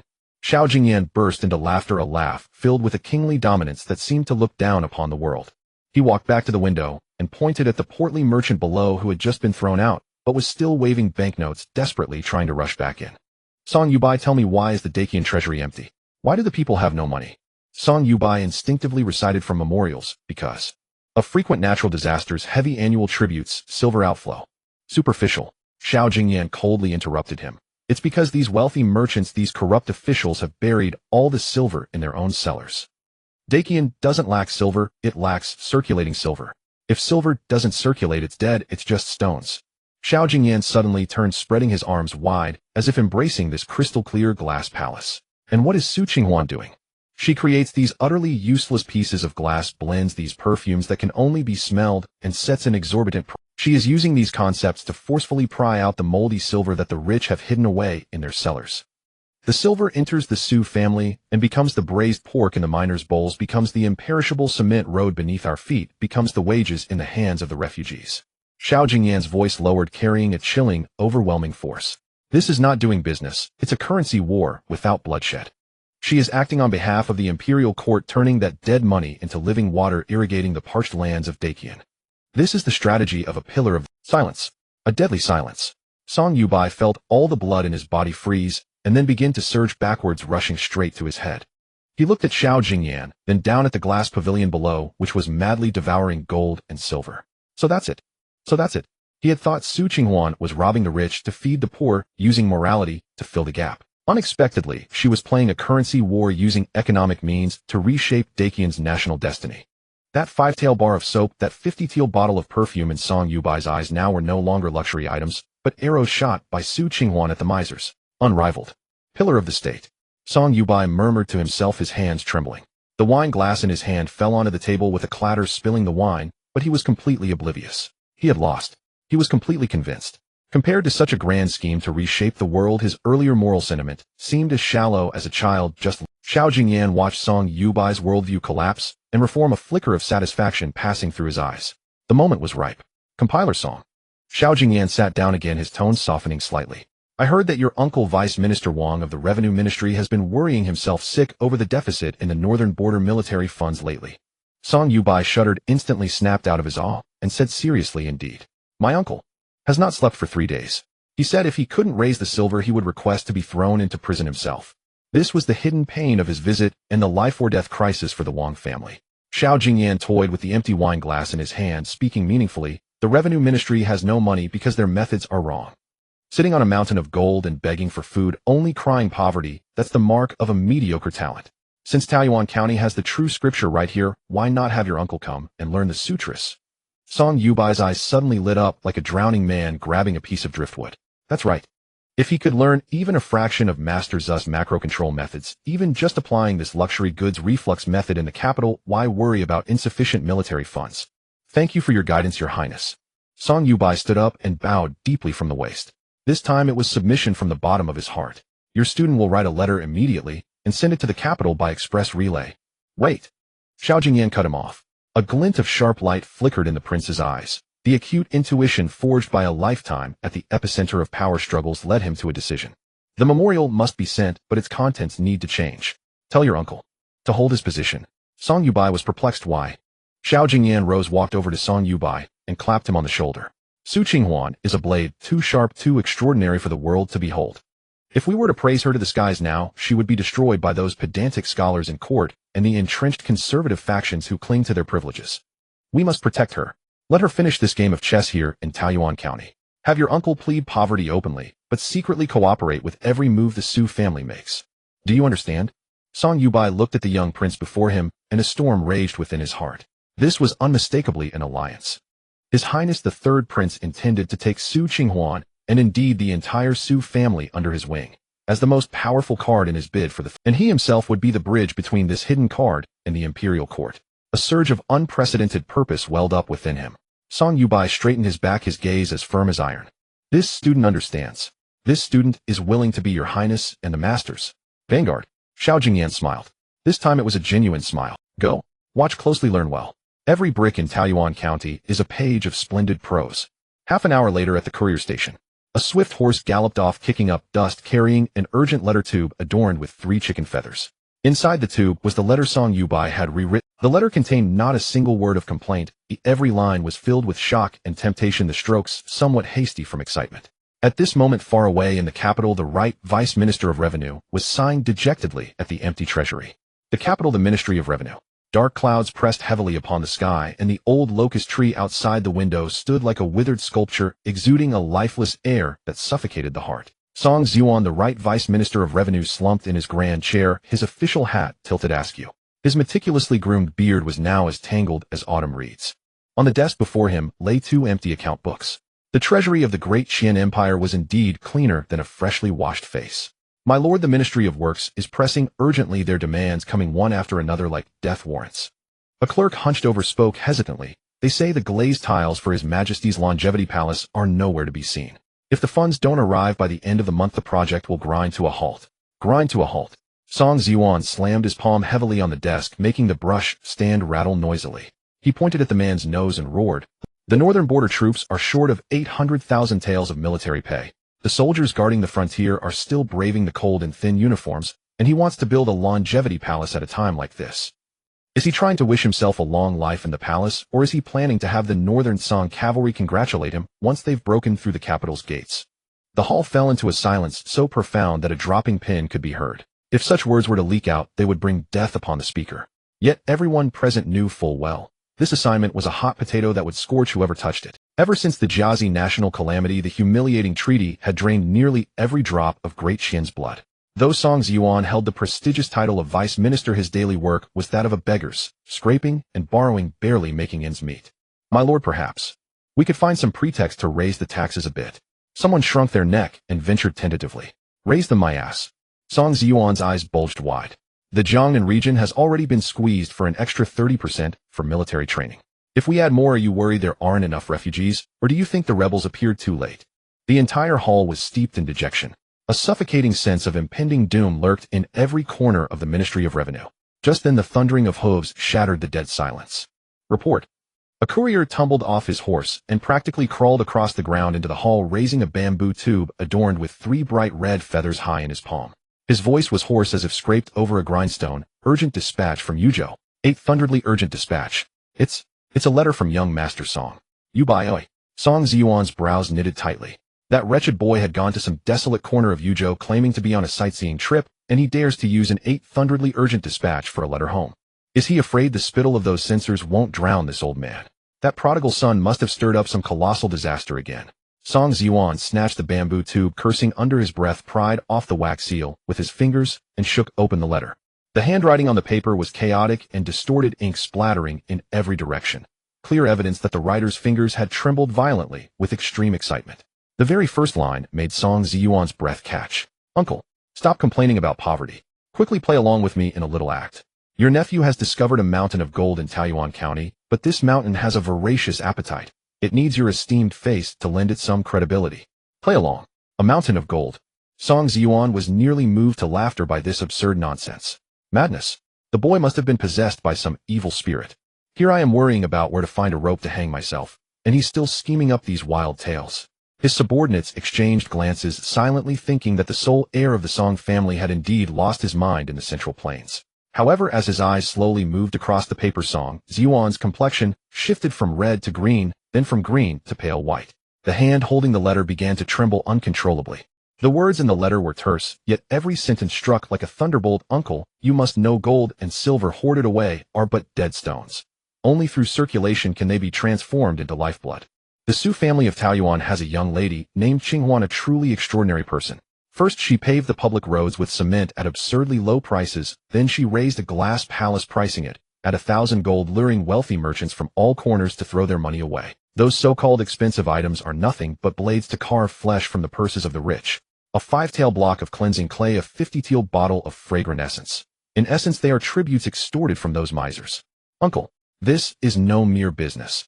This is the Su family siphoning off the hoarded savings of wealthy merchants and landowners to feed the border armies of our great Qian. These unfamiliar words struck him squarely in the chest. Song Qinghuan, the chief accountant of Great Qian, though unacquainted with any foreign doctrines, was most astute in understanding human nature. He knew all too well where the root of Great Qian's ailment lay. All the wealth was buried in the cellars of those gentry and tycoons rusting away. With silver scarce in circulation, the common folk naturally couldn't survive. Su Qinghuan's method was like blasting a floodgate into a stagnant pond. Using those transparent stones that can't be eaten or worn, she's swapping them for the real gold and silver held by those old money bags. Brilliant. Truly brilliant. Song Qinghuan slammed his palm heavily on his knee, the sharp pain shooting through him, yet he laughed with his aged face beaming. Since we cannot take it by force, let them willingly throw their silver into this fiery pit. This method both preserves the people's livelihood and fills the treasury. Could this Miss Su be a reincarnation of the god of wealth? As he reached the end of the letter, Song Qinghuan's breath violently struck his chest and then froze there. At the end were only a few lines of small characters, each word weighing 1,000 pounds. The third prince is here.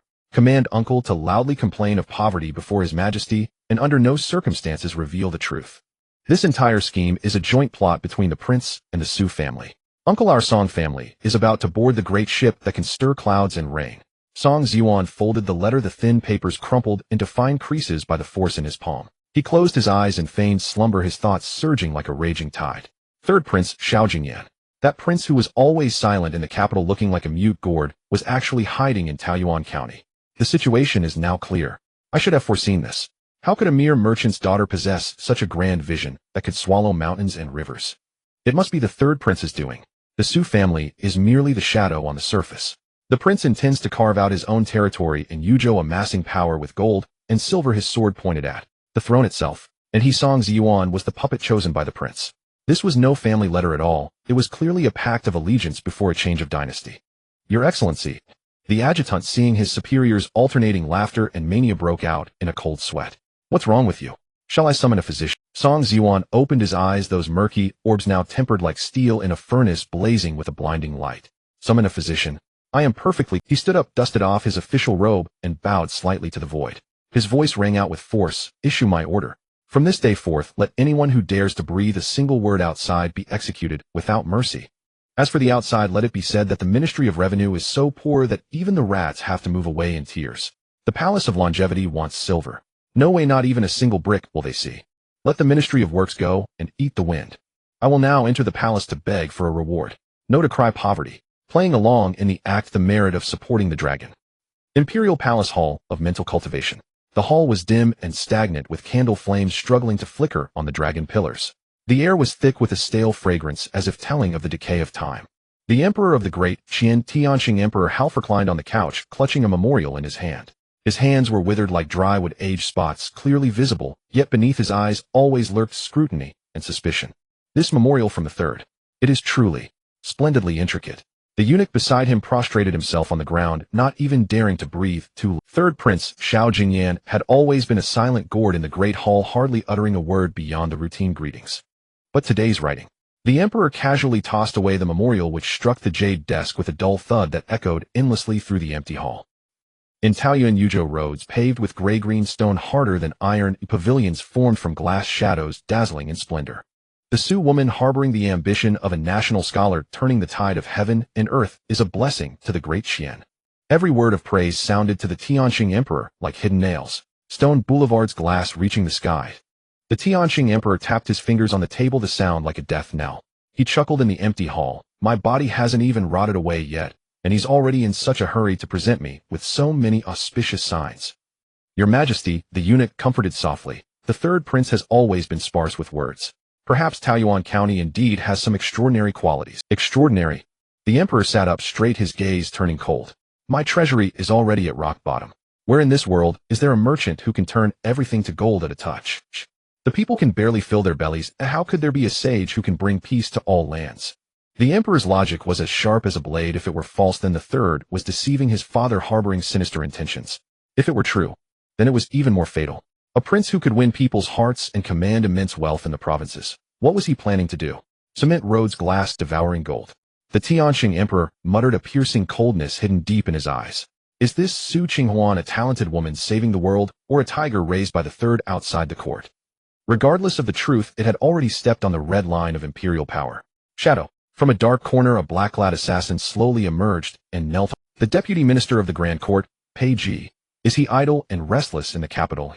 Reporting to your Majesty, Lord Pei has just handled a case of a powerful family, seizing a commoner's residence, and is now itching for another bone to gnaw on. Pei Ji. A figure in the capital's officialdom whose name made everyone's teeth ache. This man was rigid and unyielding. Beyond the law, he saw no trace of human sentiment. No matter which noble collided with him, they would lose at least a layer of skin. The Tianqing emperor's lips curled into a smile, but the joy did not reach his brow. Since the third has praised Taoyuan County as unmatched in heaven and earth, and that old fox Qinghuan has suddenly become abnormally quiet, then send the most inflexible, most biting mad dog to take a look. Issue my decree, appoint Pei Ji as joint inspector, and send him to Youde immediately. I want to see how long the dream of Taoyuan County can last under Pei Ji's iron mask. If all this is true, I want this money to change masters. If it is false, the emperor clenched his fingers, crushing the paper into fragments. Then let the Su family and the third disappear together. The next day at dawn, the southern gate of the capital. Cold frost condensed on the ground, a hazy mist. Pei Ji sat astride a pitch-black steed clad in a crimson official robe, his back as straight as a spear. His cold, hard face showed no trace of life, his entire demeanor screaming, keep away. Behind him, the constables of the Grand Court stood in solemn readiness, the air thick with a murderous intent. Old Master Pei firmly grasped the reins, his aged face creased with worry, and pleaded earnestly, Son, this journey of His Majesty is ostensibly to investigate the truth, but in reality, he is sending you to tread through that muddy water. That place is rumored to be so wondrous, and the third prince and vice minister Song are already deeply involved. You cannot grasp the nuances of it. Pei Ji looked down from his horse, his eyes utterly clear and transparent, yet also revealing a stubbornness that drove people to despair. Father, His Majesty sent me because he trusts my eyes to distinguish right from wrong. The laws of the great Qin never contained the words play both sides. Divine stones. Glass. Sage of commerce. Pei Ji sneered, a trace of contempt curling his lips. They are nothing but market tricks using a facade to collect money. In this world there are only swindlers with ulterior motives and fools who don't know their place. Pei Ji raised his hand and cracked his whip. The steed reared up and galloped into the morning mist. In this journey I will surely expose the true face of that Sioux woman. No matter who stands behind her, if they violate the law and oppress the people, I, Pei Ji, will never show mercy. His voice faded into the wind, leaving only old Pei stomping his feet and sighing repeatedly. 1,000 miles away in Youde, Taiyuan County. Achut. Su Qinghuan, who was lounging on the third floor of the glass pavilion, counting silver notes, suddenly let out a tremendous sneeze. Rubbing her nose, she stared in astonishment at the piles of ledgers that were almost overflowing, her heart tightening. Gazing at the fervently constructed, unfinished buildings outside, her intuition told her that someone was up to no good. Who is scheming against me behind my back? Half a month later, outside Youde Prefecture. The signboard of the Drunken Immortal Tavern shimmered dizzyingly under the noonday sun, with crowds thronging both inside and out, leaving no room to set foot. The air carried not the scent of wine, but the stench of copper, and that feverish excitement that clouded men's minds with the reflection of gleaming copper coins glowing in every eye. On the official road outside the window, carriages and horses formed a continuous stream, their dust half blotting out the sky. Make way, make way. My master's carriage must pass first. Nonsense. My master has traveled all the way from Jiangnan. If we miss the city gate hour, can you afford that? The clamor of arguments, the clatter of hooves, and the creak of wheels grinding over stone slabs mingled into a chaotic medley. All these people were heading for Taiyuan County. In a corner by the window on the second floor of the Drunken Immortal Tavern, a man in a moon-white robe sat upright, his spine straight as a ramrod, unmoved by the surrounding noise. Pei Ji. He had shed his conspicuous crimson official robe for a plain gown, but his face was bloodless, his features hard and aloof, keeping others at a distance. His gaze swept over the merchants below, flushed and flinging money about, and his brow furrowed into deep lines. Mere scrambling for profit. His lips curled downward in silent scorn. These people, bewitched by the tricks of that Sioux family enchantress, had lost their wits and were flocking like moths to that. Pei Ji lifted his teacup. The tea had long gone cold, yet he did not drink. He merely stared at the floating tea stems, his thoughts drifting far away. What had the emperor sent him to investigate? Whether the so-called cement divine stone was real or fake. Whether the crystal palace was a fraud.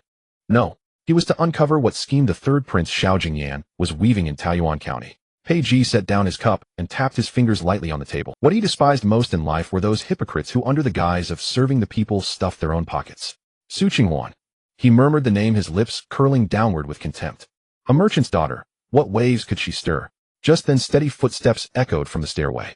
Pei Ji looked up and his gaze froze. A middle-aged man in a deep green silk robe climbed up, a jade belt at his waist and a folding fan in his hand, dressed like a wealthy merchant. But those eyes. Too sinister. They were too sharp, hiding a dangerous predatory gleam, even behind a smile. The Youde Prefecture inspector, originally named Wang Sheng. He scanned the room, his gaze pausing briefly on Pei Ji before moving on. Innkeeper, any seat? Oh, Master Wang, you're too late.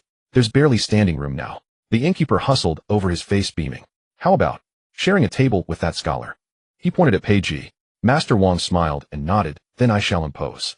Pei Ji raised his eyelids expressionlessly, as if in tacit consent. Master Wang sat down, fanning himself lightly, his smile warm.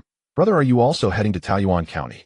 Just passing through, Pei Ji replied, sparing words. Oh. A hint of curiosity crept into Master Wang's smile. What a coincidence. I am also passing through. They exchanged glances, each raised a cup and fell silent. A silent contest had already begun between them. At that moment, a group of portly merchants at the next table burst into loud laughter. Huh. Old Zhang, this trip to Taiyuan County, you'll pocket at least 300 or 500 taels, right? 300 or 500. Who do you take me for? The fat merchant called Old Zhang slammed the table, spittle flying. Last time I took just 1 cart of purifying mud and flipped it for 800 taels. This time I brought 3 cartloads, at least triple the profit. I heard Miss Sue has a new product called Ice Chest that can make ice during the dog days. Really? On a scorching day like this, ice is more precious than gold. Could it be false? My cousin's brother-in-law's neighbor works at the Sue family mine and saw it with his own eyes. Pei Ji's tapping fingers stopped. Ice chest. Making ice in the summer heat. Wasn't this sheer nonsense? He set down his cup and spoke abruptly, his tone flat without inflection. On my journey, 9 out of 10 people I meet say they're heading to Taiyuan County. He paused, his skepticism undisguised. May I ask, gentlemen, is that place truly as miraculous as the rumors claim? The moment he spoke, the merchants at the next table turned in unison. Old Zhang sized up Pei Ji and burst into laughter. Oh, young scholar, you've never been, have you? If you haven't been to Taiyuan County, you've lived in vain. That place is a marvel. The merchants began preaching in a chorus. The cement roads are so smooth and shiny you can see your reflection. A carriage can run all day without your backside aching. The crystal pavilion, so bright, grander than the imperial palace. The miners eat braised pork every day until they're sick of it. And the rules at the city gate. Pay 501 as a deposit and fines of 10 taels for hygiene violations. Right. Last time I got fined 10 taels just because my shoes had mud on them and I had to wear those awful straw sandals. But you have to admit the place is clean. Even the beggars eat roast chicken. Every detail was absurdly exaggerated, yet they corroborated each other so seamlessly that no flaw could be found. Master Wang's hand holding his teacup paused in midair for a moment. He had come to Youde to investigate Li Wenqing's accusation that the Su family was exploiting the people and seeking fame. But now listening to these merchants. Purchase limits. Fines of 10 taels. Beggars eating roast chicken. Where was the exploitation? Could Li Wenqing's accusation be false? Master Wang's brow twitched almost imperceptibly, but his smile remained unchanged. Pei Ji, however, let out a cold laugh. He raised his cup, his lips curling in disdain. In my humble opinion, it's just a few hired stooges spinning street legends. The moment the words left his mouth, the clamor at the next table died abruptly. Old Zhang slammed his palm on the table, rose to his feet, and slapped a 50 tael ingot onto the wood with a sharp crack. Young scholar, if you don't believe me, let's make a bet. Old Zhang pointed at the silver, his eyes glaring with belligerence. If you go to Taiyuan County in 3 days and find a single lie, this silver is yours. He paused, then smiled meaningfully. But if you find the place is even more extraordinary than I say, you'll kneel before Miss Sus statue, kowtow 3 times, and shout, this student was blind 3 times. The whole table roared with laughter. Pei Ji's face turned ashen. Master Wang looked thoughtfully at the silver ingot, then at Pei Ji. Their eyes met. The next second both rose simultaneously. Farewell. I shall head to Taiyuan County at once. The 2 figures disappeared down the stairway one after the other. The innkeeper blinked, then shook his head with a smile. These days plenty of people still refuse to believe. Old Zhang pocketed the silver, blowing on it smugly. Just wait. When those 2 reach Taiyuan County, they'll be on their knees faster than anyone. Outside the gates of Taiyuan County, the noonday sun scorched the earth. Pei Ji stood before the city gate, the blazing sunlight forcing him to raise a hand to shield his brow as he scrutinized the fabled paradise on earth before him. The city wall was not tall. Indeed, it was rather shabby, built of gray brick and dark tiles. Compared to the imposing towers of Youde Prefecture, it looked like nothing more than the courtyard wall of some country landlord's estate.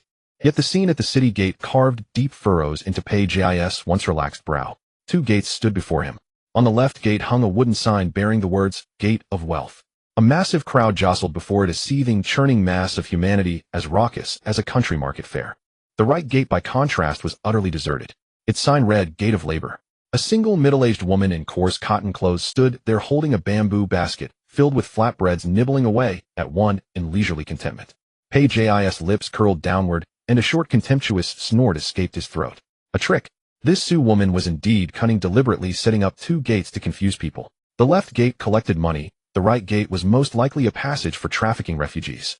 He turned to glance at the man beside him, Mr. Wang. Mr. Wang wore his usual gentle smile, lightly fanning himself with a folding fan, his gaze sweeping back and forth between the 2 gates, lost in thought. Wang, shall we split up? Pei Ji leaned in, his voice barely a whisper, meant only for the other's ears. He'll enter through the labor gate. You take the wealth gate. We'll meet inside the city. Mr.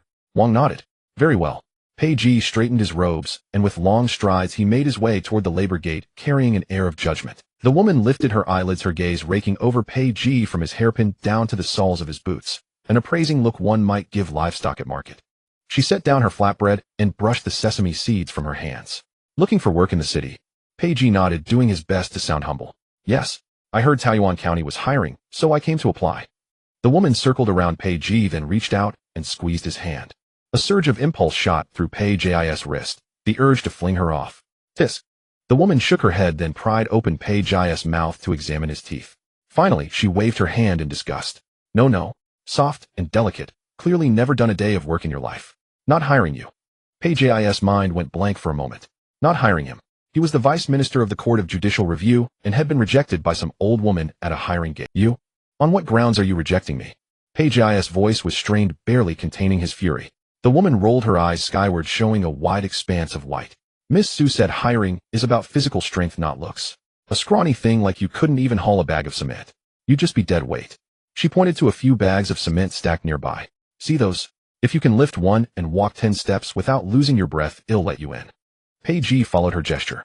The bags looked bulging and heavy, at least 100 caddies. He gritted his molars, walked over, and tried to hoist one. The moment he put his strength into it, a dull ache shot through his lower back. The bag didn't budge an inch. The woman burst into laughter. See? I told you. Now get out of here, you're wasting my flatbread time. Page's face flushed the color of pig liver. Without a word, he turned and walked toward the gate of wealth. Behind him, the woman's muttering drifted. These young folks nowadays, all dressed up nice, but useless as teats on a boar.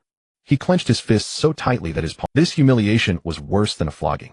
He stopped before the gate of wealth, took a steadying breath, and pulled 50 copper coins from his robe. A burly, dark-faced man stood at the gate, none other than Lou Matsi.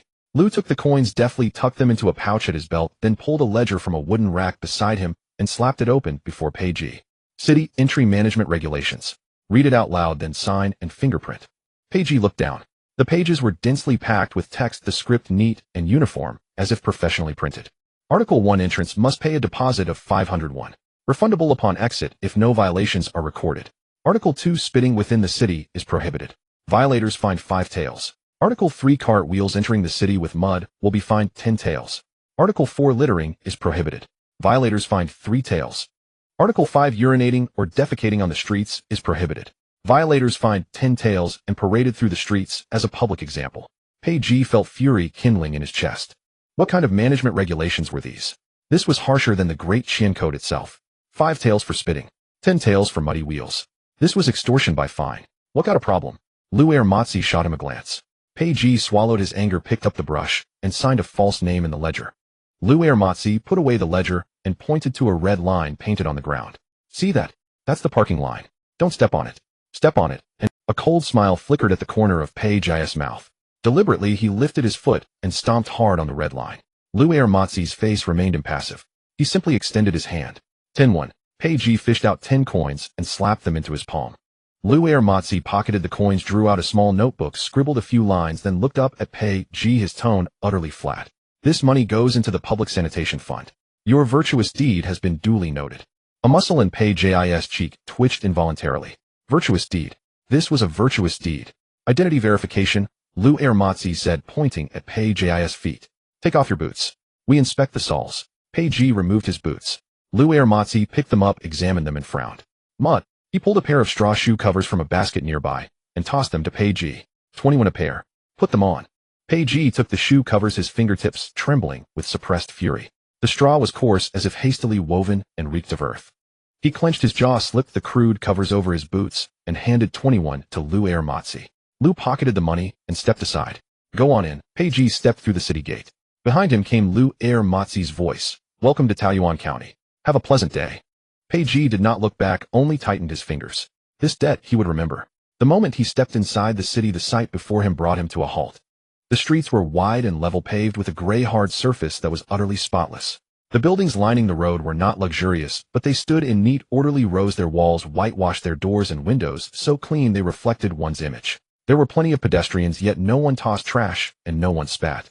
At intervals along the roadside stood wooden barrels, each bearing the label, trash receptacle. What baffled Page even more was a portable hand-washing station at the street corner. A large wooden barrel filled with clean water with a few coarse cloths laid beside it, free for passers-by to wash their hands.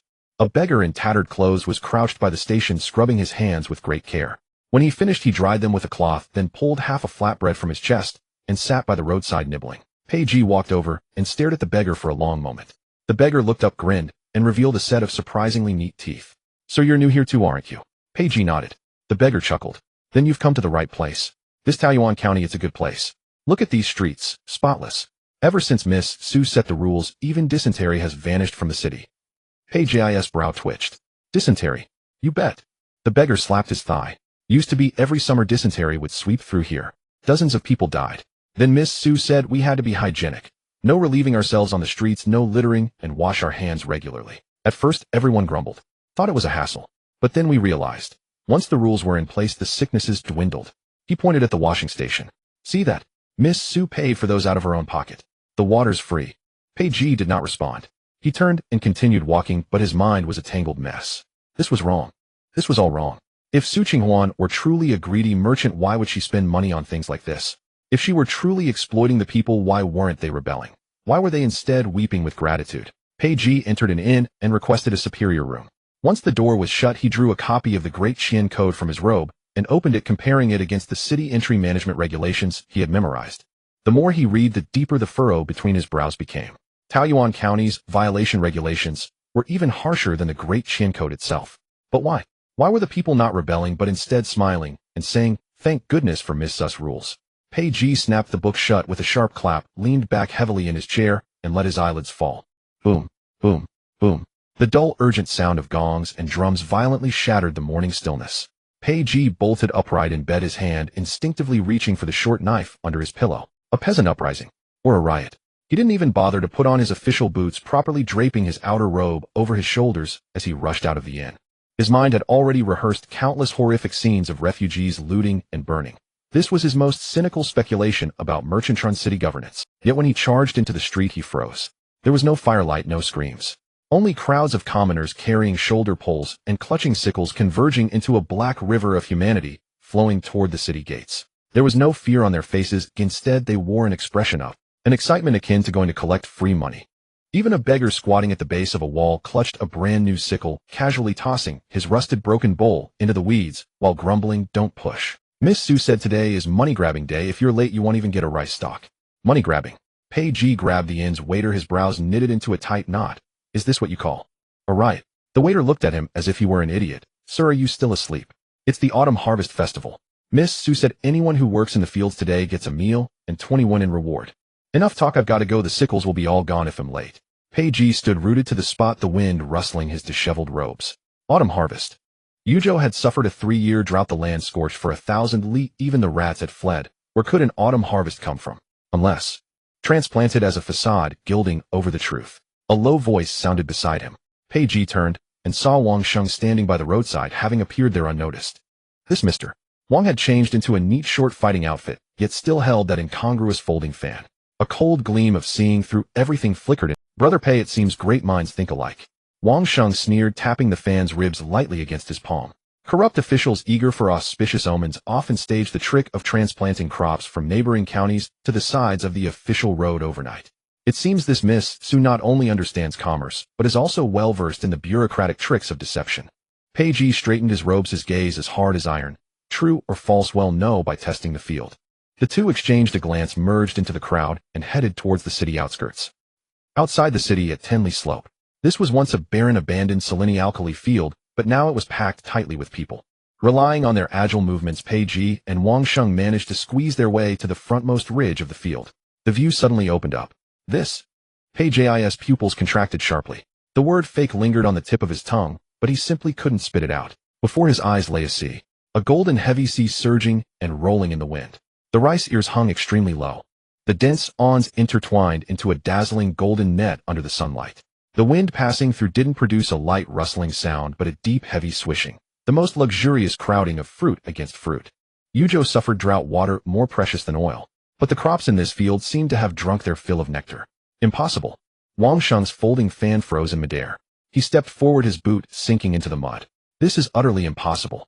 Even the finest fields south of the Yangtze are no better than this. This is Youde, arid land. A trick. Pei gritted his teeth, clinging to the last line of rational defense. They must have been planted overnight. Discarding all decorum, he rolled up his pant legs and stepped directly into the muddy paddy field.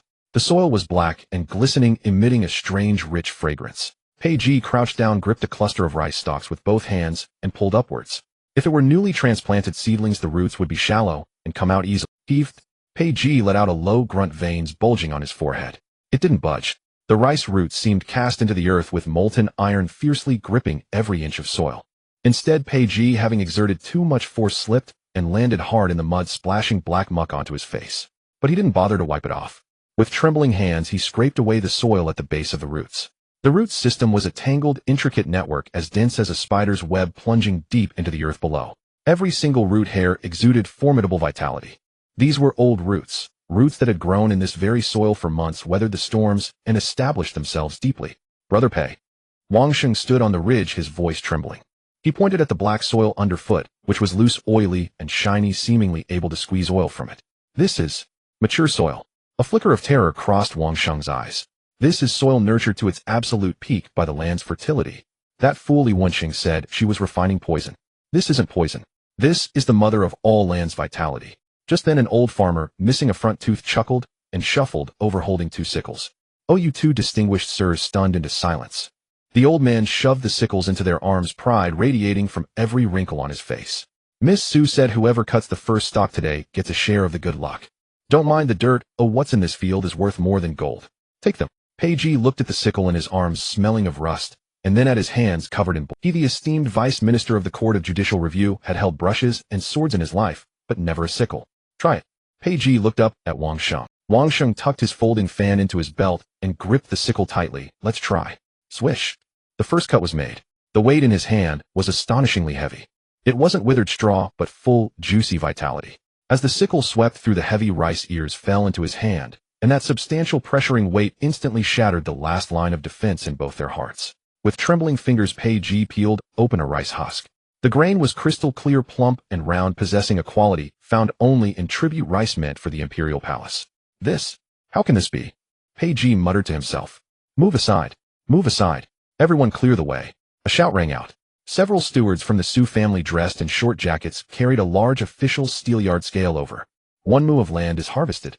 Onto the scale. The entire scene fell silent instantly. Thousands of eyes fixed intently on the scale. Pei Ji suddenly rushed forward, shoving aside the steward in charge of the scale, his voice hoarse. I'll do it. I'll weigh it myself. The steward was stunned for a moment, about to curse, but was intimidated by the terrifying bloodshot eyes of the mud-covered man before him. Pei Ji took hold of the scale beam. First bag. Second bag. Third bag. As the counterweight slid further and further back, Pei Ji's arms began to tremble violently. It wasn't from the weight, but from fear. Yes, fear. Fear of a force that shattered his understanding of reality. When the final bag of rice was added, the scale beam finally balanced. Pei Ji stared at the marking, his eyes nearly bulging out of their sockets. The surroundings were deathly silent save for the sound of wind passing through the waves of wheat. How much? Brother Pei, how much? Wang Sheng stomped his feet anxiously below, his voice cracking. Pei Ji opened his mouth, a sound like a beast's whimper escaping his throat. For sure. 3 dough. Boom. The moment these words were uttered, it was as if a thunderclap struck directly onto everyone's heads. Wang Sheng staggered, nearly falling into the field.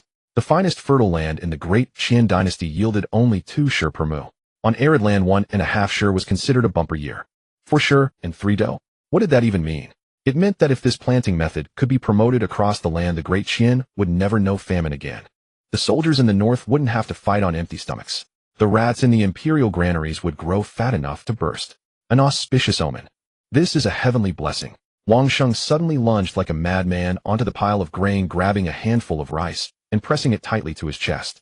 On his usually sinister and deep-set face, tears and snot flowed freely, his expression fierce and somewhat frightening.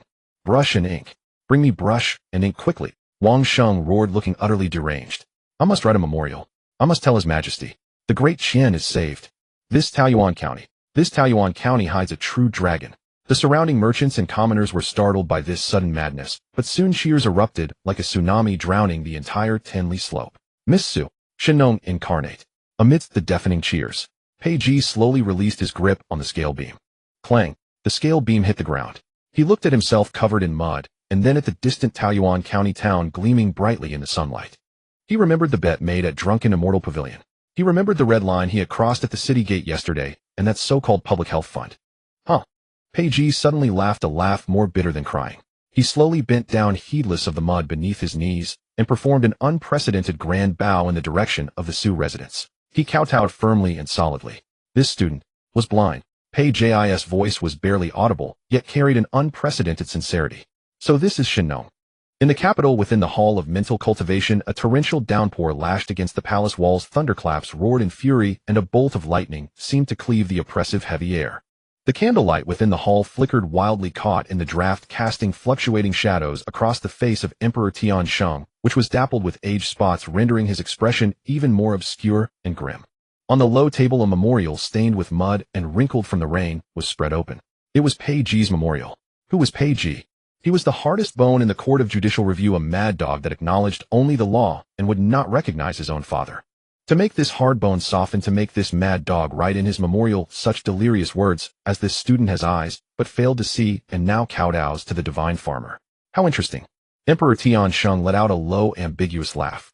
He stretched out a withered hand and untied the unremarkable burlap sack lying beside the memorial. With a rustle, a handful of unhusked brown rice spilled onto the imperial desk, mingling with the vermilion-brushed memorials that symbolized supreme imperial power, jarringly out of place, yet glaringly conspicuous. Emperor Tiansheng picked up a grain, waved away the old eunuch who was about to test it for poison, and tossed it directly into his mouth. Crunch. The raw rice was hard, jarring his teeth and making them feel weak. But he chewed it slowly, meticulously. A faint, earthy sweetness spread across his palate. There was no polishing, no selection, just the raw, coarse taste of grain. Yet the fullness of the grain was undeniable. 4 dan and 3 dough. Emperor Tiansheng murmured, his dim eyes devoid of ecstasy. As an emperor who had sat on the dragon throne for decades, his first reaction was never surprise. It was wariness.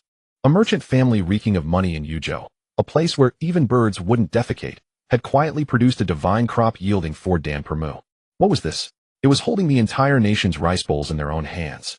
Youde, I once thought you were nothing but a greedy fool, but I never expected you to be waiting for me here. Emperor Tiansheng spat out the husk with a puff, and the tepid twilight aura in his eyes dissipated, leaving only a bone-chilling coldness. He did not believe in auspicious omens from heaven, nor in the reincarnation of the divine farmer. He believed only in the exchange of interests. This must have been a bargaining chip that the Su family had spent generations, perhaps even secretly colluding with the third prince, cultivating over a decade. Why bring it out now? Because the third prince had lost the succession struggle, and because the Su family wanted to buy their lives. They were telling him, if you want the people to have enough to eat, you must keep the Su family's heads and spare the third prince. Slap. Emperor Tiansheng slammed his hand on the table, making the brush rack tremble. Just then a thunderclap exploded outside the hall, startling the old eunuch in the corner, who prostrated himself, trembling, wishing he could crawl into the cracks. Issue an edict. Summon the grand secretaries to the palace immediately. Emperor Tiansheng's voice pierced through the rain and thunder, devoid of any human warmth. Even if they have to crawl, they must come. 2/4 of an hour later, several cabinet ministers stood in the center of the hall, their robes disheveled, their official hats askew, panting heavily.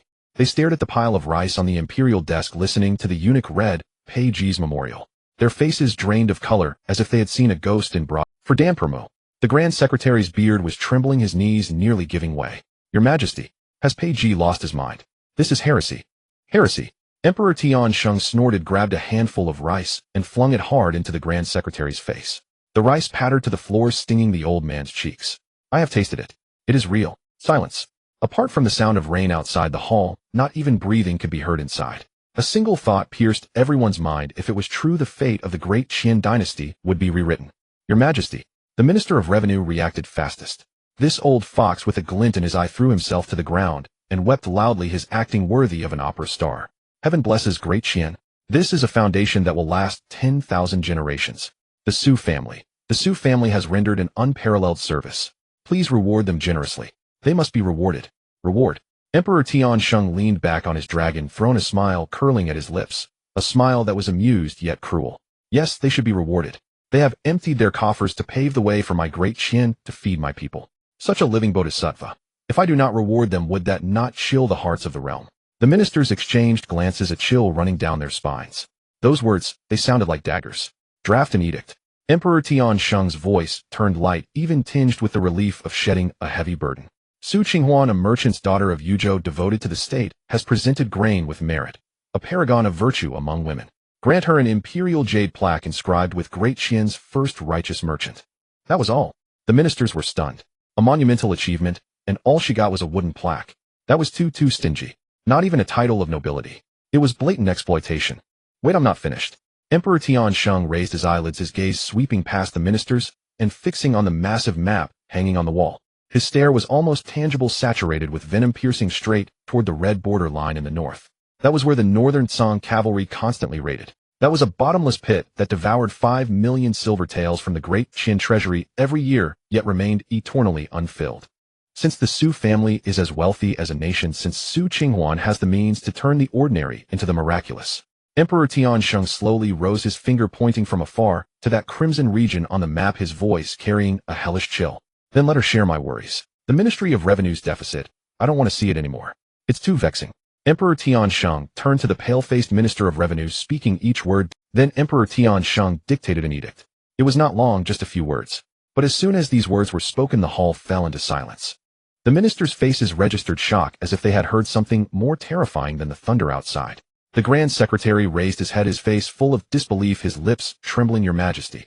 Over there, if she is allowed. Emperor Tiansheng glanced askance at the Grand Secretary and said flatly, so it shall be. Go. He turned his back to them, gazing at the violent rainy night outside the window, his tone faint and distant.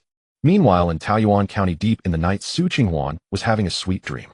In her dream, she had finally squandered the family fortune. The system judged the task complete, and a door of white light slowly opened before her. She was wearing ripped jeans, holding an ice-cold cola, ready to take that thrilling step back into the embrace of modern society. Just as she was about to step forward, an inexplicable chill surged from the soles of her feet straight to the crown of her head. It was the feeling of being targeted by some primordial beast, coupled with a huge, invisible black cauldron hurtling toward her skull on the raging winds of an thunderedly urgent dispatch. Achoo! Achoo! Achoo!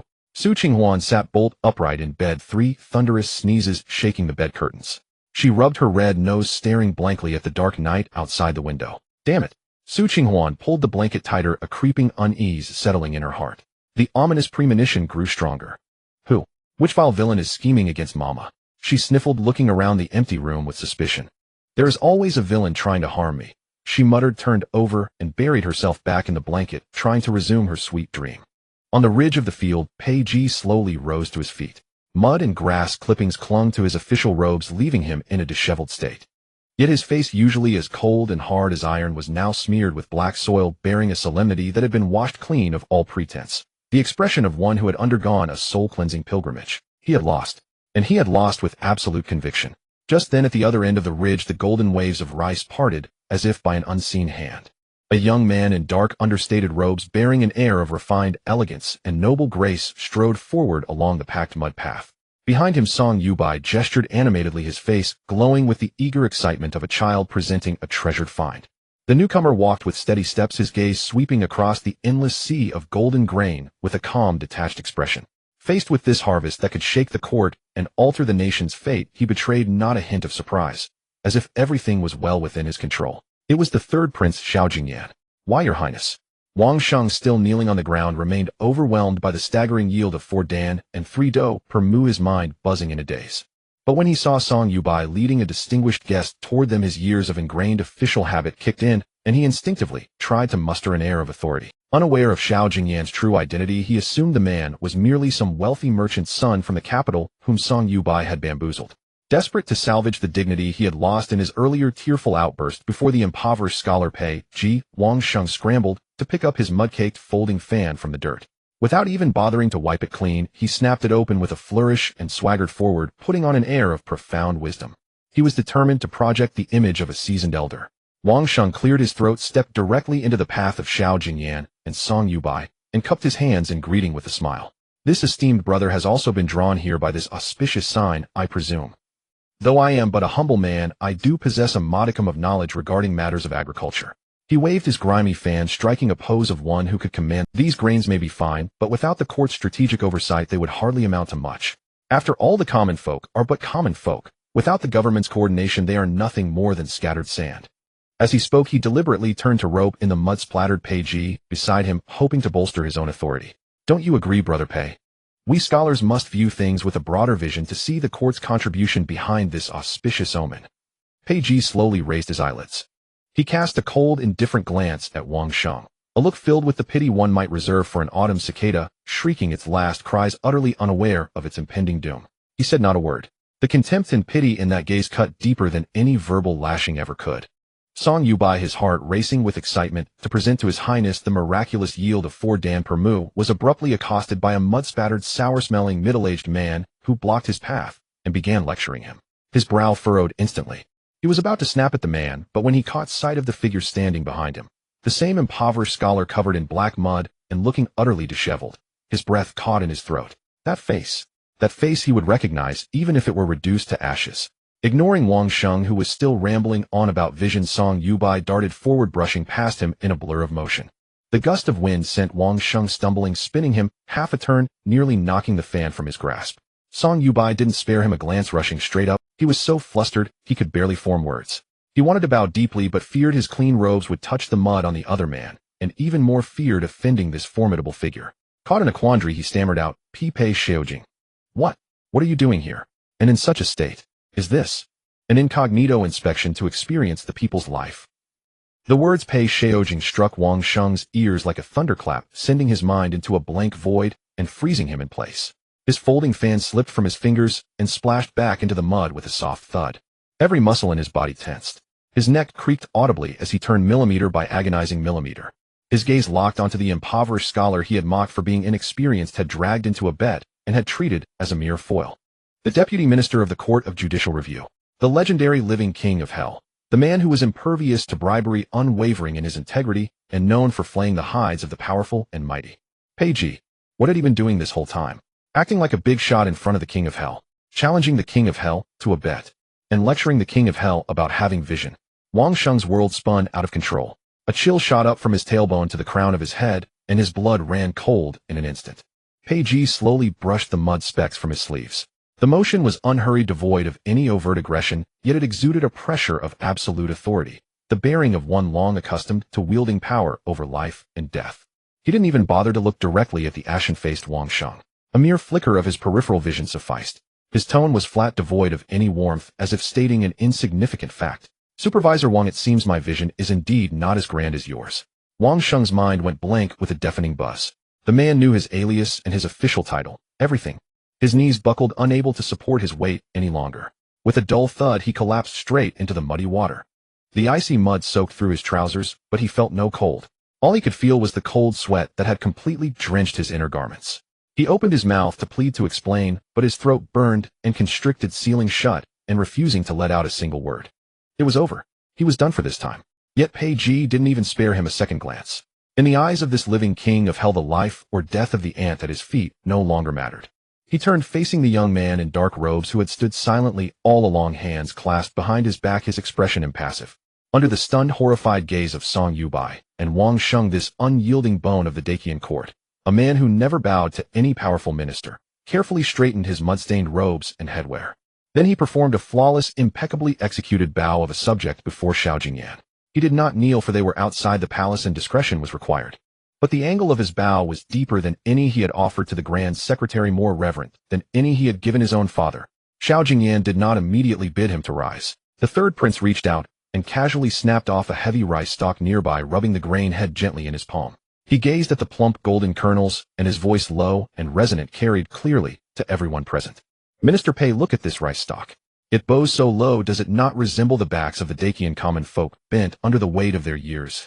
He paused, his gaze sharpening as it fell upon Pei Ji, who felt an invisible pressure settle upon him. But as long as its roots run deep, anchored firmly in the soil, then no matter how low it bends, it remains the unyielding spine of our Daqian. Pei Ji's body stiffened. He lifted his head, and in those eyes that had always held only law and cold detachment, a faint web of red bloodshot veins appeared. He bowed deeply once more, his voice hoarse, yet each word ringing with conviction. "Your student has learned well." Wang Sheng, kneeling nearby, wished he could bury his head entirely into the mud beneath him. He finally realized that this man who could make the living king of hell, Pei Ji, call himself student was a figure 100 times more terrifying than the king of hell himself, a prince. This Taoyuan County was no place of merchants. It was a den of dragons and tigers. Half a month later, as the people of Taoyuan County were wrapping up their autumn, in the distance on the main road leading to the county town, a billowing cloud of yellow dust rose into the air. A squadron of royal guards clad in gleaming armor and riding spirited horses brutally parted the crowd of onlookers, charging straight toward the rice fields. Before anyone could react, a sharp, high-pitched, piercing voice sliced through the tranquility of the fields, startling a flock of birds from the rice paddies. "The imperial edict has arrived." The Su family arrived before long. The wind over the ridge carried the rank smell of wet mud.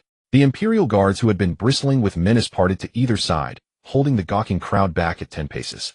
An old eunuch with a beardless, pallid face and clad in a purple python robe stepped onto the red felt laid out by 2 young attendants, swaying as he walked. He held the imperial edict of bright yellow silk, a smile on his face that was inscrutable, a smile bred from years of immersion in the palace. Stewardly, a eunuch of the Directorate of Ceremonial, a trusted confidant of Emperor Tianxing. His slanted eyes swept over Xiao Jingyan, who was covered in mud. He offered no formal salute, only a slight bow as a token of acknowledgement. His gaze then passed over the crowd and settled on the Su father and daughter. Heaven has shown its favor by granting us such a sacred object. This edict is indeed well received. Su Qinghuan received the edict. His voice was shrill, grating on the eardrums. A rustling sound swept through the crowd. From the ridge to the roadside, everyone, from court officials like Pei Ji to barefoot peasants, fell to their knees. Of course, this included the third prince. Su Youde knelt fastest, his knees slamming into the mud. Without hesitation, his round face a mask of craving for power and greed for the coming rewards. Su Qinghuan could only kneel, as well, her eyelids twitching uncontrollably. Stewardly unrolled the edict and began to read it in a slow, deliberate manner. By the grace of heaven, the emperor decrees. The opening formalities were long and tedious, filled with nothing but flattering phrases like exemplary in teaching his daughter, meritorious in offering grain, and a blessing star of the great Qian. Wang Sheng, kneeling at the back, had been keeping his head low. Upon hearing this, the corners of his mouth couldn't help but turn down in disdain. It was indeed a reward. In this world, money could move even the gods. Even a merchant reeking of copper could curry favor with the emperor by making a bit of noise. He was stewing in sour envy, pondering how he would explain kneeling before a merchant to the old fogies at the censorate, when suddenly a few key words reached his ears.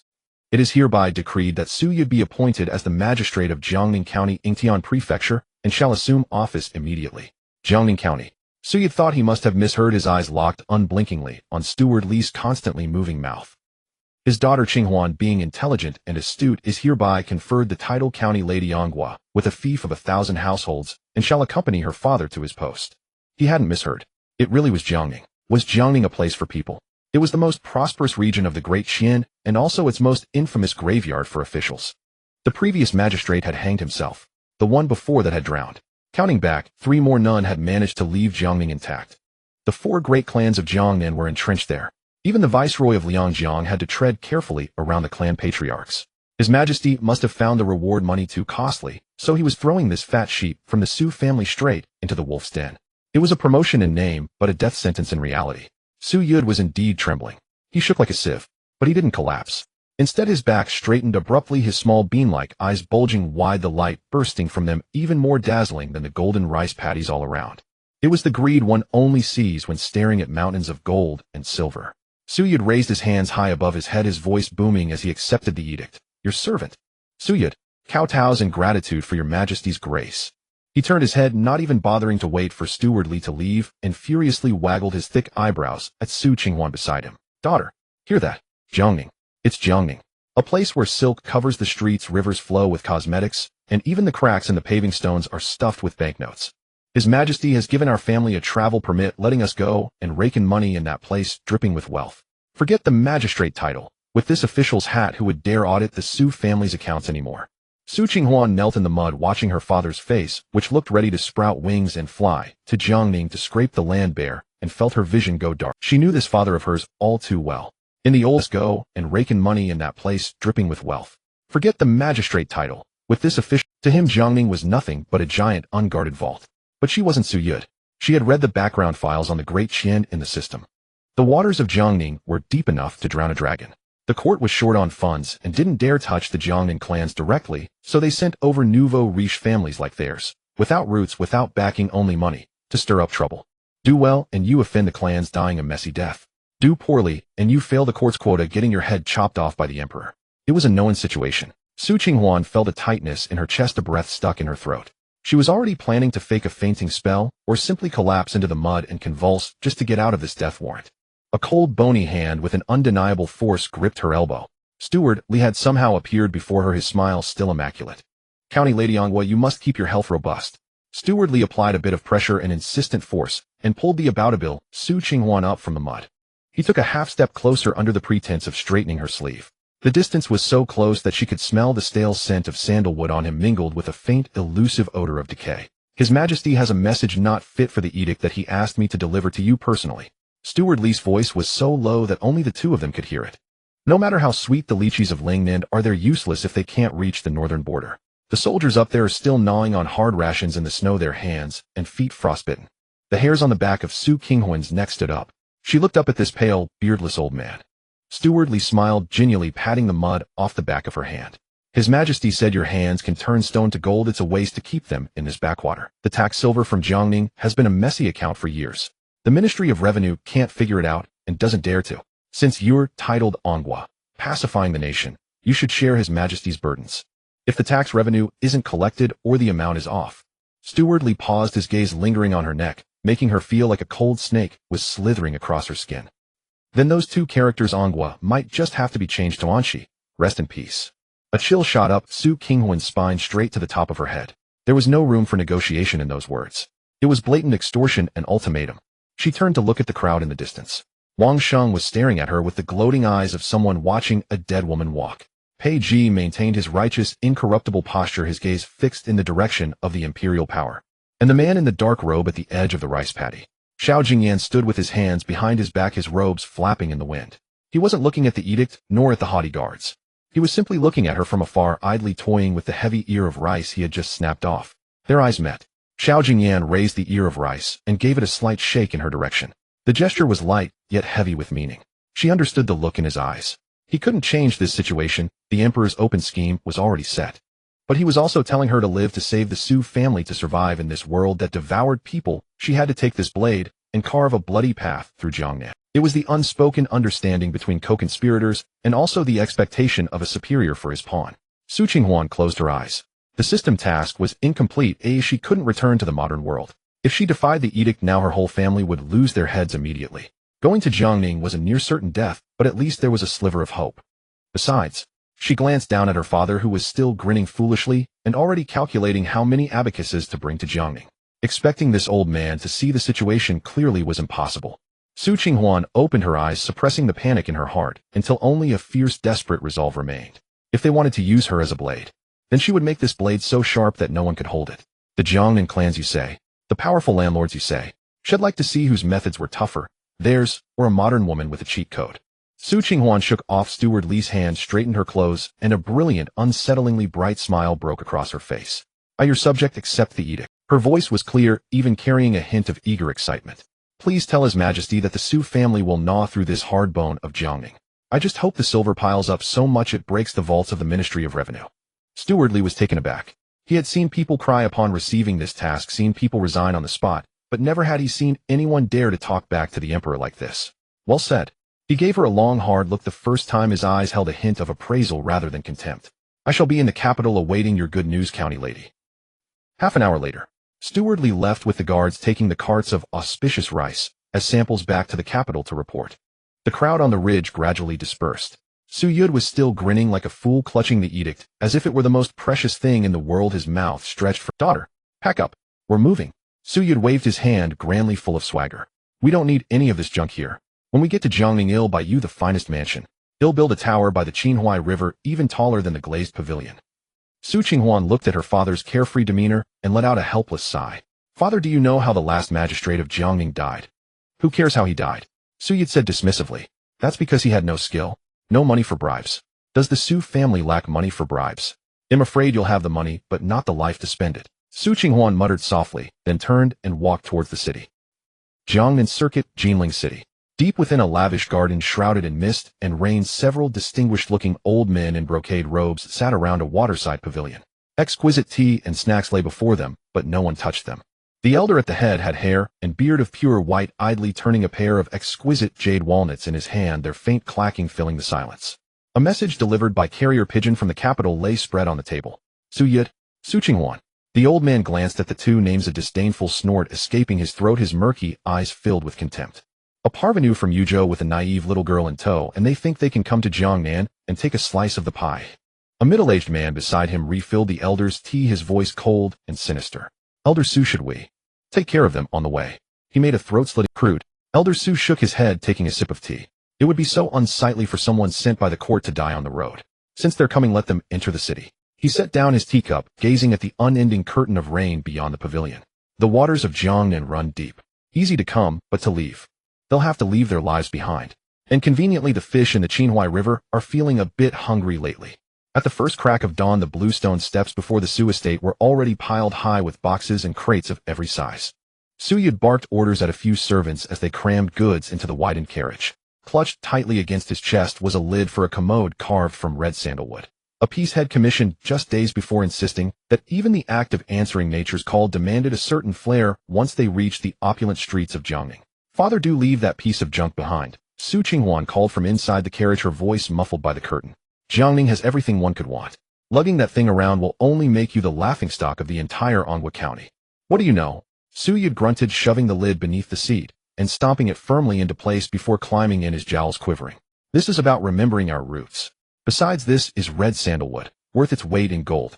If we ever run short on silver, we can chop it up and sell it. Su Qinghuan couldn't be bothered to argue. She stole a glance through the gap in the curtains. The alley was deathly quiet, not even the bark of a dog disturbed the stillness.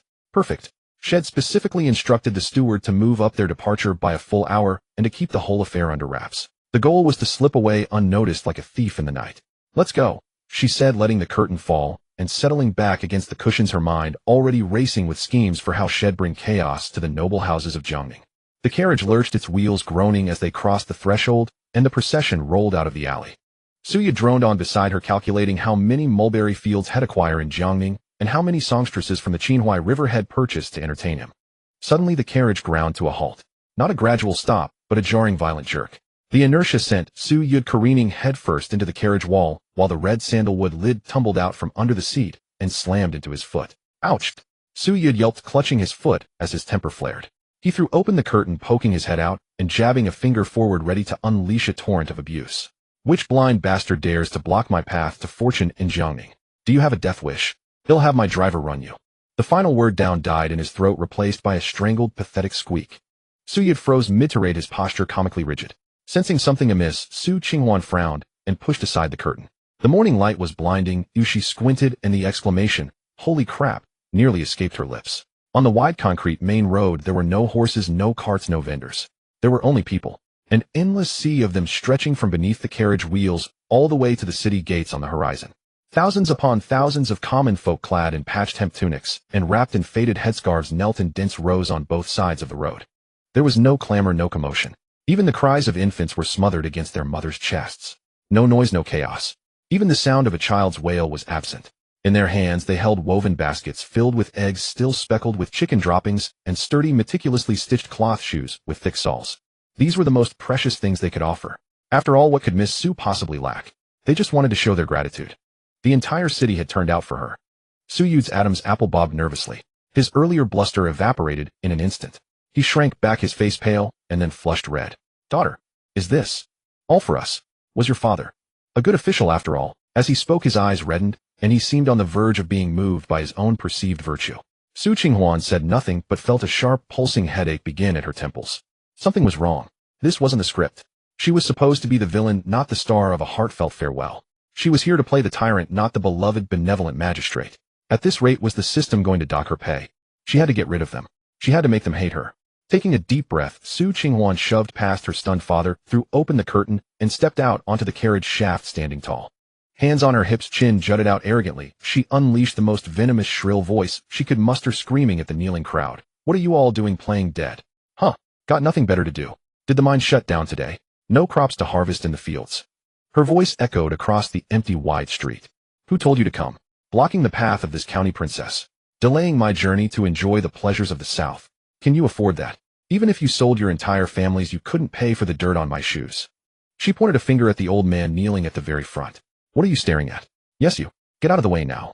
That's a road for carriages, not a place for you to kneel." Su Qinghuan felt this was a solid performance.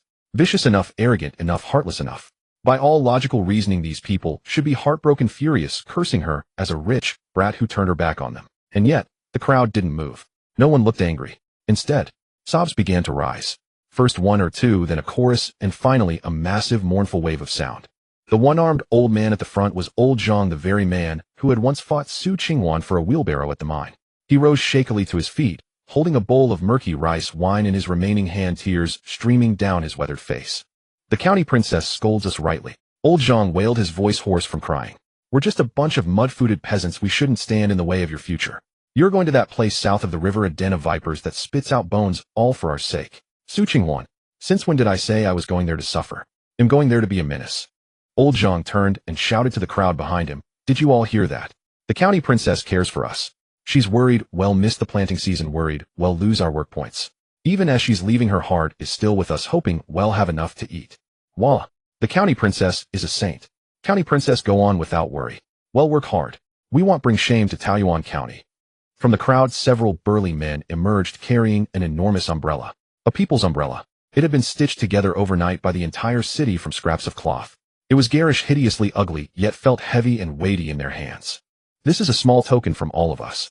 If anyone in the South dares to bully you, County Princess, just open this umbrella. Let them see that the hundreds of thousands of people in Taoyuan County are your family, your support. Su Qinghuan stared at the hideous umbrella, feeling utterly bewildered.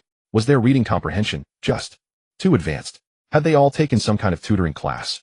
Up in a tea house on the second floor by the roadside, Youde's hand trembled, spilling tea across the table. He looked at the girl in red standing on the carriage shaft, her face twisted in a fierce scowl, then at the weeping masses below, and his eyes were filled with awe. This is true kingship, Pei Ji said, standing beside him with his usual stern expression, though his voice was low. To show a bodhisattva's heart through thunderous means. She could have simply left, but she chose to use this method to force the people back to their work. Brother Pei, Song Youde took a deep breath. Would you say there is purer support from the people than this anywhere else in the world? Pei Ji said nothing but bowed deeply towards the carriage. Su Qinghuan, still standing on the shaft, felt that if she didn't leave now, this misunderstanding would become impossible to resolve. Who wants your shabby umbrella? She snarled, clinging to her persona. All of you get lost. I won't say it a third time. Anyone who blocks the way will have their work points docked for a month by Air Motzi. She turned and yelled at the coachman. What are you staring at? Go. Run them over. If anything breaks, it's on them. Faster. The coachman, an honest man, flinched in fright and instinctively cracked his whip. Hiya. The carriage lurched forward violently. The kneeling crowd surged back like a tide, not out of fear of being hit, but out of fear of truly blocking the county prince. Su Youde, watching the abandoned baskets by the roadside, slapped his thigh in anguish. The eggs. Those were free-range eggs. And that hen, she was a layer. My dear ancestor, make them stop for a moment, even if we just grab a couple of chickens. Su Qinghuan slapped his outstretched hand away. Shut up. Sit still. The carriage began to pick up speed, the rumbling of the wheels drowning out the sobs of the people. They had finally broken free. Su Qinghuan let out a sigh of relief, slumping back onto the cushions and wiping the cold sweat from her brow. Why was it so hard to be the bad guy these days? Just then a frantic sound of running footsteps and youthful shouts came from behind the carriage. Miss? Wait for us. Su Qinghuan instinctively looked back. Through the swaying curtain of the rear window, she saw a group of children sprinting barefoot on the concrete road. They were the little beggars the glass factory had taken in. They wore well-fitting gray work clothes, their faces smudged with dirt, and they ran so fast they'd lost their shoes, their bare feet slapping loudly against the ground. The leader of the group was a boy named Youde. He was mute, never making a sound. But at this moment, he was running the fastest, letting out hoarse cries of ah, ow, with both hands raised high above his head. In his hands, he clutched a lopsided lump of glass. It was a glass ornament apparently meant to have the character for longevity inside, but it had turned into a misshapen blob full of bubbles so ugly it was hard to look at. They had made it in secret from scrap materials just for Su Qinghuan. Miss, this is for you. Please take it. We'll work hard. We won't be lazy. You must come back. Don't abandon us. Wah. The children couldn't keep up with the carriage at full speed, and they fell further and further behind. Youde stumbled and fell hard, scraping his knee bloody on the ground. But he still held the ugly glass blob high above his head, kneeling in the middle of the road, kowtowing desperately in the direction of the carriage. Su Qinghuan's fingers clenched tightly around the window frame. She was a modern person, a profit-driven player, a passerby, who just wanted to complete the mission, but right now, looking at that small dark figure kneeling in the middle of the road, she felt a sting in her eyes. A bunch of idiots, she cursed under her breath, her voice trembling slightly. She let the curtain fall, leaned back against the carriage wall, and closed her eyes. The compartment was silent. Even Su Youde had stopped his complaining, clutching the sandalwood lid and wiping his tears in the corner. At the tea house in the distance, Pei Ji watched the children kneeling on the ground, then the carriage disappearing in a cloud of dust, and let out a long sigh. To part with what one loves, to cut one's losses, Pei Ji pronounced his judgment on the scene. She left so resolutely to prevent these children from becoming complacent because they had her support. A heart like this is truly one that would charge into 1,000 enemies alone. The carriage rolled onto the main highway. The jolting began. Ding! A familiar electronic sound chimed in her mind. Su Qinghuan nervously opened the panel. Driving away the common folk, verbally abusing the elderly, ordering the carriage to charge into the crowd, ignoring the orphans' gift, cold attitude, utterly reprehensible. Given that this act of villainy involved a large number of people, the entire city, and caused immense psychological distress, the whole city weeping. Retirement bonus 5 million RMB. Deposited into your real-world account.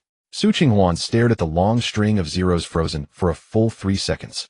The bitterness of parting that had been welling up in her heart was instantly shattered by this sudden windfall. 5 million. Just for yelling at a few people and not accepting some kid's junk. Su Qinghuan buried her face in her hands, her shoulders shaking violently. Su Youde thought she was crying and leaned over to comfort her. Daughter, don't be sad. We can come back and visit. Ha ha ha. Su Qinghuan looked up, her face completely dry. She was grinning from ear to ear, her eyes sparkling brighter than the lanterns of the Liuli pavilion. Sad? Why would I be sad? She patted the invisible system panel, feeling so good she could sing. This system was truly an artificial idiot, judging only by appearances and knowing nothing of the world's complexities. Father, when we get to Jiangning, buy me the biggest mansion, Su Qinghuan declared with a grand wave of her hand. I want one with a garden and a lake. The carriage sped down the highway, leaving behind a trail of dust and the girl's bell-like laughter. And at the city gates of Taoyuan County, the people remained kneeling, unwilling to rise for a long time, gazing in that direction, as if bidding farewell to a saint who had endured humiliation for their sake. The humid heat of Jiangning clung to the skin, seeping into every pore. Not a breath of wind stirred on the dock, only the blistering sun hung overhead, as if mocking this ill-fated official vessel. Zu's boat was wedged tightly between two cargo ships of the Chow gang, their hulls coated with fish scales and black mud, leaving it trapped with no way forward or backward. On the deck, Su Youde's brand new 7th-rank official robe was already soaked through, clinging to his back and revealing 2 awkward patches of sweat. He pointed at the man on the opposite bow. Which government office are you from? By what right do you block my vessel? This is the magistrate of Jiangning, personally appointed by. On the bow of the other black canopied boat, covered in fish scales and black mud, crouched a lean, sinewy man. The man was shirtless, a dragon crossing the river tattooed on his back, and he tossed a few iron walnuts in his hand, producing a clattering jingle. This was the minor overseer of the Chow gang in this area, known as Wang Matzi. Wang Matzi did not rise. He merely swept his murky, triangular eyes over Su Youde from head to toe, finally pausing on the sandalwood lid, revealing a row of yellow teeth. Your Honor, the magistrate, I wouldn't dare block you. But the Jiangning dock has its rules. Any foreign vessel, no matter what it carries, must first pass an inspection. If your boat happens to hide contraband or carries a plague into the city, we humble folk cannot bear the responsibility. The porters moving goods nearby burst into jeering laughter. This was a show of force. Before even entering the city, the local vipers had already bared their fangs. Su Youde's face flushed purple with rage. He wanted to bark out some harsh words, but looking at the bare-chested, fierce-eyed men of the Chow gang on the dock, the curses on his lips were swallowed back down. The waters of Jiangning were far murkier than those of Youde. The cabin curtain was lifted by a pale, slender hand. Su Qinghuan stepped out. She wore no cumbersome jewelry, only a breathable smoke-blue narrow-sleeved tunic, and carried a plain folding fan in her hand. She did not look at Wang Matzi, but walked to the ship's rail and gazed down at the muddy river water. This water is so dirty. Su Qinghuan wrinkled her nose in disdain, then turned her head to look at the man still tossing his walnuts. What is your name? Wang Matzi was taken aback for a moment. He stopped tossing the walnuts, straightened up, and replied with a glib, perfunctory tone. The humble one is Wang Matzi, nothing but a dog of the Chow gang, unworthy of the county prince's question. Oh, so you know you're a dog. Su Qinghuan's tone was flat, without any hint of insult, as if she were merely stating a fact. Wang Matzi's expression darkened, and the walnuts in his hand creaked under his grip. Inventory inspection, is it? How long will it take? Su Qinghuan. Wang Matzi let out a cold laugh and extended 5 fingers. With so many chests on this boat, it'll take at least 3 days. If the rain comes heavily, 5 days. To leave the newly appointed magistrate stranded on the dock for 5 days. If that face was lost, Su Youde would not be able to command even a night watchman in Jiangning from now on. 5 days. Su Qinghuan nodded, then turned to ask the steward beside her, how much silver will we lose if the boat is delayed for a day, missing the schedule and the business? The steward, a quick-witted man, understood instantly and bowed deeply. Reporting to the eldest miss, calculating by the capital's standards, this cargo plus the delay penalty comes to at least 500 taels a day. Then 5 days is 2,500 taels. Su Qinghuan looked at Wang Matzi, tapping the fan lightly against her palm. Can your master's monthly allowance? Wang Matzi's face turned completely gloomy. Is the eldest miss trying to extort me? On this Jiangning dock, no one has dared to settle such a bill with the Chow gang. You'd better ask around. The Chow gang.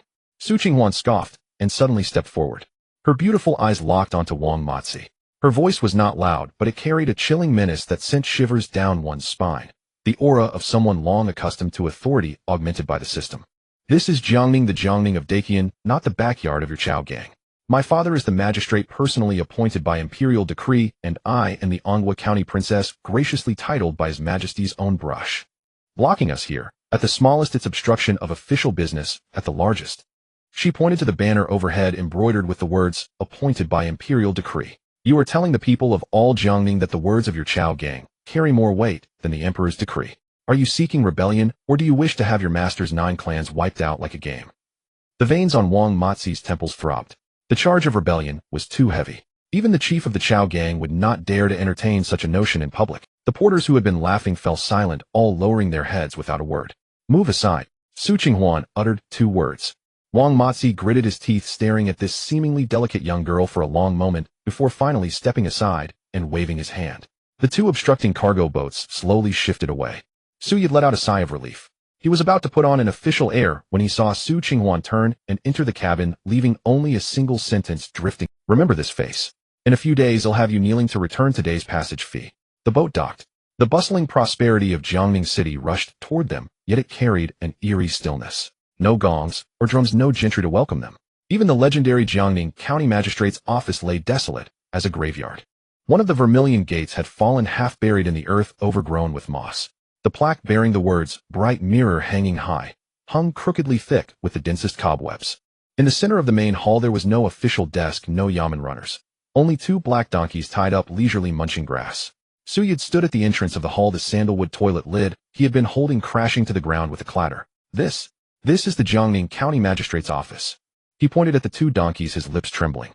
Did I come here to be an official or to pasture donkey? This was the second show of force from those aristocratic families. With no government office, how could he conduct business? Father, don't look anymore. Su Qinghuan kicked aside a piece of broken tile and glanced at the sky. Let's find a place to stay first. The entourage made their way to the city's finest inn, Jinling Spring. But they couldn't even step over the threshold. No vacancies. The innkeeper stood on the steps, his greasy rag flying through the air as he waved it, his eyelids drooping as he refused to give the officers a single glance. Don't even mention the best rooms. Even the rat nests in the woodshed are full. Please turn back. Su Youde refused to believe it, clinging to his last shred of hope, and ran to 3 more inns in succession. Yuan fully booked. Fuyuan Tower fully booked. Even the roadside hostel that cost 10 copper coins a night and had more fleas than guests. When the owner heard the new magistrate had arrived, his face instantly changed. He slammed the door shut and hung up a broken wooden sign reading, "Owner's Celebration, closed for 3 days." By now the sky had completely darkened. Lanterns along the street lit up one by one, and within the dim yellow glow, every window concealed prying eyes. In the tea houses and taverns, shadowy figures filled every seat, their gazes filtering through the window lattices, brimming with undisguised mockery and schadenfreude. Everyone was waiting to watch the show, to see if the magistrate who had arrived with a fortune would end up sleeping under a bridge with his delicate young daughter tonight. Su Youde plopped down on the curb, staring at the chests of valuables that had nowhere to go. His entire body lost its support, and he slid down the wall, utterly dejected. Daughter, maybe we should go beg those great families. Even if we have to offer some silver, at least we can find a place to stay. His voice trembled. He had been thoroughly intimidated by Jiangning City's cold welcome. Su Qinghuan stood in the middle of the long street, facing the city's overwhelming hostility toward her, but a faint smile curved at the corners of her lips, her expression holding a hint of amused anticipation. Beg. Sorry, but in the dictionary of a whale spinner the word beg simply doesn't exist. Problems that can be solved with money, are they really problems? They're just the tutorial. Beg them. That would be giving them too much credit. Su Qinghuan let out a light scoff, spun around, and faced the trembling real estate broker who had been trying to slip away, but dared not. She had just hired him off the street for 5 taels of silver, a convenient tool. Tell me, in Jiangning City, is there a mansion that's ridiculously large, empty, and no one dares to buy it? The broker, intimidated by her aura, stammered. There's one. In the west of the city, there's Luyuan, the former property of a wealthy merchant from the previous dynasty. It covers 100 acres with pavilions and towers all complete, but that's the one. Su Qinghuan didn't even lift her eyelids, cutting him off directly. No, you can't. The broker's face turned pale with terror, his legs shaking uncontrollably. It's a notorious haunted house. 3 owners have died there. Rumor has it that at night the sound of ghosts wailing fills the air, and even the night watchman won't pass by that gate. And the broker swallowed, glanced around furtively, and lowered his voice. The mansion is unsold, unmaintained, and the price is still sky high. 30,000 taels of silver. It's a dead property. Whoever buys it is doomed. 30,000 taels. In this era, that was an unimaginable sum for ordinary families. The onlookers, and the eyes of the great families hidden in the crowd, pricked up their ears, their lips curling with undisguised sneers as they waited to see the magistrate's daughter back down. 30,000 taels. Su Qinghuan's brows furrowed deeply, her voice suddenly rising an octave, her tone clearly filled with displeasure and disdain. How can it be so cheap? Are you looking down on me? The street fell silent instantly, the wind whistling through the eaves the only sound. Even the 2 black donkeys lazily munching hay at the entrance of the hall forgot to choose, staring wide-eyed at the scene. Cheap. 30,000 taels for a haunted house. and she calls it cheap. Was this woman's head smashed by a door? I want a mansion worthy of my status as the county magistrate, not some roadside junk. Su Qinghuan kicked the redwood chest beside her filled with silver. With a loud clang the lid flew open. A full chest of gleaming silver ingots reflected the last rays of the setting sun, casting an alluring yet cold light that stung everyone's eye. He'll pay 40,000 taels. The girl's voice was crisp and arrogant, carrying a maddening disregard for money that echoed down the long street. Cash immediate transaction. Only one condition, have it cleaned out by tonight. I want to move in. The broker's legs gave way, and he fell to his knees with a thud, his eyes nearly popping out. 40,000 taels. He wouldn't earn that much commission in a lifetime. No 8 lifetimes. Was this the legendary god of wealth descending to earth? What are you waiting for? Su Qinghuan casually grabbed a 50 tael ingot and tossed it like a pebble to the stunned broker. This is the deposit. Go call people. Beggars, thugs, dock workers. Anyone with hands and feet. Bring them all to Luyuan to clean. She paused, surveyed the greedy eyes around her, and dropped the final bombshell. Each person 1 tael of silver for a night's work. Paid in cash. No limit on numbers. This sentence was like a drop of hot oil into boiling water. The crowd's uproar soared to the sky. 1 tael of silver. That was a fortune that a common laborer couldn't save even after 2 months of backbreaking work. What ban from the great families? What threat from the Chow gang? In the face of that gleaming tael of silver, it was all nothing but dog shit. He'll go. I'm strong. I can carry 300 caddies. County magistrate, I have a broom. He'll go now? My whole family will go. Me too. I'm not afraid of ghosts. Poor ghosts are scarier than dead ghosts. The crowd that had been jeering turned into a frenzy, scrambling for wages. Shop assistants dropped their rags, tea house waiters tossed aside their teapots, and even some of the family servants sent to spy, seeing the gleaming silver, felt their feet itch with the urge to tear off their uniforms and join the rush for a share. Half an hour later, the abandoned haunted mansion Youde, which had lain desolate for 10 years, was ablaze with light bright as day. Thousands of people holding torches, brooms, rags, and buckets worked with fervor in the garden, their shouts and scrubbing sounds echoing to the heavens. What energy! What ghostly wailing! In front of these thousands of living people whose eyes were red with the desire for silver, even if there were real ghosts, they would have been so frightened they'd catch a train and flee overnight. Such was the overwhelming presence of human vitality. Su Qinghuan sat on the railing of the freshly polished waterside pavilion, holding a cup of hot tea, blowing gently on the foam with contentment. Across from her, Youde clutched his beloved rosewood toilet lid, his jaw nearly dropping to his chest, looking utterly dazed. Father, see that? Su Qinghuan pointed at the people below who were nearly fighting over a rag and working with unrivaled vigor, her sneer becoming more pronounced. In Jiangning, the rules of the great families matter. But there's something greater than their rules. That's money. As long as you pay enough silver, not only can you make the devil grind the mill, you can even make the mill grind the devil. Youde held the toilet lid tightly, gazing at the garden full of lights, and suddenly felt that this gloomy Jiangning city wasn't so terrifying after all. His daughter hadn't come here to be an official. She had come with a money pouch to burn paper money at the graves of those self-righteous, great families of Jiangning. In the east of the city, at the Su residence, a crisp crack, a priceless blue and white porcelain cup shattered on the floor. Old Master Su clenched the string of jade walnuts, his hands trembling slightly, veins bulging on the back of his hands, clearly enraged. 40,000 taels. To buy a haunted house. Is that Su girl out of her mind? Or is she just too rich for her own good? The middle-aged steward standing beside him kept his head low, barely daring to breathe.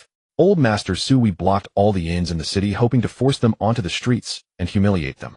But now the whole city is saying the new county magistrate's daughter is a reincarnation of the god of wealth, so righteous that even a haunted house is under her control, and she's a blessing to Jiangning. Under control. Old Master Su sneered, his murky old eyes narrowing, a gaze so sinister it sent chills down the spine, the jade walnuts in his hand creaking. Since they've gone and they won't come out unscathed. Go send a message to the Chow gang. Tomorrow it's time to collect that toll fee. Let's see if her silver truly never runs dry. Deep in the night, deep within Luyuan, the noisy crowd had dispersed, the people smiling with silver in hand, having cleaned Luyuan so thoroughly that even the dust in the cracks had been scrubbed away. In the backyard beside an abandoned dry well, an old servant responsible for cleaning the last bit of mud was about to pull up the bucket and head home. Moonlight slanted into the bottom of the well. Beneath what should have been dry mud, something reflected a sharp golden gleam that didn't belong there. The old servant rubbed his eyes, thinking his aged vision was playing tricks. He bravely reached out to touch it. His fingertips brushed against something cold, hard, and angular, soaked with the chill of the well. It wasn't a stone. The weight of it was it. Gold bricks. Click. At that moment, from deep within the well, a faint but distinct sound of mechanical gears echoed. It wasn't the wind. It was the sound of some colossal creature long asleep being awakened. The moonlight slanted into the well. Beneath the dried mud, something shimmered with a sharp golden light. The old servant rubbed his eyes, then reached out. His fingers touched a cold, heavy object. It was a gold brick. A faint click from the depths signaled the awakening of a long-dormant giant. The moon was half devoured by the dark clouds, and the dead well in the back courtyard of Liyuan Garden stared blankly at the sky above. Old Youde felt the rope in his hands was unnaturally heavy, as if the weight could drag the very gates of the underworld open. He was a notorious old bachelor in the southern part of the city, scraping by a living by emptying chamber pots for the wealthy households. Tonight word had it that the lord of scattered wealth, the county princess, and was feeling generous. She promised pay to anyone willing to work regardless of their background. So he had mustered his courage to venture into this infamous haunted place. Could there be a corpse stuffed down this well? Old Youde muttered to himself, the veins on the back of his hands bulging. The wooden bucket was incredibly heavy. Each inch he hauled up, producing a grating screech that set his teeth on edge. Clunk! The bucket finally hit the stone edge of the well. There was no pungent stench of decay, nor the expected mud. Squinting his clouded old eyes, he peered into the bucket by the flickering light of a torch wedged into a crack in the rockery. Bang! The rope slipped from his grasp, and the bucket crashed heavily onto the well platform. A dark, lumpy object tumbled out, shedding a layer of a century's worth of silt. Under the cold moonlight, it emitted a sharp, bewitching gleam of gold. The light was blinding, piercing into old Youde's pupils like a red-hot needle, igniting the dormant, decades-old greed of his impoverished life. It was gold. A gold brick the size of a human head. My dear mother.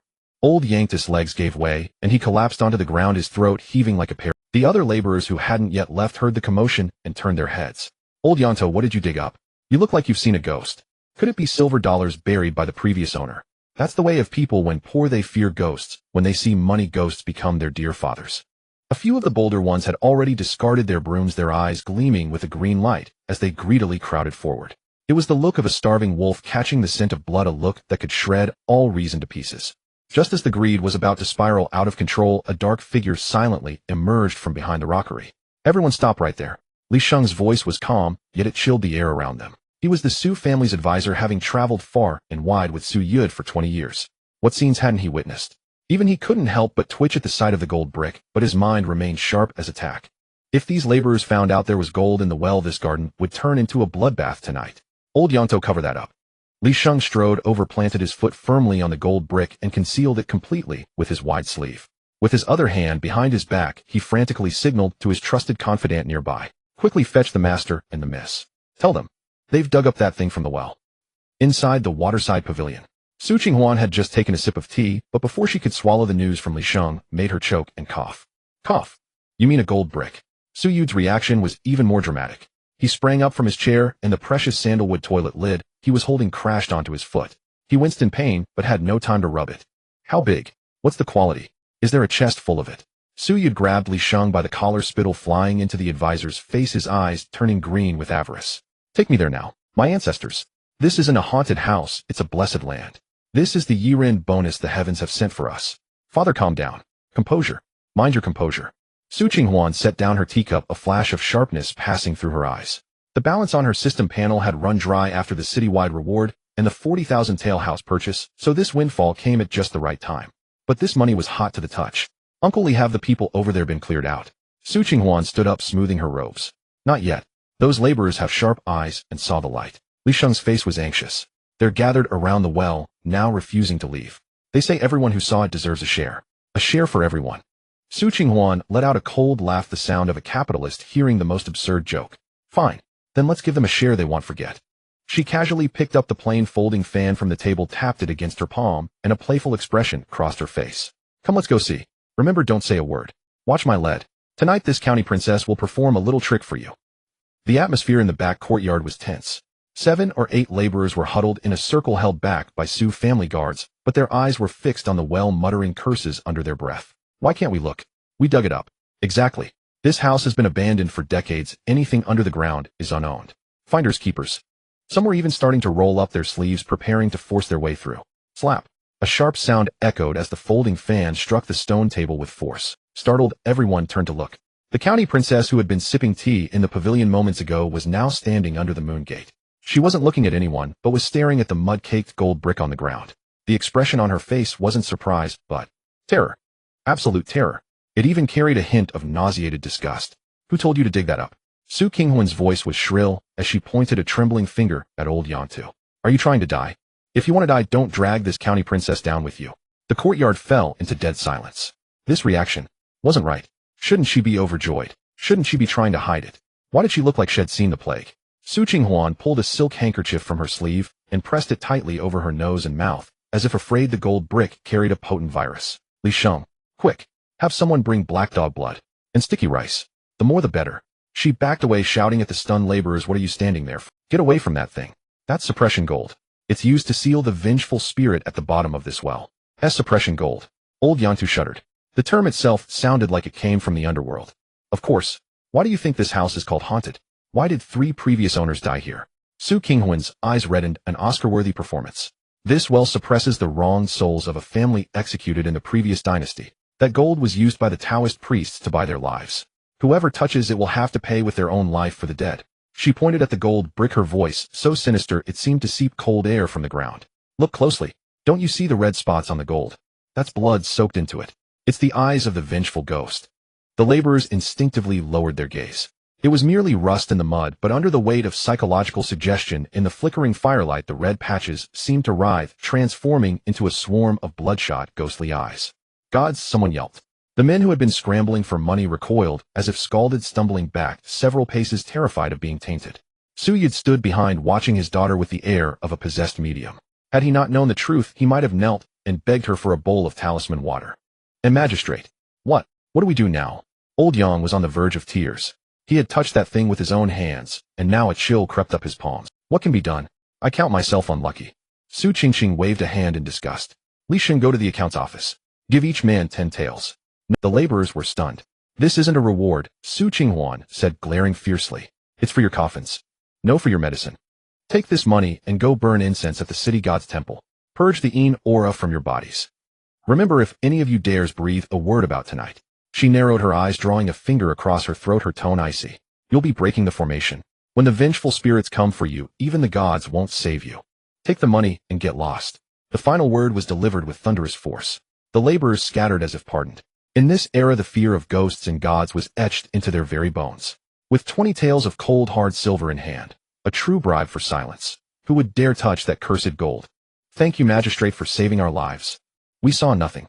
We swear. Clutching their silver, the group scrambled out of the courtyard faster than rabbits, wishing they had more legs. In an instant, the courtyard was quiet. Only the rustle of wind through leaves remained. Qinghuan lowered the silk handkerchief from her nose, her famed terror vanishing, completely replaced by a cold indifference and a hint of mockery. Uncle Li closed the gate. Yes, the gate was barred. This corner of the world now belonged solely to the Su family.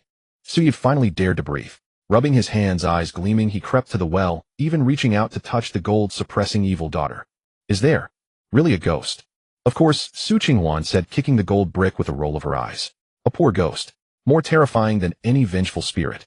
She pointed at the dark, gaping well mouth. Come on, let's go down and see what the richest man of the previous dynasty left for us. Beneath the dry well lay a hidden world. A secret door was set into one wall. The click earlier had been old Yang tripping the mechanism. The 3 of them raised their torches and descended the slippery stone steps. The air was thick with the mustiness of age and an indefinable bone-chilling cold. It was a secret chamber converted from an ice cellar, so well concealed that even the soldiers who had confiscated the property missed it. The torch flames flickered. Then the light revealed the scene before them. A strangled sound like a choked cry escaped Youde's throat. He stood frozen, his eyes bulging, as if they might pop from their sockets, as if struck by a paralysis spell. Gold. Gold everywhere. Not just one piece, not one chest. It was piled haphazardly like garbage, filling half the chamber. These were special yuanbao gold ingots of the previous dynasty, each weighing 10 taels, stacked densely into a small mountain. The firelight reflected off the gold, its brilliance nearly turning the dark underground into day. My ancestors. My great ancestors. Youde let out a strange cry and lunged forward like a fleshy cannonball. He buried himself in the pile, biting one ingot, rubbing another, treating them more affectionately than his own dead father. He was a mouse that had fallen into a rice jar. We're rich. Daughter. We're rich. Tears and snot streamed down Youde's face, his voice cracking with excitement. This must be at least 30,000 taels of gold. 30,000 taels. Let's see who dares call us nouveau riche now. We're aristocrats. Top-tier aristocrats. I can use gold bricks to prop up my table legs from now on. Qinghuan's heart also stirred at the sight of the mountain of gold. Though the system had given her a 5 million retirement package, it was an RMB useless in this world. This gold was her true leverage to establish herself in Jiangning and even shake the economic foundations of the entire Jiangnan region. Uncle Li, take inventory and register it all. Su Qinghuan quickly calmed herself. Remember, transport it out in batches. Don't let anyone catch on. Silent wealth is the real treasure.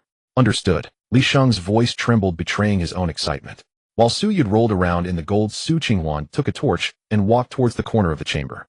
There a large oilcloth covered a bulky object. She had noticed it the moment they entered. It was out of place in this tacky vault of gold and silver, exuding a cold, hard aura that did not belong to this era. What's that? Su Youde poked his head out of the gold. Another treasure. A golden Buddha. Perhaps. Su Qinghuan reached out and grabbed a corner of the oil. The fabric was rough, thick with dust. Whoosh. The oilcloth was pulled away. Dust flew, stinging their eyes. As the dust settled, the object revealed its true form. It was a machine. Entirely of wood, its main body was a massive wheel connected to a complex system of drive shafts. Below, it wasn't like a traditional spinning wheel with a single spindle, but featured 8. No 16 upright spindles arranged in a neat row. There was also a sliding shuttle race and a unique pedal mechanism. Su Youde got up, peered at it, and immediately wrinkled his nose in disdain. And I thought it was something special. It's just a broken spinning wheel. A weird-looking one at that. What a cumbersome piece of junk. He waved his hand dismissively. We'd wear out the axe trying to chop this firewood. Daughter, stop staring at that. Come count the gold. Now that's the real treasure. But Su Qinghuan didn't move. The torch in her hand trembled violently, casting flickering, uncertain shadows across her face. Her gaze was locked on that piece of junk, her heart skipping a beat. The shock was far more profound than seeing the mountain of gold. As a modern person who had received a standard education and knew her history, well, she recognized this object instantly. This was the artifact featured in history textbooks, the invention that marked the transition from handicraft to machine-based industry and changed the course of human civilization. Su Qinghuan swallowed hard, her scalp tingling. A curse escaped her lips. Holy shit. Isn't this the spinning jenny? Su Qinghuan circled twice around the dust-laden wooden contraption, the light in her eyes burning brighter than the torches beside her. As a modern soul who had received 9 years of compulsory education, she knew exactly what this thing meant. What was Jiangning Prefecture? It was the money bag of the great Qin dynasty, and more importantly, the monopoly center of silk and cloth. Every bolt of brocade and satin shipped by barge along the canal to the capital was soaked in the blood and tears of exhausted weavers. The reason the 4 great families of Jiangnan could rule with an iron fist here wasn't their meager plots of land, but the vast weaving workshops they held, along with a primitive, yet suffocating set of guild rules designed to strangle any outsider. In this era of hand-cranked spinning wheels and foot-pedaled looms, whoever mastered efficiency was the true god. This wasn't just a piece of broken wood. This was a spark of the Industrial Revolution, a nuclear weapon capable of grinding those arrogant aristocratic clans into dust. Father, step aside, you're blocking the light. Su Qinghuan shoved. Su Youde, who was still trying to burrow into the pile of gold, took a deep breath and gripped the wooden crank. In theory, this device could drive 16 spindles simultaneously, making it over 10 times more efficient than a traditional spinning wheel. If this thing got running, the Su family could slash cloth prices in Jiangning and shatter the rice bowls of those aristocratic clans. Move for this county princess. Now. Su Qinghuan put her strength into her wrist and gave it a violent turn. Crack. A jarring, teeth-grinding thud echoed through the secret chamber. The wooden wool barely completed half a rotation before grinding to a halt. Then a series of ominous clank-clank sounds emanated from deep within. Su Qinghuan refused to accept it and tried a few more times. It didn't budge. Worse, several fragile connecting rods, strained unevenly, let out mournful creaks, as if on the verge of snapping. Tisk. Su Qinghuan released her grip, patting the dust off her hands with a hint of frustration. The contraption looked simple, but its internal transmission structure was incredibly complex. Either the gears inside were rotten, or it was missing some crucial lubricant. Or perhaps it was just a half-finished prototype abandoned when its creator's household was raided before he could fine-tune it. She had her system and a general grasp of the blueprints, but she wasn't an engineering-minded woman from a technical background. She could dissect stories about tyrannical CEOs or absurd meme-filled novels, but asking her to repair this centuries-old black technology with her bare hands was a complete mismatch of skills. It was like handing a caveman an AK-47 without any bullets, a mighty weapon that could only serve as a fire poker. What a waste. Su Qinghuan sighed, but didn't dwell on it. Meals are eaten one bite at a time and journeys are made one step at a time. Since the machine was in her hands, this technological barrier would eventually be broken. She straightened up, the fervor fading from her face, replaced by the poise of a shrewd strategist. Li Sheng. Here. Li Sheng, who had been keeping watch by the door, scurried over, his gaze still involuntarily drifting towards the mountain of gold. Find the thickest oilcloth you can. Wrap this thing up. Then dismantle it, and mix the parts into the trunks we brought filled with junk bedding and odds and ends. Su Qinghuan's voice was low, but her tone was stern enough to chill. Remember, this thing is more important than that pile of gold. If anyone gets even the slightest hint of what this is, or if a single piece goes missing. Li Sheng was a smart man. Though he couldn't fathom the use of the wooden gadget, seeing the young lattice grave expression sent a jolt down his spine, and he nodded vigorously. Rest assured, miss. He'll handle it personally. It'll be buried in my memory. Having secured the future superweapon, Su Qinghuan turned to look at her father, who was sprawled over the gold pile attempting to bite a gold ingot to test its authenticity. Father, stop gnawing on that. It's gold, not a braised pork hock. Mind your teeth. Youde chuckled, unbothered by the dirt, and planted a big kiss on the ingot. Daughter, this is 30,000 taels.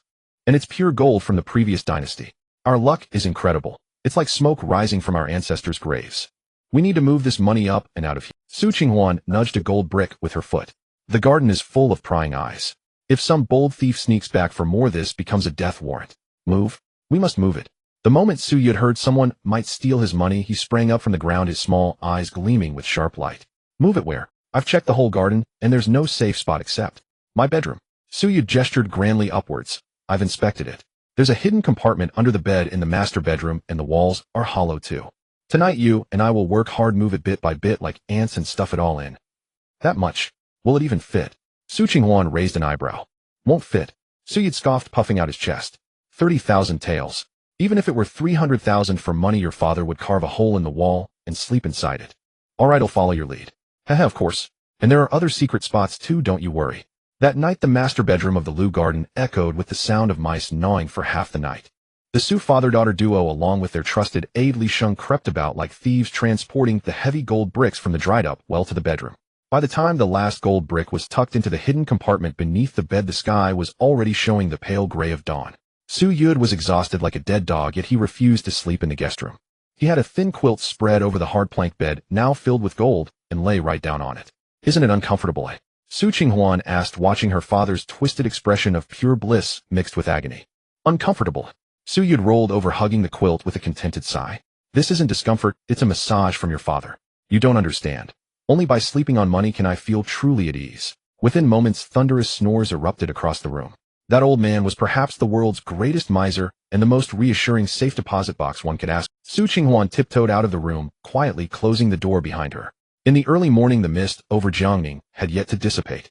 The waterside pavilion of the Lu garden was shrouded in a hazy gray-blue, the air heavy with damp earth, and the lingering scent of rouge drifting over from the distant. Su Qinghuan stood by the railing, toying with a shuttle in her hand. It had fallen out of the complex flying shuttle slot when they were dismantling the machine earlier. The shuttle was carved from extremely hard jujube wood, its surface polished smooth as a mirror, a patina built from countless passes between warp and weft threads. She raised it, holding it up to the rising sun. Blueprints alone were useless, and a machine alone was useless. Even if this spinning jenny were repaired without knowledgeable people to operate it, maintain it, and even adapt it to the cotton yarn of the great Qian, it would remain nothing more than a display piece. Each craft has its own master. She needed people. Not just craftsmen who worked mechanically, but tech enthusiasts who understood machinery, had sharp minds, and were even a bit rebellious. But in an era where all professions were considered inferior and only scholarship was held in high regard, finding such people was harder than finding gold on the roadside. This is tough. Su Qinghuan spun the shuttle between her fingers, then tucked it into her sleeve, a meaningful smile curling at the corner of her lips. Since she couldn't find them in the open market, she'd have to dig through the dregs of society or the places others overlooked. In this world shackled by the words of sages, madmen were often harder to find than geniuses. Oh well, slow and steady wins the race. One step at a time. In the rear hall of Jiangning County's Yamen, a peculiar property confiscation was unfolding. The target of this raid was none other than the newly appointed magistrate, Youde himself. The massive rosewood desk meant for holding court had been flipped over, its dusty case files scattered across the floor like worthless scraps of paper. Youde was on all fours, digging through the cracks in the floor tiles, looking for all the world like a plump squirrel. He muttered incessantly, "Where's the seal? Where's my I distinctly remember shoving it in this box yesterday." Standing nearby, his advisor Ma San had his hands tucked into his sleeves, his shoulders shaking with suppressed laughter. Ma San was a wily old-timer left over from the previous administration. Ostensibly an advisor, he was in truth an informant planted by a powerful clan. Watching Youde's clueless provincial behavior, his narrow, triangular eyes glinted with mockery. "Sir, you're not looking for it correctly," Ma San drawled, his tone dripping with veiled sarcasm. "The official seal is a vessel of the court's authority, imbued with its own aura of office. If it's truly lost, it can only mean that the feng shui of this yamen doesn't recognize you as its master." Youde froze, then emerged from under the desk with cobwebs clinging to his hair, his face red with panic. "Nonsense. I was personally appointed by the emperor. Who dares not recognize me? Whether they do or not is a matter for later, Ma-san said, nudging a discarded document with his toe and sighing with false sympathy. But without the seal you can't issue orders or stamp documents. It seems. Court cannot be held today. Those gentry waiting outside to see the new magistrate's first blaze of action will likely laugh their heads off. So he was obsessively vain and dreaded being looked down upon by the arrogant elites of Jiangning. Daughter, save me, he bellowed, summoning his trump card. The curtain lifted and Su Qinghuan walked in. She carried a covered teacup, her steps measured and unhurried, utterly unperturbed by the chaos in the room. She cast a cool glance at the empty seal box, then at the smirking Ma-san, her gaze pausing for a moment on his bulging sleeve pocket. Father, stop looking, Su Qinghuan said, blowing the foam from her tea, her tone as casual as if discussing dinner. Losing the seal is a good thing. What? Youde was dumbfounded. Without the seal there's no court. Su Qinghuan continued, walking to the desk and picking up the empty seal box. She tossed it carelessly into the wastepaper basket. The clatter echoed as if she had discarded not the symbol of official authority, but a piece of worthless scrap wood. Today we will talk about propriety. The two dust-laden vermilion gates of Jiangning County's Yamen swung open with a resounding boom. The original plaque reading "Brilliant Mirror" hanging high was gone, replaced by a hastily painted black wooden board bearing 4 characters: reverence, solemnity, integrity, sincerity. Su Qinghuan had the massive rosewood desk carried out onto the main street and seated herself behind it. On her left lay a brick-thick copy of the Great Qian Code, and on her right a giant abacus. The ink on the new plaque was still wet, exuding an air of austere authority. Youde, meanwhile, was ordered to stay hidden in the rear hall drinking tea, strictly forbidden from appearing and shaming the family. This unorthodox street-side office move left all the spies lurking outside the Yamen utterly bewildered. No court session. Were they setting up a fortune-telling stall? A stir went through the crowd. Several opulently decorated sedan chairs forcefully parted the common folk and came to a grand halt directly in front of the Yamen's main gate. The curtain of the lead sedan was lifted and a portly middle-aged man in resplendent silks stepped out. His face was ruddy, and he fanned himself with a gold dust folding fan. A massive emerald thumb ring adorned his hand, and he walked with his nose in the air, clearly someone accustomed to throwing his weight around. Zhao Fu, chief steward of the Zhao family, one of the 4 great clans of Jiangning. He had been sent by his master to crash the party. Officially, it was a courtesy call. In reality, he was to publicly challenge the magistrate for not holding court, cementing the incompetence label onto the Su family. Straightening his robes, Zhao Fu led his servants, intent on forcing his way inside. Stop! A cold, clear voice drifted out from behind the large desk. Su Qinghuan didn't even lift her eyes. Her slender fingers tapped twice on the cover of the Great Qian Code, a slow, deliberate rhythm that carried an Zhao Fu paused mid-step, then let out a cold laugh, snapping his fan shut. Oh, is the magistrate's daughter refusing entry to a guest? I am here on behalf of the Zhao family to pay respects to the magistrate. In all of Jiangning, I've never heard of anyone daring to block the Zhao family's path. It is precisely you I am blocking. Su Qinghuan finally raised her head. Her eyes were pitch black and utterly devoid of emotion, causing a strange tightening in Zhao Fu's lower regions. Great Qian Code writes, Volume Chapter 3, Article 14. Su Qinghuan opened the book, her fingertip resting on a line of text. Her voice was not loud, but each word was crisp and clear, carried across the entire street. Commoners meeting an official must have their attire proper and remove all extravagant ornaments to show respect. Violators shall receive 20 strokes of the cane and a fine of 50 taels of silver. Zhao Fu was taken aback, looking down at his own outfit. Fine Suzhou brocade embroidery from the capital's master artisans, a jade pendant worth a fortune. This outfit alone was worth several hundred taels. What was the magistrate's daughter jests? This humble one's clothes. This is the evidence of your crime.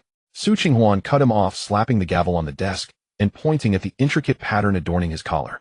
The Suzhou brocade is one thing, but this collar is embroidered with a cloud dragon motif. It's a subtle pattern, but it has 5 claws. She leaned forward slightly, a playful smirk curling at the corner of her lips, her voice turning icy cold. According to the Great Qian sumptuary laws, 5 claws denote a dragon, 4 claws denote a python. Only the imperial family is permitted to use the dragon motif. Steward Zhao, are you plotting a rebellion? Or do you believe the Zhao family has grown mightier than the emperor himself? Boom.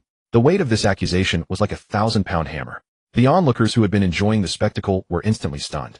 They shrank back, terrified of being splattered by the blood of a treasonous crime that could annihilate one's entire family. Cold sweat instantly beaded on Zhao Fu's forehead, soaking his back. This pattern was the latest fashion from the capital's tailors. Who on earth would bother counting but a matter left alone weighs nothing, but once you put it on the scales of the law, it can weigh 1,000 pounds. A misunderstanding. This is a huge misunderstanding. Zhao Fu's knees went weak, his usual arrogance utterly drained from him. His face was paler than if his own father had died. This Su woman's tongue was venomous. This humble one will go back and change at once. Immediately. Go back.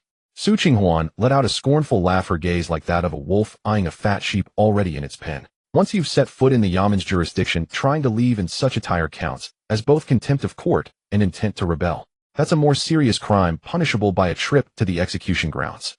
Then what should I do? Zhao Fu wailed, genuinely terrified of this madwoman.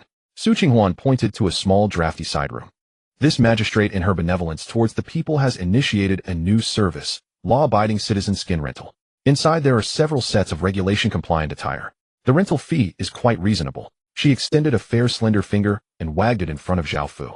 10 taels of silver for half an hour. No credit. Cash only. Zhao Fu stared at the dark, damp, moldy-smelling room, then at Su Qinghuan's face, which clearly said pay up or face the consequences. Grinding his molars, he tremblingly pulled a silver ingot from his pocket and slammed it onto the table. A moment later, when Zhao Fu reappeared before the crowd, the entire front of the Jiangning County Yamen fell into dead silence. If this were a cartoon, a line of crows would be flying across the sky at that moment. Then, someone couldn't hold it in. A moment later, an explosion of laughter erupted like thunder. Ha! The burst of laughter was overwhelming. It shook the 2 old locust trees by the county office gate so violently that the crows perched on them flapped their wings in panic and scattered. All eyes were fixed on Steward Zhao, the man who usually looked down his nose at everyone and refused to wear anything but the finest silks and satins, was now forced into a bizarre battle robe. It was a vest stitched together from coarse burlap, its texture rough as a floor rag. But the worst part was its color, a loud, jarring neon green that made one question life itself at first sight. Under the scorching midday sun, the green glowed so intensely it was unsettling, silently narrating a tale of unspeakable sorrow. The size was clearly wrong. The vest clung tightly to Zhao Fu's frame, squeezing his belly fat into layers upon layers of bulging rolls. On the chest and back of the vest, large characters were painted in crooked, white brushstrokes, the paint still wet and dripping. On the front, lawful citizen. On the back, law-abiding. Below, he still wore his expensive brocade trousers, but paired with this green frog getup, the avant-garde mixed style was a public execution of everyone's aesthetic sensibilities. Su Qinghuan pinched the inside of her thigh hard to keep from bursting out laughing and breaking character. She commented with feigned seriousness, "Steward Zhao, how refined. This lawful citizen look truly highlights your righteousness. Especially that shade of green. It makes you look full of vitality, with greenery sprouting right from your heart." Zhao Fu's face had turned as black as a pot bottom. His chest heaved violently, clearly on the verge of exploding with rage. Grinding his molars, he lowered his head and charged forward, desperate to escape this mortifying hell. "Stop!" The young woman's cool voice cut through the air, halting his steps. Zhao Fu stumbled, nearly prostrating himself right there. He turned around helplessly, his eyes bloodshot with the fury of utter humiliation. "What now? I changed clothes. I paid the money. What more do you want?" "Protocol." Su Qinghuan leisurely pulled a sheet of yellow paper from beneath the large desk, grimacing as she flicked off the dust. "You think this county office is your backyard vegetable patch, free to enter as you please? You think you can just waltz in and demand to see a court official? Do you understand procedure? Submit a formal visiting card." The veins on Zhao Fu's temples throbbed. Suppressing the urge to commit murder, he pulled a gilded name card from his sleeve and slammed it onto the table. "Here." Su Qinghuan extended 2 fingers and picked up the card by its corner as if it were contaminated trash. She gave it a single glance and tossed it back in disgust. "This is the Zhao family standard." She clicked her tongue, launching into a critique. "The ink color is off, substandard. The calligraphy is weak, suggests kidney deficiency. The paper is tacky, cheapens the whole thing. Most importantly," she tapped her knuckles on the desk with a crisp sound, "the current emperor's given name contains the character Hong. You dare to write it in full without even omitting a stroke to show respect. What are you planning, a rebellion? Rewrite." She gestured with her chin towards a ridiculously low table nearby, fit only for kindergartners. "Follow this format." A sample card fluttered onto Zhao Fu's face. He grabbed it and looked, his vision darkening as his blood pressure spiked. He wanted to ask, is this even a visiting card anymore? Go straight to hell. Zhao Fu thought to himself, well, I don't believe in Buddhism anyway. Not only did it require a detailed resume of 18 generations of ancestors, but also a minimum 500 character essay in ornate parallel prose on his views regarding Jiangning's livelihood, with every classical allusion properly cited. One wrong character, and he'd have to start over. This is to see an official. You're preparing for the imperial exam. These are the Su family's rules. Su Qinghuan picked up her teacup, hiding her smile. If Steward Zhao doesn't wish to write, the door is right there. No one's stopping you. But if word gets back to the Zhao household that you're disrespectful to your betters and an illiterate boor, tisk, I doubt your master would ever want to take you out in public again. Zhao Fu glared at Su Qinghuan, then looked at the growing crowd of onlookers, pointing and whispering. The feud was irrevocable now. If he didn't see Youde and humiliate that old bastard to reclaim his dignity, he'd never be able to hold his head up again. Fine. He'll write. He'll write until you're all dead. Gritting his teeth, Zhao Fu knelt at the small low table. The tight burlap vest was strangling his breath. He was a steward accustomed to balancing account books, not composing such pretentious antithetical prose. This paper bleeds ink. Unacceptable. 5 taels of silver for a new sheet. This ink stinks. It's offending this magistrate's nose. 10 taels for a scented one. This character is crooked. It undermines official dignity. Rewrite. The sun slowly drifted westward. Zhao Fu knelt on the ground, wasting dozens of exorbitantly priced special papers, as silver flowed like water into Qinghuan's money box. His wrists were swollen, his eyes bloodshot. It was clear he was on the verge of a breakdown. Finally, as the last rays of the setting sun faded, he presented the visiting card bought with blood, sweat, and silver to Qinghuan. Qinghuan took it, glanced at it, and nodded with reluctant approval. All right, although the calligraphy is as ugly as chicken scratches, at least it's legible. Seems Steward Zhao has some education after all. She waved her hand magnanimously. You may enter. Those 3 words were pure heavenly music. Zhao Fu felt as if had been granted a pardon. He scrambled to his feet, his legs completely numb, but he didn't care. At that moment he had only one thought. Charge in. Find Youde. Repay this day's humiliation tenfold upon that old bastard. With disheveled hair and that glowing green tattered vest, he charged into the inner hall with a furious roar. Inside the inner hall, Youde was lounging in a grand armchair, legs crossed, casually munching on spiced melon seeds, shells scattered all over the floor. He looked utterly content. Suddenly catching sight of a green monstrous figure bursting in, Youde jumped in fright, spilling his seeds all over his lap. By the heavens! What giant frog spirit is this? I thought the great Qian dynasty didn't allow demons to cultivate. How did it get in here? Someone get it out. Zhao Fu rushed to the desk, gripping it with both hands, his bloodshot eyes fixed on Youde. Magistrate Su. It's me. I'm Zhao Fu. I wore that green getup. I knelt all afternoon. I crippled my wrist writing. And I spent 300 taels of silver. I just want to ask you one thing. This backlog of 3 years of cases in Jiangning. Are you going to hear them or not? Are you going to open the court or not? This was his final defiance, his last-ditch effort before his collapse. Youde was stunned for a moment, squinting to recognize the distorted face before him. Then he glanced at the door where his beloved daughter stood, giving him a subtle nod of confirmation. Youde tossed the melon seed shells on the ground, leaned back, spread his hands, and wore an expression of pure innocence, so infuriatingly smug that one would want to hear them. I was planning to, of course. I was all geared up for a grand display of justice. But unfortunately I seem to have misplaced my official seal this morning. I've been looking for it all day and can't find it. Youde sighed, looking at the about to explode Zhao Fu with utmost sincerity, and delivered the final killing blow. No seal means no writs, and no writs means no court session. Why don't you, Steward Zhao, do me a favor and help me look for it under the desk? Silence. Even the cicadas outside seemed to stop chirping at that moment. At this point a dramatic ellipsis should drift across the sky. Zhao Fu's mouth hung open, a strangled gurgle escaping his throat like a duck being choked. He had spent 300 taels.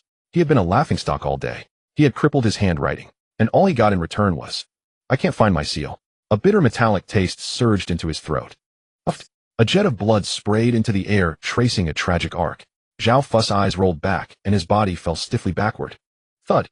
The world fell into perfect silence. Qinghuan stood at the door, watching Zhao Fu being dragged away like a dead dog. She turned, picked up the box full of silver, and gave it a satisfied shake, listening to the pleasant clinking of the ingots. Such poor composure. Next, the nauseating green figure was dragged to the main entrance without a shred of dignity, colliding head-on with a group of approaching people. The newcomers were none other than Wang Gui, the chief steward of the Wang family, one of the 4 great clans of Jiangning. Wang Gui was dressed in a dark patterned brocade robe today, his fingers idly rolling a pair of walnuts polished to a glossy sheen. Behind him followed a dozen or so fierce-looking household guards who were roughly shoving several ragged, blood-soaked farmers through the entrance. Ouch! The unidentified object in the green vest let out a pained yelp as it was knocked aside, tumbling to a stop at Wang Gui's feet.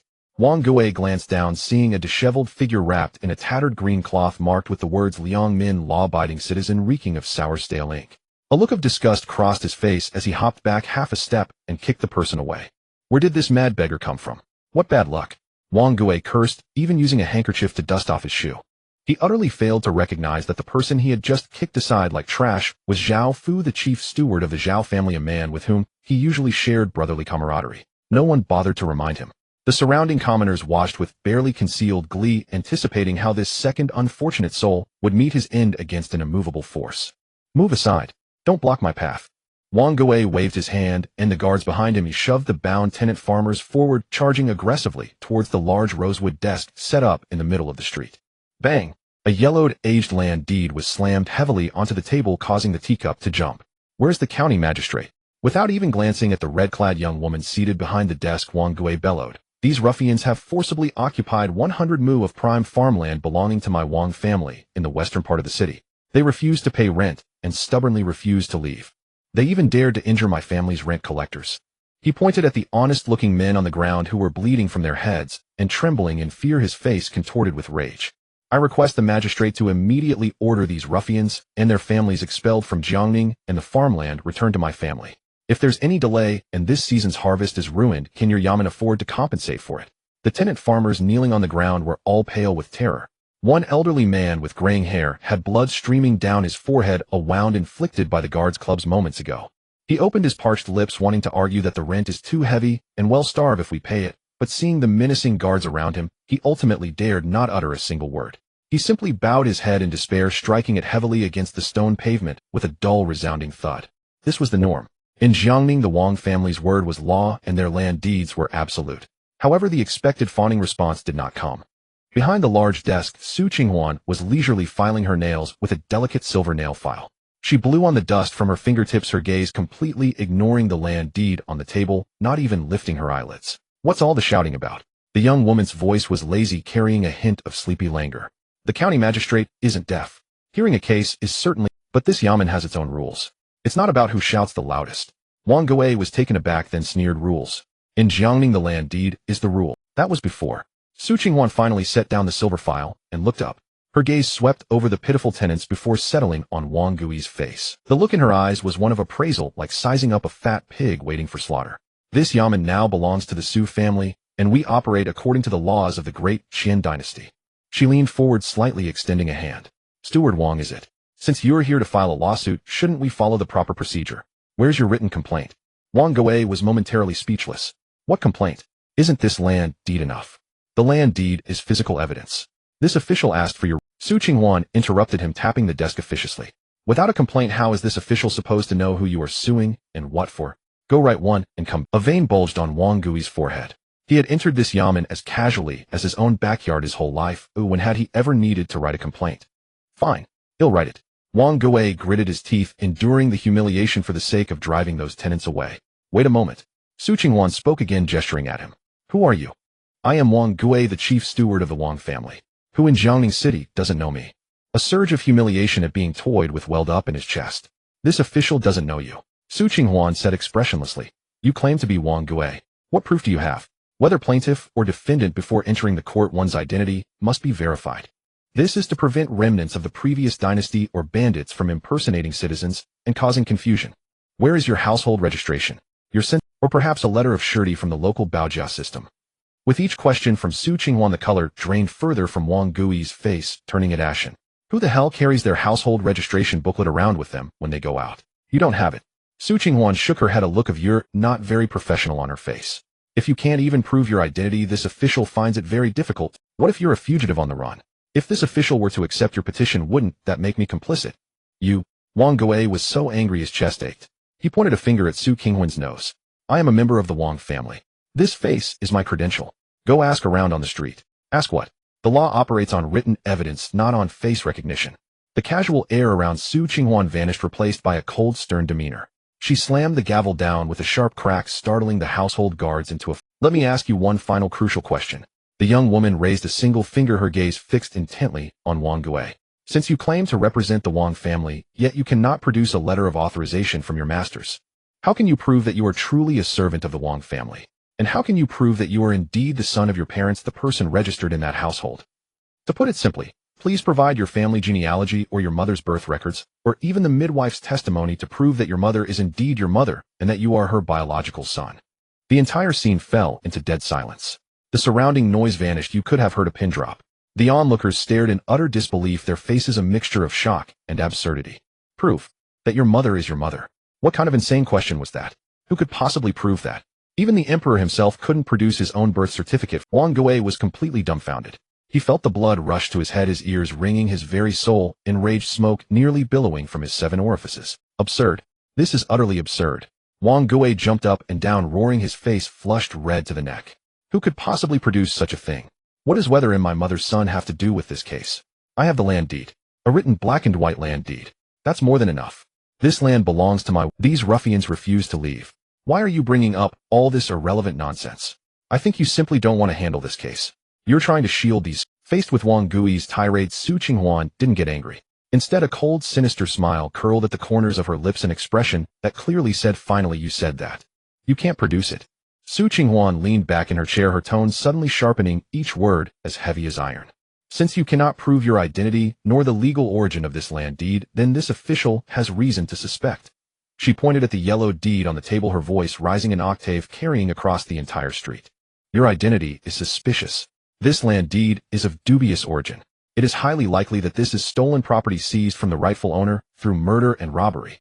"Guards!" Su Qinghuan abruptly stood up, sweeping her sleeve with imposing authority. "Take this unknown person holding suspicious documents who dared to shout and rage in the court, this ruffian Wang Gui, and throw him out.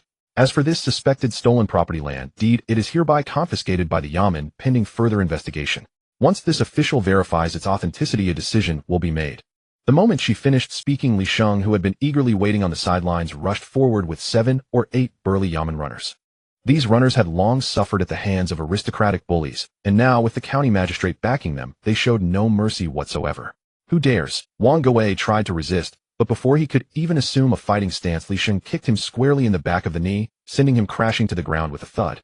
Immediately, 2 intimidation rods were crossed against his neck, and he was hoisted off his feet and dragged out bodily. "Let me go. I'm a member of the Wang family. You're all courting death. Give me back the land deed." Wang Gui struggled desperately, his voice cracking from shouting. The land deed was confiscated. That was the lifeline to 100 mu of prime farmland. If he couldn't prove his identity, he couldn't get the deed back. It was a vicious cycle. "Hold on." Just as Wang Gui was about to be thrown out, Su Qinghuan spoke again. A flicker of hope rose in Wang Gui's heart, and he turned his head to spit out a curse, only to see the red-clad young woman already standing before the court. She didn't look at Wang Gui. Instead, she stood in front of the still stunned tenant farmers. "Old man, please get up." Su Qinghuan's voice had softened considerably. The old man was trembling all over, afraid to rise, merely kowtowing repeatedly. "Your Honor, the benevolent magistrate. We truly have no money to pay the rent. Please don't drive us away." "Who said anything about driving you away?" Su Qinghuan picked up the confiscated land deed from the table, casually waved it, and a sly smile played at the corners of her lips. "Since this land deed is now stolen property, until the case is resolved, this land is considered disputed property. According to the laws of the Great Qian dynasty, disputed property is to be managed by the government to prevent the fields from lying fallow and missing the farming season." She turned and announced loudly to the court clerk, "Hear the order of the county magistrate. From this moment forth, these 100 mu of farmland in the western part of the city are to be temporarily managed by the county Yamen. I hereby appoint the former tenant, Old Man Zhang, and others as caretakers of official county farmland. You may continue to farm the land, but as for the rent..." Su Qinghuan paused, glancing at the nearly apoplectic Wang Gui, and said each word deliberately. "You no longer need to pay it to that unidentified swindler. You only need to pay 30% of the harvest as tax to the county Yamen each year, according to the rules for official land." 30%. The Wang family had been collecting 70%. These words struck like a thunderbolt from a clear sky, stunning everyone present. What kind of tactic was this? This was outright robbery. Not only had she seized the land, but she had also turned the tenants against their master and even hijacked the rent. The most lethal part was that it was all cloaked in a veneer of legality and compliance, leaving no room for objection. Wang Gui, who was still struggling, heard these words and felt a tightness in his chest as his blood surged violently. A sweet coppery liquid rushed up his throat, impossible to suppress any longer. A jet of old blood sprayed forth, drawing a tragic arc through the air, splattering across the faces of the 2 guards holding him. You. Wang Gui pointed at Su Qinghuan, his eyes bulging as if they would split. You're a bandit." Before he could finish, his eyes rolled back, and overcome by rage, he collapsed in a dead faint. "Drag him out. Don't dirty the Yamen's floor."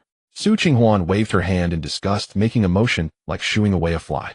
It wasn't until Wang Gui was dumped lifelessly onto the street that the tenant farmers finally realized what had happened. 30% rent. They weren't being driven away. And they had the government's backing. "Your Honor, the benevolent magistrate." "Oh no, Your Honor, the benevolent grand magistrate." Old Man Zhang could no longer hold back. He burst into loud sobs, and along with his entire family kowtowed frantically to Su Qinghuan, their foreheads striking the ground with heavy thuds, their gratitude utterly sincere. "Thank you, magistrate, for saving our lives. Thank you, living bodhisattva." The surrounding crowd, who had been watching merely for entertainment, saw their expressions change. That change now held awe and hope. This county magistrate Su, her methods might be ruthless, but her heart was in the right place. Su Qinghuan accepted their bows, then turned and walked back behind the large desk. She looked at the confiscated land deed, her fingertips tapping lightly on the table, listening to the reward notification from the system in her mind, feeling quite pleased. Hangzhou Prefecture. Rain fell heavily upon the Qinghuan River, weaving a dense gray-white net that suffocated the waterway, where rouge and gold had long flowed side by side. The pleasure barge Tingyu floated alone at the river's heart. No pipa melodies from courtesans echoed around it, only the muffled drumming of raindrops against its tiled roof. Inside the cabin, Ruineo incense burned low, its smoke gliding serpent-like along the floor. At the center of a round table crafted from golden silk nanmu stood an object glaringly out of place. It was a waistcoat cut from coarse hemp cloth, rough in texture, crude in stitching, yet dyed in a violently fluorescent green, so lurid it seemed unnatural. Across its chest, 2 freshly inked characters loomed in thick black calligraphy: Liangmin, law-abiding citizen. This garment sat like a phlegm stain in the opulent chamber, and on the faces of the 4 elders seated before it. Zhao Chongli, patriarch of the Zhao family, sat at the head of the table, twirling 2 Baoding iron balls in his palm. They spun with blinding speed, but made no sound, for his grip was so fierce it threatened to crush them into his flesh. 300 taels. Zhao Chongli's voice oozed from between clenched teeth thick with blood and bile. He extended a single finger, jabbing it toward the green. My family's honor was trampled underfoot all day, only to be exchanged for this grotesque thing. That shade of green blazes so fiercely, even the turtles at the bottom of the Qinghuan River cannot escape its glare. Wang Ruhai, patriarch of the Wang family, sat opposite him in silence, his gaze fixed upon a purple sand teacup before him. The tea inside had long gone cold, its surface mirroring his face, dark, damp, and heavy with suppressed fury. Wang Ruhai suddenly raised his hand. Crack! The priceless teacup shattered against the floor, shards scattering like frozen tears, scalding tea soaking deep into the Persian carpet. You've lost face. I'm losing my life. His chest heaved, veins bulged like writhing earthworms across his neck, taut, pulsing, ready to burst. Wang Gui remains locked in the county jail. When I went to secure his release, what did the magistrate's secretary say? That per the Dacian code, we must first prove Wang Gui was born of his own mother. Fail to verify lineage, and he is branded a vagrant, a spy. Wang Ruhai laughed, a sharp hollow sound that echoed through the chamber, making every spine stiffen with dread. Absurd. Utterly preposterous. Our patron in the capital is the left vice minister of personnel, the very architect of official appointments across the realm. Yet here on our own soil we are strangled by a mere girl's certificate of domicile. If word spreads, our political rivals in the capital will flood the imperial study with impeachment memorials, accusing me of failing even to verify the origins of my own household servants, let alone govern Jiangnan. The air in the cabin grew so thick it might freeze. For a century the 4 great clans had ruled Jiangning, issuing edicts, not obeying them. When had they ever been mounted and defiled like beasts? In the world, Su Qinghuan had transmigrated into the 4 great clans, wielded dual power, both bureaucratic and mercantile, amassing wealth rivaling sovereign treasuries. They controlled salt permits and grain transport along the Grand Canal. They held sway over key posts, among them the Suzhou Imperial Silk Bureau Director, Censorate, Imperial Censors, Vice Ministers of the 6 Ministries, Counselor of the Grand Canal Transport Administration, Songjiang Textile, and Dyeing Bureau Director and Director of the Ministry of War's Bureau of Military Topography. Their ties to imperial finances ran deep, so deep that the reigning emperor secretly yearned to exterminate these Jiangnan clans.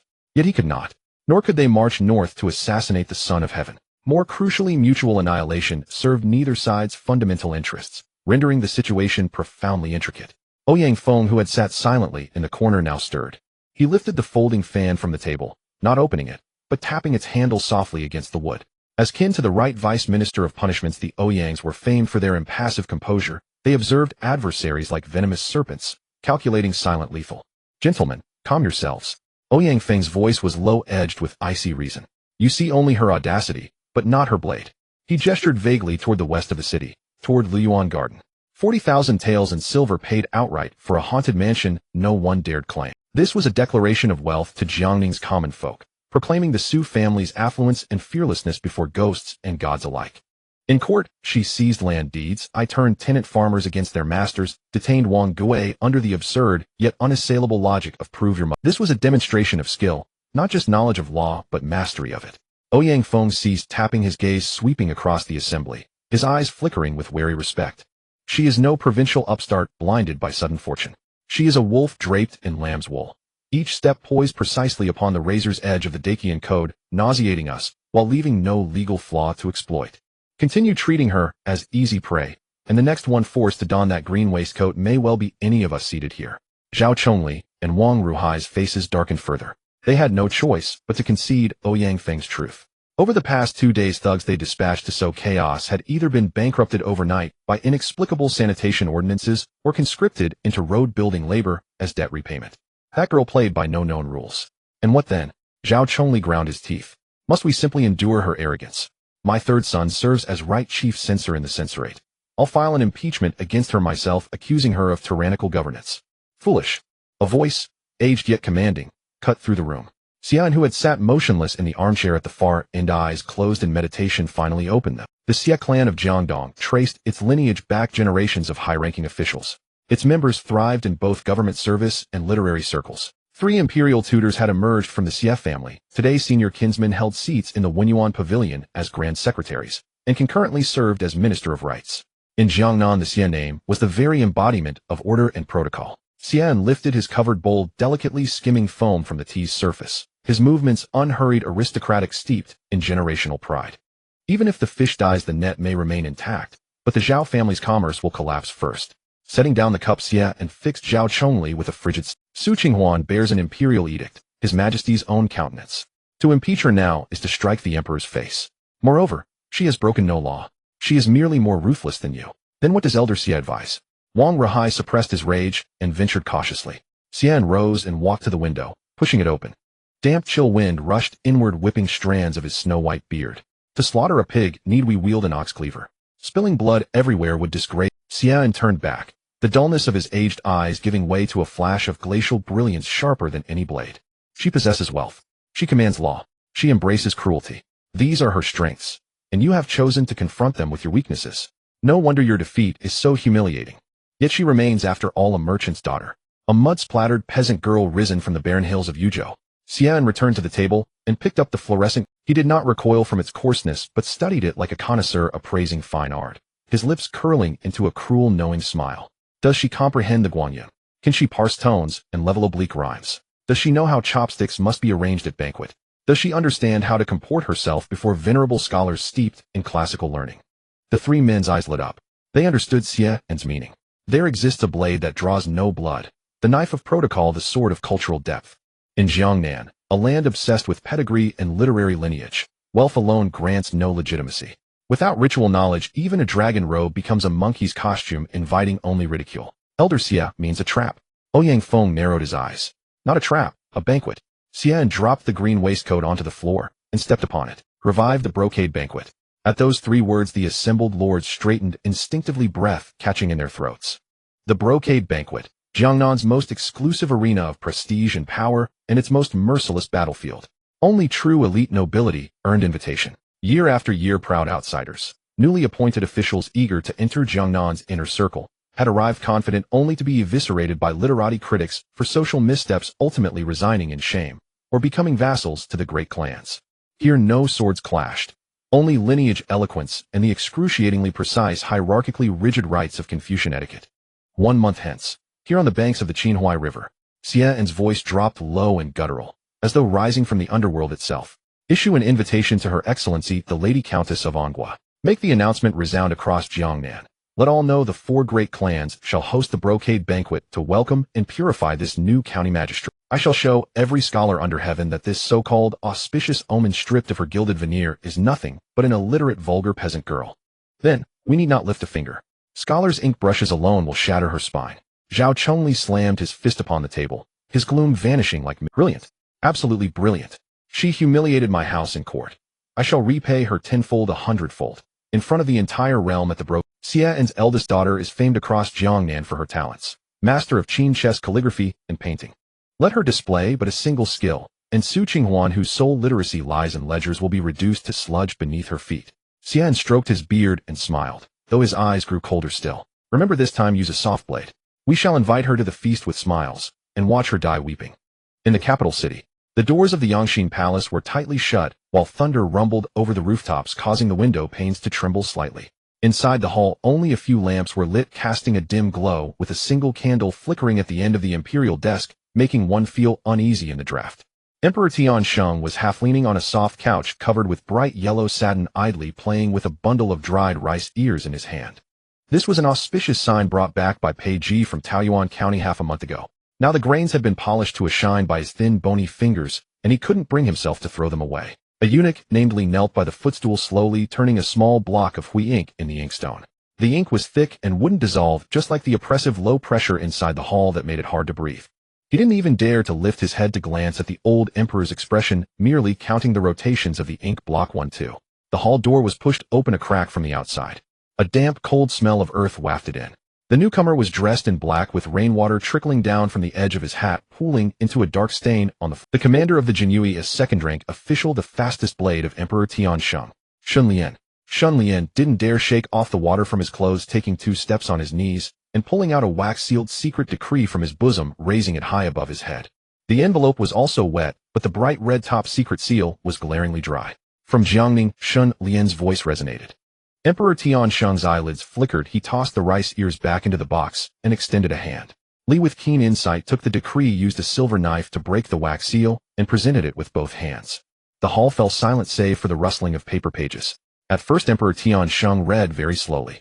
His murky old eyes showed little emotion, as if he were merely reviewing an ordinary petition, until he came across the drawing sandwiched in the middle. It was a portrait. The painter from the Royal City Bureau had exceptional skills, capturing even the spirit flawlessly. The painting depicted a stout man. The stout man was wearing an ill-fitting linen vest which had been painted in an eye-catching fluorescent green. The 2 characters "Good Citizen" were splashed in ink across his chest, looking absurd and comical in the solemn Yangxin Palace. Emperor Tiansheng's hand froze. Li's heart skipped a beat, and he dared to steal a glance. Just one look made his neck feel cold. The county lord of the Su family must have crossed the line this time. To insult the family steward and present it in such a manner before the emperor wasn't that trampling the imperial dignity into the ground. Your Majesty, please quell your anger. Li lowered his body even further, his forehead pressed against the cold golden bricks. The county lord Su is young and inexperienced. I will send a decree to reprimand her. Reprimand. Emperor Tiansheng's voice drifted down from above, tinged with a strange tremor. Then a burst of laughter followed. Ha! The laughter erupted abruptly, mingling with the thunder outside, shaking the grand hall as if it had quaked. Emperor Tiansheng laughed so hard that his whole body shook, the portrait in his hand crumpling noisily. It was as if he had witnessed the funniest joke in the world, laughing until tears welled up at the corners of his eyes. Wonderful. What a good citizen. What a grand law. Li was stunned. This was not merely a laugh born from rage, it was genuine laughter. Emperor Tiansheng suddenly sat up straight, slamming the portrait onto the imperial desk. The splash of green danced under the candlelight. Do you understand, Li Banban? Emperor Tiansheng pointed at the densely packed small characters on the decree, proving that your mother is indeed your mother. Haha, this logic is brilliant. Simply exquisite. Li leaned in to take a look, feeling utterly confused yet not daring to refuse. I am dull-witted and only feel that the county lord Zu's actions are indeed a bit unconventional. What unconventional? This is called acting according to the law. The murk in Emperor Tiansheng's eyes dissipated, leaving only the excitement and cruelty of a hunter seeing an exceptional hunting dog. He stood up and paced within the hall. Those fools at the Dali temple worshipping the great Qian law, as if it were their ancestor, what have they accomplished? They couldn't even handle a small steward of a noble family. Yet this girl, she disrespects the law and plays a fine game of law. Seizing land deeds, that's the government; managing disputed assets to prove, that's verifying identities to prevent spies. Every action teeters on the edge of the law, every strike hits the soft underbelly of the noble families. You say she's being reckless? No, she is teaching me a lesson. Emperor Tiansheng paused at the window, watching the torrential rain outside. This is clearly a legalist tyrant disguised as a merchant, much sharper than the dogs I keep in the Ministry of Punishment. Li felt a jolt of fear. A tyrant. In this era of benevolent governance into Qian, this was not a good term. But to hear it from the emperor's mouth, it was the highest form of praise. Your Majesty, should we lend a hand? Li tentatively asked. After all, that's one of the 4 great noble families. With the county lord Su acting this way, she is bound to suffer. Lend a hand. Emperor Tiansheng scoffed, turning around, a hint of mockery playing on his wrinkled face. Lend her what? If she can't even hold up this little scene, she does not deserve to be a blade in my hand. He walked to the imperial desk, picking up the secret decree again, his gaze falling upon the lines that read Zhao family's steward kneeling to write a self-reflection, his expression deep. The eldest has been in Jiangnan for so many years. Apart from composing poetry with those pretentious scholars and playing the benevolent role, what has he accomplished? And the third, always lurking behind, hoping to gain advantages by leveraging others. In my view, they are all too immature. Emperor Tiansheng tossed the secret decree back to Shun Lian. Benevolence and morality won't save Qian.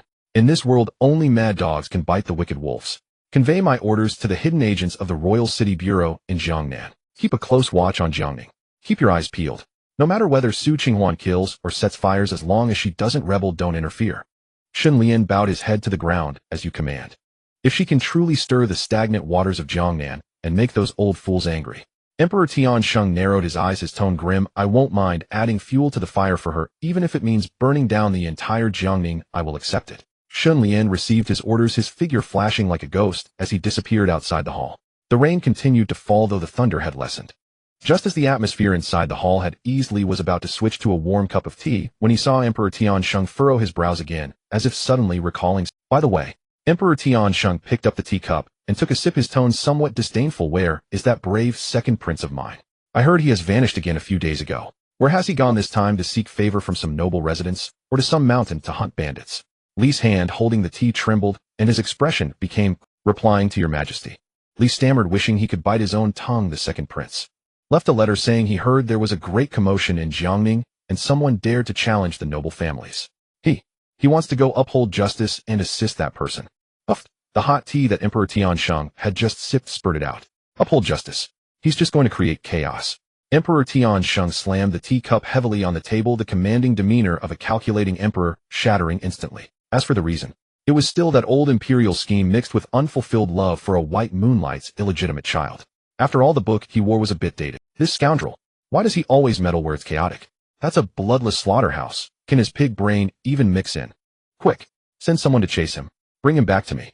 Emperor Tiansheng's words had yet to finish when he suddenly stopped. He seemed to think of something, a particularly playful expression emerging on his face, even with a hint of gloating. Forget it, no need to chase him. Let him go. Emperor Tiansheng leaned back against the soft couch again. Since that Su girl is a madwoman, adding a fool to the mix, this pot of porridge is sure to get even messier. At this moment, 800 miles away from the capital on the official road, mud splattered everywhere. In the wind and rain, the trees by the roadside swayed wild. A chestnut-red steed was galloping wildly on the muddy road. On its back lay a young man in splendid attire. His hairpin had long been blown askew by the wind, precariously hanging by his ear, and his expensive brocade sleeves were caked with yellow mud, looking no better than Zhao Fu's green vest that day. Rainwater streamed down his nose and poured into his collar, yet his eyes shone frighteningly bright, revealing a beauty untouched by worldly knowledge. Giddy up, giddy up. As he waved the horsewhip, he wiped the rain off his face. I'm going. What does losing a home mean? At the edge of Youde, where the official road came to an end, the fine horse from the western regions stumbled, its forelegs buckling to the ground. 2 streams of blood-tinged white vapor burst from its nostrils as it collapsed completely. Su Wio rolled off the saddle, his official boots sinking into the earth. His knees nearly gave way, almost offering the land a grand bow. He braced himself with the turquoise-inlaid longsword, while the purple-gold crown he cherished like his own life had long since tilted askew strands of hair, clinging wetly to his temples. He roared at the heavens, I Su Wuyo have returned from my travels with my sword. But the echo he anticipated never came. Not even a crow bothered to fly by. Something was off. Su Wuyo looked up and saw a boulder as tall as 2 men inscribed with 2 bold flamboyant characters, Tao Yuan. Su Wuyo froze. He stared at the road beneath his feet. The muddy, treacherous path from his memory that swallowed legs up to the knee, even pigs refused to tread. In its place lay a grayish-white, unnaturally smooth stone road. It was absurdly wide enough for 4 carriages to pass side by side. The entire surface looked as if a single colossal rock had been shaved flat by a deity and laid down here. He drew his sword, pointed it downward, and channeled 3/10 of his inner force. Su Wuyo had once bought a martial arts manual from a wandering Taoist for 2 taels of silver. After 3 grueling months of training following a large bowl of soybeans, a great deal of turbid qi was expelled from his body. Thus Su Wuyo believed he had mastered a supreme divine art. Clang. Sparks flew. The sword tip left only a faint white mark on the gray road, while the shock numbed his hand, nearly sending the turquoise hilt flying from his grasp. Hiss. Could this be sorcery? Su Wuyo muttered.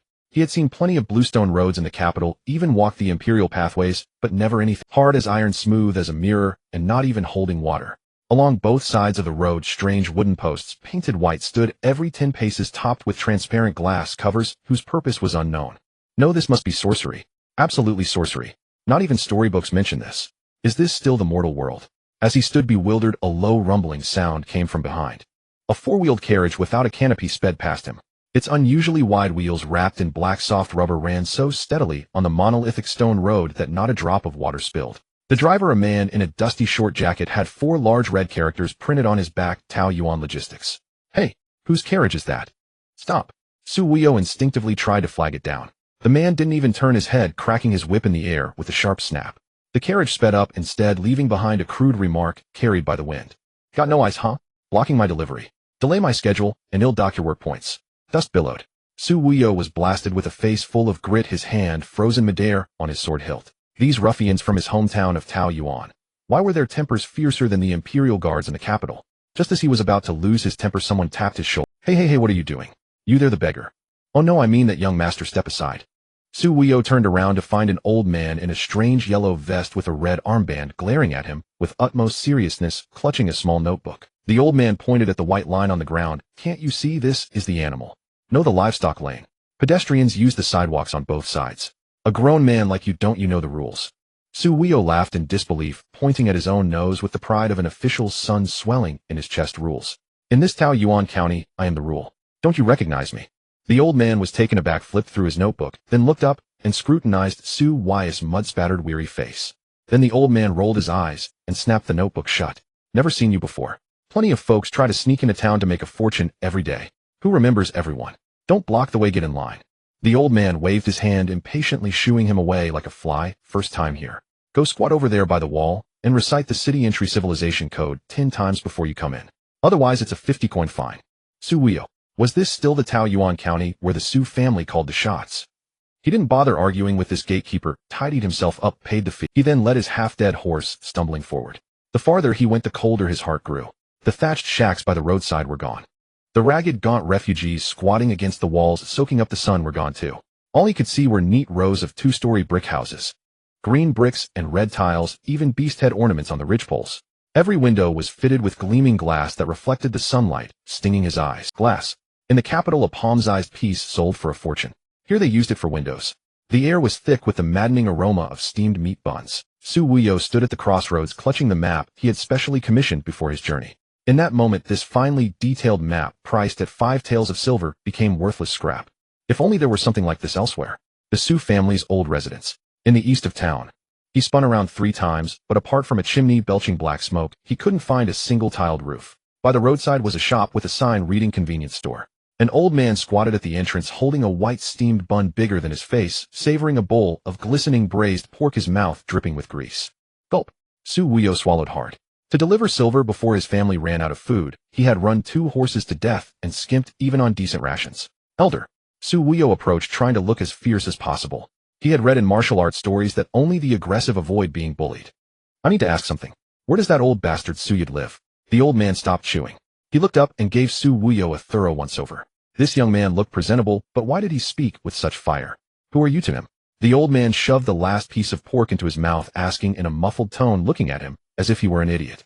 Su Wuyo sneered and slammed his sword on the table with a loud bang. I'm his creditor from the capital. I heard he's drowning in debt, about to sell his children. I've come to collect the last bit of interest. That was the truth. In the frantic letter that had set his heart ablaze, his father had indeed cried poverty, even listing the price for selling himself. But no sooner had he spoken than the old man hurled his bowl to the ground. Crack. Someone's here to cause trouble for Lord Su. A scammer. That shout, full of vigor, possessed piercing power. In a flash, the people who had been strolling on the street, shopping in the shops, or even playing chess on the roadside suddenly gathered. Dozens of eyes were fixed on Su Wuyo, their gazes fiercer than the executioners of the Imperial Ministry of Justice. Some carried carrying poles, some held cleavers, and even an auntie brandished half a chewed sugarcane, swinging it with great force. Where did this little bastard come from? How dare you cause trouble in Taoyuan County? Looking for trouble with Lord Su? Haven't you asked around who built this concrete road? Who distributed this braised pork? Without Miss Su, we'd still be gnawing on tree bark. You want to touch the Su family? Ask my butcher knife first if it agreed. The crowd was seething with anger. The auntie with the sugarcane had already aimed the tip at Su Wuyo's forehead, ready to crack his skull open at any moment. Su Wuyo's hand gripping his sword trembled slightly. This was wrong. This was utterly unreasonable. When had his cowardly, corrupt father, who only squeezed the people dry, become a beloved, upright official? And he sold his own children. Judging by this scene, the entire city's people would gladly sell their very lives to the Su family. Seeing the sugarcane about to come down, Su Wuyo made a quick decision. He sheathed his sword, clasped his fists, and instantly forced a smile that was uglier than a cry. Misunderstanding. Dear folks, it's all a misunderstanding. He pointed at his own face. Though dirty, it still bore some resemblance to Su Youde. I'm a relative of Su Youde, a distant nephew. I'm here to seek refuge. That was just a joke to lighten the mood. The crowd fell silent for a moment.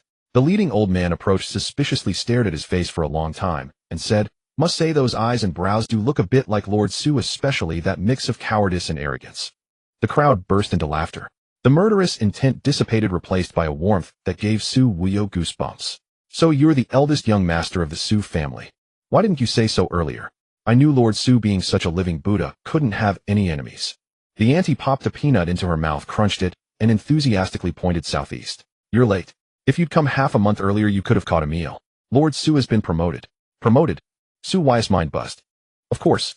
The imperial decree has come down. He's gone to enjoy himself in Jiangnan. Magistrate of Jiangnan County. What kind of place is that? A land flowing with gold. Miss Su has also been granted the title of county mistress. The whole family left in style, even taking the family dog." The old man patted Su Wuyo's shoulder, his face full of envy. "Young man, you've chosen the right relative to seek shelter from. Hurry to Jiangnan. If you're too late, you won't even get a sip of hot foot-washing water." Su Wuyo stood still, letting the spittle splash on his face. Slowly he reached into his bosom and pulled out the letter soaked through with sweat. The paper was crumpled, and on it could still be faintly seen Su Yude's crooked handwriting. "My son. Family in dire straits. Rice jar empty. Your sister has fainted from hunger. Return quickly. Save us." Every word struck him like a heavy slap on the face. Fainted from hunger.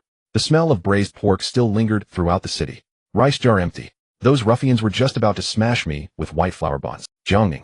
That was the most prosperous place in Jiangnan Circuit, a money-burning den where even the censorate dared not easily audit accounts. Su Wuyo heaved a long sigh, crumpled the letter into a ball, and threw it heavily on the ground. Still not satisfied, he stomped on it twice more, grinding it into pieces. "Fine. Very fine." Su Wuyo ground his teeth and squeezed out a few words, a glint of righteous, familiar, annihilating fury flashing in his eyes. He turned around, ignoring the enthusiastic farewells behind him, and strode to the horse market. From his bosom, he pulled out a crumpled 100 banknote and slapped it heavily on the counter. "Give me the best horse."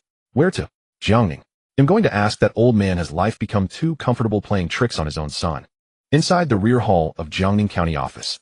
Outside, a drizzling rain was falling, but the atmosphere inside was even more damp and oppressive than the rainy day. Su Wuyo sat boldly on an armchair with his legs wide apart. His fine clothes had long lost their original color. Mud spots covered his trouser legs, and a few strands of unknown waterweed clung to his boots. His whole being exuded an air of having endured 81 trials and tribulations. He sat there, one foot resting on the edge of the chair, without any trace of an official son's elegance. In his hand, he held a teacup, the tea long gone cold. Across from him, Su Yude cowered behind a large rosewood desk, clutching a rosewood toilet seat cover tightly in his arms, a treasure he had just dug out from the storeroom, not yet installed. Su Yude's small beady eyes darted around, glancing now at his son's ferocious face, now at the smooth wood in his hands, but he dared not utter a word. On a soft couch to the side, Qinghuan was peeling a golden orange. She peeled it very carefully, picking off the pith with her fingertips, tearing it off unhurriedly, then broke off a segment, popped it into her mouth, chewed with narrowed eyes, and made a faint sound. In the quiet rear hall, that faint sound was like a thunderclap. Thump! Su Wuyo, speechless, forcefully slammed the teacup in his hand onto the table. Tea splashed out, spilling all over the table. Su Yude shuddered, and the toilet seat cover nearly fell from his hands. "The situation is what it is." Su Wuyo pointed at the crumpled and then forcibly flattened paper ball on the table. A few muddy shoe prints could still be seen on it. "Father." That one word was uttered with 1,000 twists and turns, mournful and lingering, making one's scalp tingle. "This is where you are wrong." Su Wuyo stood up, and because he rose too abruptly, the chair behind him let out a harsh scraping sound. He pointed at Su Yude's nose, his fingers trembling, his eyes reddening. A mixture of grievance, anger, and the bitter fury of being abandoned by the whole world. "A place like Jiangnan, where you can embezzle, rake in illicit gains, and feast on delicacies every day, and you didn't even write to tell me." Su Yude shrank his neck and muttered softly, It's just that we left in a hurry." "In a hurry? Hurrying to reincarnate, or to split the spoils?" Su Wuyo's voice rose an octave, cracking. "I ran 2 horses to death just to deliver that 50 taels of life-saving money to you. I didn't even dare stop on the night road, afraid that if I came back too late, I'd only be collecting your corpse. And the result?" He looked around the room. Though the rear hall was a bit shabby, the furnishings were all brand new. Rosewood table, a chair, even that damn bucket lid was rosewood. And here I was in Taoyuan County feasting, and being pointed at by a bunch of ruffians with meat buns. What were you doing in Jiangnan? Enjoying even greater blessings without calling me, huh? Su Wuyo, overcome with sorrow, slapped his thigh, sending dust and mud from his trouser legs flying. "And you made me run my legs off to find you. Huh? Father, this is great filial impiety." The accusation was too severe, bordering on outright treason. Su Yude was immediately incensed, craning his neck to retort. "Nonsense. How can a father be unfilial to his son? That's a lack of paternal kindness. Bah no, that's just unkind. What's the difference? You've wronged me either way. Su Wuyo advanced step by step toward the desk, scaring Su Youde into clutching a toilet lid and shrinking backward. Who's in charge of this household now? Who's out there fighting tooth and nail to earn you all respect? Who's the pillar holding up the Su family? Su Youde instinctively glanced at Su Qinghuan, who was calmly eating an orange nearby. His look seemed to plead, "Daughter, save me, your brother's gone mad." Su Qinghuan, having just swallowed the last segment of orange, noticed her father's gaze. She pulled a handkerchief from her sleeve and leisurely wiped her hands. "Brother," she called out. Her voice was soft and even, but the murderous aura radiating from Su Wuyo instantly deflated by half. He turned his head to look at his younger sister. The girl he remembered was a snot-nosed brat who only knew how to cry and beg for candy. But now she wore a perfectly tailored robe adorned with auspicious cloud patterns, and the light in her eyes felt both alien and familiar. It was the look one gives a fool. "Drink some water, wet your throat." Su Qinghuan pushed another cup of warm tea towards him. "Tired from all that shouting? If you're tired, rest a while. Father was just worried about you in the capital. He wanted to surprise you." "Surprise?" Su Wuyo stared at the tea, a cold sneer on his lips. "This is a shock. This is a scam. It's treating my intelligence like dirt." "Enough." Su Qinghuan stood up, brushing off imaginary dust from her skirt, her presence suddenly towering and formidable. "Since you're here, don't leave. Just in time, too. This Jiangning city is crawling with trouble and father, and I can't handle it alone." She walked over to Su Wuyo, sizing up their height difference. Though she still had to look up at him, her demeanor was one of absolute authority, looking down. "Before you protected us. Now it's our turn to protect you." Su Wuyo was stunned. He looked at his sister's calm face and suddenly felt his well of grievances had nowhere to go. This girl, when did she start talking with such ancient wisdom? "Protect me." Su Wuyo let out a scoff, trying to reclaim some of his older brother's dignity, though it was a meager "you?" Or that old man clutching the toilet lid. He flicked his sleeve, sat back down, picked up the cup of warm tea, and downed it in one gulp. The waters of Jiangning run deep. For great families, the water transport gang, the salt merchants, and eyes from the capital watching everything. Su Wuyo toyed with the empty cup, a sharp glint in his eyes that was a stark contrast to his earlier belligerent demeanor. "Since I'm here." He set the cup down with a crisp click.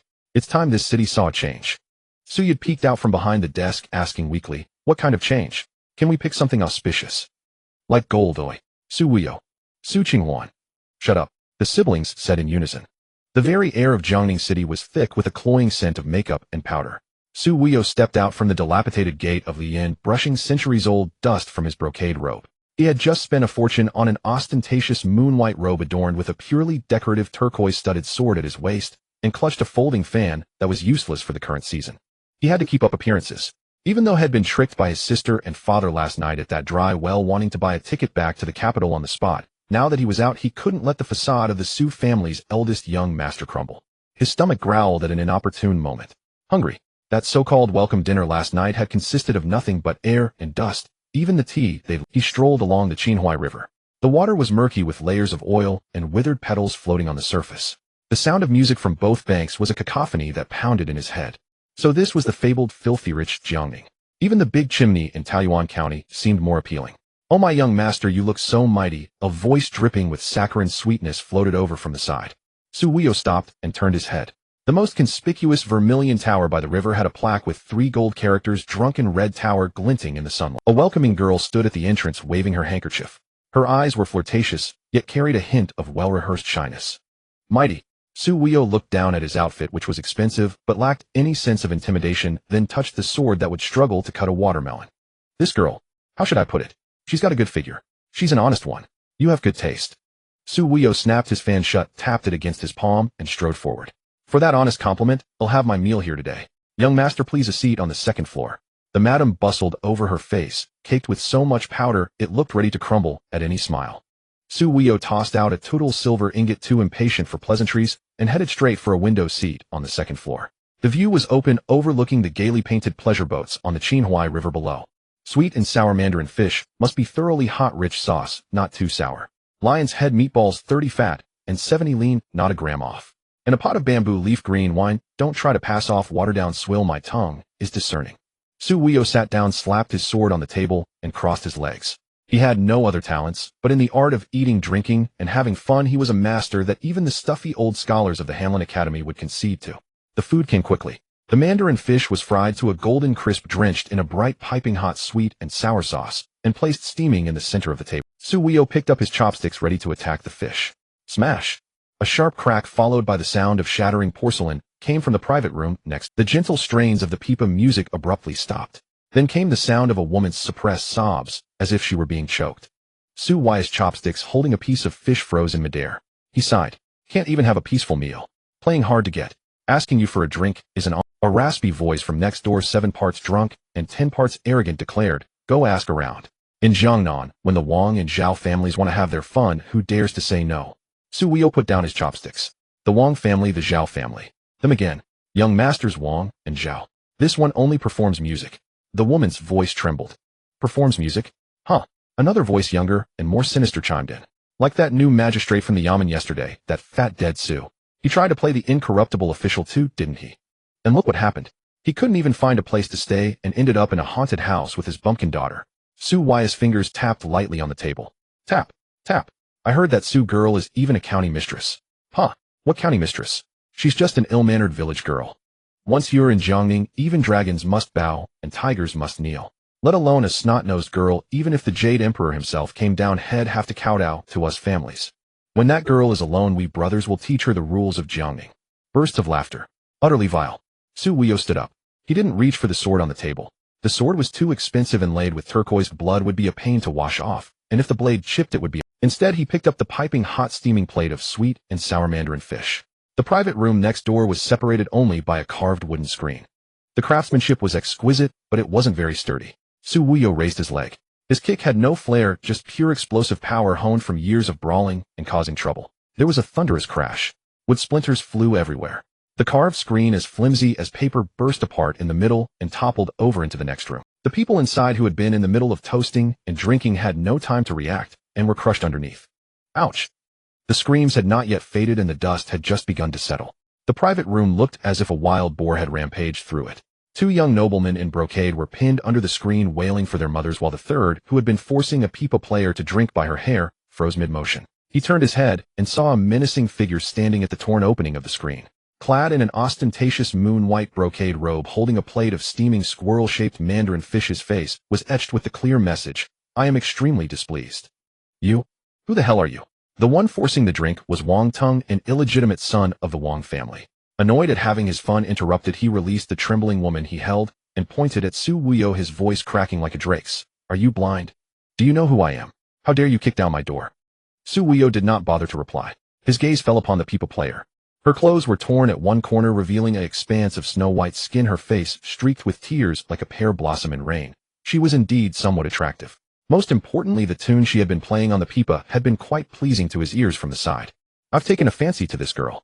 Su Weiyo stepped on the broken screen planks, producing a grating crack, sound his tone as matter-of-fact, as if he were picking vegetables in his own backyard. I hadn't heard enough yet, and you dare to lay hands on her. Wang Tung was stunned. It wasn't a righteous intervention. He was here to snatch the prize. Huh, you've taken a fancy to her. Wang Tung laughed in anger. Was there anyone in Jiangning City bolder than him? I think you've lived long enough. You're unhappy about that fat bastard Su being cursed, and now you want to compete with me for women. Who the hell do you think you are? Cursing the old man, I can tolerate that. Su Weiyo played in hand advanced step by step, his gaze like that of someone eyeing a weak chicken ready for slaughter. After all, that old bastard does deserve to be cursed. Sometimes I even want to beat him a couple of times for fun. He stopped in front of Wang Tung. The sweet and sour sauce on the squirrel-shaped fish was thick, bright red, and scalding hot, exuding a deadly cloying aroma. But Su Weiyo tilted his head, snatching the woman I've taken a fancy to, and daring to call that damned girl a country bumpkin. Who gave you the courage? Wang Tung hadn't yet processed how this person's tone had shifted so quickly. Whoosh! The freshly cooked, scalding, sticky squirrel-shaped fish traced a red arc through the air, landing squarely and perfectly on his face. No skill involved, all emotion. Sizzle! A piercing scream instantly tore through the roof of the drunken red pavilion. The scalding sweet and sour sauce seeped into every crevice of his features. The sour sting, the heat. It was a disfiguring facial SPA. Wang Tung covered his face and collapsed to the ground, rolling around in agony. Zhao Tai, who had just scrambled up, and the other lackey were instantly sobered into cold sweat. Madman! Get him! Kill him! Zhao Tai roared, and the guards outside rushed in.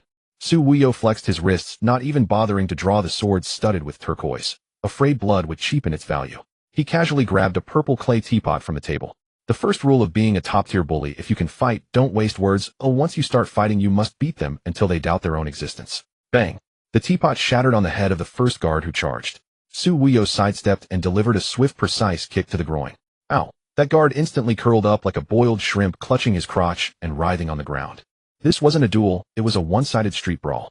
Eye-gouging, toe-stomping, elbow striking to the throat. Su Wuyo used nothing but the most vicious and underhanded techniques, his movements fluid and practiced, clearly honed through countless battles. In moments the floor was littered with groaning, dead pigs. Zhao Tai saw the situation was dire and tried to flee, but just as he reached the door his collar was seized by a hand like an iron clamp. Trying to leave. Did I give you permission? Su Wuyo exerted force with his arm and flung him back like a sandbag. Boom. Zhao Tai crashed heavily onto the table, scattering the wine and dishes all over himself, drenched in sauce, looking as pitiful as a drowned rat. A boot pressed directly onto his chest. Su Wuyo bent down, casually wiping the grease from his hands on the expensive Suzhou embroidery robe, his face full of disdain. Come on, explain it to me. He patted Zhao Tai's swollen cheek. Who is it that said they'd teach that girl some manners?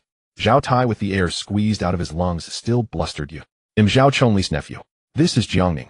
If you dare touch me, the 4 great clans will never let you off. Slap. A crisp slap sent teeth and blood flying. Zhao family. 4 great clans. Su Wuyo on the floor shook his head and wore an expression of utter disappointment. I must say you two are terrible at being played. He looked around at the groaning Wang Tung, and Zhao Tai on the floor shook his head and wore an expression of utter disappointment. I must say you two are terrible at being playboys. Forcing girls. Pouring drinks. Foul language. That's it. No finesse at all. You're dragging down the average level of the playboy community. Su Wuyo straightened up, walked to the window, and pushed open the carved lattice. Outside, the murky Qinghuan River flowed. From now on, if you want to be a bully, come pay your respects to me first, hand over some tuition, and it'll teach you what dignity means, what it means to win people over with virtue. With that, he walked back, grabbed one by the collar, each lifting them like 2 sick chickens. Now roll down there and wash your brains. No, please. There you go. Whoosh. 2 figures traced ungraceful parabolas through the air. Plop, plop. 2 huge murky splashes erupted in the Qinghuan River, drawing screams from the pleasure boats below. Having disposed of the trash, Su Wuyo clapped his hands and turned around.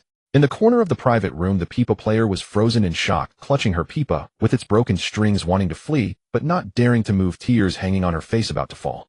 Su Wuyo strode over. The pipa player trembled all over and closed her eyes in despair. Just escaped from the wolf's den, now into the tiger's mouth. This man's methods were even more brutal than those 2.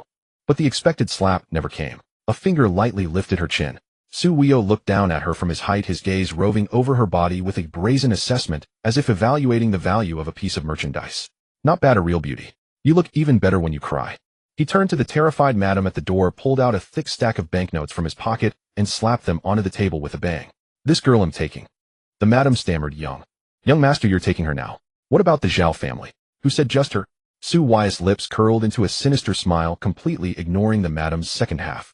He flicked open his folding fan with a schwa, pointing it around the room, even gesturing toward the few dancing girls peeking in from outside the door. That one, and the one singing downstairs.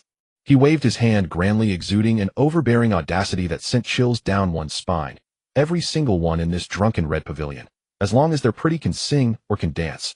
I'm taking them all. Pack them all up. From now on, these people are under my protection.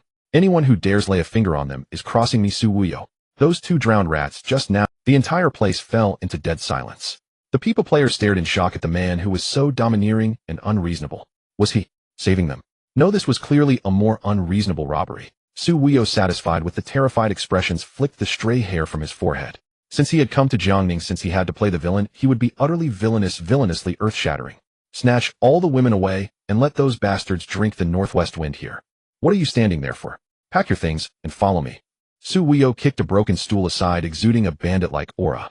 My grand mansion is short on liveliness. Tonight you're all coming to rock the place. Whoever wears a long face, I'll throw them into the river to feed the fish. This Lu garden in Jiangning City, though called a haunted house, is more like a treasure trove.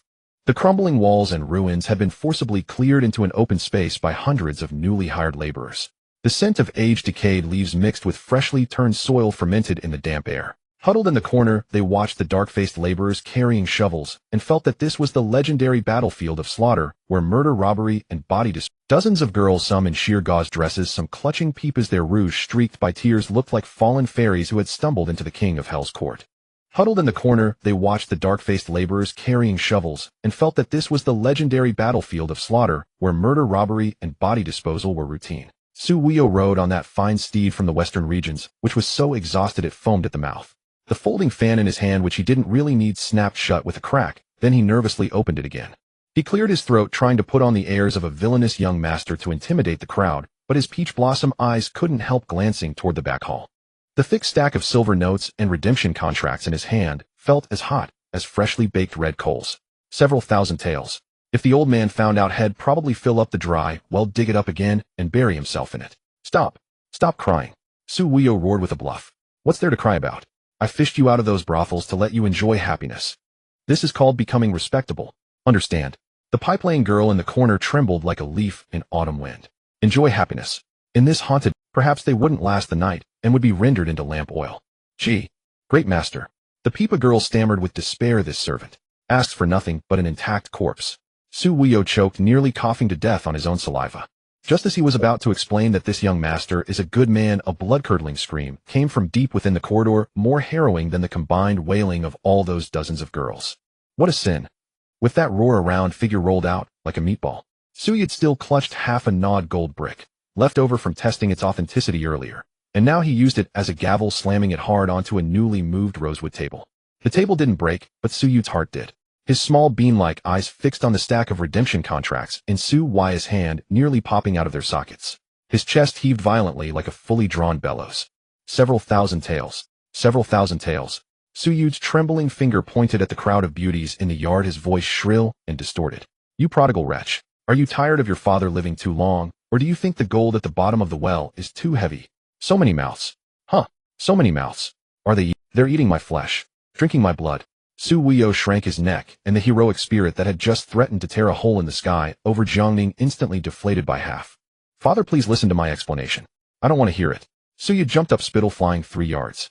I told you to teach those great families a lesson, not to bring home this nest of money-losing goods. Are you trying to open a brothel or a charity house? What's the situation in our family now? We're living with our heads on the line.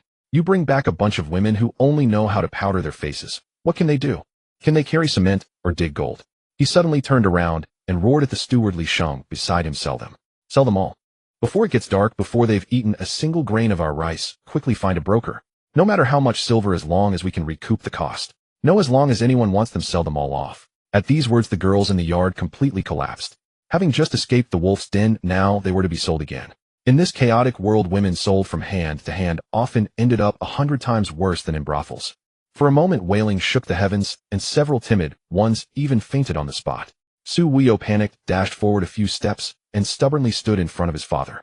No, you can't sell them. You unfilial son, you dare to stop me. Su Yude, furious, raised the gold brick in his hand to smash it, but at the last moment, he couldn't bear to and forcibly turned his hand to hit his own thigh. Ouch! I'm so angry. Why can't you sell them? Keep them to breed young. This is about face. Su Yude's face flushed red as he shouted, I've already spread the word. The girls of Zue Honglu are under my protection from now on. If I just brought them in and then sell them right away, where would I put my face? How can the Su family still hold our heads up in Jiangning? Those great families will surely laugh at us. Face. Su Yude sneered with the shrewdness of a miser seeping from his bones. How much does face cost per caddy? Can face bring back several thousand taels? Don't give me that useless talk. In this family, no one can make me take a loss on a deal, except your sister. Su Wuyo was choked speechless. Indeed, in this family, only Su Qinghuan's words were the imperial decree. He was at most a eunuch delivering the decree, sometimes even having to take the blame. He glanced at the trembling girls. The flame of a chivalrous hero in his heart had not yet died out, mixed with shame for his own incompetence, and for a moment, he stood frozen, unable to advance or retreat. Father is right, this deal truly cannot be a loss. A clear, light voice like a bowl of iced plum soup in summer pierced through the noise of the yard. The curtain of the back hall was lifted by a plain hand. Su Qinghuan leisurely walked out. She wore no elaborate court dress, only a moon-white casual outfit convenient for movement, with silver thread wrist guards at the cuffs, and even held half an unpeeled orange in her hand. She walked slowly, each step steady. But it was this air of leisurely strolling that instantly quieted the yard, which had been as chaotic as a pot of porridge. The crying stopped. Su Yude lowered the gold brick he had been holding. Su Wuyo, as if seeing both a savior and the king of hell, instinctively stepped back, half a step, hiding the stack of redemption contracts behind him. Su Qinghuan didn't look at her father or brother, but walked straight to the corner. She stopped in front of the Peepa girl. The girl was so frightened she didn't dare lift her head, curling up like a frightened quail. Rumor had it that this Anghua County princess was ruthless, even daring to trick her own father, and had tormented the stewards of great families until they foamed at the mouth. Falling into her hands, one might even have their skin peeled off. A hand reached out. The fingers were slender, the fingertips carrying a faint fragrance of orange peel. That hand gently lifted the Peepa girl's chin. The Peepa girl was forced to look up and met a pair of clear, penetrating eyes. There was no contempt, no disgust even. A hint of appreciation. Qinghuan looked her over from left to right, then reached out and pinched the Peepa girl's cheek. The skin was smooth, full of youthful elasticity. "TSK." She let out an ambiguous exclamation, then turned to look at Su Wuyo, who was nearly holding his breath. "Brother." Su Wei's whole body tensed. "Yes." Qinghuan suddenly smiled. That smile was like spring breeze and rain, yet carried an unfathomable slyness. "Well done." The entire place fell into dead silence. Youde dug his ear, doubting what he heard. "Daughter, are you so angry you've lost your mind? This is called what? Several thousand tales. What a bunch of what?" Qinghuan's eyes swept over coldly. Youde swallowed the words money-losing goods and changed his tune. "A bunch of women who only know how to sing and dance. What's wrong with singing and dancing?" Qinghuan stuffed the remaining slice of orange into her mouth, patted the pith off her hands, and spoke, with utmost matter-of-factness, leaning close to Yude's ear to whisper, "Father, have you forgotten? Our family is not short of money now. The gold at the bottom of the well. You could break your teeth and still not finish it. But you can't spend it like this." Yude said with heartfelt pain. "This isn't spending recklessly, this is called having vision." Qinghuan walked to the center of the yard, looking around at the girls whose faces had lost color. Her voice was soft, but every word was clear. "Who says that only men can spend money to listen to songs and visit brothels? Who says that these beautiful sisters must plaster smiles for those bloated, stinking men?" Qinghuan grew more and more excited. She stepped onto that gold brick, looking even more like a bandit chief than Su Wuyo. "This county princess has plenty of money. I'm just worried that the silver can't be spent. It's burning my hands. I also want to listen to songs. I also want to watch dancing. I also want to be happy. Strike up the music and dance." Su Wuyo and Yude's mouths fell open. She extended her delicate jade-like fingers, pointing at the Peepa player, then swept them across the group of trembling dancers behind. "You from now on practice 10 new pieces for me every day. Throw away all those whining, mournful tunes that sound like crying at a funeral. I want to hear joyful ones, the kind of war song that once the drum sound makes one's blood boil and want to jump up and slap the table. And you put away all those coquettish, vulgar tricks meant to please men. What I, the county princess, want to see are bold and sweeping performances, sword dances, Huchuan dances, and an atmosphere like the golden age of the Great Tang. Do it however you please. As long as you are pleasing to the eye and have solid skills regardless of gender, I, the county princess, will reward you handsomely. I'd like to see who dares to gossip." Yude, hearing this, felt his eyes darken. His hands holding the gold brick trembled as he made a final desperate struggle. "Daughter, this won't sound good if it gets out. What respectable families lady would keep so many actors and entertainers? Reputation?" Qinghuan let out a scornful laugh, walked over a few steps, bent down to pick up the folding fan Su Wuyo had dropped on the ground, dusted it off, and stuffed it back. "Father, all your life you've been scrambling, risking your neck for a few pieces of silver. Even if you could rule the roost in Taoyuan County, did you ever live a single day truly for your own comfort?" Yude was stunned, his hand holding the gold brick frozen in midair, as if a fishbone were stuck in his throat. For a long moment, he couldn't utter a word. "Oh, isn't it because your father has been poor and afraid?" Qinghuan raised her eyes, her gaze passing over the misty rain along the Qinghuan River, as if piercing through time and space, seeing that lonely soul who had drained his heart and blood amidst mountains of official documents, unable even to drink a cup of hot tea. In her past life, she lived too tired, too tense, too bound by rules. Even when she occasionally watched those glamorous group broadcast girls through the screen after work, she felt it was just scratching an itch through a boot. Now she has money and power. Does she still have to live as that weary, calculating soul? "I'm tired." Qinghuan put a segment of orange into her mouth. The sweet and sour juice burst on her tongue. She squinted with satisfaction, her voice languid, yet carrying an undeniable firmness. "In this world, men seek power, women seek survival. Everyone is toiling in a sea of suffering. But I refuse." With that, she wiped away her smile, turned to the girls still frozen in place, and her expression suddenly turned stern, releasing the oppressive aura of one in power. "Listen up, all of you. Since you've entered the Su family's door, all those filthy past affairs are wiped clean. But my Su family does not keep idle people, nor does it keep crying doormats. Your monthly allowance will be doubled from the original. But I have only one requirement." Qinghuan raised a finger, her eyes burning like torches, as if to burn away all the rotten rules of this world. "From now on, you only need to please me, the county princess, or please yourselves. As for others' expressions, whoever wants to see them can see them.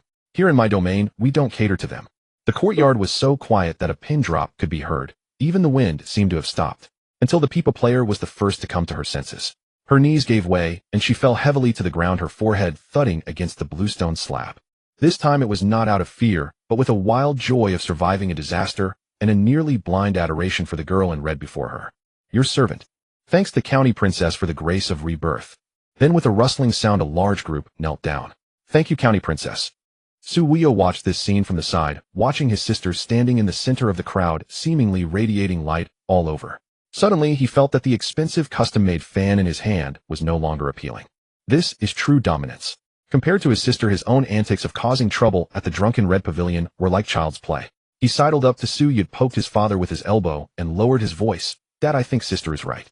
This is real spirit. Look at this momentum. It's far better than that old man Zhao. This is what a matriarch should be like. Su Youde gave him a glare, clutching the gold brick with a feeling of iron not becoming steel, his heart aching with reluctance. But seeing his daughter's attitude of 1,000 gold can't buy my happiness, he finally let out a long sigh. Fine. Let it be a waste of money. Anyway, this money was picked up for free, just consider it. Spending money to avoid disaster. Su Qinghuan looked at the crowd kneeling on the ground and smiled meaningfully. Waste money. No, this is a money tree. She turned around, her gaze passing over the crowd and landing precisely on the butler in the corner. Li Sheng, who had been watching the show from the shadows, immediately sprang out like a nimble monkey, bowing. Miss, your orders.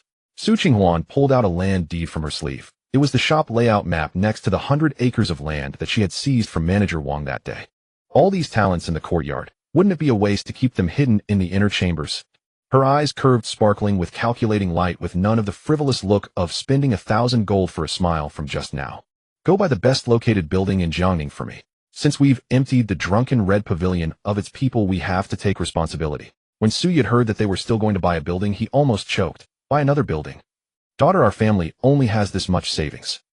Su Qinghuan interrupted him, her voice carrying a seductive allure. Keeping these girls at home is only spending without income.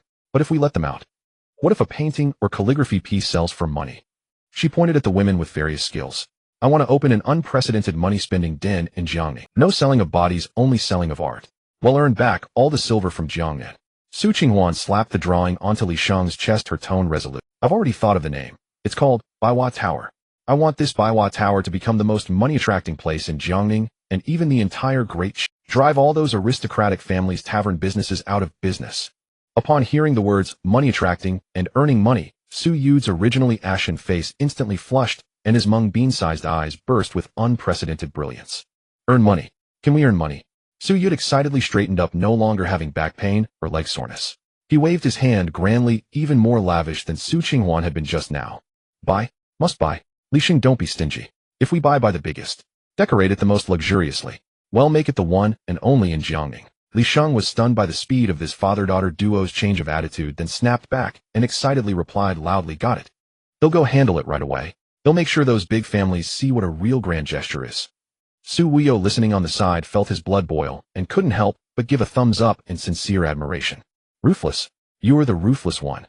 Su Qinghuan glanced at him, picked up the half-orange, and continued peeling it, her expression calm and composed. She took a bite of the orange, and the sweet and sour juice burst in her mouth. So sweet. The gates of the Wang family estate in Jiangning were usually so solemn that even a fly would need to check its credentials before daring to enter. But today the atmosphere had taken a bizarre turn. Before anyone was even visible, a rich, mellow, sweet and sour aroma wafted through the cracks of the door and drifted into the front hall. What's that smell? Did the kitchen start cooking already? The gatekeeper sniffed the air, his appetite stirred. Oh, smells like squirrel mandarin fish. The timing of that cooking is the caramel coloring is done to perfection. The last time I had that. The taste, you'll never forget it. It's expensive. A young man nearby, perhaps newly hired and low on wages, chimed in. So that's the smell. It's wonderful. As they spoke, several servants rushed in, panting heavily, carrying a stretcher. Make way. Clear the way. The young master. The young master is back. The gatekeeper squinted at the sight. Good heavens, that wasn't just a stretcher, it looked like a freshly served signature dish. Lying on the stretcher was a person, or more accurately, a stilt-witching sweet and sour man. Wang Tang's face, usually used for leering at respectable women, was now completely unrecognizable. A shiny red glaze like a facial mask was plastered tightly onto his skin, still steaming. The servants, who had rushed forward in horror to see their master's condition, found their terror instantly morphing into a stifled grimace. Several maidservants pinched their own thighs hard, their faces turning purple as they struggled to contain their laughter, terrified of being beaten to death for it. The visual impact was so strong that if they didn't pinch hard enough, they'd laugh their way straight to ruin. No, they'd laugh themselves to death. Tengayer, my Tengayer! A shrill cry pierced the air.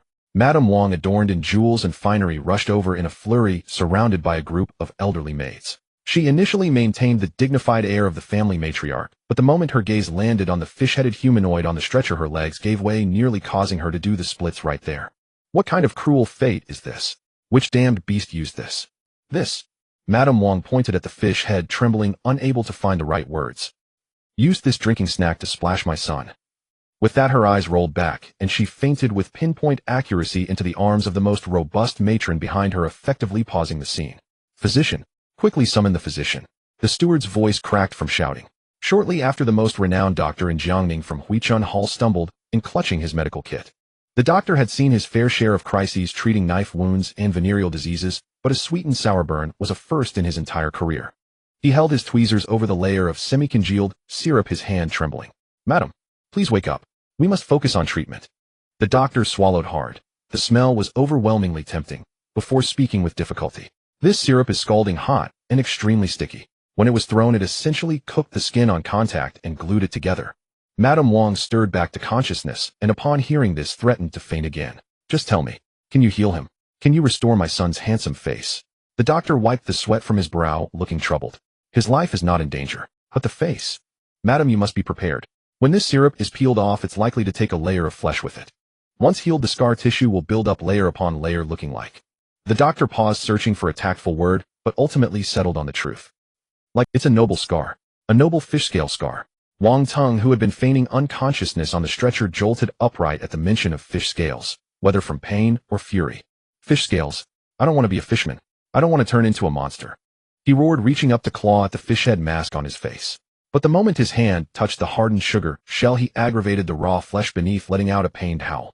He writhed on the expensive Persian rug like a maggot out of water. Get out. All of you get out. He'll kill that Sioux bastard. He'll slaughter his entire family. The scene descended into chaos, absolute pandemonium, with sweet and sour sauce flying everywhere. Seeing her son in such agony, Madame Wang's heart shattered into a million pieces. Disheveled, her makeup ruined, she had completely lost her composure. She stumbled towards a middle-aged man who had just crossed the threshold. Husband, you're back. Wang Rahai, the patriarch of the Jiangning Wang family, wore a face as dark as thunder. He had heard about the incident at the Drunken Red Pavilion and had assumed it was just a scuffle between young men, at worst a beating. But upon entering and seeing the writhing sweet and sour fish on the floor, something inside him snapped with an audible crack. Madame Wang clung to his leg, weeping with earth-shattering sorrow. Husband, we wouldn't even dare to touch a single hair on his head, and now he's been made into a dish. How can we swallow this insult? That bastard from the Sioux family. Even if they're hiding in some fancy garden, we must tear that family apart. Avenge Tengair. Wang Rahai stared at his son's unrecognizable face, his chest heaving with rage, a surge of fury rushing to his head. This is too much. Absolutely too much. He lashed out with a kick, and the priceless red coral tree beside him shattered into pieces with a sharp crack. Do they think the Jiangning Wang family is made of clay? To be molded at will? Wang Ruhai strode to the wall and tore down the ornamental sword hanging there, a family heirloom meant for show. But at this moment his intent to kill was real. Men, gather all the servants. Arm yourselves. Follow me to the garden. If I don't grind that Sioux family into mincemeat today, my name isn't Wang. The entire Wang estate was seething with murderous intent. Servants grabbed clubs and staffs on the verge of a full-blown brawl. Just at that critical moment, a figure tumbled through the main gate. Master, wait. You can't. A trusted aide scrambled and holding a letter high above his head with the reverence of someone brandishing a royal pardon. A letter from the Xia family. From old Master Xia. Wang Rahai's sword was already half-drawn, glinting menacingly. At the mention of the Xia family, his movements froze midair. He ground his molars, snatched the letter, and tore it open. On the paper were 6 characters written with forceful, penetrating strokes in the slim gold script, exuding a chilling, cunning one who cannot tolerate small slights ruins great plans. Those 6 simple words were like a bucket of cold water, dousing the fiery rage in Wang Rahai's mind. From initial fury to shock upon reading the letter, then to unwillingness and frustration. Xian. He was the brain of the 4 great families, their pillar of support. If Xian said to endure, it meant they couldn't act now. But Wang Rahai glanced back at his son, who was still writhing and screaming on the floor. How the hell was he supposed to endure this? They were practically squatting on his head, and he had to smile and hand them toilet paper. Alt. Wang Rahai let out a roar of frustration, as if trying to expel the pent-up anger in his chest. Clang! The sword in his hand was hurled to the ground, bounced twice, and lay still. Wang Rahai closed his eyes, forcing the words out from between clenched teeth. Everyone, stand down. Hearing this, Madame Wang, who was still wailing for revenge, froze. Then like a madwoman, she lunged at Wang Ruhai, clawing at his robes. Stand down. Are you even a man? Our son has been disfigured. And you want to be a coward? I want stand down. If you want go I will. They'll fight with my own life. Smack. The sharp sound of a slap echoed, plunging the hall into dead silence. Madame Wang clutched her face, staring at her husband in disbelief. The slap had been vicious, splitting her lip. Shut up. You foolish woman. Wang Ruhai panted heavily, his eyes bloodshot and terrifying. Go and kill them. That would be handing the emperor a weapon to use against us. Do you want our entire family to be buried with that Su family? Grand Secretary Xie said to endure, even if we have to swallow our own broken teeth, well, do it with blood. First spend whatever it takes to get the best physicians. I've seen similar injuries before. That person was healed eventually. Do not worry yourself, madam. He finished speaking, unable to bear looking at his son on the floor again. He flicked his sleeves, turned, and strode towards his study, his retreating figure exuding a desolate sense of impotent rage. In the hall, only the stunned Madame Wang and Wang Tung still groaning on the floor remained. Madame Wang slumped to the ground, her hair disheveled, her cheeks swollen. She no longer wailed, but her eyes burned with venom. Deep in the night, in the rear courtyard of the Wang estate, candlelight flickered dimly. Madame Wang sat before a bronze mirror, staring at her haggard, twisted reflection. She dismissed all her attendants, keeping only her most trusted confidant, an elderly maid who had raised her. Nanny. Her voice was hoarse like sandpaper scraping against wood. My husband is afraid. Those old foxes in the Xie family are afraid too. They all want to protect the bigger picture, to plan for the long term. And indeed, protecting the bigger picture is necessary, I understand that. At this level no one is truly a fool. But my Tengeir's suffering cannot be in vain. Since we cannot act openly, we will act in the shadows. The county lady of Anghua. A perfect match. Heh. Madame Wang stared at a certain object, a bone-chilling smile spreading across her face. I will make that Su girl wish she were dead. I will make her claw her own face to shreds piece by piece. Go, take this. To the nunnery south of the city. Tell them Madame Wang wishes to pray for a good marriage. The sun was sinking in the west, and the dilapidated gate of the Luyuan garden isolated half of the outside clamor. Li Sheng stepped over the threshold, the once heavy redwood money box in his hand feeling light as a feather. He casually handed the box to the servant beside him, raising his sleeve to wipe the fine layer of sweat from his forehead. The sound of 2,000 taels of silver notes slapping the table in the drunken red building still buzzed in his ears. The old matron's hands trembled as she counted the money, yet her eyes held no gratitude, only a sinister glare, as if she had been fed and was still ready to bite. Li Sheng paid no mind, and following the young lattice instructions, placed an additional 50 taels on the table for the tea expenses of the servants in the building. The old matron's face twitched twice, but in the end she still bowed her head before the pile of silver. Money was a good thing if it could silence people and also make them stand. Li Sheng walked into the backyard. Dozens of women who had just been redeemed had changed into clean coarse cloth clothes. Their previous thin, revealing garments were piled in a corner ready to be burned. Without the cover of makeup, these women's faces revealed a pallor from years spent away from the sun, shivering in the cold courtyard. Seeing Li Sheng enter, the woman at the front, holding a pipa, trembled. She was Yun Yang, who had spent 10 years in the drunken red building and was most adept at reading the room. Upon seeing the steward approach with a stern expression, she instinctively thought that rules were about to be enforced. After all, in such places the enforcement of rules often meant whips and starvation. With her knees buckling, Yun Yang suddenly knelt down. I am Yun Yang, grateful for the life-saving grace of the noble lord. This kneel was like knocking down the first. The dozens of women behind her were already startled birds. Seeing their leader kneel, how could they dare to stand? In an instant the courtyard was filled with the sounds of thud-thud as a sea of black figures pressed down to the ground. The dull thud of knees hitting the stone made one's teeth ache as they shouted a chaotic mix of noble lord, living Buddha, and we bow to you. Li Sheng looked at the mass of black kneeling figures, his face instantly turning the color of liver. He was not enjoying this, he was terrified. Stop. Don't move. Li Sheng shouted loudly, jumping back 3 steps, his back colliding with a pillar in the corridor, accidentally knocking over a broom standing beside it. The broom fell to the ground with a bang. Dust flew up, choking him into a cough. The women on the ground were so frightened that they dared not raise their heads, flattening themselves even lower, thinking the steward was angry. Li Sheng leaned against the pillar, panting heavily. His mind was filled with the painful memories from Taoyuan County. That time it was also the refugees entering the city to express their gratitude, and it looked just as dark and oppressive. As luck would have it, the young lady happened to pass by.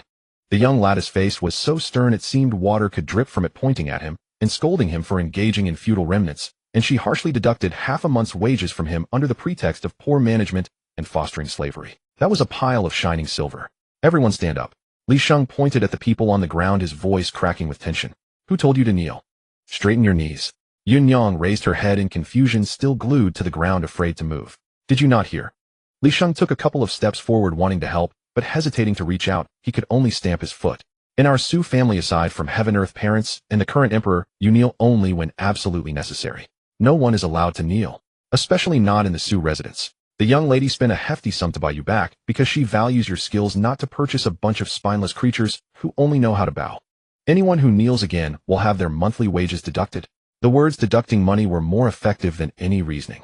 The silhouettes on the ground trembled. They looked at each other, their eyes filled with disbelief. Not allowed to kneel. No beating or scolding. And still getting paid. Footsteps approached from the end of the Su Qinghuan walked over holding a newly bound book. She had changed into a neat long gown with arrow sleeves, her hair held up by a single wooden hairpin. Following her was Su Wuyo, the young master whose folding fan had finally stopped waving. One hand rested on the hilt of a turquoise sword at his waist, his gaze scanning the surroundings vigilantly, resembling a protective attendant. Su Qinghuan stood at the top of the steps. She did not speak immediately, her gaze sweeping from left to right across each person's face. Her gaze was not piercing, lacking the disdainful scrutiny of an appraiser.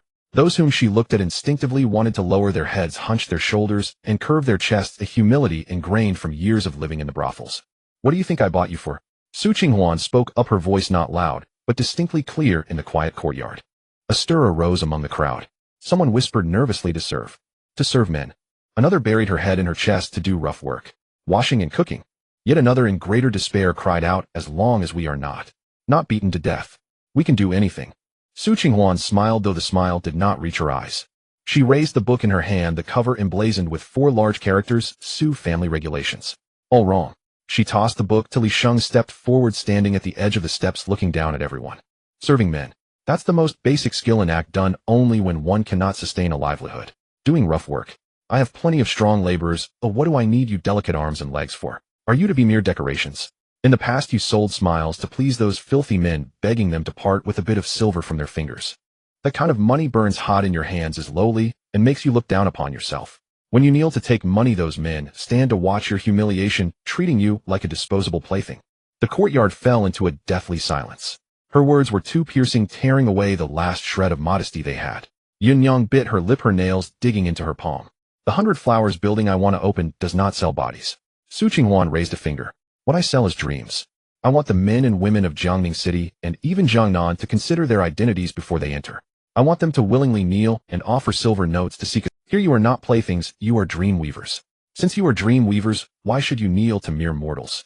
Everyone listened in confusion. The concept of dream weavers was too distant for them, but they understood the phrase making men kneel to pay. A glimmer of light flashed in Yunyang's eyes.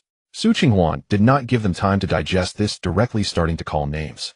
She walked into the crowd, pointing at a woman with a cold demeanor who had been keeping her head down. What is your name? I am Xiao Chui. Common. Su Qinghuan frowned disdainfully, shaking her head. From today onward you will be called Nian Yun. Forget everything you learned about serving men drinks and how to act coy. Starting tomorrow there will be no need to learn those lewd words and songs. Go read books. Read books. The woman was taken aback. Yes, I will hire the best teacher in Jiangning to teach you to read ancient texts, study classics, and discuss profound. Get that cold demeanor ingrained in your bones and become frosty and beautiful. Even if a guest offers 1,000 gold, you are not allowed to smile. Anyone who dares to lay a hand on you will be thrown out by the guards. I want them to understand what it means to be only admired from afar and never to be desecrated.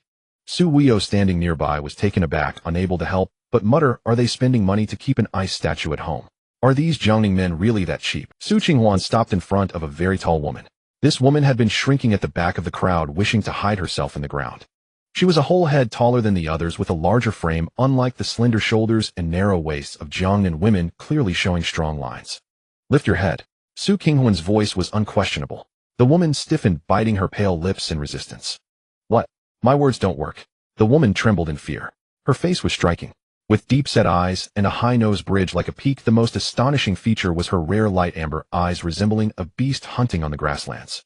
Yet at this moment, those beautiful eyes were filled with fear and inferiority. In that instant, even Su Wuyo couldn't help but hiss. Don't look.